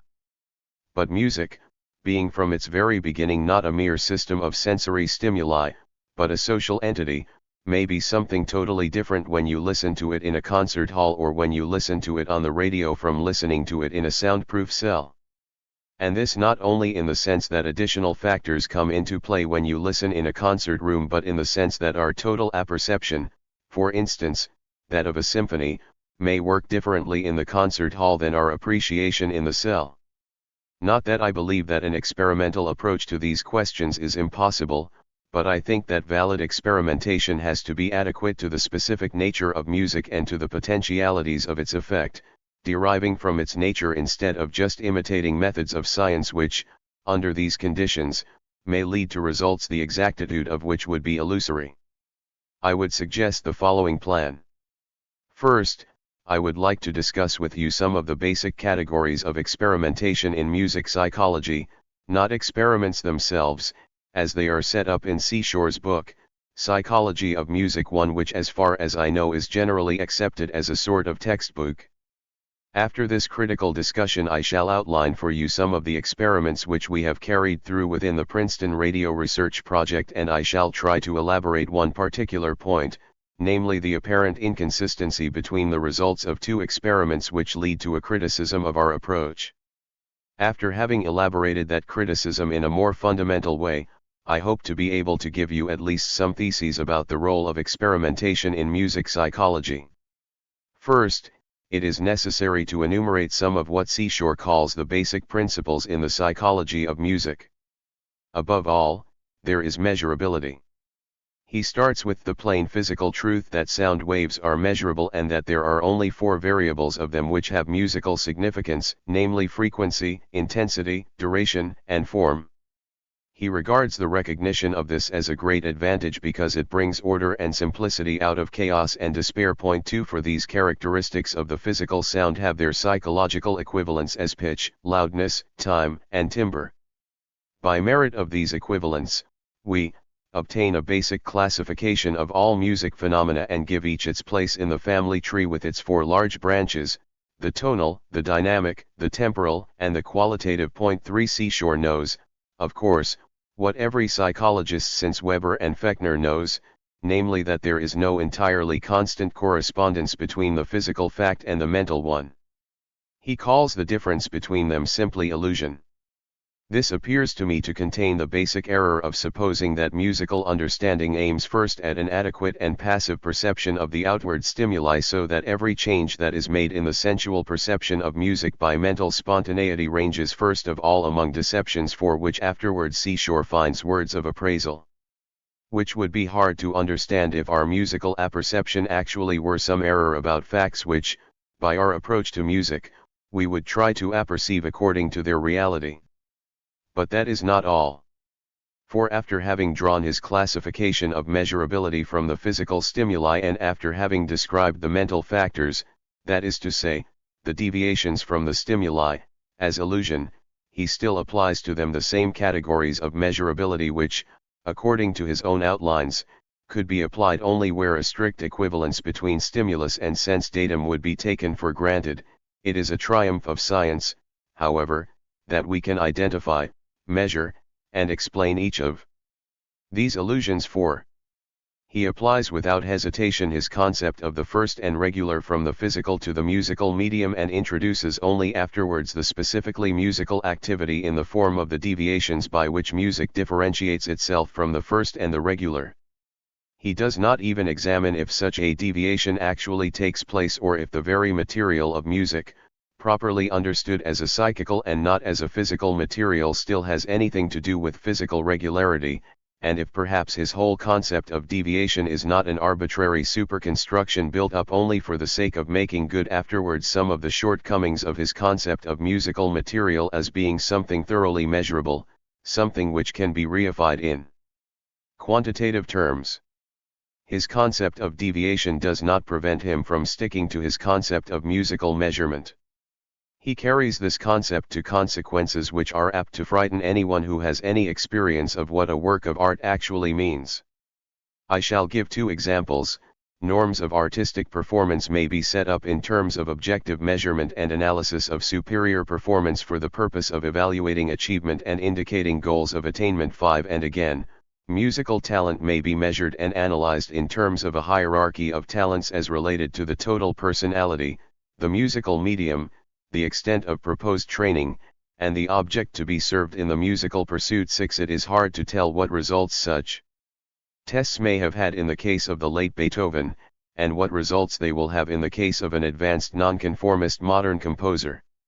I selected these principles of Professor Seashore's quite arbitrarily, just as examples, an analysis of which may show you some of the danger spots of musical experimentation I mentioned before. At some of them, we have already hinted. Neither does Seashore give any criterion for the applicability of measurement to a psychical sphere which he himself characterizes as fundamentally different from the physical sphere from which he borrowed his categories of quantification. Nor does he account for his concept of illusion. This concept is evidently built upon a mere analogy with the optical field. He calls musical facts illusionary in a sense similar to that in which we call illusionary any optical perception which does not correspond to any outer fact or event. He completely neglects the possibility that our musical world, to use the term from Ernst Kurth's Psychology of Music 7, which is not even mentioned in Seashore's book, may not be as much an imitation or a passive reception of some world within the sphere of sound waves, as a spontaneous creation of our own. We will come back to this point later. For the moment, however, I would like to show that even the simplest and most fundamental of Seashore's assumptions are full of traps and difficulties of which he is by no means aware. He coordinates with his four variables of physical sound waves four psychological equivalents and stresses them as a comprehensive classification of the musical material, evidently for the reason that in the physical sphere such a classification comprehends every possible feature. Now it is easy to show that this classification does not work correspondingly in music. That is to say that the different classes cannot be regarded as independent of each other in any sense similar to that in physics. Let me give you an example. The second of Seashore's psychological correlate classes is called loudness, the third, time. In musical terminology we call these elements dynamics and rhythm. Now, it is absolutely impossible to sever these elements. You all know that people regard swing mainly as a rhythmical achievement. Still, if you define rhythm strictly in terms of time, nothing rhythmical happens in swing. The time units remain unaltered from the beginning to the end of any piece of swing music. The whole rhythmical variety which is appreciated by swing fans consists only of accents by which new units of rhythm are brought out which are submerged in the total rhythmical scheme. Now these accents certainly do not mean any deviation from the order of time in this music, and if any such deviation actually occurs, which is often the case in syncopation, it is always compensated for within very brief periods. In other words, what one regards as rhythmical achievements, as achievements within the order of time, and very rightly so because the appearance of the time scheme is actually affected by it, is actually a function of dynamics, or in Seashore's language, of loudness. If the loudness did not vary, if every note were played exactly as loudly as the others, even the boldest piece of swing would sound rhythmically totally monotonous and uninteresting. This assertion could be settled very easily by experimentation. If, however, rhythm and the time element of music depend on dynamics as the element of loudness, a classification which strictly separates them from the very beginning is arbitrary and inadequate to musical facts. What holds good even on the primitive level of light popular music, of course, could be proved even more strikingly within the sphere of serious music. I shall not go into any detail here. Let me just tell you that in music like that of Wagner's, the formal structure of whole units or of smaller ones, which according to Seashore's classification would fall among the time categories, are articulated by the scheduling of sound colors which he arranges among timbres. A classification which fails to take into account such relations which actually make music what it is, fails its purpose before it has even started to work. You may notice that I do not speak about gestalten, structures, or totalities. I speak about facts which can be stated musically in clear and exact technical terms but which do not fall within the range of Seashore's psychology. What I have shown you so far is only that Seashore's claim of exactitude, being as it is, just leads to inexactitudes which could be avoided only if one would not start with a straightforward classification borrowed from a sphere hardly as compatible with music as Seashore believes. But what I want to show you now goes beyond that. Not only are Seashore's basic concepts inexact and insufficient, they miss their actual subject. This may be cleared up by a methodological consideration. The psychological science of music has for a long time been divided into two main groups, tone psychology and music psychology. This difference is particularly stressed and elaborated in the beginning of Ernst Kurth's book. He defines the actual borderline between them as the borderline between passivity and activity. He situates tone psychology on the passive side, a great part of what is treated by Seashore as psychological. Although the change from stimulus to sensation already consists of a complicated psychical activity, the tone as it is perceived is a transformation which is not arbitrarily built up but which is already given as some sensual structure or sensory image. It is the sensory reception, whereas musical activity starts only with it as with its datum upon which it works. This defines the difference between tone psychology and music psychology. The former starts from the translation of the physical into the psychical phenomenon, is oriented essentially on physiologics and undertakes its attack from their musical laws. The latter starts from a totally different side, for the tone presents itself as a phenomenon which connects its mental events with the outer world, makes them sensual. Or, in Kurth's summary, for tone psychology the tone means breaking into the interior, for music psychology, it's a breaking out of the interior. This difference and the whole difference between tone and music psychology is neglected by Seashore altogether. His passion for measurement and experimentation leads him to treat the whole sphere of music psychology in physicalist, or at his best, in physiological terms. He does not see that the constancies of direction are entirely different in both cases. He treats the psychology of music as if music were nothing but the sum total of sensory reactions to physical stimuli, more or less independent of any free activity of human will and imagination. The psychology of music remains within the layer of merely reflex reactions. What he omits is nothing but the total range of the spontaneity of the human mind within music. That is what makes his method so simple and so appealingly scientific. That is also what prevents him from any understanding of what is actually going on in music. Of course, the sensory sphere is the basis of every musical activity, and we have no right to speak about any such musical activity which does not express itself within the sensory layer. But this layer is only the basis, the material upon which music works as a living force for subtler musical trends. And even as a basis, this layer cannot be understood properly as long as it is treated as something entirely determined by external stimuli and not within relation to the spontaneous human trends which may express themselves within the sensory sphere. By substituting tone psychology for music psychology, Seashore remains below the actual issues of music psychology which he sets forth to settle. By omitting the spontaneous element within musical behavior, he excludes nothing less than the actual sense music makes. For him, musical experience is defined by those four sensory capacities. C. He overlooks that they are linked together and categorized not only in the way we mentioned above, namely by influencing each other, but by a fundamental functioning of what Seashore himself calls the musical mind without becoming aware of the full implications of that term. It is only this spontaneous giving a meaning which makes sensory reactions musical. It is interesting to see how Seashore, because out of his sensory elements themselves no such meaning can possibly be derived, must interpret the so-called sensory capacities in a way which already goes far beyond mere passive sensory reaction, by which he previously defined them. I shall give you an example. Seashore mentions the sense of consonance. Now the term consonance appears to be an unequivocal one. It can mean either the capacity for grasping the difference between concord and discord, or in a wider sense, the capacity of becoming aware of any simultaneity of tones. If we take the first meaning of the term, it is obvious that it has implications which cannot possibly be reduced to simply physical conditions or to mere sense datum. The relation between concord and discord is an entirely historical one. As a whole, it is characteristic of Occidental music exclusively, and even there it has changed to an amazing degree. What yesterday was discord has become concord today, and in the most advanced compositions of our time, the antagonism between concord and discord appears to have been liquidated altogether.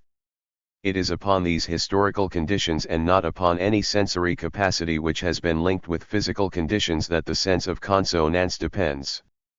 This historical sense of consonance still rules present-day musical consciousness to such an extent that it is more than likely that Seashore has substituted it silently for what he regards as natural capacity, that is to say, one which corresponds invariably with the invariant characteristics of physical sound waves.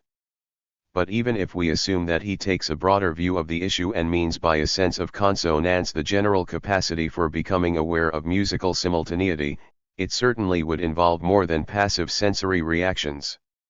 Whatever this awareness may be, it is more than the mere faculty of recognizing the simultaneous tones of the sound, and even more than linking them together in a unity, although even this apparently very primitive twofold apperception of simultaneous sounds can hardly be stated in terms of mere reaction. But the actual sense of consonance in the broader sense is not only the awareness of a unity within the manifold, or an awareness of the manifold within the unity, but in musical terms it means the understanding of the function of the sound within the context. Metaphorically, one could well speak about the sense of harmonic weight, that is to say, when actually understanding the chord one has to understand if the step which leads from the preceding step to it and again the step which leads from it to the next chord is a strong or a weak one, if it leads upward or downward, and so on. Again, I do not want to associate myself with cheap talk about Gestalten which threatens today to become the jack of all trades in psychology. The facts about which I am speaking can well be spotted within relatively isolated phenomena, provided only that this phenomena is understood in terms of the one whole, namely musical language. An actually musical ear when listening to one relatively isolated but rather complex chord must be able not only to grasp its tones and the somewhat vague unity which they make just because they appear simultaneously, but it must be able to appreciate the inner tension between the components of such a chord, the tendencies it has for developing itself and so forth, as well as the tendencies of its own tones either to become similar to each other or to become more distinguishable. In other words, we must be able to realize an element of dynamics within the sound which has nothing to do with the sense of loudness as which dynamics appear in Seashore's book. Only in terms of such dynamics does the sense of consonance actually function. This dynamic sense of a chord, however, cannot possibly be defined in terms of sensory reaction. It is the effect of action, it constitutes what we call the musical sense, and at the same time it depends on the sense, for only if a musical context makes sense can its elements be apperceived as related to each other in the dynamic way which we tried to sketch. Whatever one may say against the exclusively Geisteswissenschaft-like method of Ernst Kurth, it certainly has the great merit of developing this concept of psychological dynamics in music, and it is certainly a pity and a bad sign for the present international organization of science that scholars in different countries know so little about each other's activities. It is quite difficult to define more exactly what I mean by this musical sense, which is omitted by Seashore. I want to emphasize that, in the first place, it has nothing to do with any descriptive or expressive content of the music. It is something intrinsically musical which cannot be severed from music or musical experience, and which certainly cannot be stated in terms of any abstract meaning behind music. It is nothing but what makes music a language. It is the criteria which allows us to say that a certain musical phrase is understandable in a way corresponding to our speaking about a sentence in language being formally understandable no matter what its actual intention may be. It is the equivalent of human activity and spontaneity in music. Simply speaking, the musical sense is exactly what in music is more than sensory perception. No acoustic event in itself is a priori meaningful or meaningless. A decision about its being meaningful or meaningless depends entirely upon whether it functions as a bearer of such an activity and whether or not it is brought by it into a musically understandable unit. I am fully aware that the concept of a musically understandable unity is valid only in relation to the sensory reality of music, and remains mere speculation as long as the activity lacks the material upon which it can impress itself. But, however complex this interrelationship may be, musical sense can never be expressed in mere terms of passive perception but only with reference to the dynamic aim imposed upon it by man. It is necessary not to misunderstand this statement by attributing to it too primitive a meaning. Whenever one comes to a concrete musical issue, it would be difficult and almost impossible to sever completely the spontaneous element of meaning from the passive and purely sensory element. It will be more difficult because practically all elements of musical activity throughout history have a tendency to become reified, to tilt over into what appears to be a mere sensory quality and to establish themselves as a sort of second nature. Impossible as it may be, however, to divide up any concrete musical fact or event into its subjective and spontaneous elements on the one side, and its passive and sensory ones on the other, and fluent as the limit between them may be, the deciding factor remains that such an event can be properly understood only as a product of spontaneity and perception and cannot be separated out to either side of the equation. It is not my aim to replace Seashore's positivistic psychology of music by an idealist one. What I want to make clear is only that in music psychology the scientific concept of given facts is as problematic as the romantic one of the creative idea. Perhaps I can give you a clearer idea of what I baptized as the musical sense by discussing the next of Seashore's principles which I mentioned before. I mean the concept of deviation. Leaving aside for the moment the fact that his concept of the rigid and normal tone is a physical and not a musical concept, we may grant him, for the time being and to facilitate our discussion, that something like a normal tone exists also in the musical, psychological sphere. Now it is his assertion that every musical value consists of deviations from that normal tone. He holds that the quantitative measurement of performance may be expressed in terms of adherence to the fixed and so-called true, or deviation from it in each of the four groups of musical attributes. On the basis of this assumption, he hopes to develop what he calls a definable, constant, and verifiable music terminology. What I want to show you now is that the relation between the normal and the deviation, and therefore what Seashore himself regards as the basis for any psychological measurement in music, cannot be understood without reference to musical sense. Let us take the example of an ugly tone of a very high cello note. Subjecting the right of deviation, as he does particularly in his chapter about the vibrato, to criteria such as pleasing flexibility, tenderness, and richness of the tone, such an ugly cello sound certainly would have to be discarded according to the standards of sensory reactions, their measurements, and the gradation between the rigid and the lawful deviation. It may very well be, however, and actually happens very often in serious modern music, that such an ugly tone, and even uglier ones, like certain effects of the mute trombone, are required according to the musical sense. In such cases Seashore's method is doomed to failure. Even such trivial cases as most of the characteristic swing effects would fall within the same line. To condemn them for the simple reason that they are deviations which do not fulfill the criteria set up by Seashore, would be the same as if one would reject a picture because its colors are ugly, or going even further, the people painted on the picture are not good looking enough.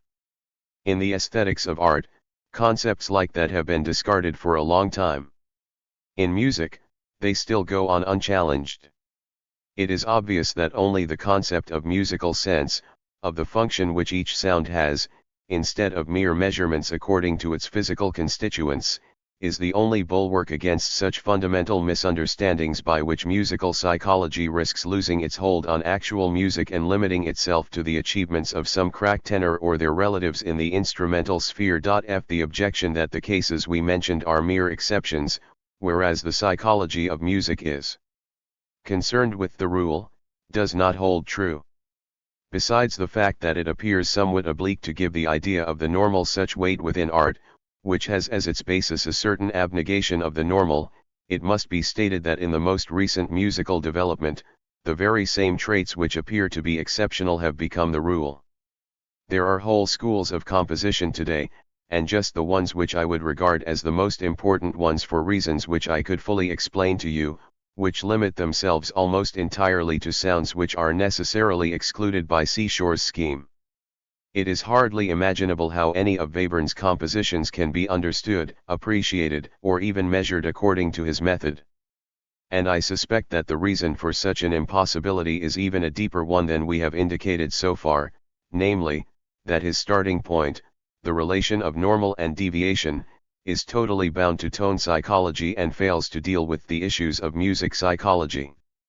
If we begin with the concept of musical sense as the primary and ultimate force behind music, there is a strong possibility that what is called norm according to Seashore's physicalistic way of thinking, becomes obvious as a deviation from the viewpoint of musical sense, and what he calls deviation becomes its first and adequate realization. The whole system of coordinates should probably be altered as soon as one introduces seriously the concept of musical sense. However, as this sense is not an invariant like Seashore's norms, but changes with every musical work, the whole issue of measurement becomes very doubtful as soon as one has reached this point. That Seashore's system of coordinates actually fails to cope with the problems he sets himself, I shall demonstrate with one more example, namely, by the concept of musical intelligence, which is where Seashore's shortcomings become most obvious. For a musical intelligence is actually a psychological function which can be stated only in terms of the musical sense. We may roughly define it as the capacity to apperceive musical sense when listening, to realize it when playing, to build up a musical scheme which makes musical sense spontaneously, etc. This type of intelligence, although it may be correlated within the personality with other intellectual functions, is by no means to be identified with the total intellectual level. Unlikely as it is, it still may be thought that a composer, who although being dull or at least naive outside of the musical sphere, is highly intelligent as a musician, that is to say, full of devices for realizing musical ideas and within the strict sphere of his material, fully aware of its problems and implications.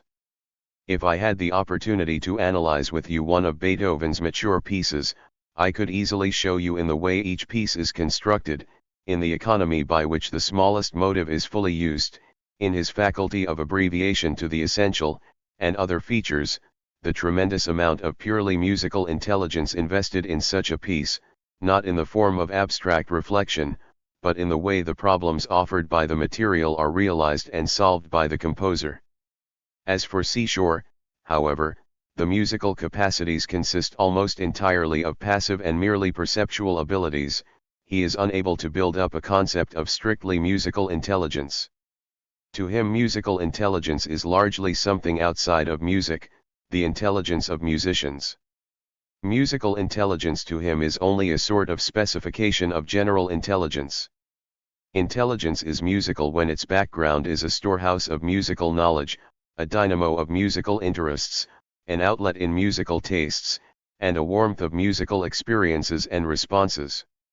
Here, as in the case of imagination, the type and the degree of intelligence may characterize or set limits for the musical achievement. This comes close to the assertion that lack of general intelligence necessarily may mean a limit for the musical one, which at least cannot be asserted a priori.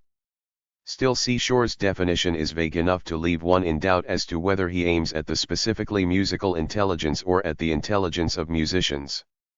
Later, however, it becomes quite clear that effectively he has only the latter in mind. When speaking about thinking in music, he is concerned only with the trivial question, are musicians as a class intelligent, a question which very often has been answered in the negative, among others by Hegel, for no other reason than that the same substitution which is made by Seashore has been made again and again, although experiences like that about mathematical intelligence, which by no means coincides with the general intelligence of mathematicians, ought to have made psychologists more careful about the issue. It is this substitution which impels Seashore to make statements as doubtful and sweeping as the one that musicians, as a class, are of the emotional type. Their job is to play upon feeling, to appreciate, to interpret and to create the beautiful in the tonal realm. To be successful, the musician must carry his audience on a wave of emotion often bordering on the point of ecstasy. It is certainly right that success in present-day music life requires a certain type of emotionalism. This emotionalism, however, as well as the background of the highly commercialized musical success of today, would itself deserve the closest analysis and cannot be granted as being essential to music itself. To identify the psychological implications of Beethoven's music with that of the Tchaikovsky type, or regard Paderewski as an example of genius because he lived a life developed in balanced proportions, appears to us to indicate a psychological superficiality in dealing with the intelligence problem which cannot possibly be covered by the cloak of being scientific. Musical intelligence, in the sense of the inherent intelligence of musical activity, does not appear in Seashore's book, and it may be added that none of his famous tests could ever enable us to get any true idea about its presence or absence. Hence, in a higher sense, these tests could not be regarded as valid. If their outcome is positive, it still does not prove anything about the person being musical in the sense of a capacity for grasping musical sense. It only excludes, so to speak, musical color blindness, but the fact that someone is not color blind does not yet qualify in the least as visual gifts. On the other hand, if the outcome of the test is negative, even this does not exclude a priori real musicianship.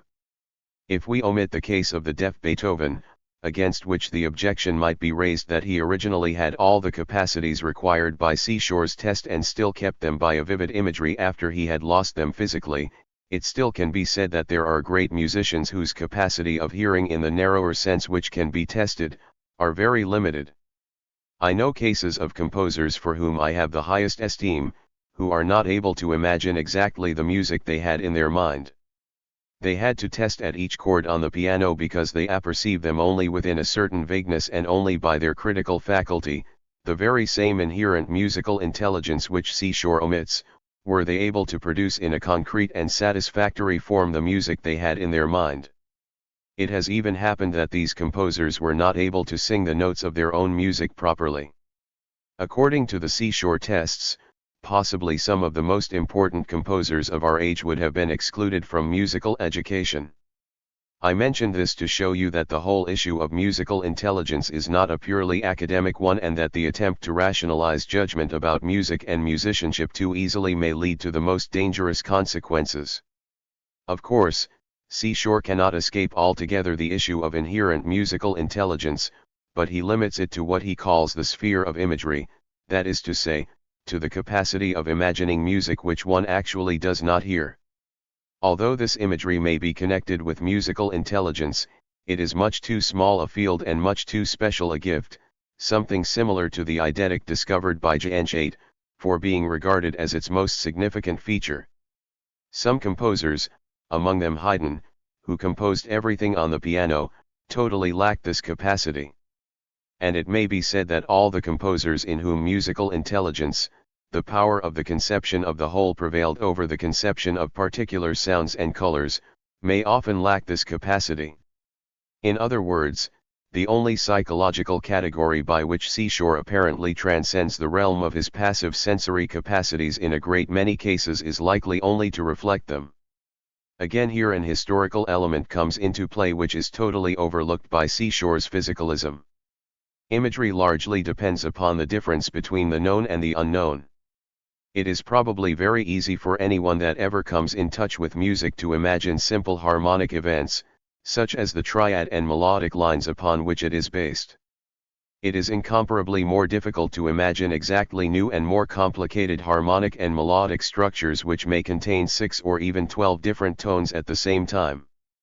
Therefore, the paradox may be that just the boldest composers, the ones who are the most imaginative in a deeper sense, apparently show a lack of the imagery Seashore has in mind and are forced to control their compositions, whereas some waltz composer, who only uses current and deteriorated means which are stamped upon his consciousness as upon everyone else's, is able to do his job in what Seashore would call musical imagery.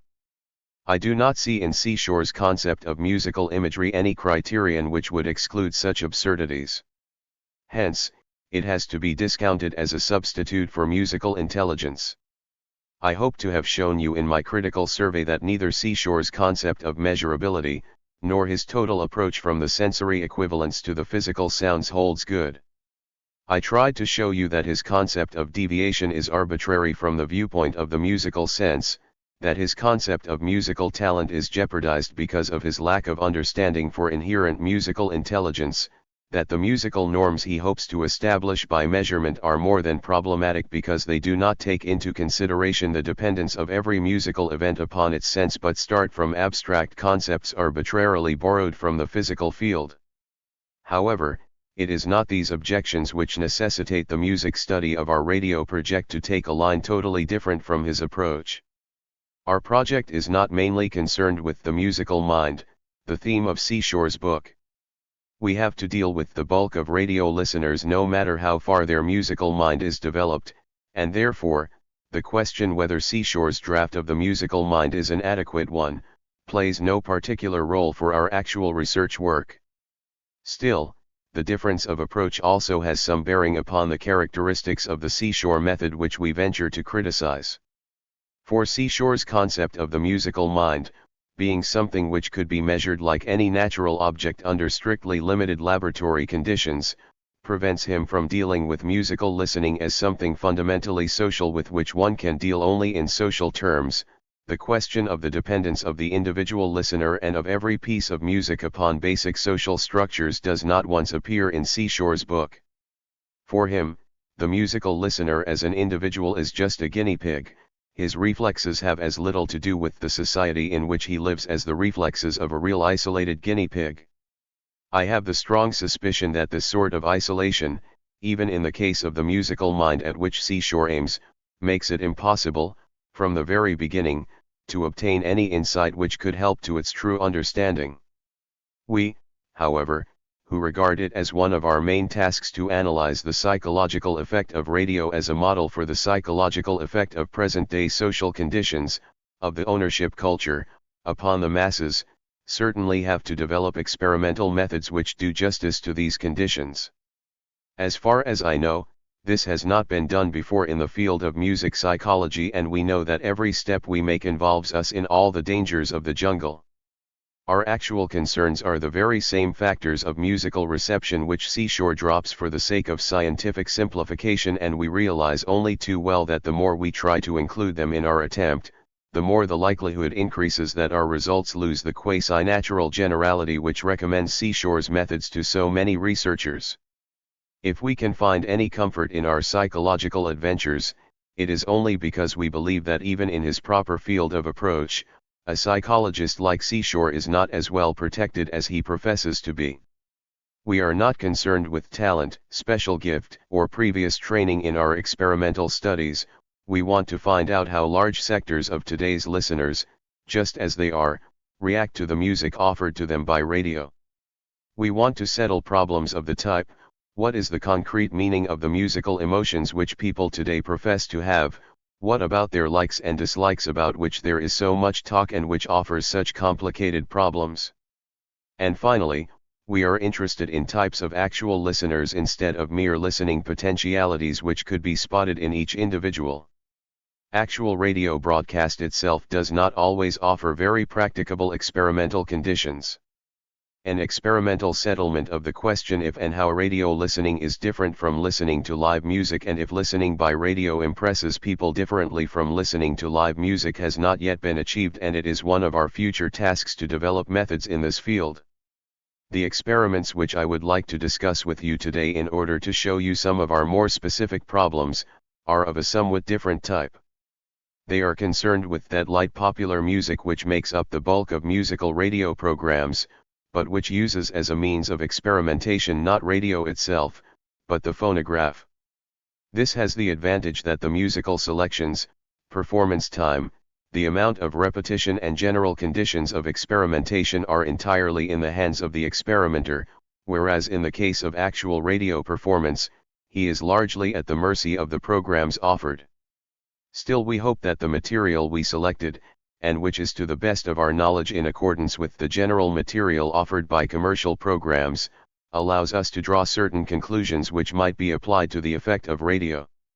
I may add here my conviction that, for various reasons, the difference between live and radio music plays a much smaller role within the field of light popular music than it does in the field of serious music. First of all, the psychological state of distraction in which people listen to light popular music might come quite near to the conditions under which they often listen to radio. Secondly, for technological reasons, the transmission of music of the swing type is often more satisfactory than that of symphonic music.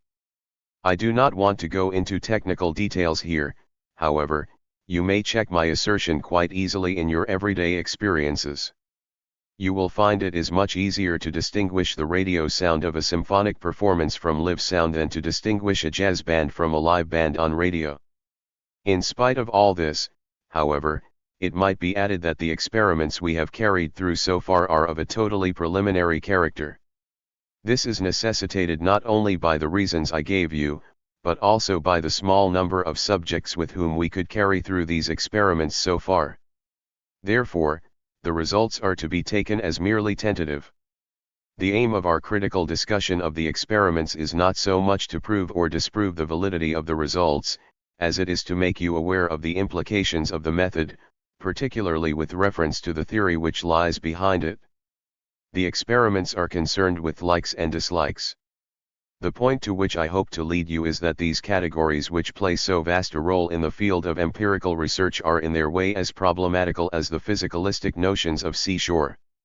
So I hope at least to defend ourselves against the suspicion of any bias with regard to methods. We are just at the threshold of musical experimentation, as evidence is borne not only by Seashore's failure but also by certain inconsistencies within our own approach which I hope will find your attention. If you compare the results of these two studies closely, you will notice that in a certain sense they contradict each other. Remember that the difference between style and material coincides to a great extent with the difference between swing and sweet. That is to say, the so-called sweet light popular music is one in which the material prevails insofar as the basic melodies are offered in a comparatively unaltered and undistorted way, whereas in swing, jamming makes the material sometimes unrecognizable and in every instance foregrounds the treatment over the basic melodies. Starting from this characteristic, we notice the following inconsistency. The atomistic listening which we tested in the tape study shows a clear preference for the melodic element. When comparing our predictions with the actual results, particularly with the cluster spots, it became clear that we had overrated the importance of particular effects of a rhythmical or coloristic kind and of the role played by timbres as a whole. People reacted most favorably to what one could call melodic high spots, that is to say, either to characteristic details of the melody or to places where the basic melody becomes fairly obvious, or finally to parts where the formal structure lays a special emphasis upon the purely melodic element, particularly in the recurrence of the main tune after the bridge. However, if we take the experiment about style vs. material, where the emphasis is laid upon the behavior of people to the general outlook of light popular music more than to their specific reactions, we find that a distinct majority of them prefer swing, that is to say, they prefer the type of music where the melodic element in itself remains more or less in the background, compared to sweet. I would like to use this inconsistency as a model for the different problems involved in our own experimental approach. Of course, one could offer the common sense explanation to this inconsistency. One could say that the reaction to a whole is necessarily vaguer than that to the detail. When people listen to a whole and make their judgment about it, they may be impressed by its sophistication and may appreciate it. When they have to go into detail, however, they may feel compelled to a close understanding of what is going on, particularly rhythmically. They often may fail in such an understanding, that is to say, they may not be able to grasp the full implications of complicated rhythmical formulas. They may be unable to recognize them or to relate them to the ground beats. Therefore, just for the sake of what they regard as intellectual honesty, they may decline to take a positive attitude toward it and stick to the simpler things to which they are used, not from their casual acquaintance with syncopated music, but from their total musical background as it has developed from their early childhood. The appreciation of swing details requires a sort of specialized training which, even in the jitterbug era, only a comparatively few people can afford.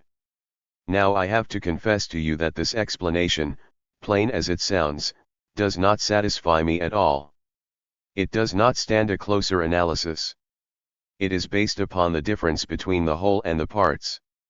This difference, as I hope to have made clear in some theoretical interpretations of the experiments to which I make reference here, is not watertight in the case of light popular music. The whole itself is standardized to such an extent that no one ever pays great attention to it. The musical forms being the same in practically every piece of modern dance music, one takes the formal schemes for granted and pays attention almost exclusively to details. Although the whole may still make itself felt in the different weight attributed to the parts according to their place within the schedule, we have no foundation whatever for the assumption that in light popular music there exists an awareness of wholes or totalities and of a general outlook which corresponds to them, as something basically different from the attitude toward the parts, for the simple reason that the listening to this type of music is atomistic itself. This view is strengthened by the consideration that generally people listen to this sort of music in a distracted and non-concentrating mood, which makes their appreciation of a whole or of a total style very doubtful from the beginning. Further, there is a more specific consideration which lessens the value of the common sense explanation. The thesis of the recognition value of the simple melodic element works satisfactorily in cases where recognition is actually a problem, that is to say, in cases where it is so difficult to grasp details that the non-specialist listener is happy when he finally succeeds in identifying something. In other words, the common sense explanation would work when the non-specialist is confronted with swing.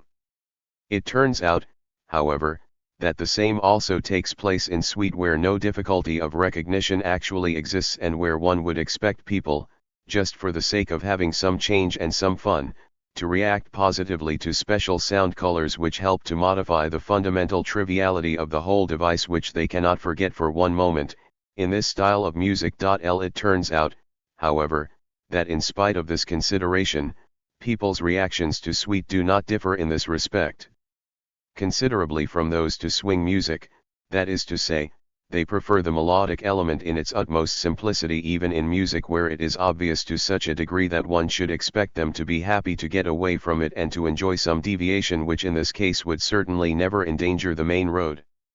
Instead, even here they follow the line of least resistance and enjoy the re-entrance of the main tune, although they must have foreseen it as inevitable from the very beginning of the bridge and certainly cannot have enjoyed it in the form of a "that's it" experience.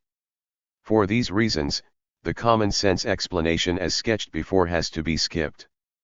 There is another one which, being less trivial, sounds a bit more promising. It is based upon the assumption that different psychological layers of musical reaction exist. Swing and all its varieties are hammered into people's minds by all sorts of propaganda and plugging. They are told every day that it is vital, sexy, humorous, and last but not least, a sort of sport where you can test your own ability.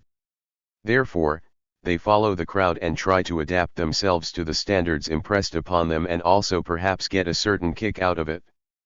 But this takes place only on a comparatively superficial layer, whereas their deeper reactions are different from attitudes of mere social adaptation. There is first of all, the musical background, the musical material which derives from their childhood experiences, from nursery rhymes and so on, which is of a totally different nature and which is established so much more firmly within them that their swing attitude is only a veneer in which they cannot quite believe, because their actual musical language, the sort of music which they take for granted from their earliest and unconscious experiences, is of a totally different type. Secondly, there is a definite lag between their own musical training and the special requirements of swing sport, a lag which only the jazz expert is able totally to close, but which to the average listener remains in full power and even may act in a threatening way. While professing to be fond of swing, they must feel uncomfortable at every moment for a lack of knowledge which makes them believe that in a certain sense they actually cannot understand things which they hear 100 times a day and with which they ought to be, according to accepted social standards, utterly familiar. This discomfort about their unfamiliarity with the familiar may greatly add to an antagonistic attitude against jazz within the deeper layers of their consciousness. And this is not all, for, thirdly, swing is to them not a matter which is a bit hard to grasp, but which after all promises some safe compensation if one takes the trouble of making oneself acquainted with it. There is something antagonizing about swing itself. The whole outlook of swing, what one could call the psychological atmosphere of swing, an atmosphere which is certainly a social atmosphere but which can be approached to a great extent in technical musical terms, has certain inherent qualities of transgressing some deep-rooted, more or less unconscious, taboos. The disapproval of the parents, who make deprecatory remarks about their girl being a jitterbug, may be accepted by the daughter with ill feeling. But this does not mean that the daughter does not identify herself at a deeper layer with the reproaches of her parents and feel somewhat guilty about the offenses jazz appears to commit. Even if the girl enjoys unconsciously the idea of making herself the prey of a strong-colored fellow, she certainly also wants unconsciously to punish herself for the crime of her imagination, and it is this desire for self-punishment which easily may turn itself against the material which she regards as responsible for the unlawful pleasure which she wants to give and to deny to herself at the same time, namely, that of swing music. And even this may not be a complete answer to the question raised. For an analysis of the structure of swing itself makes it likely that people do not quite trust the pleasures offered to them by the apparently immodest swing music. They may find in it at the same time features which, while professedly freeing them, actually make fools of them and tend to bring them into the role of clowns. And they may feel that the unalterable law of the ground beat is more likely to subjugate them than even the boldest syncopation possibly allows them to step over the boundaries. People who complain about the ugliness or noisiness of jazz do not only give voice to a sort of moralistic indignation about the forbidden pleasures which they are unwilling to grant themselves, they express at the same time a deeper suspicion that these pleasures, in the form in which they are offered by swing, are actually no pleasures at all, and that the industrialized pleasure cheats them even when they believe in following its appeal against frustration, inhibition, and self-control. All this creates an ambivalence of feeling which tends to alter their total attitude toward jazz as soon as their superficial desire of being up-to-date no longer exercises its control upon them, namely, when they react in a more loose and less official way. It is, if you like to put it this way, a paradoxical psychological situation. They are official sinners but privately repentants. At the present stage of our society, even the relation between sin and repentance may have undergone a fundamental change and may be the opposite of what it used to be formerly. I did not present these considerations for the sake of discounting them again. I think that they are, if not the truth itself about the general psychological attitude to light popular music, at least elements of such a truth, although their full meaning can probably be made plain not exclusively in such psychological terms as we used them before, but only on the basis of a broader sociological understanding. But, however this may be, the argument as it stands and as it may explain the inconsistency between the experiments, necessarily takes a critical turn against our experiments themselves. Besides the fact that the argument does not answer the question why after all swing is so popular if the counter-tendencies against it are so strong, and why it is plugged if, at a deeper layer of their feelings, people actually do not like it, a question which we must briefly cope with later, it is evident that the development of our theoretical explanation by means of a critical analysis of the results of the experiments constitutes a gap between experiment and theory which comes close to devaluation of the experiment itself. To put it more exactly, the theses which we reached here cannot possibly be corroborated or discounted by the very experiments which they are supposed to interpret. Our experimental setting, where people state their preferences on sheets of paper or by pressing a button, offers no opportunity to make any statement about different layers of their conscious or unconscious life. The introduction of these terms is a hypothesis which transcends the limits of the experiments which we have done and gets their justification from a totally different field of psychological approach, namely, from psychoanalysis. Not only do they go beyond the limits of the present method, but one may even raise some doubts about whether they can be settled at all by experimentation. Another example is this: while discussing the attitude toward swing, we introduce the notion of ambivalence, or ambiguous feeling. In such a reified measurement as the lines of a polygraph sheet report, no such ambivalence can be spotted. Still, just this assumption is more than purely hypothetical. As the record of the experiment shows, it happened several times that our subjects asked us how to act after having heard musical passages which they might at the same time like and dislike, which certainly is a strong hint in the direction in which our interpretation aims. However, as these remarks were of a more or less accidental character and did not take place within the strictly defined conditions of the experiment itself, any follower of rigid experimental methods might easily skip them. It is obvious that for settling such subtle questions as that of different psychological layers of musical apperception or of ambivalence in the behavior toward music, one will have to invent totally new experimental methods about which we cannot yet say how far they will succeed. But this is not all. Not only does the distance between experiment and result increase at an almost frightening speed, even the categories from which the experiments started and by which the experimental questions were defined are affected by our critical discussion. Remember that we intended to make clear likes and dislikes in light popular music, first in the primitive way that we took it for granted that such likes and dislikes happen and that we just have to find out what our subjects like and what they dislike.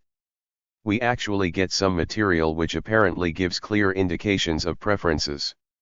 Now these indications did not seem to fit, and we had to think of a possible explanation for their divergency. We had to take refuge in such concepts as the influence of propaganda, of the will to be up to date, of conflicting drives within the individual, and so forth. It is only one step further to raise the question: if all this is true, and if the apparently plain and simple reactions of the experimental subjects hide such tremendous tensions, have we still any right to talk about their likes and their dislikes?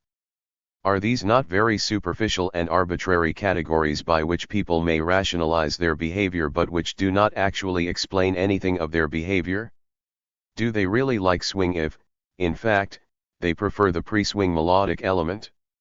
Is not the whole alternative of like and dislike something superimposed artificially by the setting of the experiment which misses the actual structure of people's reactions? To find out what sort of popular music people profess to like and to dislike may be of some interest to an advertiser who needs some information for his immediate practical purposes, because the sphere within which his decisions have to take place coincides to a great extent with outward behavior and self-styled opinion of people whom he regards mainly from the viewpoint of an administrator. However, we scientists have to be more cautious.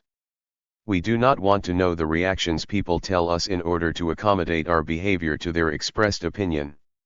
We want to know what is going on behind the screen, and we do not fear even the blame of arrogance in attempting to sometimes understand our subjects better than they do themselves.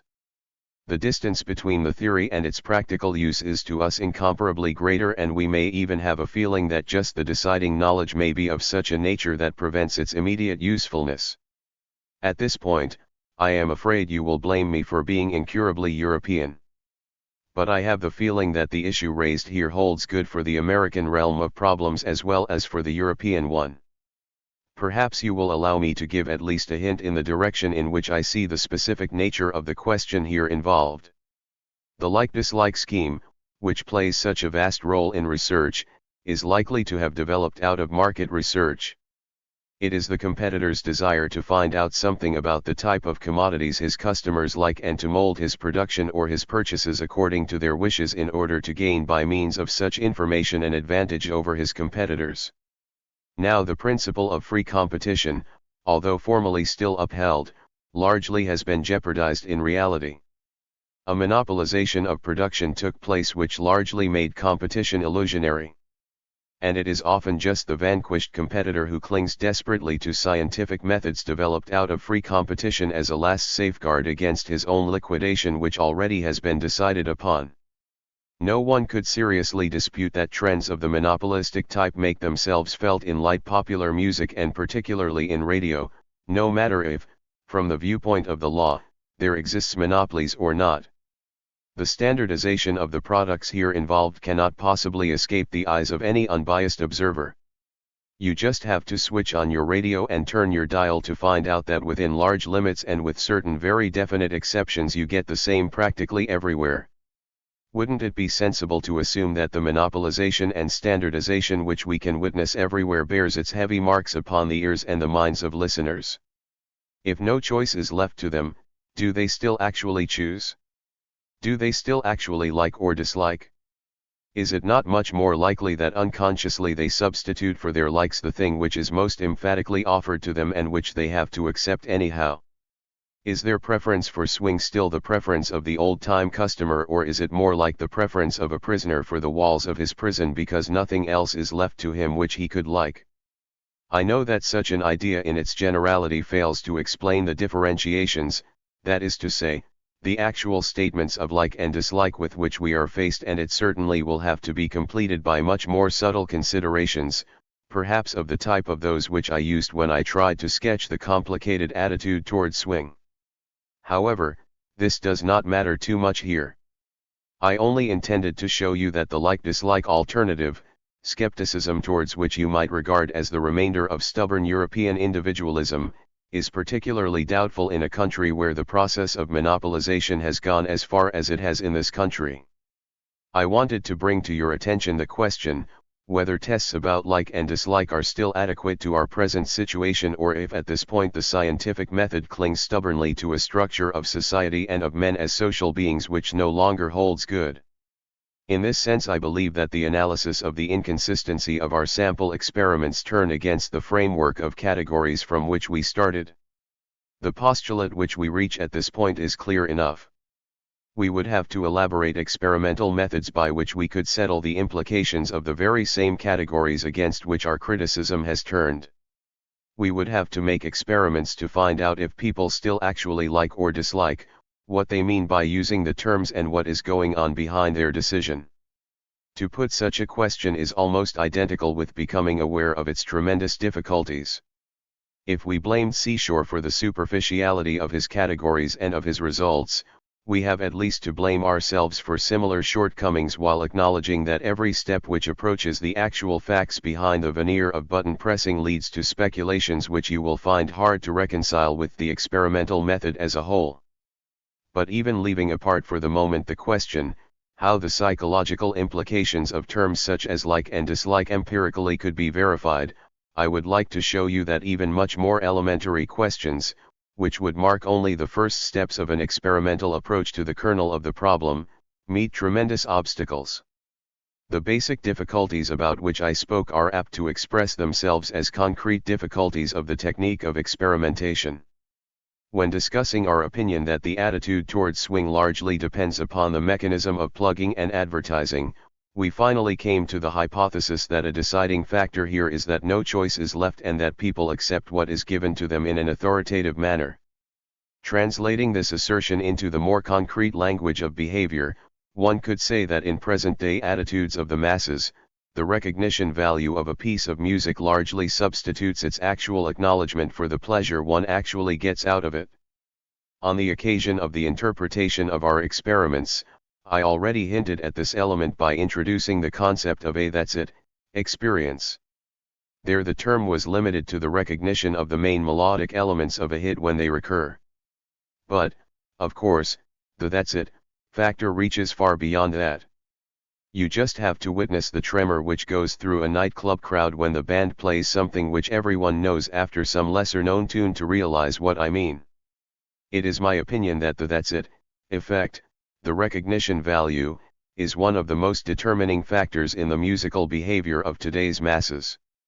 Now, a practical-minded experimenter could say, "I can catch you here. We will make a test case of it." It is easy to think of an experiment by which the point you raise can be settled. Let us form a panel to be confronted repeatedly with light popular music for a longer period. Some hits possibly of poorer quality are repeated to them again and again. Some other ones and perhaps those which experts regard as good are played only at the final session. If your theory holds good, the bad plugged ones will find more favor in the final session than the good novelties. To avoid any chance of bias, all of the tunes have to be totally new ones which the subjects did not know before. To refine the experiment, one may even think of different groups with different combinations of the material in order to find out something about the interrelationship of these reactions with different conditions under which the material is brought to the attention of the subjects. This all sounds good enough. Still, I feel very uncomfortable about it, even though there is a fair chance that people actually would prefer the plugged stuff, so that I probably must not be afraid that my vanity would be hurt by a refutation of my theory. But what I actually fear is that an experiment of such a type, however well it may come out, would neither refute nor corroborate the theory. Remember the little measure of caution which our practical experimenter introduced, namely, to exclude songs which are already known and which already may be hits. In his caution, he is certainly justified. If among a group of unknown songs you would play My Reverie, the unknown material would not have a fair chance. But this slight precautionary measure at the same time alters the whole outlook. The term recognition value, if it is actually used as a social category which could explain the disappearance of actual likes or preferences, is something more than mere repetition. It implies the whole status of official acceptance. What people profess to like is not only something which they heard often, but something which has been presented to them in such an authoritative manner that by identifying it they may be able in a vague way to identify themselves with a big power behind the success. Without this element of what one might call social corroboration, the mere repetition may not create the effect we have in our mind, and it may even turn out the opposite way. It is possible that people tolerate the ceaseless repetition of the same tune only if it is certified by some radio announcer that this is the beautiful penny serenade, whereas without this official certificate the very same type of repetition may revolt them. This, however, means for the experimentation we have in mind that one would have to include for the sake of adequacy to reality the very same elements which one had to exclude for the sake of pure experimental conditions. It appears to me very hard to escape this alternative. When we appeal to our concrete life experience, the exact experimenter will object that conditions of such an experience are much too vague, that entirely too much depends upon the subjective factor, etc., for the experience to be valid. However, if we try to substitute objective methods instead of this experience, we are in danger of being cut off from the very problems which we try to settle. That is to say, if we would plug a song ourselves and the song were rejected by our subjects, the result would neither prove nor discount our hypothetical assumption. Any attempt to bring living conditions into play in the experiment would mean that the experiment already presupposes the same factors as working ones which it intends to test. The viewpoint of experimentation is often maintained against the more theoretical approach as a genuinely empirical one. However, it appears to me that when one tries to settle deeper lying social issues by experimentation, a certain antagonism arises within truly empirical insight. The living observation and experience of concrete facts and their scientific handling which distills them to such a degree that the decisive empirical elements, those of experience, are eliminated and only a meager and poor skeleton remains. It is by no means certain that the results of social research become more objective by the elimination of the subjective factor, of such keen and conscious living experience. And it is quite possible that there exist certain types of social objectivities such as the ones treated in this discussion which presuppose a large degree of subjective spontaneity, of life observation, and of thinking on the part of the researcher. An empirical-minded person with eyes in his head will find it very hard to dispute the substitution of actual preferences by the recognition value, the that's it, experience, and the factor of social corroboration. To prove them by experimentation, however, appears to be almost impossible because it is not due to isolated influences but to our present-day life as a whole that these effects are created, and any isolation, no experiment is possible without isolation, necessarily excludes the working forces which we otherwise note. Under certain circumstances, empirical verification may become the enemy of empirical knowledge. And there is a last difficulty which emphasizes the problems I tried to bring before you. You remember that the process of reflection we carried through when discussing our experiment led us to the hypothesis that something may be wrong today about likes and dislikes, that the standardized mass products and the way they are impressed upon people does not leave them much choice, and that their like is only a sort of acceptance of the inescapable. Although my life experience gave me plenty of evidence for this assumption, and although from the viewpoint of deduction from given social conditions it appears to me convincing enough, I found very often that just this hypothesis, which must have been something hurting and insulting to our self-respect, provoked the strongest possible protest. One can point to the fact that many people are very outspoken in their likes and dislikes in light popular music, and that my hypothesis is an open contradiction to what people say about themselves. It is taken as a sign of lofty speculation and imputed arrogance to pretend to understand better what people like and what they dislike than people themselves understand it. But I am afraid the social scientist must sometimes take the risk of making himself unpopular. The frank insistence of subjects upon their likes and dislikes cannot vanquish my skepticism about their actual attitude. In fact, it incited my suspicion more than it soothed it. I started thinking about the whole problem when it first came to my attention that laymen appeared to show strong preferences and dislikes in cases of a musical material in which I, as a musician, could not discover any difference in quality. The same question arose when I observed people, particularly young people, discussing jazz bands and proclaiming merits and shortcomings where my ears could only discover repetitive sameness. Speaking quite frankly, what finally excited my suspicion was a certain overeagerness and emphasis when people spoke about their preferences. It sounded to me, from the very beginning, as if they were somewhat on the defensive and would profess their enthusiasm for something more or less accidental merely to prevent the insight, their own insight as well as mine, that actually there was no choice left to them. Their attitude reminded me somewhat of that of many Germans released from the concentration camp with whom I had the opportunity of speaking. The odd thing about these people is that even if we know that they were ill-treated, and even if they are telling you themselves that they were ill-treated, they always show a certain readiness to tell you that it was after all not too bad, that it could have been worse, that they learned a lot by it, that they met some nice people there, not to mention the fact that very often their way of self-expression shows a certain tendency to adapt itself to the language and the way of thinking of camp commanders and guards. I do not intend to go so far as to say that the sphere of present-day light popular music is a sort of concentration camp, although there may be something said about such an assumption. Anyhow, certain doubts about the spontaneity of people's affirmative reactions appear to me justified. Thus, I was confronted with the problem, why, when the material appears largely undifferentiated to such a degree as not to allow much for like or dislike, and if the attitude of people themselves appears problematic, Do they so violently maintain their likes and dislikes?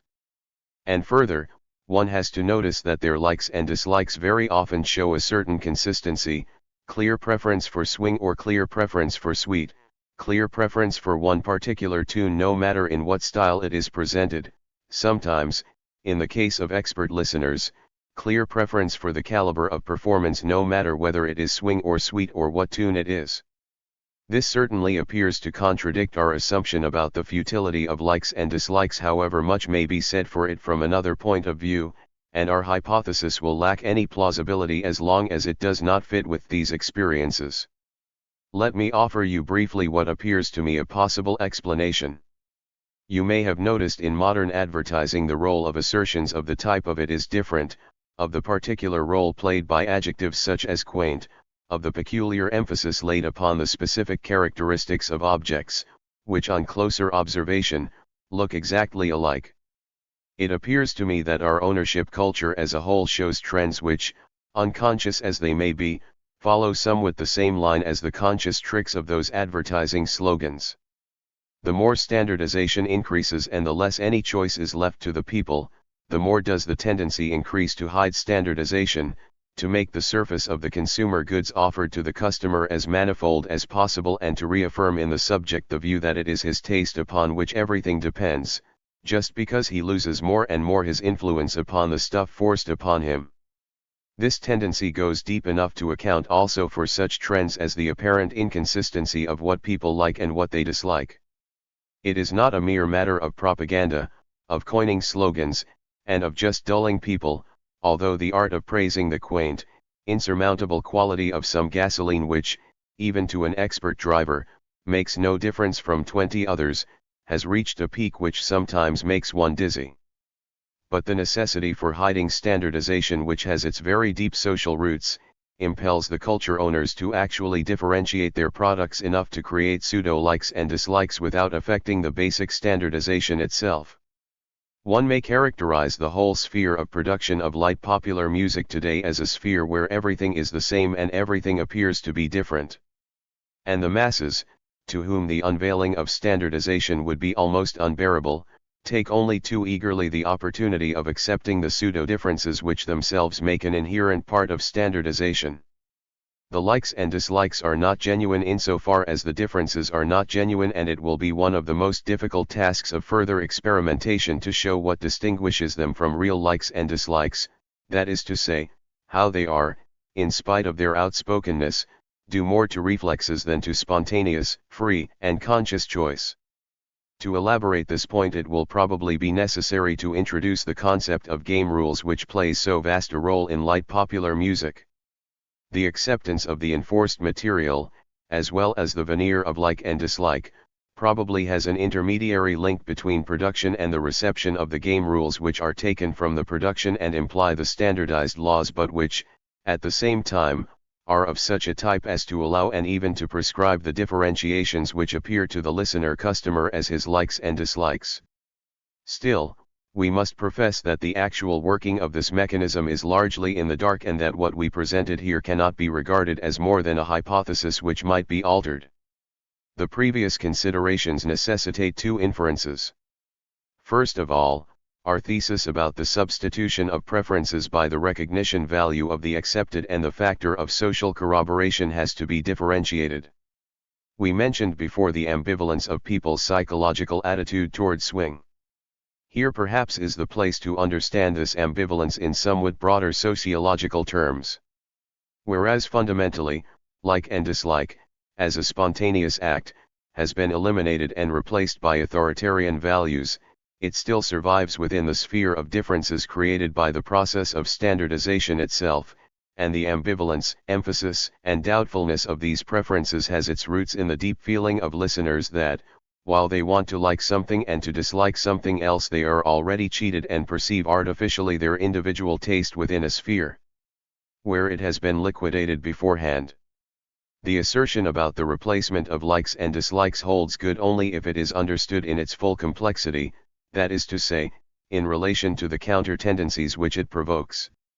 Still, the somewhat hectic preference of a jitterbug for a band, let us say, for Artie Shaw's, combined with contempt for Jimmy Dorsey and Benny Goodman, is psychologically different from the marked preferences for a special composer or a particular work of great music. Still, this fact is hard to dispute. I may give you an index for this assertion. The more contingent the likes and dislikes become, and the more they take place within a standardized sphere, the more they become in a certain sense merely subjective, that is to say, the more the material is standardized and the more the specific differences between pieces become those of their makeup, the more it becomes arbitrary what one likes or dislikes, and the less one is able to give any reasons for one's likes and dislikes based upon the structure of the material itself, which, of course, does not exclude that a subjective analysis of the material could produce such reasons. The overemphasis laid upon personal likes and dislikes in a sphere where no deep differences exist may partly be accounted for by this process of subjectification. Subjectification here means, of course, only the dependence on surface contingencies of the taste of the subject, and should not be overrated as an expression of deeper layers of the personality. In other words, it is the subjectivity of defiance, the subjectivity of a subject who is on the defensive because he knows that his specific differences from the standard are so faint that they may be taken away from him at any moment. The second inference leads us back to our problem of experimentation in music psychology.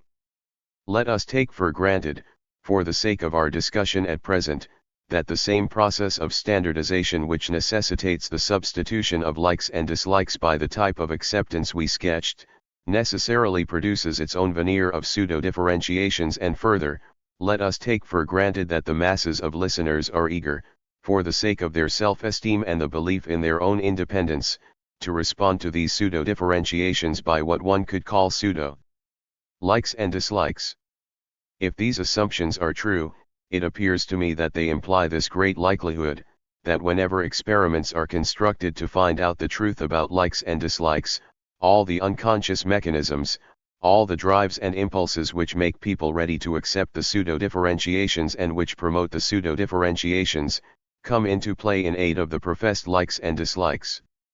The mechanism which we want to analyze works against the experimenter. From a psychological point of view, it appears to me likely that the more unstable the actual likes and preferences are, and the more they are mere rationalizations of acceptance, the more emphatically they will be emphasized against us. Anyone who is bound to acceptance will probably stick to accepted ideas, and in current musical life, there is no idea more firmly accepted than that of like and dislike, upon which the whole mechanism of conformity is built. It does not appear to me too bold a prediction that just the most weak-willed jitterbug will show the most spontaneous and definite reactions under experimental conditions. It will be very difficult to reveal a working mechanism by reactions which reflect the mechanism in such a way that they help to hide it. Necessary illusions are an inherent element of present-day society. We will find it hard to discount them by reactions because the way people react to given conditions is itself under the spell of such illusions. Thus, the experimenter may find himself easily in the position of Munchausen, who tries to draw himself out of the swamp by his own pigtail. And this is actually the last and main difficulty about experimentation in our field, which is a social field.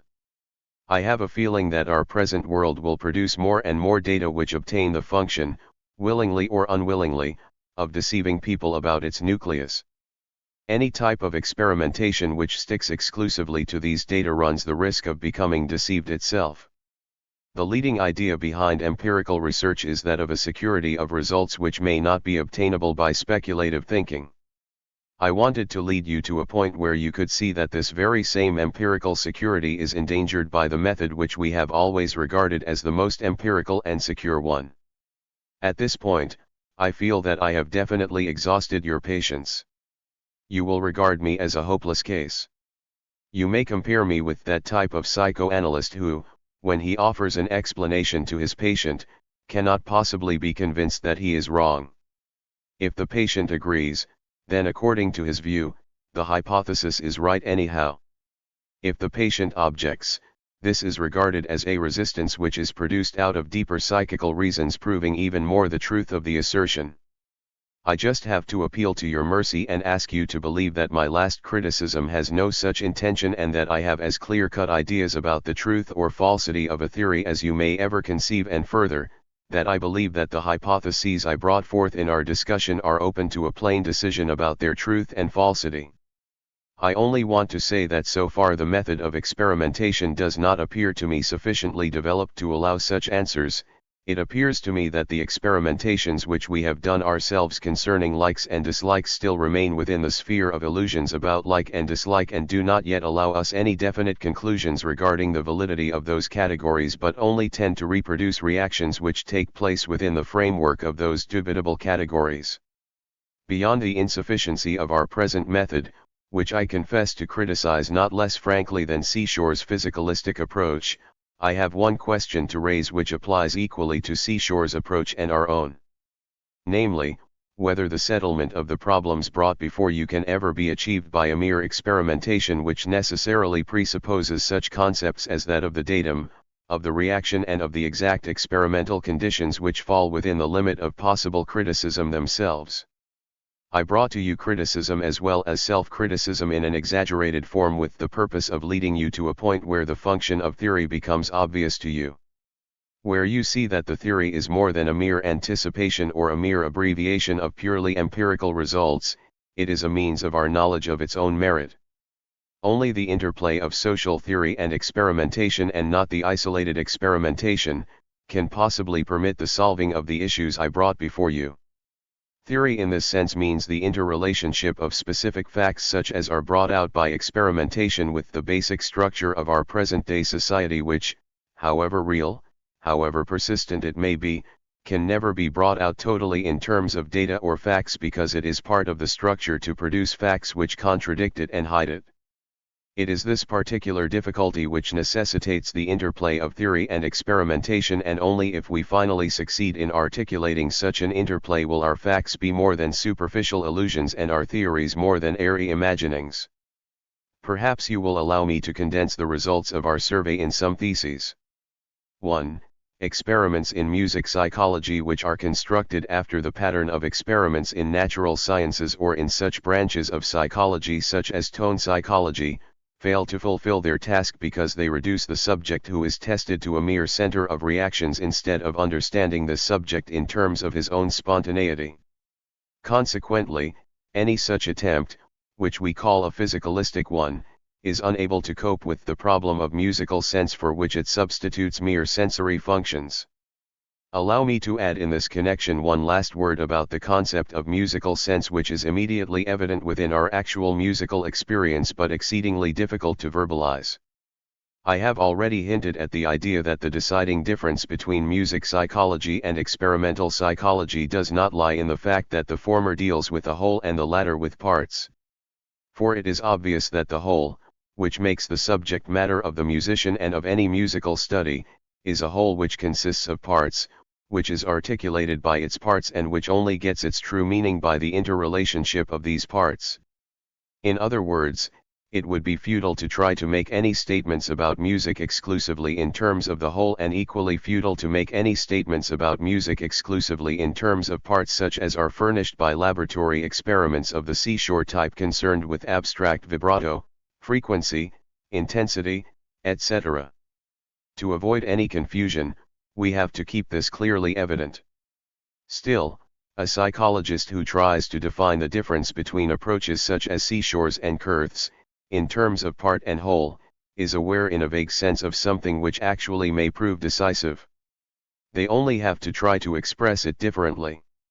We maintain the view that the musical world, if we may borrow this term from Kurth, is not built up out of mere sense data, but that these sense data, perceptive acoustic phenomena as they may be, are at the same time results of that human spontaneity which creates musical sense. What our discussion has so far lacked is any elaboration of categories by which this spontaneity actually may impress itself upon the perceptive phenomena. Here I would like to name at least one of these intermediary categories which I regard as the most important one and at the same time as the one which actually largely defines what we call musical sense. It is the category of the musical work. It is impossible to reduce the unity of a musical work, work here understood in the sense of a musical conception, to pure terms of sensory events or reactions. And although its unity finally may coincide with their unity, the parts are functions of the work, and their unity is more than just something given and static. It gets its dynamic structure from the idea of the work, and it is a long process, which brings the first more or less vague and abstract sensory equivalents of the concept of the work into such a concrete density that they finally coincide with the work itself. The work defines the borderline between a mere agglomeration of sense data of which every work consists and the human meaning which brings them together. If the unity of the work is nothing but the sum total of its sensory details, this sum total is only guaranteed by a spontaneous human meaning which brings the work together. Insofar as the work is the bearer of human meaning and cannot be merely perceived, and insofar as its apperception implies at the same time the postulate of understanding, we feel justified in speaking of its musical sense. You may notice the deep ambiguity of every musical work, of every music in general, namely the ambiguity between the passive sum total of all its sensory elements and their interrelationship on the one side, and the active unity of meaning which constitutes such an interrelationship by a closer observation of the musical work itself, on the other. Concerning the word work, we may distinguish two meanings which are hard to separate but which belong to the two different sides we tried to describe. On one side, a musical work is a piece of music consisting of all its sensory details and interrelationships which we can perceive, something which we can perceive in terms of its givenness. On the other hand, work points in the direction of what has been done within that particular piece of music and defines it as the result of past human activity, as reified or objectivated labor. The interplay of these two sides of the musical world takes place within the smallest musical phenomenon.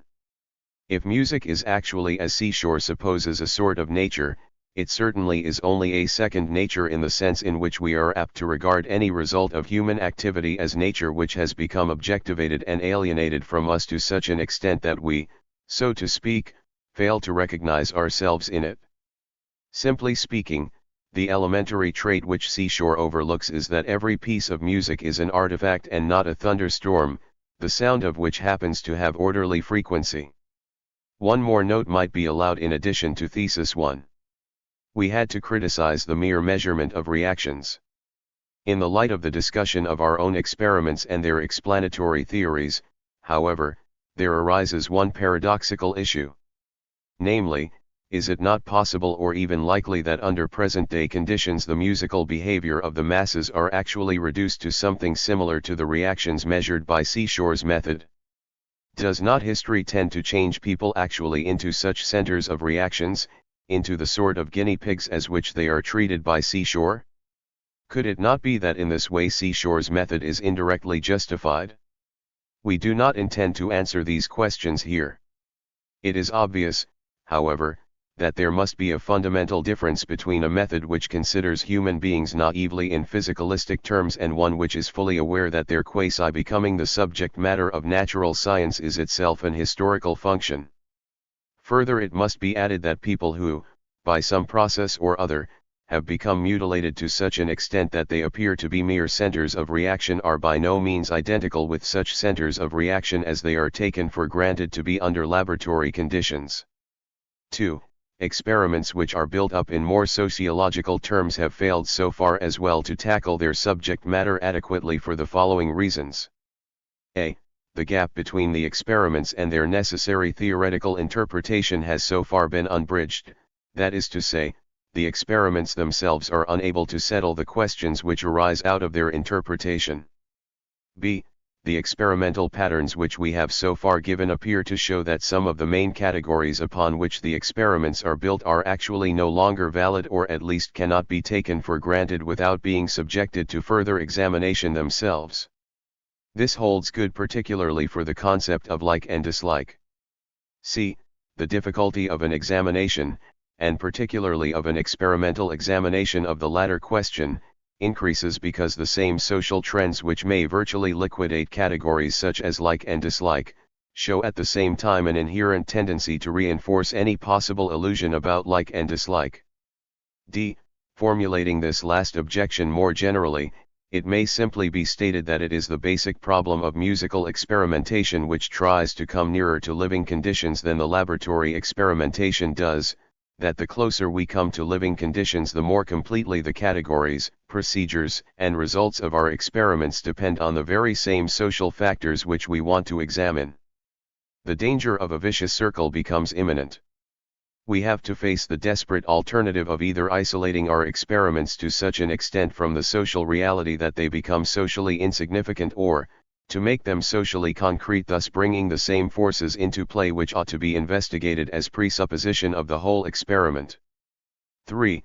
The main result of this survey is that experimentation cannot be taken as a sufficient means of knowledge for itself in our field. It has to be brought into close relation with the theory and can obtain its proper significance only within such a relation. Theory here means more than the mere hypothesis which could be tested or the mere abbreviation of given results. Mainly, it means consequent thinking which under certain conditions has to transcend the borders of what can be immediately verified if the results fit with that of a preceding living experience, which cannot be by any means in every case translated into objective experimental conditions. 4. Experimentation in musical psychology cannot be used for just accumulating some knowledge which may appear very doubtful in the light of the discussion which we have carried through. It has its specific place only in the context of general considerations which lead to the point where a specific and properly defined question can be settled by experiments strictly according to the definition of the question and its conditions. Everything depends upon the exactitude of this relation. The following is an example.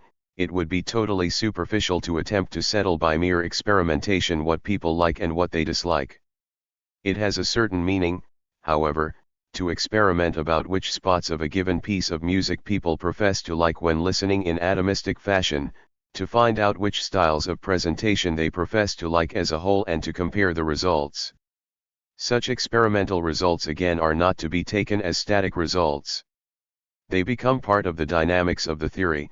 That is to say, in the light of such results the very questions from which they were obtained, however well defined these questions were, may have to be altered. Our analysis has shown how discursive interpretation may lead to such alterations of the questions themselves. 5. If we regard the work as the sphere where the musical sense enters sensual reality, the theoretical formulation of questions which we could handle in a fruitful way by experimental methods, has to cope particularly with the work because here is a possibility of formulating in objective terms considerations of the musical sense which later may be settled experimentally. The available chances for musical optimal experimentation appear to me to lie in an approach which starts from as intimate an analysis of works as possible, technical analysis as well as psychological, which is later to be confronted with the reactions of people to the same material offered to them under experimental conditions. The relation between such an analysis, which we preliminarily call feature analysis, and the so-called reactions of people may allow far-reaching inferences. It must be stated quite openly, however, that such feature analysis brings into play the whole theoretical background.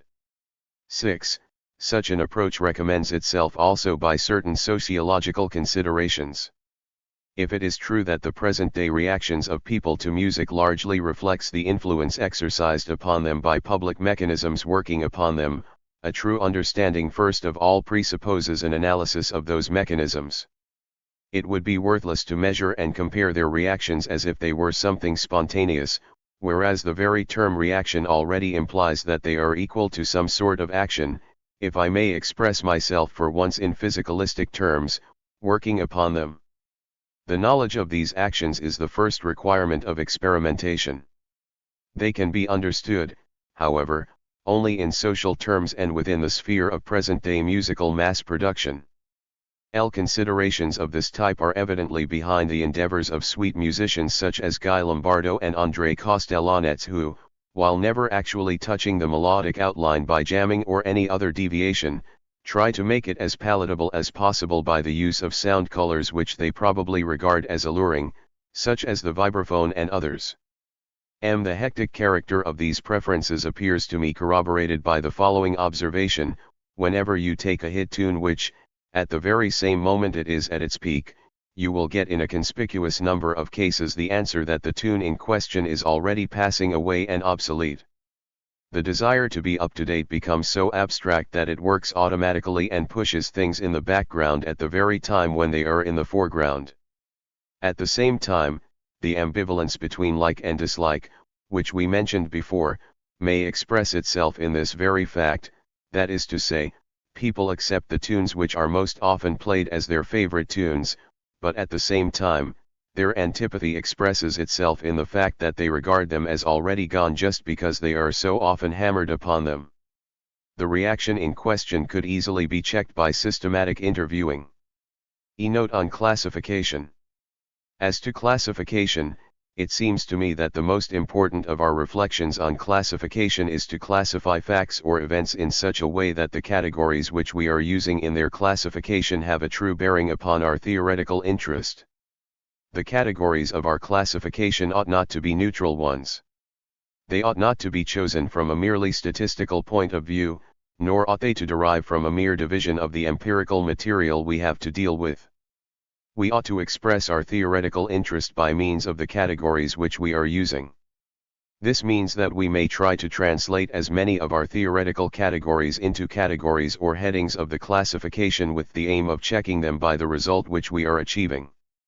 If we start, as Dr. Lazarsfeld and I agree, from the simple theory and, on the other hand, believe that every theory which we carried through our investigation ought to be checked empirically, then I see in the conscious choice of classificatory concepts one of the principal tools of interconnecting our theoretical aims and our empirical material. But if we seriously consider the aim of checking our theory by empirical material, this also has its consequences for our classificatory concepts. That is to say, when it comes out that some of our headings of classifications do not correspond with the material which we are actually obtaining, then it would not be sufficient to leave empty the columns which are under these headings, but it would be necessary to try to find out methods by which these results are to be used in the process of classification itself. In other words, the classifications ought not to be rigid, but they ought to express the process of development of our knowledge itself. Another means for this purpose is the use of different schedules concerning the same matter in the way I suggested schedules of production, reproduction, and intended reception for the classification of music. Of course, these schedules are not independent of each other, and it is even certain that some points of one schedule will reappear in another one, although I should regard it as one of the aims of a more elegant classification to avoid such repetitions as far as possible. But more important than this is its elaborate method which allows us to interconnect the schedules with each other and so to close the gaps which necessarily exist between them. The way of interconnecting and of correcting each schedule by another one seems to me one of the concrete means of expressing theoretical results, that is to say, modifications of the categories from which we started in a way which allows us to use the classification as a means for theoretical purposes and not as an aim in itself. I should like to know how far it would be possible to elaborate theoretical methods for dynamic classification, that is to say, for the translation of one classification into the terms of another one. It also appears to me that if one takes into account the interest of the theory, there might be cases when one has the freedom of a certain logical inexactness of which one is fully conscious.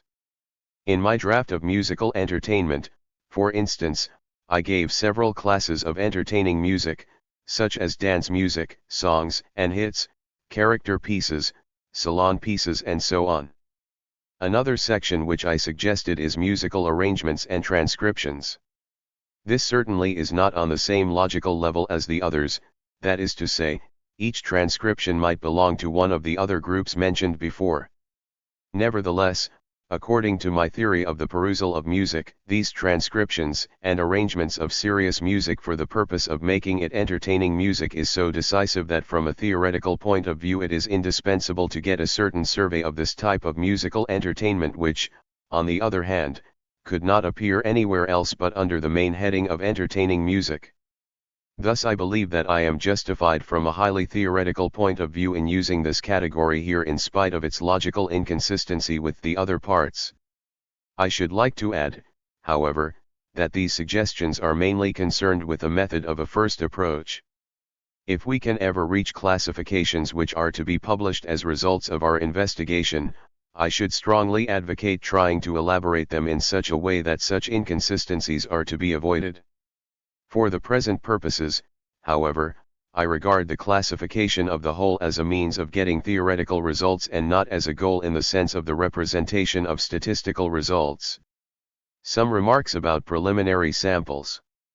During the time between 2:30 and 4:30, Damrosch comments on the universally known songs of the Barlachi Volga singers, calling it an old folk song. 1 This song has definitely been made known all over the world by the arty crafty variety theatre of Jushny's The Bluebird. 2 It is very doubtful to me whether it ever was a genuine folk song, and it had definitely gotten the character of a commodity before it was ever presented to audiences as a folk song.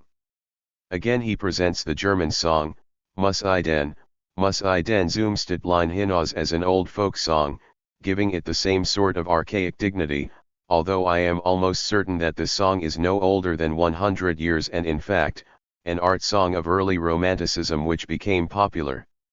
Damrosch comments on it with a very sentimental voice, using the words, "There has never been written anything lovelier."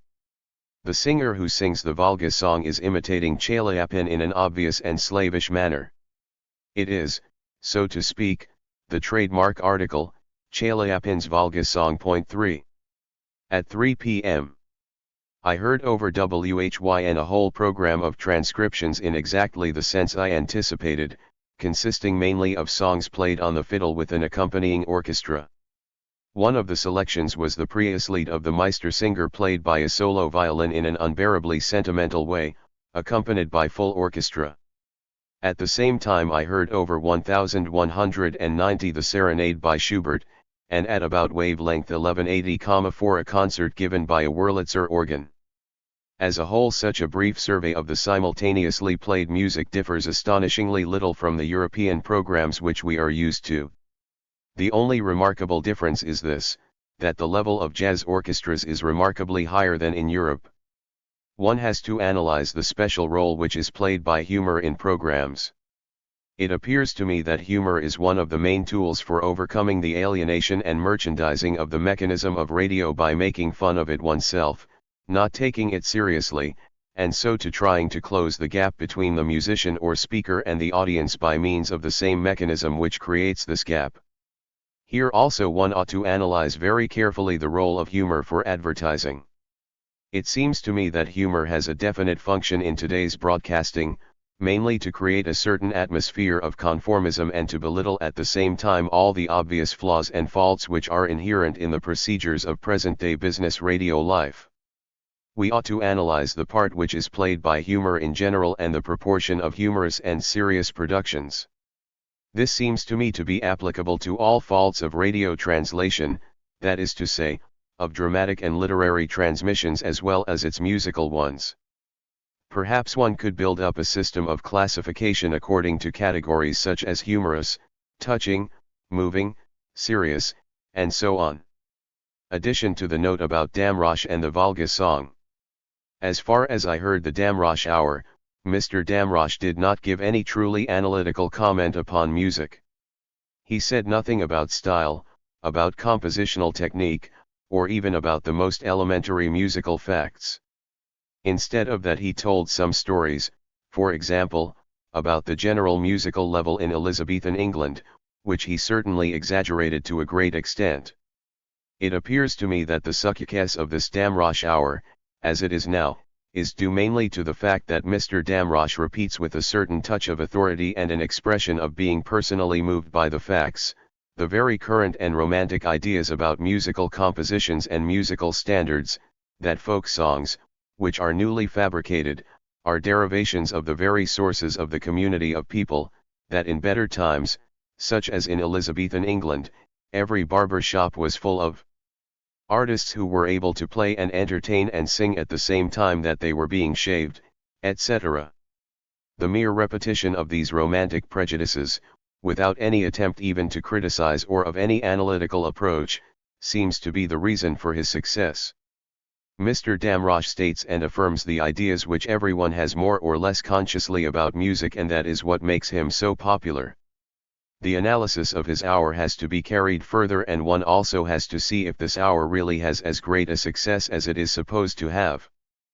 Possibly part of his success is also due to the fact that Mr. Damrosch is a very old man, so that people might regard him as a sort of musical wizard who utters sacred or authoritative opinions already out of his tomb. It is the voice of death which is obtained through the medium of the radio transmission.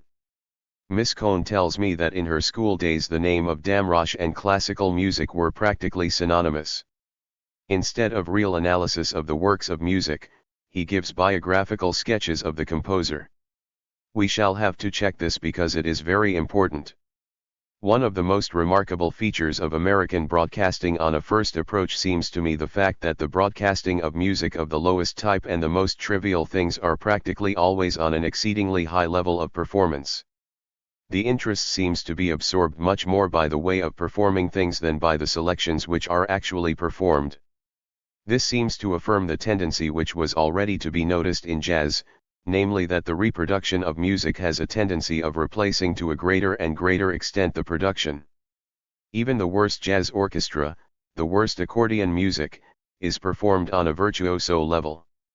This perfection applies first of all to the elements of rapidity and clarity of the individual tone rather than to the rhythmical elements, and finally to all elements of sound.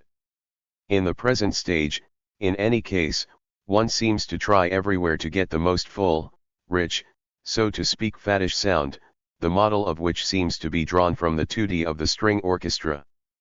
But jazz at the present moment seems to obey the same tendency of a rich, vibrating sound.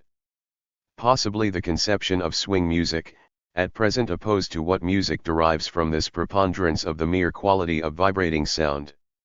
Instruments such as the vibraphone aim to constitute an integral part of this sound.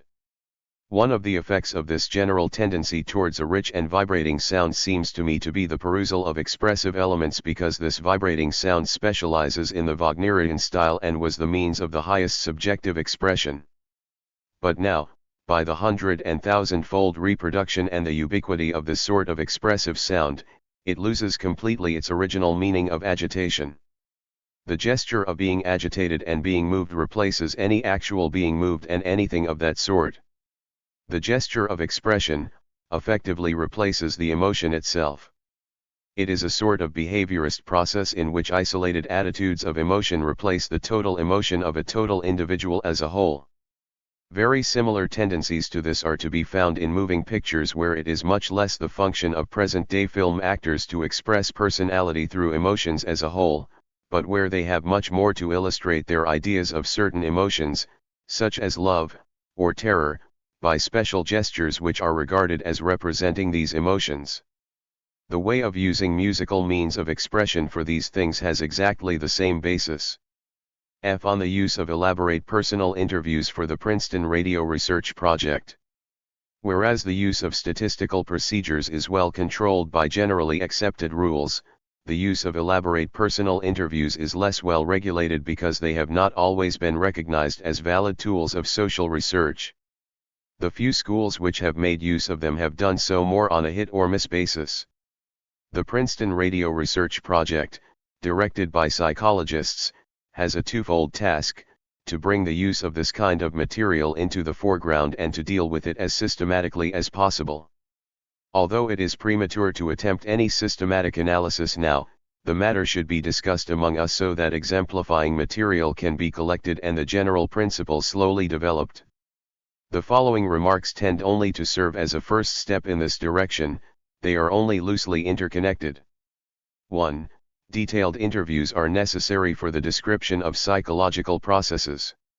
If, for instance, we want to know whether people who listen to a radio drama have visual imagery, or if we want to distinguish the emotions the people experience when listening to music, such descriptive interviews are necessary.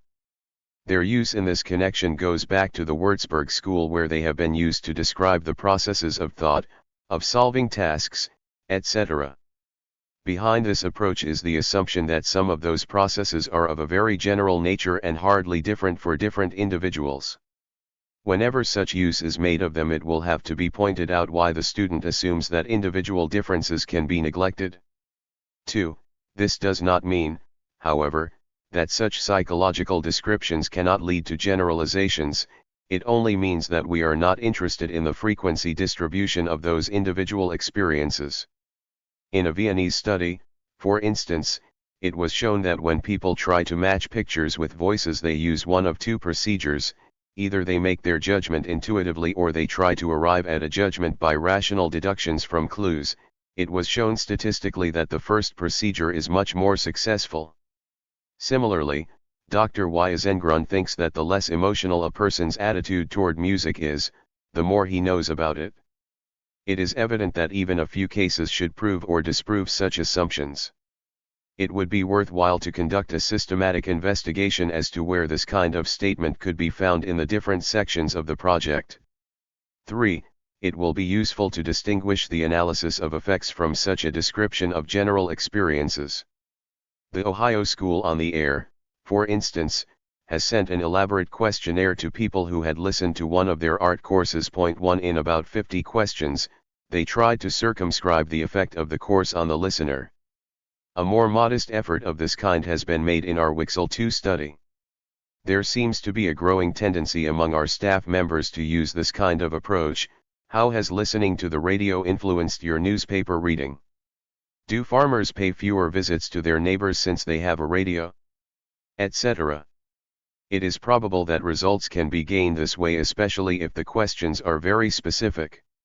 However, it is not certain whether the results will be valid without statistical corroboration. There seems to be no justification to assume effects which are alike for all individuals. The best use to be made of this kind of interview is probably to gain leads for further statistical studies on special points. 4. The most tempting use of the detailed interviews is connected with the question of why people listen to a certain program, in the sense of what it means to them, what gratification they get out of it. It is necessary to distinguish here several levels of analysis, only two of which will be discussed briefly as examples for the others. One is the level of those reasons which are either conscious or could be made conscious. The best example is the list of reasons Mr. Rorty 3 set up for people listening to commentators. It is quite true that detailed interviews can often lead to surprisingly new reasons of this kind. But it probably needs very gifted introspection to be a good respondent for such an interview. The best procedure, it seems, is to get a list of such reasons by interviewing a small number of people in considerable detail and then trying to find criteria by which less articulate people could be classified according to this list. The use to be made of classifications of reasons on this level is probably twofold. On the one hand, it is interesting to know the distribution of these reasons in larger populations or in special groups. On the other hand, we might want to relate these reasons to other factors, for instance, effects. Do people who listen for different reasons take different things out of the program, like different parts of it, etc.? 5. It is not quite certain, however, that a reason analysis on this level will ever lead to very important results. The mystic desire of all modern psychology is to get at the deep stuff. By that is meant the use of such concepts as escape, repression, ego enhancement, compensation for inferiority feelings, etc. It is important to see the difference in the methodological approach compared with the previous paragraph. Those unconscious reasons can never be found by detailed interviews. It is necessary to assume them theoretically and then to prove or disprove their existence. Therefore, such interviews are so very difficult and even dangerous. The student really has to assume the general existence of such a mechanism and then to look for little details in the interview which point in its direction. Such interviews will mostly use the procedure of dudung. Sometimes an inflection of the voice, a hesitancy to answer, will be more important than the whole rational context of the interview. Only a student who has a well set up theory will do a good job, and only the most mature members of the staff should be using it. The main difficulty is that such results cannot be verified and, therefore, their whole value stands and falls with the value of the theory for our project as a whole. Empirical research here serves much more to exemplify the theory than to discover facts. Continuous discussion and clarification of such approaches will be necessary. 6. A generalization of the reason analysis is the personality approach. The idea here seems to be that if we know a lot about a respondent, then we will understand how his radio activities fit into everything else he does. Therefore, the purpose of the detailed interview in this respect is to learn as much as possible about the respondent himself. That can be done either by tests or by other sets of comparable indices, or it may be attempted by a looser description of each individual in his own right. An example of this approach is found in the relation of an individual's radio habits with his general attitude toward music, his general attitude toward politics, toward education, etc. The main effort of the student will be to develop new and appropriate concepts to describe the different areas of personal activities. The results will most likely take the form of typological classifications. Different types of personalities will be related with different types of radio attitude. Therefore, in this connection, the logic of such typological classification will be of special importance. That is also true for the next use of detailed interviews. 7. It is probably an extension of the personality approach when we use life histories. Instead of using a personality test or a general description of the individual as we find it now, we try to understand him by following him through the course of his life. His musical or political development, his educational pursuits at different periods of his life are used as personal indices.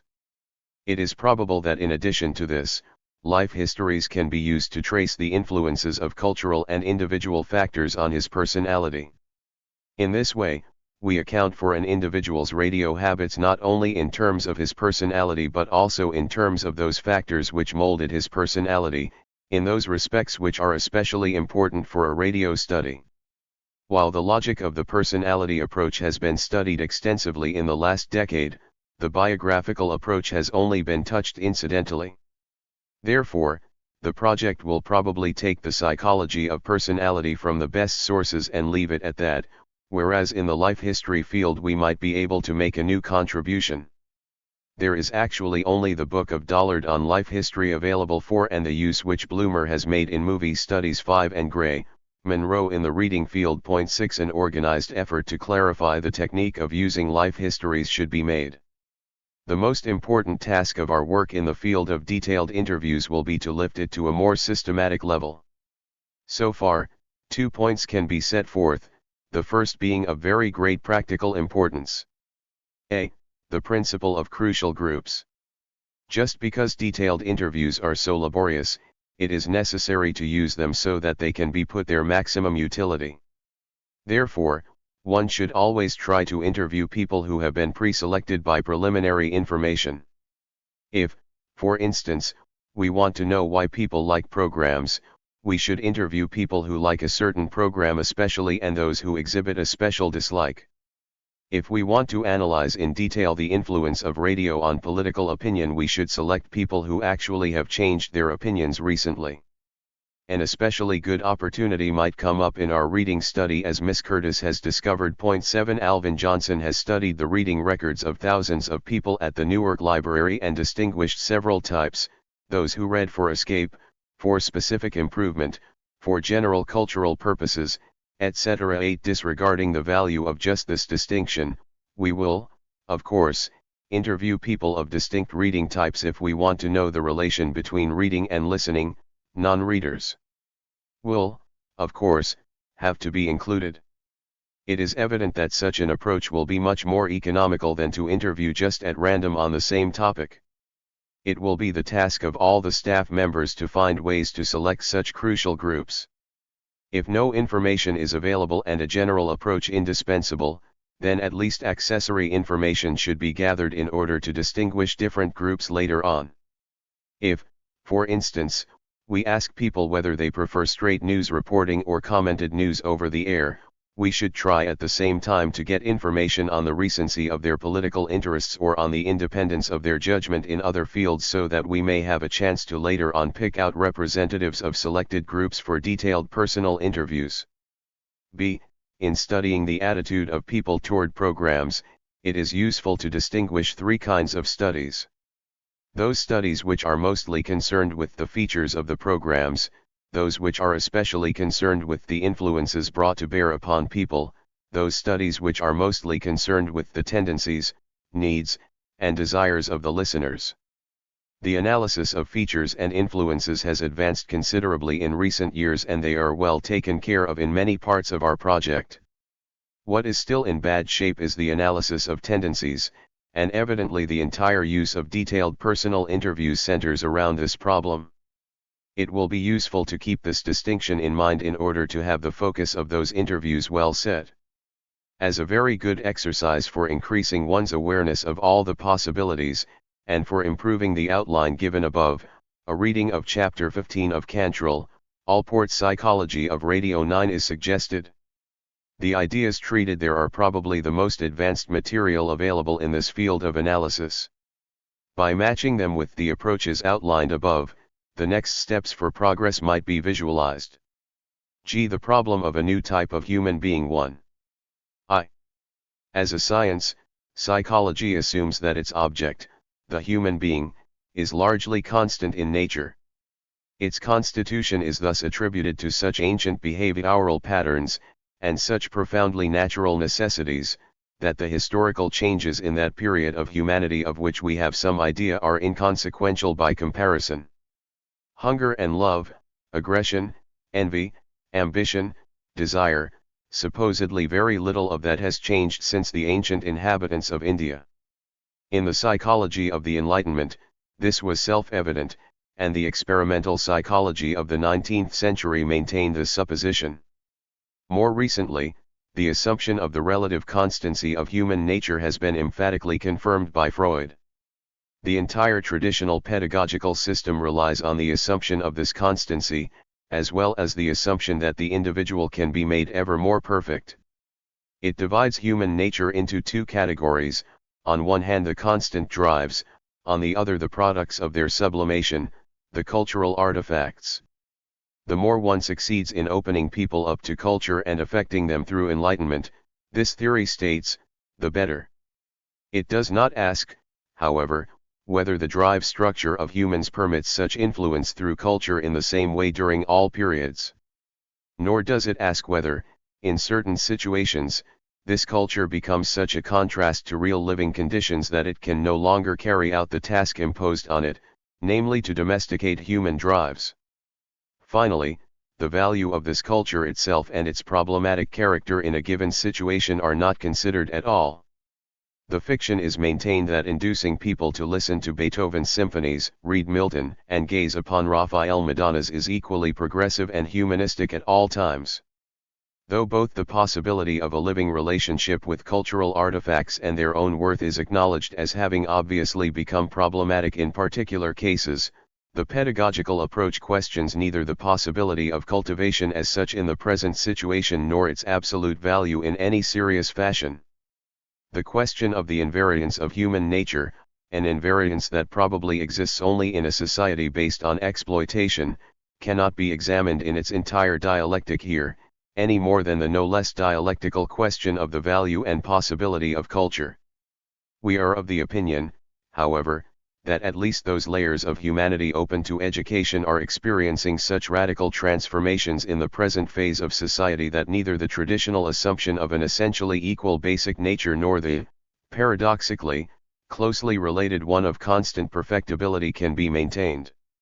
We also believe that these changes, which have affected a very considerable number of those alive today, are of such a kind that the usual pedagogical call to cultivate them can no longer be considered unfailingly applicable, in terms either of the human capacity for reception or the continued relevance of cultural artifacts themselves.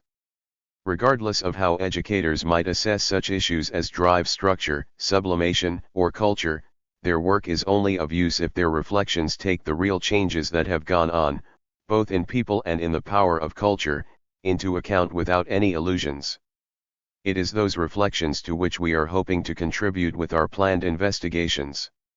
It seems questionable to us in the first place whether one can actually describe the changes with which we are dealing as psychological.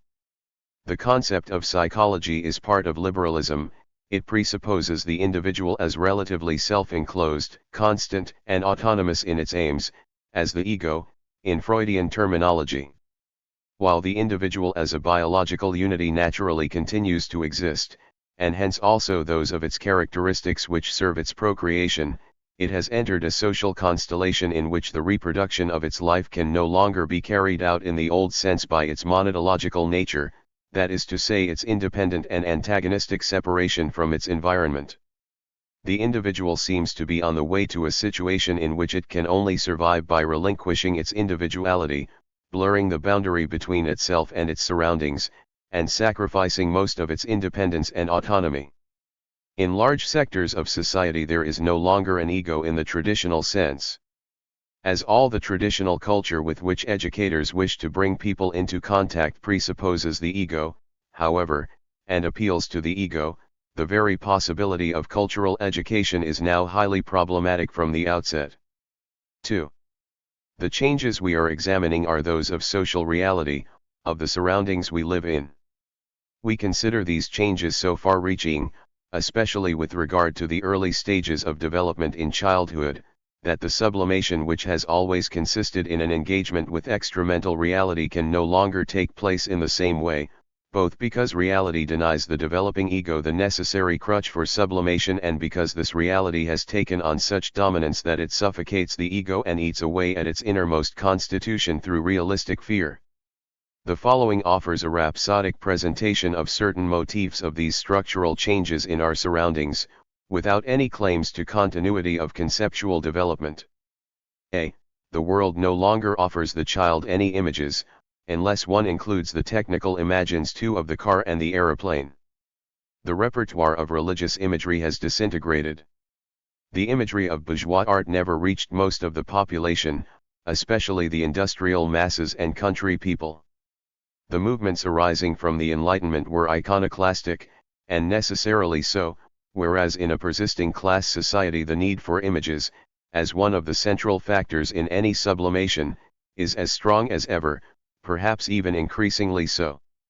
Today, however, images only appear as ready-made supplied by monopolistic centers, with all the emblems of their own falsity. So far, there has hardly been any serious recognition of what these images mean for people, or of the consequences of their falsity. At any rate, one can safely say that the dwindling of the objective repertoire of images is accompanied by a dwindling of subjective imagination that increasingly keeps people within the boundaries of the status quo. B. The objects of action are changing. Their mechanization means that people must adapt in their use of everyday devices to an incomparably higher degree than ever before. The act of driving a car or repairing a radio requires an infinitely greater subordination to the prescribed nature of those objects than the work of a craftsman, for example. Even during the entire era of 19th-century industrial capitalism, the functions of the individual, at least in his free time, were not remotely as dependent on technology as they are today. The game itself becomes governed by the technical structure of things. C. The structure of the work process has changed in most respects. It no longer permits practice or experience in the old sense, as evident in farming, for example. The changes in the work process extend from actual industrial work with machines through the whole of society, even infiltrating the realm of intellectual work, where experience-based thought is already beginning to be replaced by technical, formal logical manipulations. A single path leads from the conveyor belt via the office machine to the capturing of spontaneous intellectual acts through reified, quantified processes. D. The disintegration of family authority, especially under the pressure of structural unemployment, has been emphatically shown by sociologists. However, the dissolution of the family probably begins in the deepest layers of childhood development. The family is no longer the mediating agency between society and the individual, rather, society has taken hold of the individual directly and, by depriving the individual of the protective shield of the family, prevents him from becoming an individual in the old sense. The phenomenon observed in Germany, where the National Socialists conspired with children against their schools and households, as it were, is merely the institutionalized form of social tendencies that probably extend much further. Perhaps one could also say that, for American children today, a car wields greater authority than their father. It would be rash, however, to assume that the dwindling of family authority in present society automatically constitutes an element of progress and liberation. On the one hand, the individual's most productive powers flourish in a living and direct confrontation with his family, and these powers are now deprived of their target, so to speak. On the other hand, the immediately palpable domination of the individual by society, without any intermediary, is so profound that in a deeper layer of its consciousness, the child growing up authorityless is probably even more fearful than it ever was in the good old days of the Oedipus complex. It is precisely the side of the situation that is often overlooked by progressive educators. The wasting away of the world of images is accompanied by that of language and the capacity for expression through language. The traditional vernacular, with its sprinklings of religious phrases, no longer exists. People regard educated language as foreign and cold. They are fed from above with a synthetic, essentially advertising determined language that no longer satisfies them. They no longer speak for themselves, but rather with the voice of the radio announcer, as it were. The change in the body of language concerns the interior monologue most of all. So far, there has not been any investigation of the influence of this nascent speechlessness on the overall condition of the people who are made speechless. People's relationships with their own physicality seem to have undergone a peculiar and very far-reaching change. One can view sport as an attempt to regain for the body one of those functions of which machines have deprived it, yet it virtually becomes a machine itself. One finds a form of technological quantification of the body in which such ideas as fitness, training, and ultimately sheer physical strength take on an increasingly important role.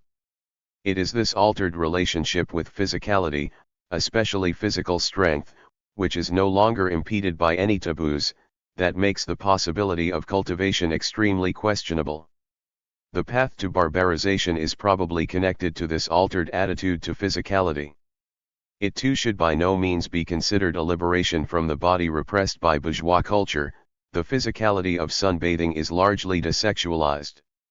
For the most part, there is an effort to translate what we refer to as cultural artifacts, insofar as they can be experienced at all, into categories of physiological capacity, or at least to experience them in an analogous fashion.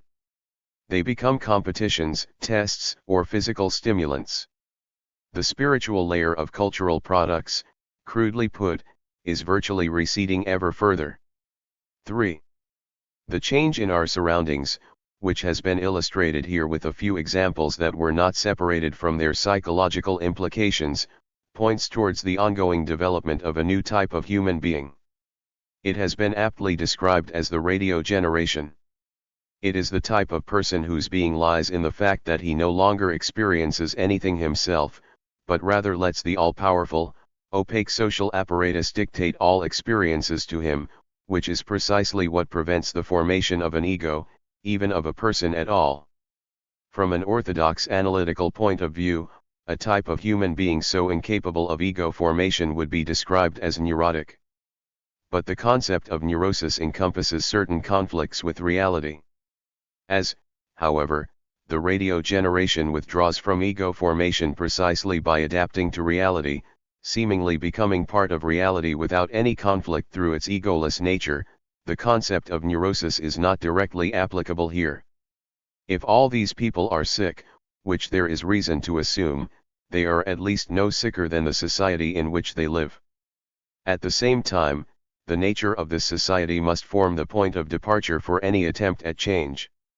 There is reason to assume that the loss of some abilities is accompanied by the freeing of certain others, and these are precisely what destines them to carry out changes that would never have been possible for the old individuals.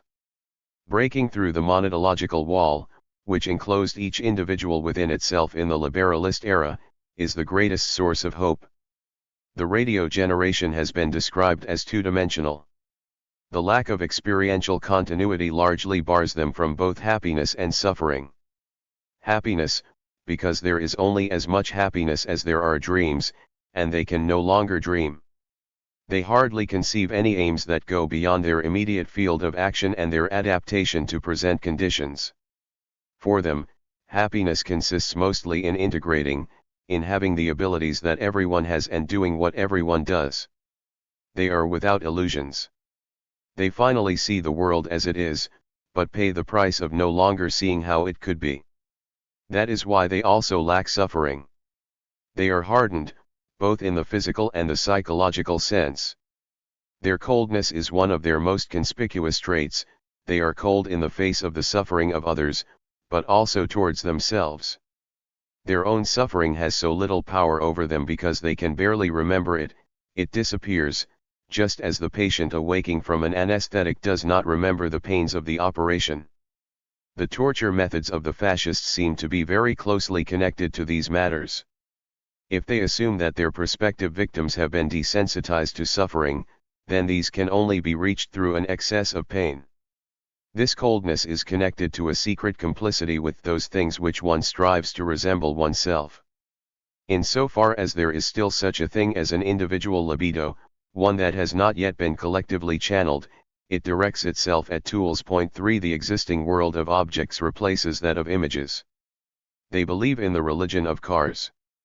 This relationship with technology leads to a very peculiar mixture of improvisational ability and obedience, of independent initiative and abstention from independent thinking, that allows for either extreme. We see the decisive problem in the psychological thought ban that exists today. For most people, thinking more, i.e. beyond the direct needs of one's immediate environment, now constitutes a disturbance of that very adaptation which takes possession of their entire psychological energy. At the same time, more thought already means an endangerment of their chances of advancement, perhaps even their immediate security. But this disillusionment of reality, this quantification of work processes that virtually allows everyone to work anywhere, and the relative directness with which these social powers take effect, lead to a situation in which the objective world of things supports the very realization it suppresses. The same people who will not allow themselves to think have become canny and can no longer be fooled. It seems to us that this contradiction really circumscribes the central concern of all conscious education in the present phase. It is a matter of pushing this canniness so far that it breaks through its bond to the immediate world of action and transforms itself into real thinking. If that succeeds, it is precisely those crippled human beings who will be most able to put an end to that crippling. Their coldness can become a readiness to make sacrifices for truth.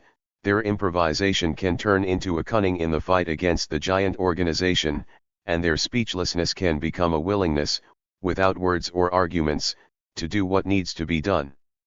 It is revealing that the achievements of pedagogy in this direction do not correspond to those of an education in traditional culture. 4. It is our intention to make a first contribution to addressing these problems, however inadequately they may be described here, in the field of music. Firstly, because we believe we have done considerable preparatory work in this direction, secondly for reasons of personal qualification, but thirdly also because we believe that music objectively offers an especially good point of entry. The fact that music is still unexplored territory in socio-psychological terms means that one finds far fewer rigid views here than in other fields, and that there are far fewer obstacles in the form of clichés to impede the posing of questions. We intend to erect a small model settlement within this unoccupied theoretical field, one that would have little chance closer to the centers, but, once its results on this remote terrain are secure, there are prospects of applying these results to the truly decisive socio-psychological and socio-pedagogical questions. Music is especially qualified to do this because it shares fundamental characteristics with language and, like language, is clearly dominated by monopolistic centers, while, at the same time, it is not directly connected to the world of objects in its content, and hence studies on it are not subject to the same taboos and rationalizations as those concerning the immediate world of objects. At the same time, however, the influence of this object world is palpable in all elements of musical language and its reception. Music truly is, to cite Schopenhauer's aesthetics, the world once again, but a model that one can use to study the defining characteristics of reality without having to discuss directly the content of that reality. The political neutrality of music is especially important for such an aim. At the same time, however, Music also shows many of the changes of environment characterized in section. Phenomena such as tool-mindedness, test and sport mentality, the replacement of family authority through social authority, the receding of the spiritual side of culture in favor of the physical, all those things can be studied extremely closely through music. The individual musical studies planned were named in the previous memorandum. Their connection to the general reflections touched on here is partly obvious, and will partly transpire in the course of the investigation. We hope in particular that we shall be able to diagnose the way in which traditional cultural artifacts have become problematic and been assigned different functions far more concretely than has previously been the case. Our plan has two parts. A. We intend to treat music as a neutral model for questions concerning the new human being, its connection to traditional culture and the way in which culture has itself become problematic. B. It will be attempted, in the sense of progressive education i.e. without any abstract goals, purely on the basis of the facts available concerning the current state of awareness and its connection to the general state of society, to develop aims and methods for a musical pedagogy that is suited to actual conditions. That means not concealing these conditions through nebulous ideas of progress and culture, but on the other hand also avoiding the dangers posed by the barbarism and destructive hostility to culture that are descending upon us. Rather, one must make the most of the possibilities that, by the standards of a truly emancipated humanity, are visible in our present situation, however faintly or negatively. We do not simply mean the hope that musical culture will survive by hibernating during the coming catastrophe, though such a wish by no means seems despicable to us, but rather the development, in the neutral zone of music, of methods with some prospects of application to less neutral areas. 5. Some remarks on a propaganda publication of NBC. 1. Among the social events of Honolulu are the radio opera breakfasts. Rangers and cowpunchers gather on Saturday afternoons at the Cody Museum in Wyoming to hear broadcasts from the stage of the Metropolitan. 2. Music is my hobby. For the purpose of encouraging others to discover the pleasures of self-expression in terms of music, many distinguished persons who classified music as their favorite diversion share with the radio audiences their enjoyment in making music in the Music is My Hobby program. Comment: A. This sentence is characteristic for the conception of pseudo-freedom and pseudo-activity which is fostered by radio business in its present form. The term self-expression is entirely fallacious. A person who plays the violin badly is not expressing himself by any means. It is even doubtful how far any good pianist or a violinist is expressing himself.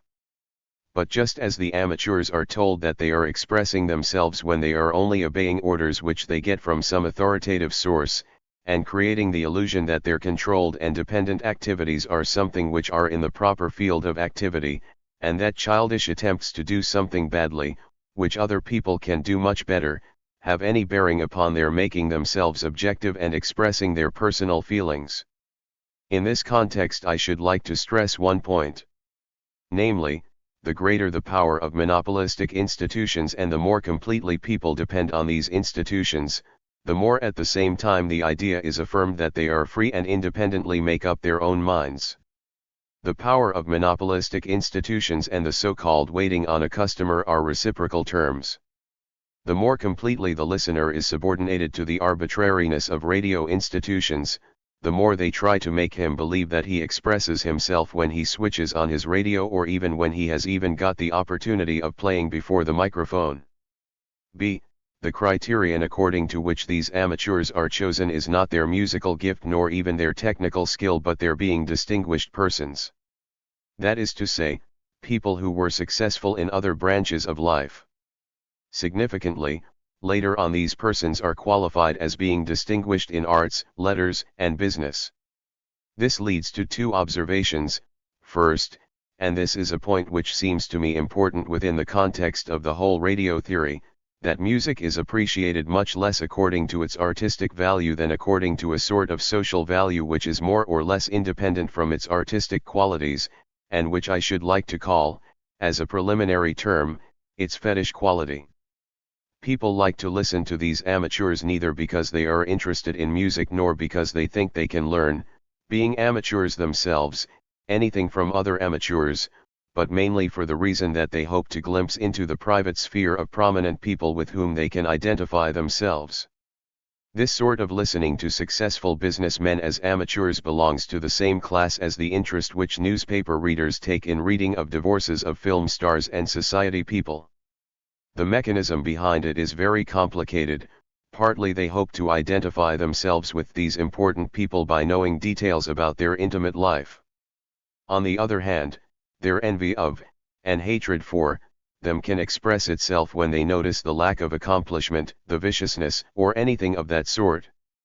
It seems to me most likely that the wrong notes played by the great businessmen are as important for the listeners of Music Is My Hobby as are the right notes.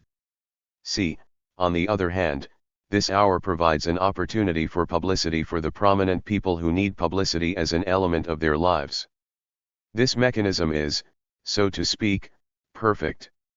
The listeners get satisfaction from pseudo-contact with leaders and prominent people, and the leaders and prominent people are leading and prominent only insofar as the listeners have this sort of contact.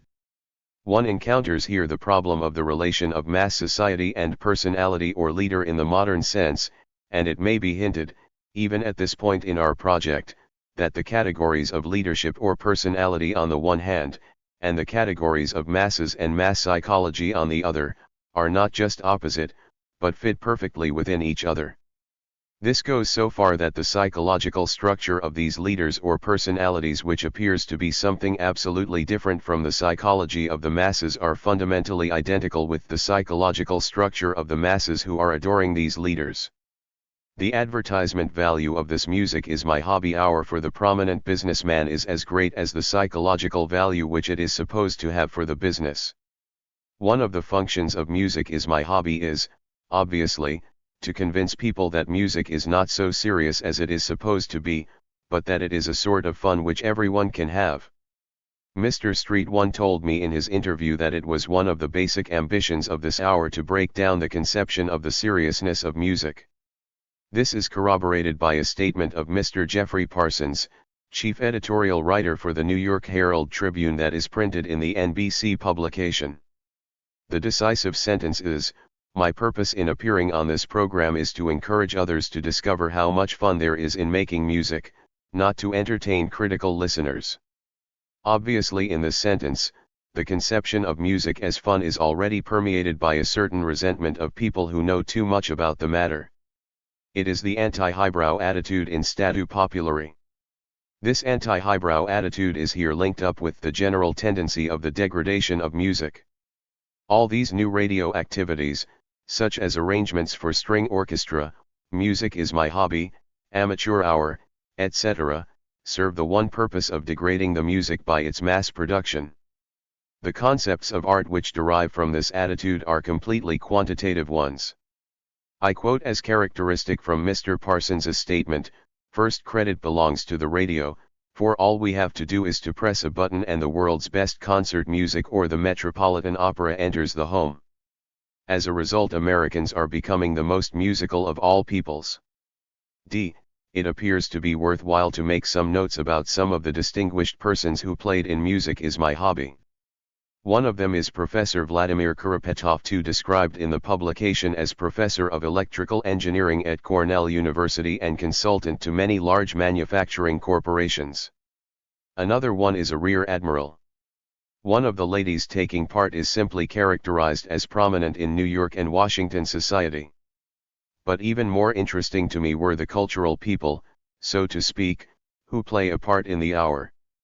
One of them is Hendrik Willem van Loon, described as a prominent author, biographer, and critic. 3 He is one of these authors of the type of Emil Ludwig for Stefan Zweig, etc., who uses great names of heroes of human history as a pretext for completely private psychological gossip. The mechanism which makes people read a book of Van Loon about Rembrandt is exactly the same mechanism which induces them to listen to the prominent amateur music making. So the person is completely adequate to the purpose. Among the prominent people mentioned is Mrs. Elizabeth Sprague Coolidge, the chamber music patroness, who truly has great merit as a sponsor of serious modern chamber music compositions. 5 It might be, however, interesting from the point of view of her playing in Music Is My Hobby, to know that Mrs. Coolidge is almost completely deaf. This, of course, is not mentioned in the NBC publication. 3. As to the Music Appreciation Hour of Mr. Damrosch, I should like to add one quotation from the NBC publication which falls exactly within the framework of the comment I wrote about this hour: programs which teach through the hearing of standard works of great composers with authoritative explanation and comment. My remarks about the Damrosch Hour were written 3 days before my interview with Mr. Street and before I read the NBC publication, so this quotation has a certain value for the purpose of checking the theoretical result. The NBC Music Guild. This paragraph starts with the reasonable statement that there exists a special affinity between chamber music and the radio because of the adequacy of the proportions of chamber music to the proportions of private rooms where people are used to listening to radio. And the author finds it more adequate to radio than the spaciousness of the concert hall. He goes on, however, with the statement chamber music finds in broadcasting an ideal medium of transmission into the charmed circle of the family. Here we find the conception of family as a kind of criterion or measurement for broadcasting in general. As far as information from Mrs. Greenberg and Mrs. Gaudetz lead me to believe, the fiction of the whole family listening to radio is used everywhere, especially for the purpose of checking the radio activities within any field which would be regarded as independent. In other words, with the purpose of making radio more adequate to current standards of present-day society. It would be interesting to see how far one actually can reckon with the full family as radio listeners and how far the conception of the listener family is completely fictitious and only serves the ideological purposes of the institutions which hold the command of radio. B. The term, the charmed circle of the family, leads to another moment which might be important for the role radio music plays. It is a way of enchanting people, of distracting them from reality. As I mentioned in my first expose that it is one of the tendencies of radio music to destroy the aura of music, then this remark of mine, in the past, is only a half-truth. Whereas radio in a more advanced sense may destroy the aura, on the other hand, it just serves the purpose of preserving the elements of art aura for social purposes. It is exactly the same as with moving pictures. If you watch a movie scene of Greta Garbo, then the exactitude with which you can witness her kissing her partner seems to destroy the aura which a kiss had, for instance, on the stage where you could not witness it so scientifically. On the other hand, however, all the devices of cinema tend to poeticize actual and trivial lives and to create new moments of aura which gild the triviality of present-day life. In cinema as well as in radio, the attitude towards the aura and the unhidden, unrevealed reality is totally antagonistic, and this antagonism has to be expressed by the theory. See, the characterization of chamber music contains the sentence, these works are, in fact, symphonic form in development, in sublimity of inspiration. 2 remarks are necessary. First, the idea of symphonic form in chamber music is misleading, as symphonic as well as chamber music groups have got the sonata which is the fundamental form, but one cannot say that chamber music programs are symphonic in form because the characteristic of symphonic form, just as Paul Becker 6 put it, is its power of social integration, and this is certainly not to be found within the framework of chamber music. The conception of symphonic form seems to be such a fetish that any music which is regarded as something sublime and so on, is measured according to the standard of symphony. I also noticed that instead of serious or classical music, they use the term symphonic music. Secondly, they speak of the sublimity of inspiration which is supposed to be equal to the symphonic one. This shows that the category of the sublime is, as I just mentioned, something connected with the symphony generally, although there is no reason for doing so whatever. Probably behind this conception is nothing but the fetish of certain standard programs of Beethoven, such as the Eroica, the 5th, 7th and 9th symphonies. It is also within the scope of this fetish character that the concept of inspiration appears here. The inspiration is something which is highly regarded in music as a sort of private property of the composer who has such inspirations. And laymen are especially fond of speaking about musical thieves, stealing of inspiration, and so on. In Beethoven's symphonies, however, which are regarded as the standard of symphonic music, the inspiration, in the sense of the creation of the ultimate motivational elements, do not play an important role. They are mainly mere circumscriptions of the simplest tonal chords, and the whole quality of the works depend on the development of this material and not only on the material itself. Having become standard works and fetishes, however, those works are brought under the category of inspiration, which is totally inadequate to them. One can find the same fallaciousness of the concept of inspiration if one examines the current pictures of Toscanini. Although Toscanini is an exceedingly sober and matter-of-fact musician in his musical style, for the purpose of his publicity he appears in these photographs as a sort of fascinating, improvising, demonic and inspired power. The frame of white hair which he shares with Einstein seems to be one of the elements of his publicity aura. One could say that music, the more it becomes a commodity within present-day life, needs more and more the ideology of being something totally irrational, based on pure inspirations which, at the same time are the indisputable property of the individuals to whom they are attributed. 5. As to the program on Sibelius, during the 1937 to 1938 season the presentation of a complete cycle of Jean Sibelius symphonies has attracted special attention. It is not said what sort of attention this actually was. 6. To the theory of arrangements, this string symphony offers unusual programs of music for string instruments, presenting not only the standard musical classics but also many novelties, including another of Dr. Black's own arrangements. 7. When I commented upon the Damrosch hour, I made some observations about the ideology of the old folk song and so on. The following quotations seem to prove that I was right. Folk music, simple melodies handed down orally from one generation to another and played or sung by people for their own enjoyment, have provided some of the most interesting series of programs sponsored by the National Broadcasting Company. Although in these broadcasts special emphasis has been laid on American folk tunes, nevertheless, many unusual programs of the simplest type of folk music have been rebroadcast from England, France, Germany, and Italy, as well as from the Orient and South America. The completely ideological character of this statement is to be proved by two obvious misstatements. First, the idea of simple melodies handed down orally, and so on, is an invention. Probably all these folk songs have been printed and are taught to children in schools by teachers who are able to read music. Of course, one would have to check this, but according to European standards the actual oral tradition of music does not play any important role at all, and it seems to me most unlikely that things in America should be different. The assertion of the oral tradition serves only the purpose of making this music appear something reverent and near to the community of people. I should like to lay special emphasis, on the other hand, on the point that these questions need to be checked, because it is not quite impossible that the range of oral tradition in America is wider than in Europe. The decision about this question especially needs more intimate knowledge of the historical problems of the Negro spirituals.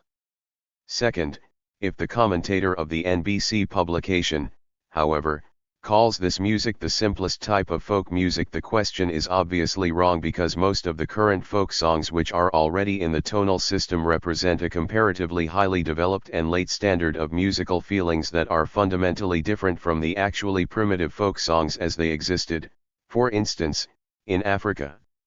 The simplicity is a mere assumption, and they appear simple only because the elements are used everywhere in musical entertainment of today. But it is a second-hand, not a first-hand simplicity. One must be aware of the fact, however, that the genuineness of folk music is a musical taboo of the same type as the value of a Stradivarius violin or the inspiration of Beethoven.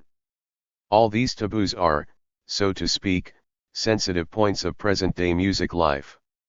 Ideological motives are concentrated so strongly upon these points that it is to a degree dangerous to dispute them. I am fully aware of the fact that it is the mere doubting of compositions, just as any doubting of the value of musical inspiration as the basic power of composition, the genuineness of folk songs, and all that sort of thing, that will create a turmoil of resistance. And it is especially necessary to be very careful in checking these assumptions because the unconscious resistance against these assumptions is so exceedingly strong that whatever material can be found against these assumptions will be used, so that if, for instance, there actually should exist some sort of oral tradition of Negro folk music, one would use that existence most eagerly as an argument against us, although even if there are still elements of that type to be found, this would not alter the function which in present-day society all these elements definitely have gained. 8. In one of the brief memoranda which I wrote, I used the term gehoben Unterhaltung, or elevated entertainment, and a critical analysis of the attempt of radio to raise low types of music to a certain medium standard of controlled consumption, so to speak, to a Babbitt level, will make an essential part of our theory. Involuntarily the NBC publication provides us with some material about that. I quote 2 sentences. NBC's record of achievement in promoting musical art in the United States is not complete without mention of its notable contributions to the advancement of dance music to a higher level. While NBC has conspicuously served in popularizing art music, it has contributed equally to dignifying popular music as art. The conception of dignified popular music will deserve special analysis. In this connection, compare the remarks about stabilized jazz which I made in my essay about jazz. 9. To the role of musical fetishes, I spoke briefly about the worth of Stradivarius violins, and so on. I find 2 proofs of this in the NBC publication. First, NBC has performed transmissions of Richard Wagner's piano, Chopin's piano, and Paganini's fiddle. What was played and who did the playing apparently was of no importance. No listener who would listen to these instruments without knowing whose they were could possibly have gotten any purely musical pleasure out of them. The whole value was this extra musical value of their being a trademark. Second, under an illustration in the publication one finds the following remarks. Misha Mishakov, concert master, puts aside his famous $50,000 Strad, to explain a difficult passage to a member of his string choir. Concerning the theory of hits. One should examine the importance of trivial words or of terms for any sort of technical equipment, such as, for instance, the use of the word telephone or movies and so on in texts of hits. These words seem to be of special importance for the success of hits. In Germany an equivalent function seems to be that of foreign words used in light opera and hit songs. I theses about the idea and form of collaboration of the Princeton Radio Research Project. As a basis for discussion at a staff meeting. 1. The work of the project is to be conducted subject to theoretical viewpoints. That is, nowhere will the collection of facts be an aim in itself, except for special groups of problems upon which, for some reason or other, we must consciously concentrate our activity on fact collecting. In general, however, facts are to be selected with reference to their applicability to a theory concerning the relationship between present-day radio and society.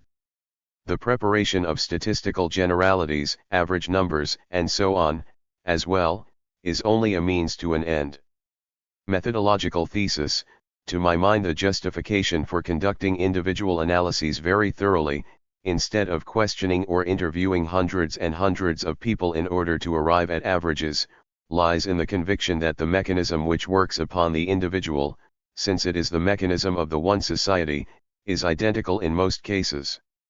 Consequently, if one succeeds in tracing back the individual psychology of a particular individual to this mechanism, the results will most likely hold good in general. The results, of course, must be checked. The usual positivist assertion, however, insisting that generalizations should not be made on the basis of individual experiences but that the investigator should rather try to get as many cases as possible and only then try to induce general rules, is based upon the fallacious assumption that the individual is absolutely individual and not the product of non-individual forces behind him.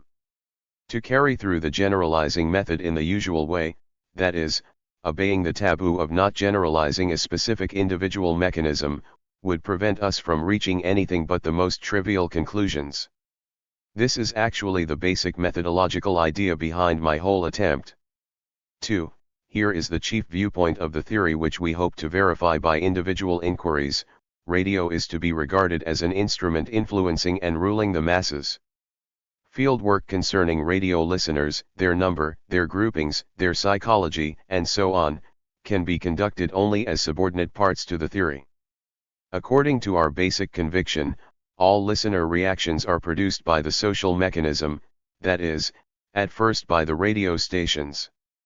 During the present monopolistic stage of society, the belief that the listener is a sort of customer and that radio production is modeled solely to serve his wants and needs, seems to be outdated. It will be our concern to express the state of affairs not only in the form of research results but in the very method of our research work as well. In other words, we shall not be content to describe, number and measure listener reactions, but in every section we shall try to prove the dependence of these reactions upon the content furnished to the listener and on the manner in which this content is provided to him. 3. I consider it the crucial problem of the project to elaborate the concrete relationship between the mechanism of radio and the reactions of the listener. On the one hand, this is necessary in order to emancipate those theoretical theses which we use as a point of departure from the realm of arbitrary improvisation. On the other hand, purely quantitative studies would not be sufficient for our aims. We must try to discover methods of qualitative study, with special reference to the motivation of the individual respondents' reactions. What such qualitative analyses may lack in generality, they make up by the depth of the individual mechanism of reaction, which could not adequately be arrived at by quantitative questioning. If the results of a careful qualitative analysis prove to reaffirm one of the underlying theses, then we should consider this verification to be a proof of our theses as valid as, for example, averages about what programs people like to hear, and so on. 4. If our aim is to get qualitative analyses of our interviewed respondents, it is of utmost importance not to be content with clichés about motivation such as those remarks often volunteered by the respondents themselves. If a respondent, when asked about his reaction to the broadcast of a particular dramatic work, gives emotional reasons in explanation, we must definitely try to analyze these reasons more concretely. That is, we must first attempt to find out what is meant by the term emotional reasons and then attempt to find out what psychological reality is actually behind the phrase. For this latter purpose, we shall have to use the apparatus of psychoanalytic introspection. Here again some experimental methods recommend themselves. Immediate situations where the behavior of the respondents can be studied will have to be produced, for example, after a political speech and things of that sort. What the respondents themselves usually say about their motives is generally conventional and can furnish us only with material for the theoretical aims of our study, but must not be considered as something final in itself. This is very clear in theory, but it is rather difficult to realize in practice, inasmuch as people are usually inclined to stick to the verity of Mr. Smith told me so himself. 5. In my special section of the project, music, an idea has impressed itself upon me which I should prefer to call, at first, the idea of infantile listening. Compared to developed music listening, listening to radio music shows definite infantile features. We are ready to assume that this tendency is not limited solely to music, but that, for instance, information which is obtained through the read word is replaced by the spoken word over the radio. We are also ready to assume that this replacement expresses an equivalent tendency. I should be very grateful to the colleagues in other sections of the project if they would devote some attention to the infantile features of listener reactions to radio. Possibly we could exchange our experiences concerning this sphere. 6. It appears to me that it is exceedingly important for us to avoid an alienation of the different sections of the project and different fields of activity simply because of the necessary division of labor. As a matter of fact, of course, all these fields are necessarily interrelated. For example, if we take it for granted that music itself obtains a certain character of information through being broadcast over the radio and in this respect is essentially related to the sphere of radio news broadcasting and so on, it would certainly be the task of the political section of the project to analyze the effect of music to determine to what extent music has to be regarded as political insofar as it abstracts from politics, however apparently distant music and politics may appear to be from each other. Furthermore, we could pursue the problem of whether a certain positive and stubborn attitude toward entertainment is connected with political disinterest as well as an aversion to broadcasts which make claims upon the mentality of the listener, serious music as well as, for example, scientific speeches. From this point of view, I should again suggest that the collaborators of the various sections regularly exchange their results and experiences. 7. As far as suggestions for the improvement of radio are concerned, we must be fully conscious of the fact that improvement of radio is by no means a priori identical with tendencies of the usual type of educational broadcasting or cultural uplift. In principle, these types are as open to criticism from the point of view of the project as are commercial broadcasts. I should like to add a general warning that, under present-day conditions, we should not regard radio regimented by the state as progressive, and commercial radio as reactionary. Under certain circumstances, more progressive tendencies might be realized today under the form of free competition than under bureaucratic direction and control. On the other hand, European experiences show that economic interests are manifesting themselves even in governmental, centralized and non-commercial broadcasts. 8. Throughout the entire sphere of radio a certain type of person is to be found. I call this type of person the Basteller, a German word which is not quite expressed in the expression radio amateur. The Basteller is that type of individual, mostly to be found among youngsters, who is more interested in the radio apparatus and its function than he is in the form and content of the broadcasts. I should like to draw the attention of our colleagues to this type, as I regard it as one of the main manifestations of the infantile attitude of radio listeners, especially since it is fostered by the mechanism of radio. In the same connection, I should like to call attention to these tendencies of pseudo-activity in panels, listener clubs, contests, verification collectors, and the like. This concept of pseudo-activity constitutes a substantial part of my memorandum, and Miss Fisk's panel memorandum 1, for example, furnishes definite proof from a completely different angle. Although on the surface these phenomena have nothing whatsoever to do with the content of the broadcasts, they will probably prove to be very important to a theory of radio just because of this apparent lack of connection, for a theory of radio such as we contemplate will have to analyze all forms of fetishes which are reaffirmed or created by the new tool.